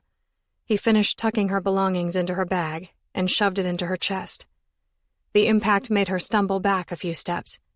Without giving her a direct glance, he closed and locked the bedroom door. Early the next morning, Ian slipped on shorts and a tee to take the dogs for a walk. At the bottom of the stairs, he heard noises in the kitchen. He took slow steps in that direction and peeked around the corner. Jersey shoved as much food and bottles of Ian's water as she could into her bag. When Lola barked by his ankle, Jersey froze, glancing up at him. "Max will be here at 9, he said past the ache in his throat. "No need." She tried to zip her bag, but it was too full. He never got around to getting her a new bag. Jersey hooked the strap over her shoulder. "I'm leaving now." She brushed past him and opened the front door. "Where are you going?" A toxic mix of pain, anger, and concern gripped his words, making them break apart as he said them. She paused at the door with her back to him, staring out at the driveway. And then, as if none of the thoughts in her mind deserved to be heard, she stepped outside and closed the door behind her. For a solid 5 seconds, he fought the urge to chase after her. The 6th second.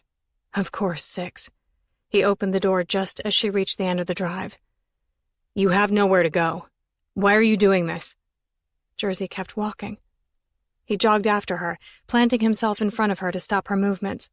She stared at his chest, jaw set, eyes unblinking. "I love you, but you fucked another man last night." "Sounds like a good topic for you to discuss with your shrink." She tried to step around him. He stopped her again, and she pushed out a sharp exhale. "I'm sorry I walked out on you last night." "I'm not sorry I fucked another man." She knew how to cut him without even using a knife. With a little more force, she got around him and kept walking. "So, you're just going to be homeless on the streets of LA now?" Jersey was a good fighter. The fact that she didn't jump around with her hands up at her face was her biggest strength. Opponents underestimated her, and she leveled them when they least expected it. Ian could jump around, taunting her all day long, taking a few swings, trying to provoke her. But in the end, she would be the first to land a solid punch, and it would hurt like hell. So if he wanted to compete at her level, he had to stop jumping around. He had one chance to land a hard hit that would knock her down. Jogging again to catch up to her, he grabbed her from behind with a firm hold, fully prepared for her to wriggle and thrash to get free. Then his lips brushed her ear, and he punched hard. I set Kessler on fire. Knockout. It was as if every muscle in her body stopped working, like his arms were the only thing keeping her upright. Jersey didn't move any part of her body. She didn't breathe. He should have told her weeks ago. He should have told her the day he saw Kessler at the hotel. He was so afraid of losing her again, but he managed to do it anyway. She slept with another man, and in true Jersey style, she told him exactly what she planned to do, and he was too stupid, scared, and blind to see the truth. Still, even if it was too late, he had to tell her. At that point, he had nothing more to lose. I saw him outside of a club in New York City. I hadn't seen him in years. He was high. Still, I told him I was sorry to hear about his parents. You know, their tragic death. He said he was sorry to hear about mine. I thought he meant my real parents, but then he said, the sun was at a bad angle. I thought I hit an animal. He said he was so fucking scared and his car was dented and had their blood on it, so he drove home, parked in his garage, got high, and set the garage on fire to get rid of the evidence. Only, he thought his parents were still out of town. Little did he know, because he was too fucking high all of the time, that they got home late the night before. While I gagged on his meth-induced confession, unable to see straight or even breathe, a car pulled up, he got in, and I lost my chance to even the score. He killed the Russells and his own parents in one fucking morning. Both deaths were unintentional, but in so many ways, unforgivable. I tried to let it go. I couldn't bring back the dead, and I had no idea where he was at. So I put all of my focus into music. I became a fucking rock star. I had everything. Almost everything. Except revenge. Justice. So I hired a private investigator to find him, and it took years. Then one day, they delivered a file with notes, dates, photos, and locations. It was him. I let it leak that I was taking a vacation, staying at an undisclosed location in France to avert the media. At the last minute, I faked an illness. I told Max to take a vacation, get on the plane, and let the paparazzi think Ian Cooper was in France. I told her I needed to just hole up and get better. So Max, the one person who kept constant tabs on me, left for France. Shane took his family to the Grand Canyon since I wasn't leaving my bed, and I drove from LA to Newark and found Kessler at his usual spot that the investigator put in his report. Of course, he was selling drugs. Then I followed him to a rundown shed behind an old warehouse.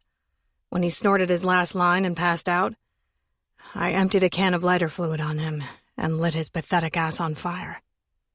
When he started to scream and yell, I didn't look back, not once, the way I imagined he didn't look back after killing Charles and Dina. But then, he called my name. I glanced over my shoulder to the human inferno and gave him the finger. Ian felt Jersey's heart booming in her chest, her breaths labored just from his words. He kept his lips next to her ear. I should have told you, but I didn't know if his amnesia was real. I kept waiting for the other shoe to drop. I thought he was the one who was there for revenge, not you. I tried to kill him for the same reason you tried to kill me. We are the same, Jersey. Only, I am capable of loving someone, but I don't think you are. He released her, waiting for her to turn toward him, to say something, but she didn't. So he walked back toward the house. He set her free.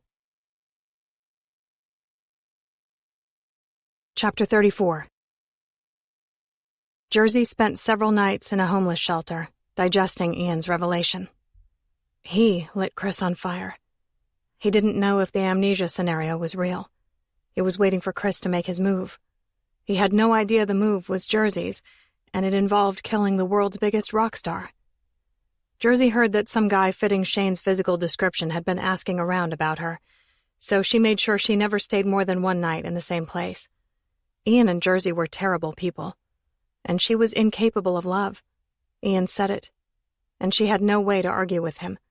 After all, what was love? "Do you need help finding a job?" Jersey turned to the woman's voice. The long-haired blonde looked about Jersey's age. "I'm Natasha, a student, and I'm part of an outreach project to find jobs for people who need them. We offer help with resumes and interview practice, as well as transportation and financial assistance to get you on your feet." Jersey stood from the homeless shelter cot and pulled her hair back. She wanted to beat a bag, knock fists with Judd, listen to Chris read her a story, watch Ian perform to thousands of fans, but that life was over. On a good day, she got a workout in at a park and avoided any unwanted advances from some questionable people she encountered. "Yeah," Jersey nodded. "It would be great if you could help me find a job. I didn't graduate, and Natasha waved off Jersey's insecurity. "Don't worry about it. I'll gather all of the information from you and we'll find something to fit your interests and skill level, okay?" "'Kay." Jersey looked at her feet, returning another tiny nod. As promised, Natasha took Jersey back to a building on campus. She entered Jersey's information into the computer, a little surprised to see that Jersey had a recently issued passport with so many stamps in it already. "You wouldn't believe me if I told you," Jersey said as a response to Natasha's silent, raised-brow question. "How many people in homeless shelters traveled the world with rock stars? maybe more than she imagined. After all, she met a woman the night before who used to be married to an NBA player and lost everything, including a roof over her head, in their divorce. A week later, Jersey had a job waitressing at a diner, her first official job. During the next few months, Natasha helped Jersey manage her money, open a bank account, and get a cell phone with a prepaid plan. Her world expanded with access to apps. It made navigating public transportation easier, as well as accessing her bank account, contacting her employer, and messaging Natasha. "I love this song," Natasha said as she ate lunch with Jersey at the diner during her break. "I hate it." Jersey frowned as the #1 song on iTunes, Unloved, played over the speakers for the millionth time that day. "How can you hate it?" Natasha's food nearly fell out of her mouth. "I mean, I don't follow music that much, and I have no idea who sings it, so for me to like it, that means it has to be amazing." "It's Ian Cooper. I used to sell merchandise at his concerts. He's kind of a dick." Natasha lifted an eyebrow. "You said this was your first job." "Officially, yes. Ian paid me in cash. And sex." Jersey smirked. "That's the most unbelievable lie I have ever heard." Natasha rolled her eyes. "But I like where it was going. Please, tell me more." "Is this a regular check-in with me? Or are we friends?" Jersey asked, sipping her coffee. "Both. I'm here to see if you need anything. But you're usually pretty self-sufficient, so it leaves time for the friend thing. Do you have any friends?" Jersey shook her head. "I used to have one, but he died." "Oh, I'm sorry. Was it sudden?" Jersey shrugged. "It happened quickly, but I saw it coming. He had a lot of issues." "Was this while you were sleeping with the rock star?" Natasha grinned. Jersey mirrored her grin, finding Natasha's complete disbelief in Jersey's story quite funny. "As a matter of fact, it was." "Mm-hmm." She narrowed her eyes. "Ian Cooper. I feel like... Was he in the news a while back? Did his house burn down?" "Yes, but we weren't in L.A. We were in the UK on his world tour." Natasha flipped her hair over her shoulder and giggled. "Yes, you were with Ian Cooper on a world tour when his house burned down. Keep going." Jersey grinned at Natasha over the steam of her coffee. "How do you think I got all those stamps in my passport?" Wiping her mouth with a napkin, Natasha eyed Jersey, studying her for a few seconds. "Okay, I'll play. So you traveled with Ian, his house caught on fire, and you returned to L.A., correct?" Jersey nodded. "Then what happened? You had a falling out and you ended up in a homeless shelter?" "Exactly." "What was the falling out about?" "Oh, just the usual stuff. He'd been so busy in the studio and meeting with important people about videos and shit like that. I was feeling lonely. So I asked him to stay home one night with me and have sex, but he didn't. I told him I was going to have sex with someone that night. He thought I was joking." She shrugged. "I wasn't." Natasha blinked a few times before laughing. "That's your story? Ian Cooper wouldn't have sex with you, so you found another guy to have sex with? And then what? He got mad because you cheated on him and you broke up? Which..." She held up her hand. "For the record, no woman in her right mind would cheat on a rock star, right? It would be a step down. Unless you slept with another rock star, or an actor. But what are the chances of that? So that part of your story just ruins the rest. It's too unbelievable. You have to keep it a tiny bit believable if you want to keep your audience engaged." "Well, I didn't cheat on him. We weren't married. I wasn't his girlfriend." "Oh," Natasha sported a sly grin. "Gotcha. That's a relief. Cheating is just awful. Not so much flirting, or even a kiss that could lead to something, as long as someone stops it. But going as far as to have sex is unforgivable." Jersey set her coffee cup down and traced the rim of it. "Why? It's just sex." "Sex is intimate, sacred in some ways." "Sacred?" Jersey's head tipped to the side.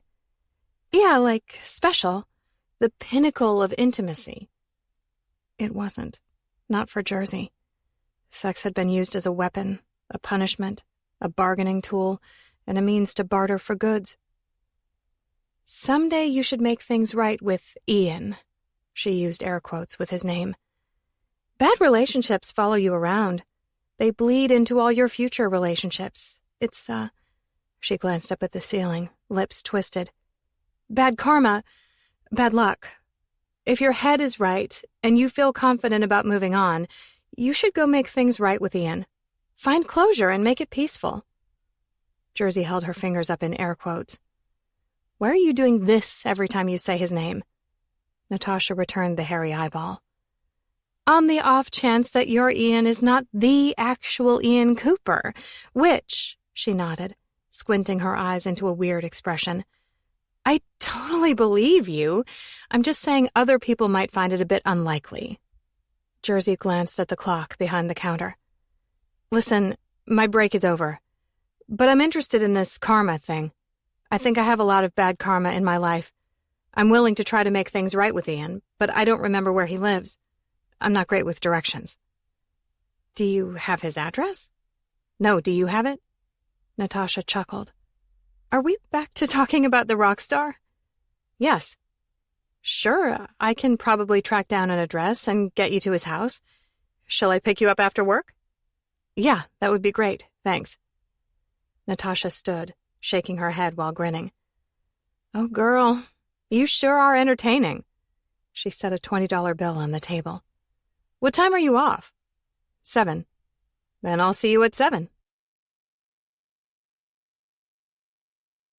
Chapter 35.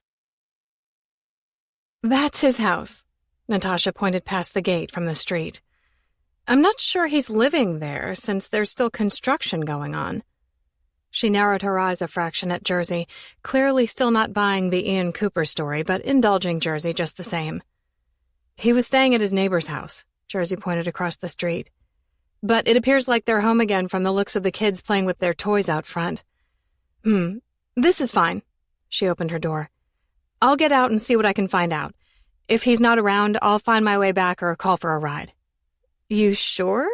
I don't mind staying. Jersey poked her head back into the car. Because you don't believe me? Natasha shook her head and laughed. No judgment here. Go home. I'll send you photos for proof if I find him.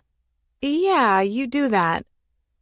As Natasha drove off, Jersey typed in the code to Ian's gate, and it opened. She surveyed the perimeter before ringing the doorbell. No one answered. She tried to open it. It was locked. Traipsing across the street, she waved at the neighbor whom she'd never met, but Chris had. Hi, I'm a friend of Ian's, Jersey. I stayed here with him for a while right after the fire. She gripped the iron bars to their gate. She knew their code, too, but decided not to freak them out quite yet. The short-haired brunette nodded, padding toward the gate while messing with her phone. The gate opened. Hi, I'm Eve Blevins. It's nice to meet you. She held out her hand, and Jersey shook it. You too. Say, I'm looking for Ian. He's not still staying with you by any chance, is he? No, he's renting a place now, I believe. I see. Do you happen to know where that is? No, sorry. She gave Jersey a sad smile. Do you happen to have his phone number? I had it in my old phone, but I left it behind a couple of months ago, so I don't have his number now. Eve bit her lower lip and nodded slowly. Don't take this personally, but I'm not really comfortable giving out his personal information. Oh, sure. Yeah, Jersey glanced around, looking for another solution. But if you have a new phone now, I'd be willing to send him your number, and he can contact you if he wants to. Okay, that works. Eve brought up another screen on her phone and typed in Jersey's name. Okay, what is it? She gave Eve her number. Tell him I just want to leave things good between us. Karma or something like that, according to my new friend. New friend. Jersey inwardly smiled. She had a job, and she wasn't screwing her boss. She had normal hours, coworkers who weren't jealous of her relationship with their boss, a phone that she bought on her own, and money in the bank to go toward rent at some point. And most nights she found a place to sleep at a shelter. Oh, and she had a friend. I'll just tell him you'd like him to call you when he gets a chance. Thanks, Jersey smiled. Eve's thumbs moved across the screen of her phone. Then she held it up for Jersey to see. There! Message sent. Nerves teased Jersey's stomach like they did when she arrived in the neighborhood, like they did when she rang his doorbell, like they did when she first met him. Message sent. She hoped to get the chance to talk to him again, and suddenly that made her body do really crazy things inside. Jersey meandered down the winding road of the valley, finally ordering a ride before the sun set any lower in the sky. It took her back to the diner where she had a locker to keep her things until she found something permanent. After retrieving her bag, she hopped on the bus to head to the shelter. Her phone chimed as she stared out the window. She didn't recognize the number, which meant it had to be Ian. Her tummy flipped in one direction and then the other direction as her pulse doubled in response. Hello? Silence. Hello? She repeated. Hey. Nothing could have prepared her for hearing his voice after so long, months that felt like years. Hi, I went to your house. I see it's still not fixed. Not yet. He sounded tired. She bit the end of her thumbnail, fighting the nerves. Why so many nerves? It was closure, making things right, finding good karma, whatever that meant. So I was talking to my friend Natasha. She goes to college, and she helped me get a job, but that's not my point. She closed her eyes and pinched the bridge of her nose. Who was the blubbering girl failing to articulate her reason for contacting him? You have a job? Ian still sounded tired, but his voice held a smidge more life or curiosity. Yeah, I'm not selling out stadiums or anything like that, but it's a job. I wait tables at a diner. The tips are good. The line went dead for a long moment. Jersey cleared her throat. So, Natasha thinks it's good to end relationships with no hard feelings. Like making things right before closing a door. Karma, something or another like that. I'm not really skilled in that area, but she seems pretty smart, so... So, Ian echoed. Maybe it wasn't exhaustion in his voice. Maybe it was something else. Anger? Sadness? I think we left things not so great. Do you think... I don't know. Maybe we should say whatever needs to be said so things are good? The girl who had zero experience with relationships made a terrible attempt at fixing one. Just to end it properly? She didn't know. It sounded weird when she thought of it like that. Where are you? He asked. On a bus. Where are you going? Shelter. More silence. Jersey. She missed him. And she hadn't even realized just how much until she heard his voice. Don't feel bad or sorry or whatever. It's fine. It's not a bad place. Better than Marley's, really. I'm actually happier than I've been in a long time. I don't know, maybe ever. And I'm saving up for a place. Natasha said she could match me up with a roommate. I'm happy for you, Jersey. Yeah. She pressed her hand to her chest, rubbing the ache as her other hand clutched the phone. The bus stopped, and Jersey got off. Where's the shelter? She crossed the street. Opposite corner of Mission Church. Can I pick you up in 30 minutes? Take you for a drive and talk? She nodded for several seconds before realizing he couldn't see her. Yeah, yes, that's good. See you soon. He disconnected. Chapter 36. He pulled up in his blue sports car with the top down. Jersey pressed her hand to her tummy to calm it. Ian made casual, sexier than anyone. Gray shorts, blue tee, messy hair, and sunglasses, and that lopsided smile. Hi. Her voice shook as she opened the door and plopped down into the luxury leather seat. Hey. Ian held his smile, but it faded a fraction when he glanced over her shoulder to the group of guys huddled outside of the door to the shelter, smoking their cigarettes. He sped off into traffic as soon as she clicked her seatbelt. She waited for him to say something, but he didn't. The wind made it difficult to have a conversation without yelling, so she leaned her head back and let the breeze play in her hair as he drove them up into the hills. Darkness enveloped them by the time he pulled off the road. As the car crept forward, a spectacular view of lights below them, including the Hollywood sign, came into view. Wow. She broke the silence. Ian shut off the car and unfastened his seatbelt. Not a bad view. It paints a much more beautiful picture than what's really there. He pressed a button, reclining the back of his seat a few inches. Jersey released her seatbelt and felt the side of her seat, hitting the wrong switch the first time before finding the one to recline her seat. So, you told your friend, Natasha, about us? She chuckled, staring at the smattering of stars in the sky. I tried. I'm 99% sure she doesn't believe me. After a few minutes, she rolled her head to look at him. I didn't know what we were. After Kessler died, I didn't know what we were. Small talk felt wrong, and she wasn't great at it anyway. Jersey held a bunch of emotions in her mind, weighing heavily on her conscience. Ian rolled his head to meet her gaze. I felt kept, she continued. Like your need to protect me was all that mattered. But I don't need protection. I'm not the little girl you saved from Mr. Fisher. And I didn't feel loved. I didn't feel wanted. I just felt kept. Like one of your awards you have in a glass case. I needed the truth. I needed you. But you wouldn't give me either one. But I did love you. His eyebrows pulled together. Jersey's shoulders lifted. Then it wasn't the love I wanted. I wanted the love you gave me in the dark, in the bathroom, when I told you my deepest secret. He studied her for a moment. That you were going to miss me? She nodded. It was when I knew killing you would kill me too. It's when my heart begged me to just walk away. But you didn't truly love me back. I could love you or kill you, but I couldn't do both. Ian's lips twisted as he nodded slowly, gaze focused. You fucked another man, Jersey. Agony. That's what was in his voice. Unshed tears filled his eyes. I was waiting for you to love me. I was feeling pretty fucking unloved. In tiny increments, he shook his head a half-dozen times, focusing back to the sky.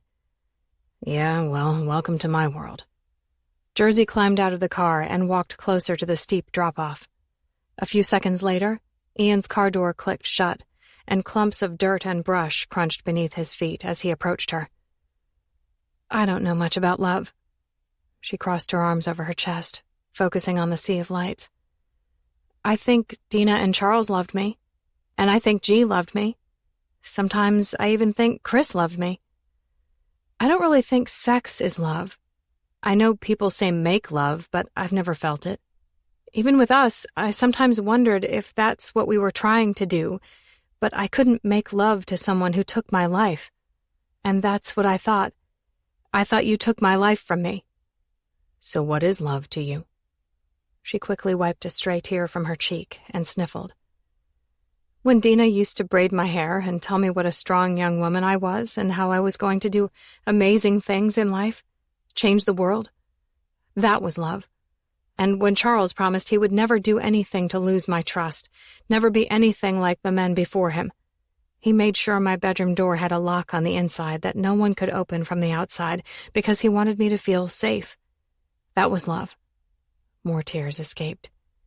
And when G carried me upstairs and tended to my wounds, when she told me one-eared bunnies still hop, Jersey's voice cracked. When she picked up that baseball bat after Mr. Fisher crossed the final line. When he took my virginity. A sob escaped, and Jersey covered her mouth to catch it. That was love. Jersey. She held out her hand to keep him from coming closer and shook her head. You not talking to me was not love.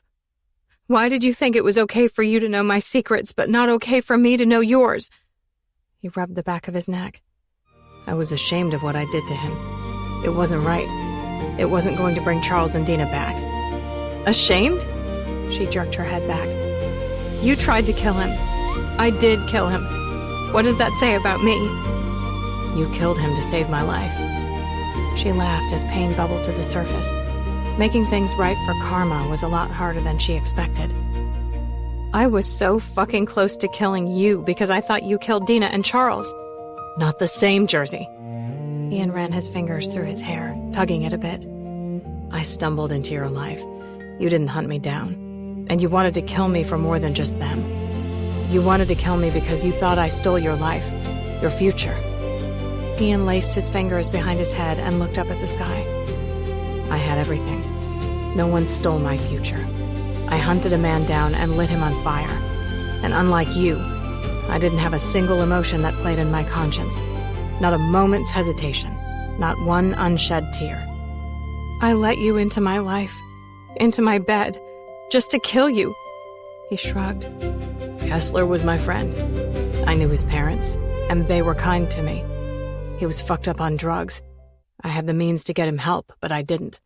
I set him on fire. Anguish grew in his eyes. She could see it when the glow of the city lights reflected off his face. You should have told me. Jersey shook her head. Ian gazed out over the city. It was a lie.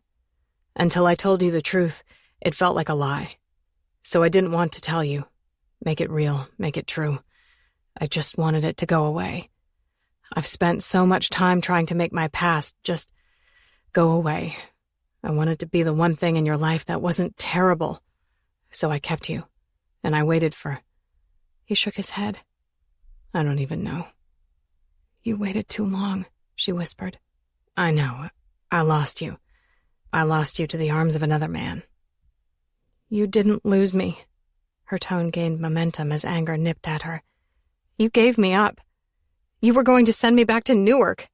I told you what would happen if you left that night. I begged you to stay. I begged you to love me. I did love you. He held his arms out to the side for several seconds before letting them flop to his sides. You wouldn't kiss me. She fisted her hands. You fucked another man, Jersey. You wouldn't kiss me. Her voice remained steady in spite of the pain and anger just beneath the surface, desperate to be heard, to be felt. It's not the same, he said slowly through gritted teeth. It's more, she whispered as hot tears escaped her burning eyes. When we kiss, that's love. I didn't let that other man kiss me. She shook her head as her lips trembled.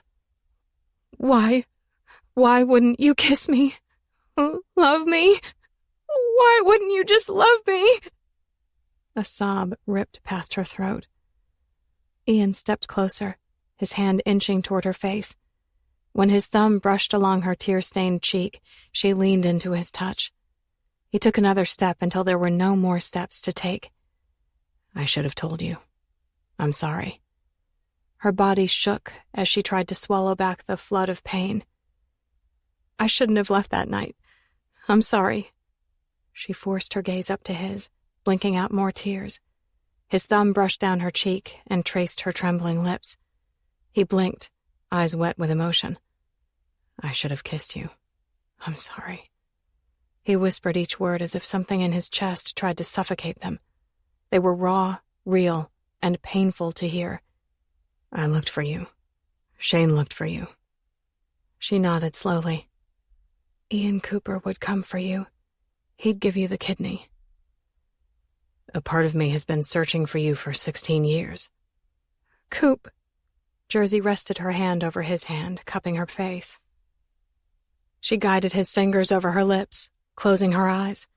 Her heart beat so fast, she felt certain it took flight. And that fluttering feeling in her tummy returned, so much stronger than before. Every cell of her body felt alive. In the next breath, his fingers disappeared, and his mouth took their place. It sent a warm rush of emotion through her body, making right of so many wrongs. For the first time in 24 years, Jersey let herself fall, completely fall in love with the first person who ever showed her love. For her, love was no longer an action, an emotion, or a promise. Love was a person. Ian was love. He kissed her mouth, her cheeks, her neck. Feel that, Jersey? Do you feel my love? Yes. She curled her fingers into his shirt, holding him close. Let's go, he whispered over her ear before taking her hand and pulling her toward the car. He kept a hold of her hand as they backed out onto the main road again. A few miles down the road, Ian turned into a secluded drive nestled into the woods. Where are we? My temporary house. He pulled the car into the single garage stall and closed the door behind them. The realtor is a friend. They're having trouble moving it. The price is too high. So I'm renting it until either it sells or my house is finished. My recording studio is just a mile from here, so the location is good. Jersey climbed out, and the light went out. What happened? She shut the door and stood still in the pitch-black, windowless garage. Light burned out. It was flickering earlier. I'll use my phone. Ian startled her, running his fingers down her bare arms, eliciting goosebumps. She couldn't see anything, but she felt everything. Missing you has been a most excruciatingly painful full-time job, Ian whispered, dragging his lips along her cheek. I missed you too, but don't tell anyone. His lips turned into a smile against her mouth.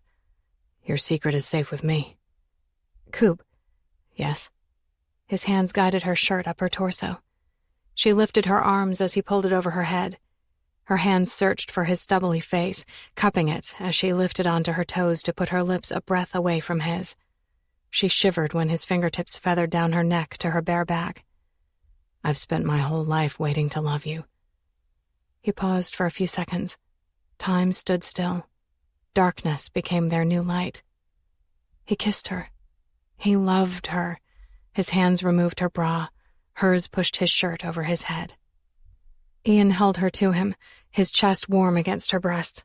He kissed down her body, slowly peeling off her shorts and panties, his lips following the path of his hands. So long ago, he touched every inch of her without ever laying a hand on her, because Ian was love before Jersey knew what it meant to be loved. She rested her hands on his shoulders to steady herself in the dark as he took his time exploring the curves of her body. When their mouths fused again, she unfastened his shorts. He slid them over his narrow hips along with his briefs, his lips never leaving hers. He palmed the back of her thighs and lifted her up. Coop, she breathed his name against his ear when he pushed into her. They paused like a statue. Time stood still, like nothing would ever matter as much as that moment.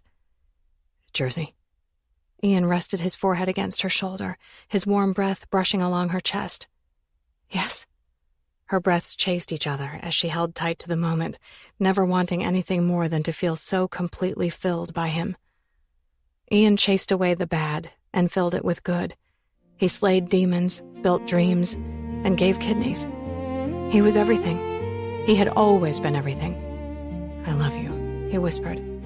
All of you. So every part of you is as sacred to me as your lips. Do you get that? She closed her eyes as he brought her a tiny bit closer, filling her a tiny bit more. Then she remembered what Natasha said about sex being sacred. I think so. We're going to go inside, so I can kiss all of you. Then I need you to promise to never let anyone touch you where my lips have been. He held her to him, toeing off his shoes, taking slow steps toward a door she couldn't see, kicking his feet out of his shorts and briefs. Dim light brought new life to the moment as he opened the door and carried her through the shadows to the bedroom. He shut the door and pressed her back to it, thrusting into her over and over while their mouths moved together. They went from the door to the dresser to the bed to the shower. Every time his lips explored a new area of her body, he made her promise. And she did, writhing beneath his touch, drowning in his words, his commitment to give every breath to her. Jersey promised herself, her whole being, to Ian Cooper, her guardian.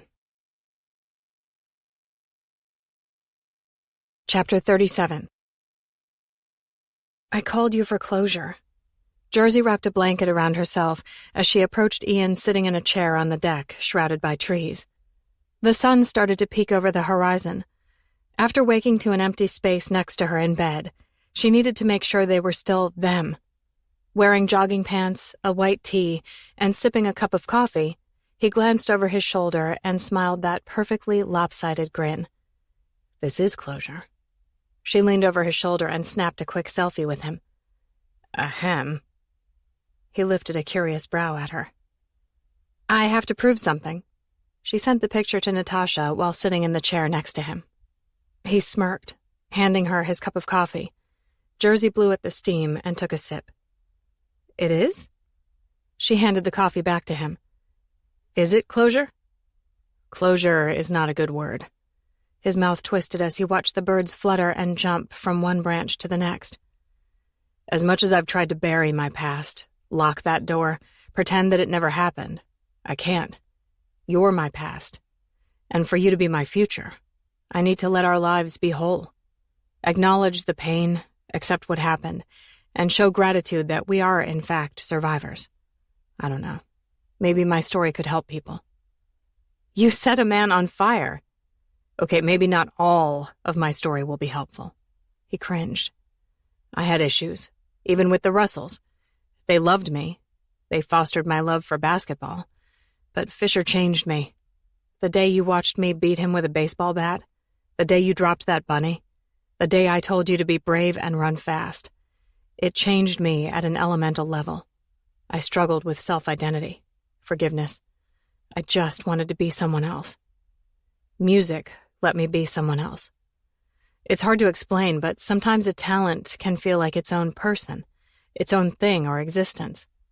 I suppose you could call it an alter ego on the stage, like Ian Cooper was the talented part of Christian guardian Faulkner.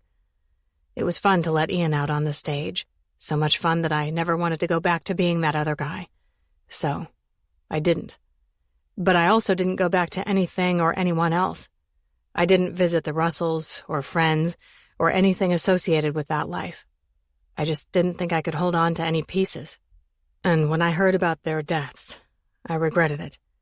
When I saw you in Newark, I regretted it. Had I kept in touch with them, I would have found you. And when they died, I would have saved you. Saved me? Yes. How? Were you going to adopt me? He shrugged. Sure. Why not? Jersey laughed. Daddy Ian, it's a little... Don't. He chuckled. Now you're making it weird. Had they adopted both of us, we would have been siblings. Jersey, stop. He shook his head, hiding his grin behind his coffee mug. She tugged the blanket around her tighter.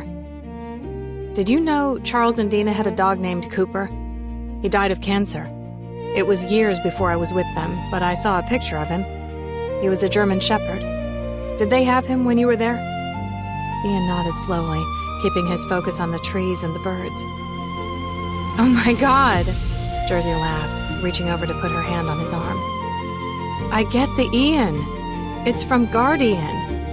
But Cooper, did you name yourself after a dog? Ian rolled his lips together, narrowing his gaze a bit while keeping it focused away from Jersey.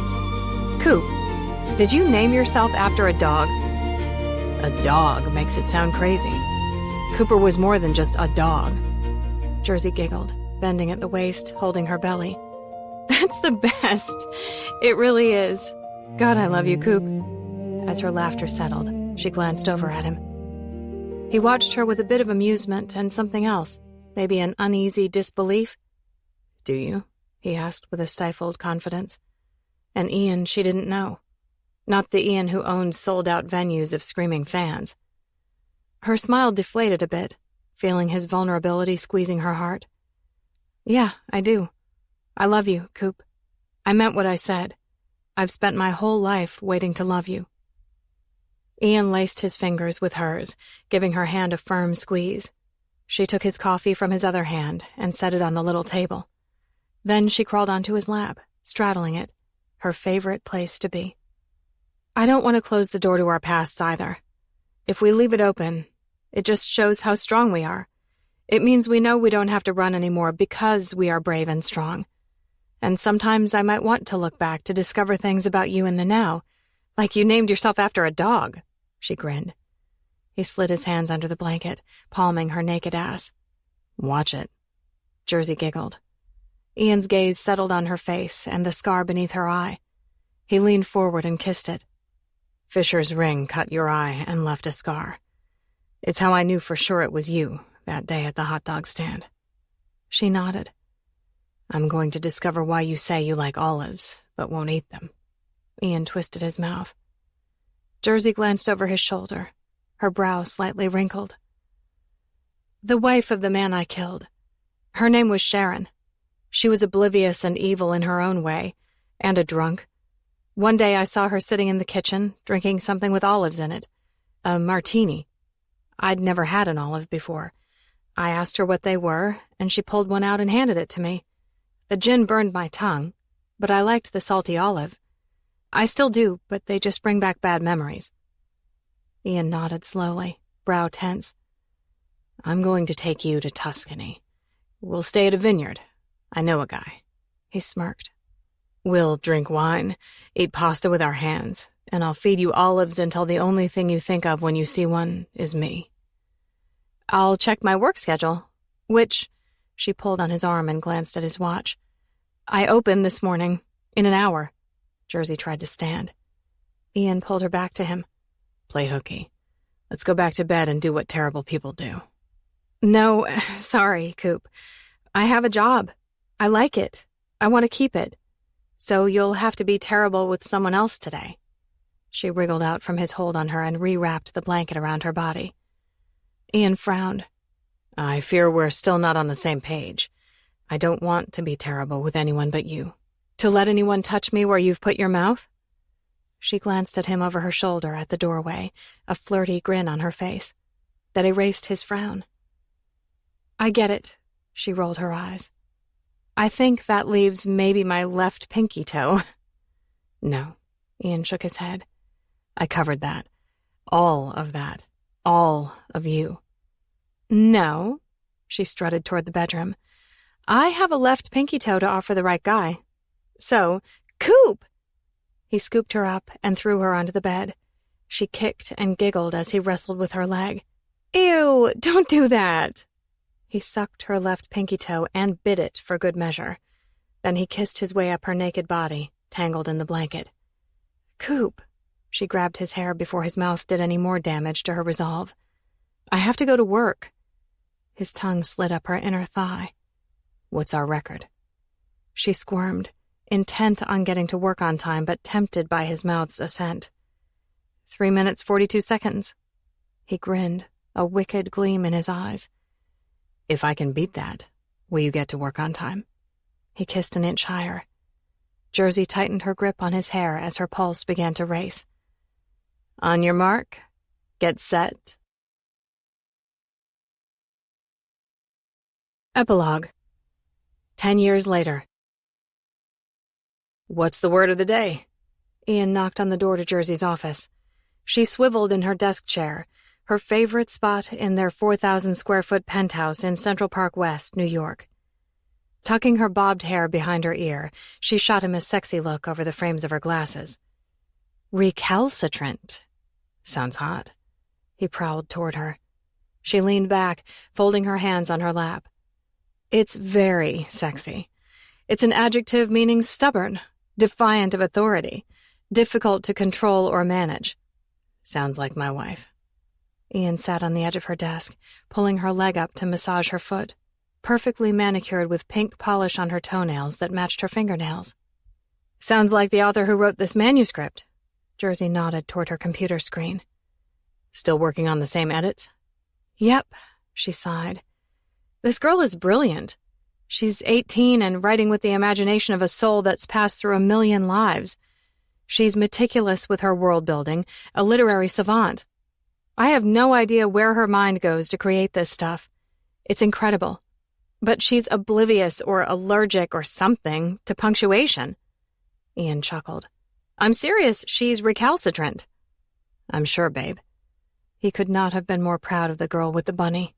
She honored her past by chasing her dreams, not letting a single thing that happened to her define her as a person or cripple her ability to achieve anything. Jersey toured with Ian and a private tutor to get her diploma. Then she attended college, pursuing her dream of working with words. It took her down many roads which ultimately led to freelancing for several of the Big Six publishing houses.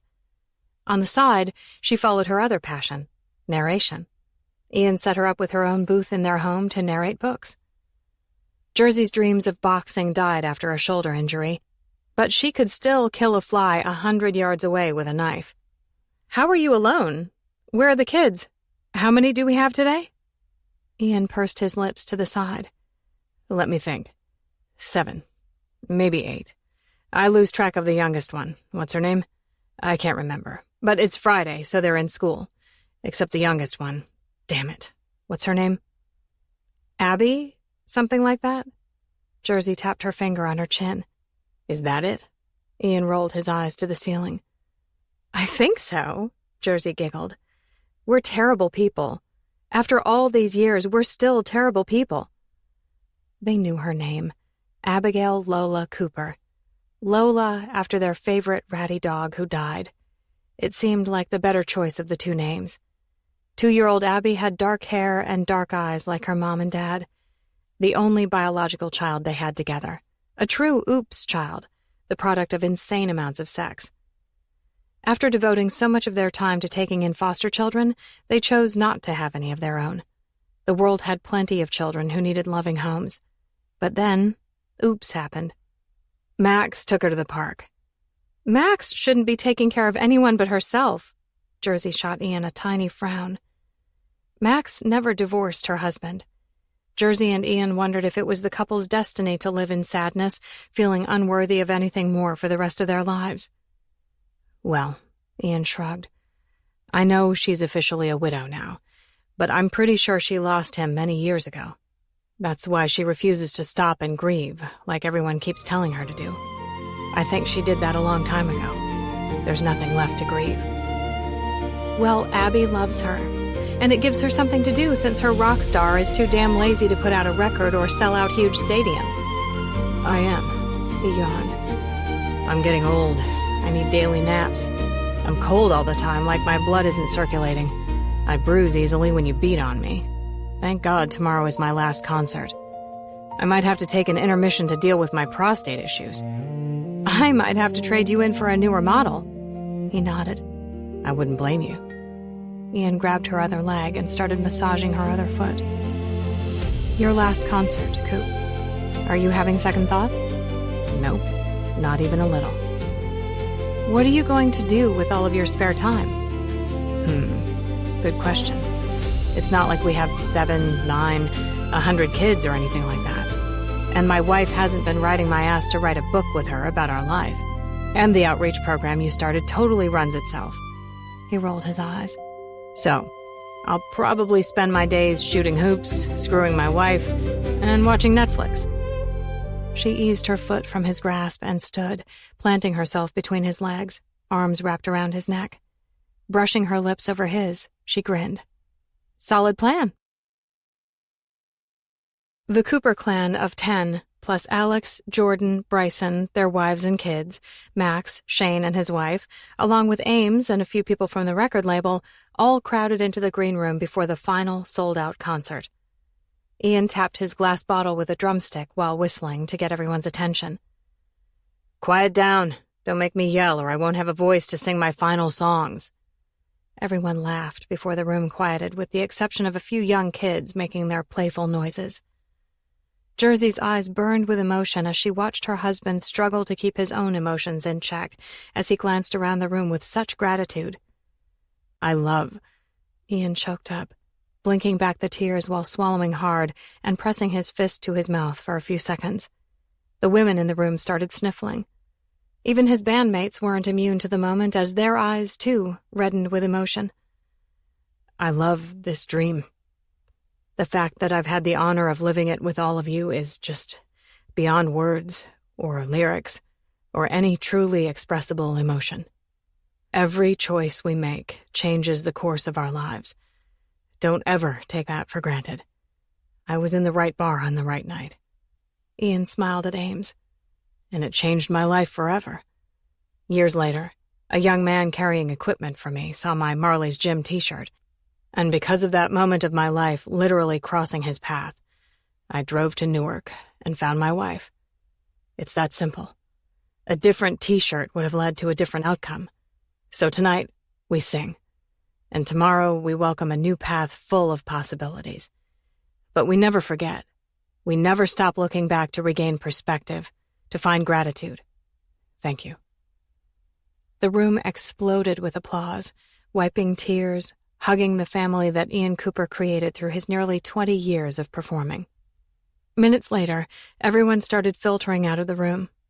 Where there would be an after-party, the kids went home, and the band headed toward the stage until it was just Ian and Jersey. He looked at his watch. "We have no time for our ritual." She grinned, walking into his embrace. "Because you're too long-winded in your old age." "Probably." He kissed the top of her head. "Walk with me."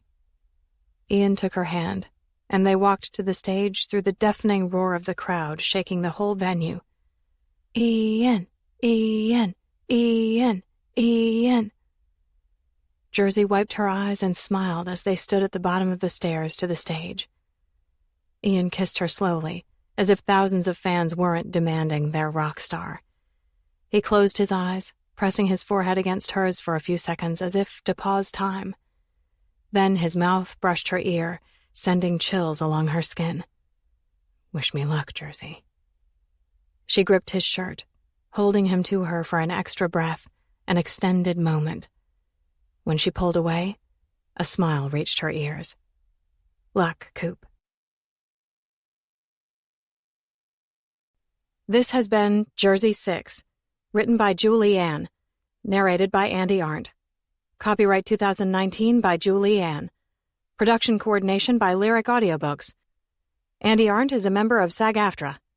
To keep up with new releases, visit julieann.com. This unabridged recording was produced in 2019 by Julie Ann, who holds the copyright. Neither this recording nor any portion of it may be reproduced or used for any purpose without prior written authorization from Julie Ann. Thank you.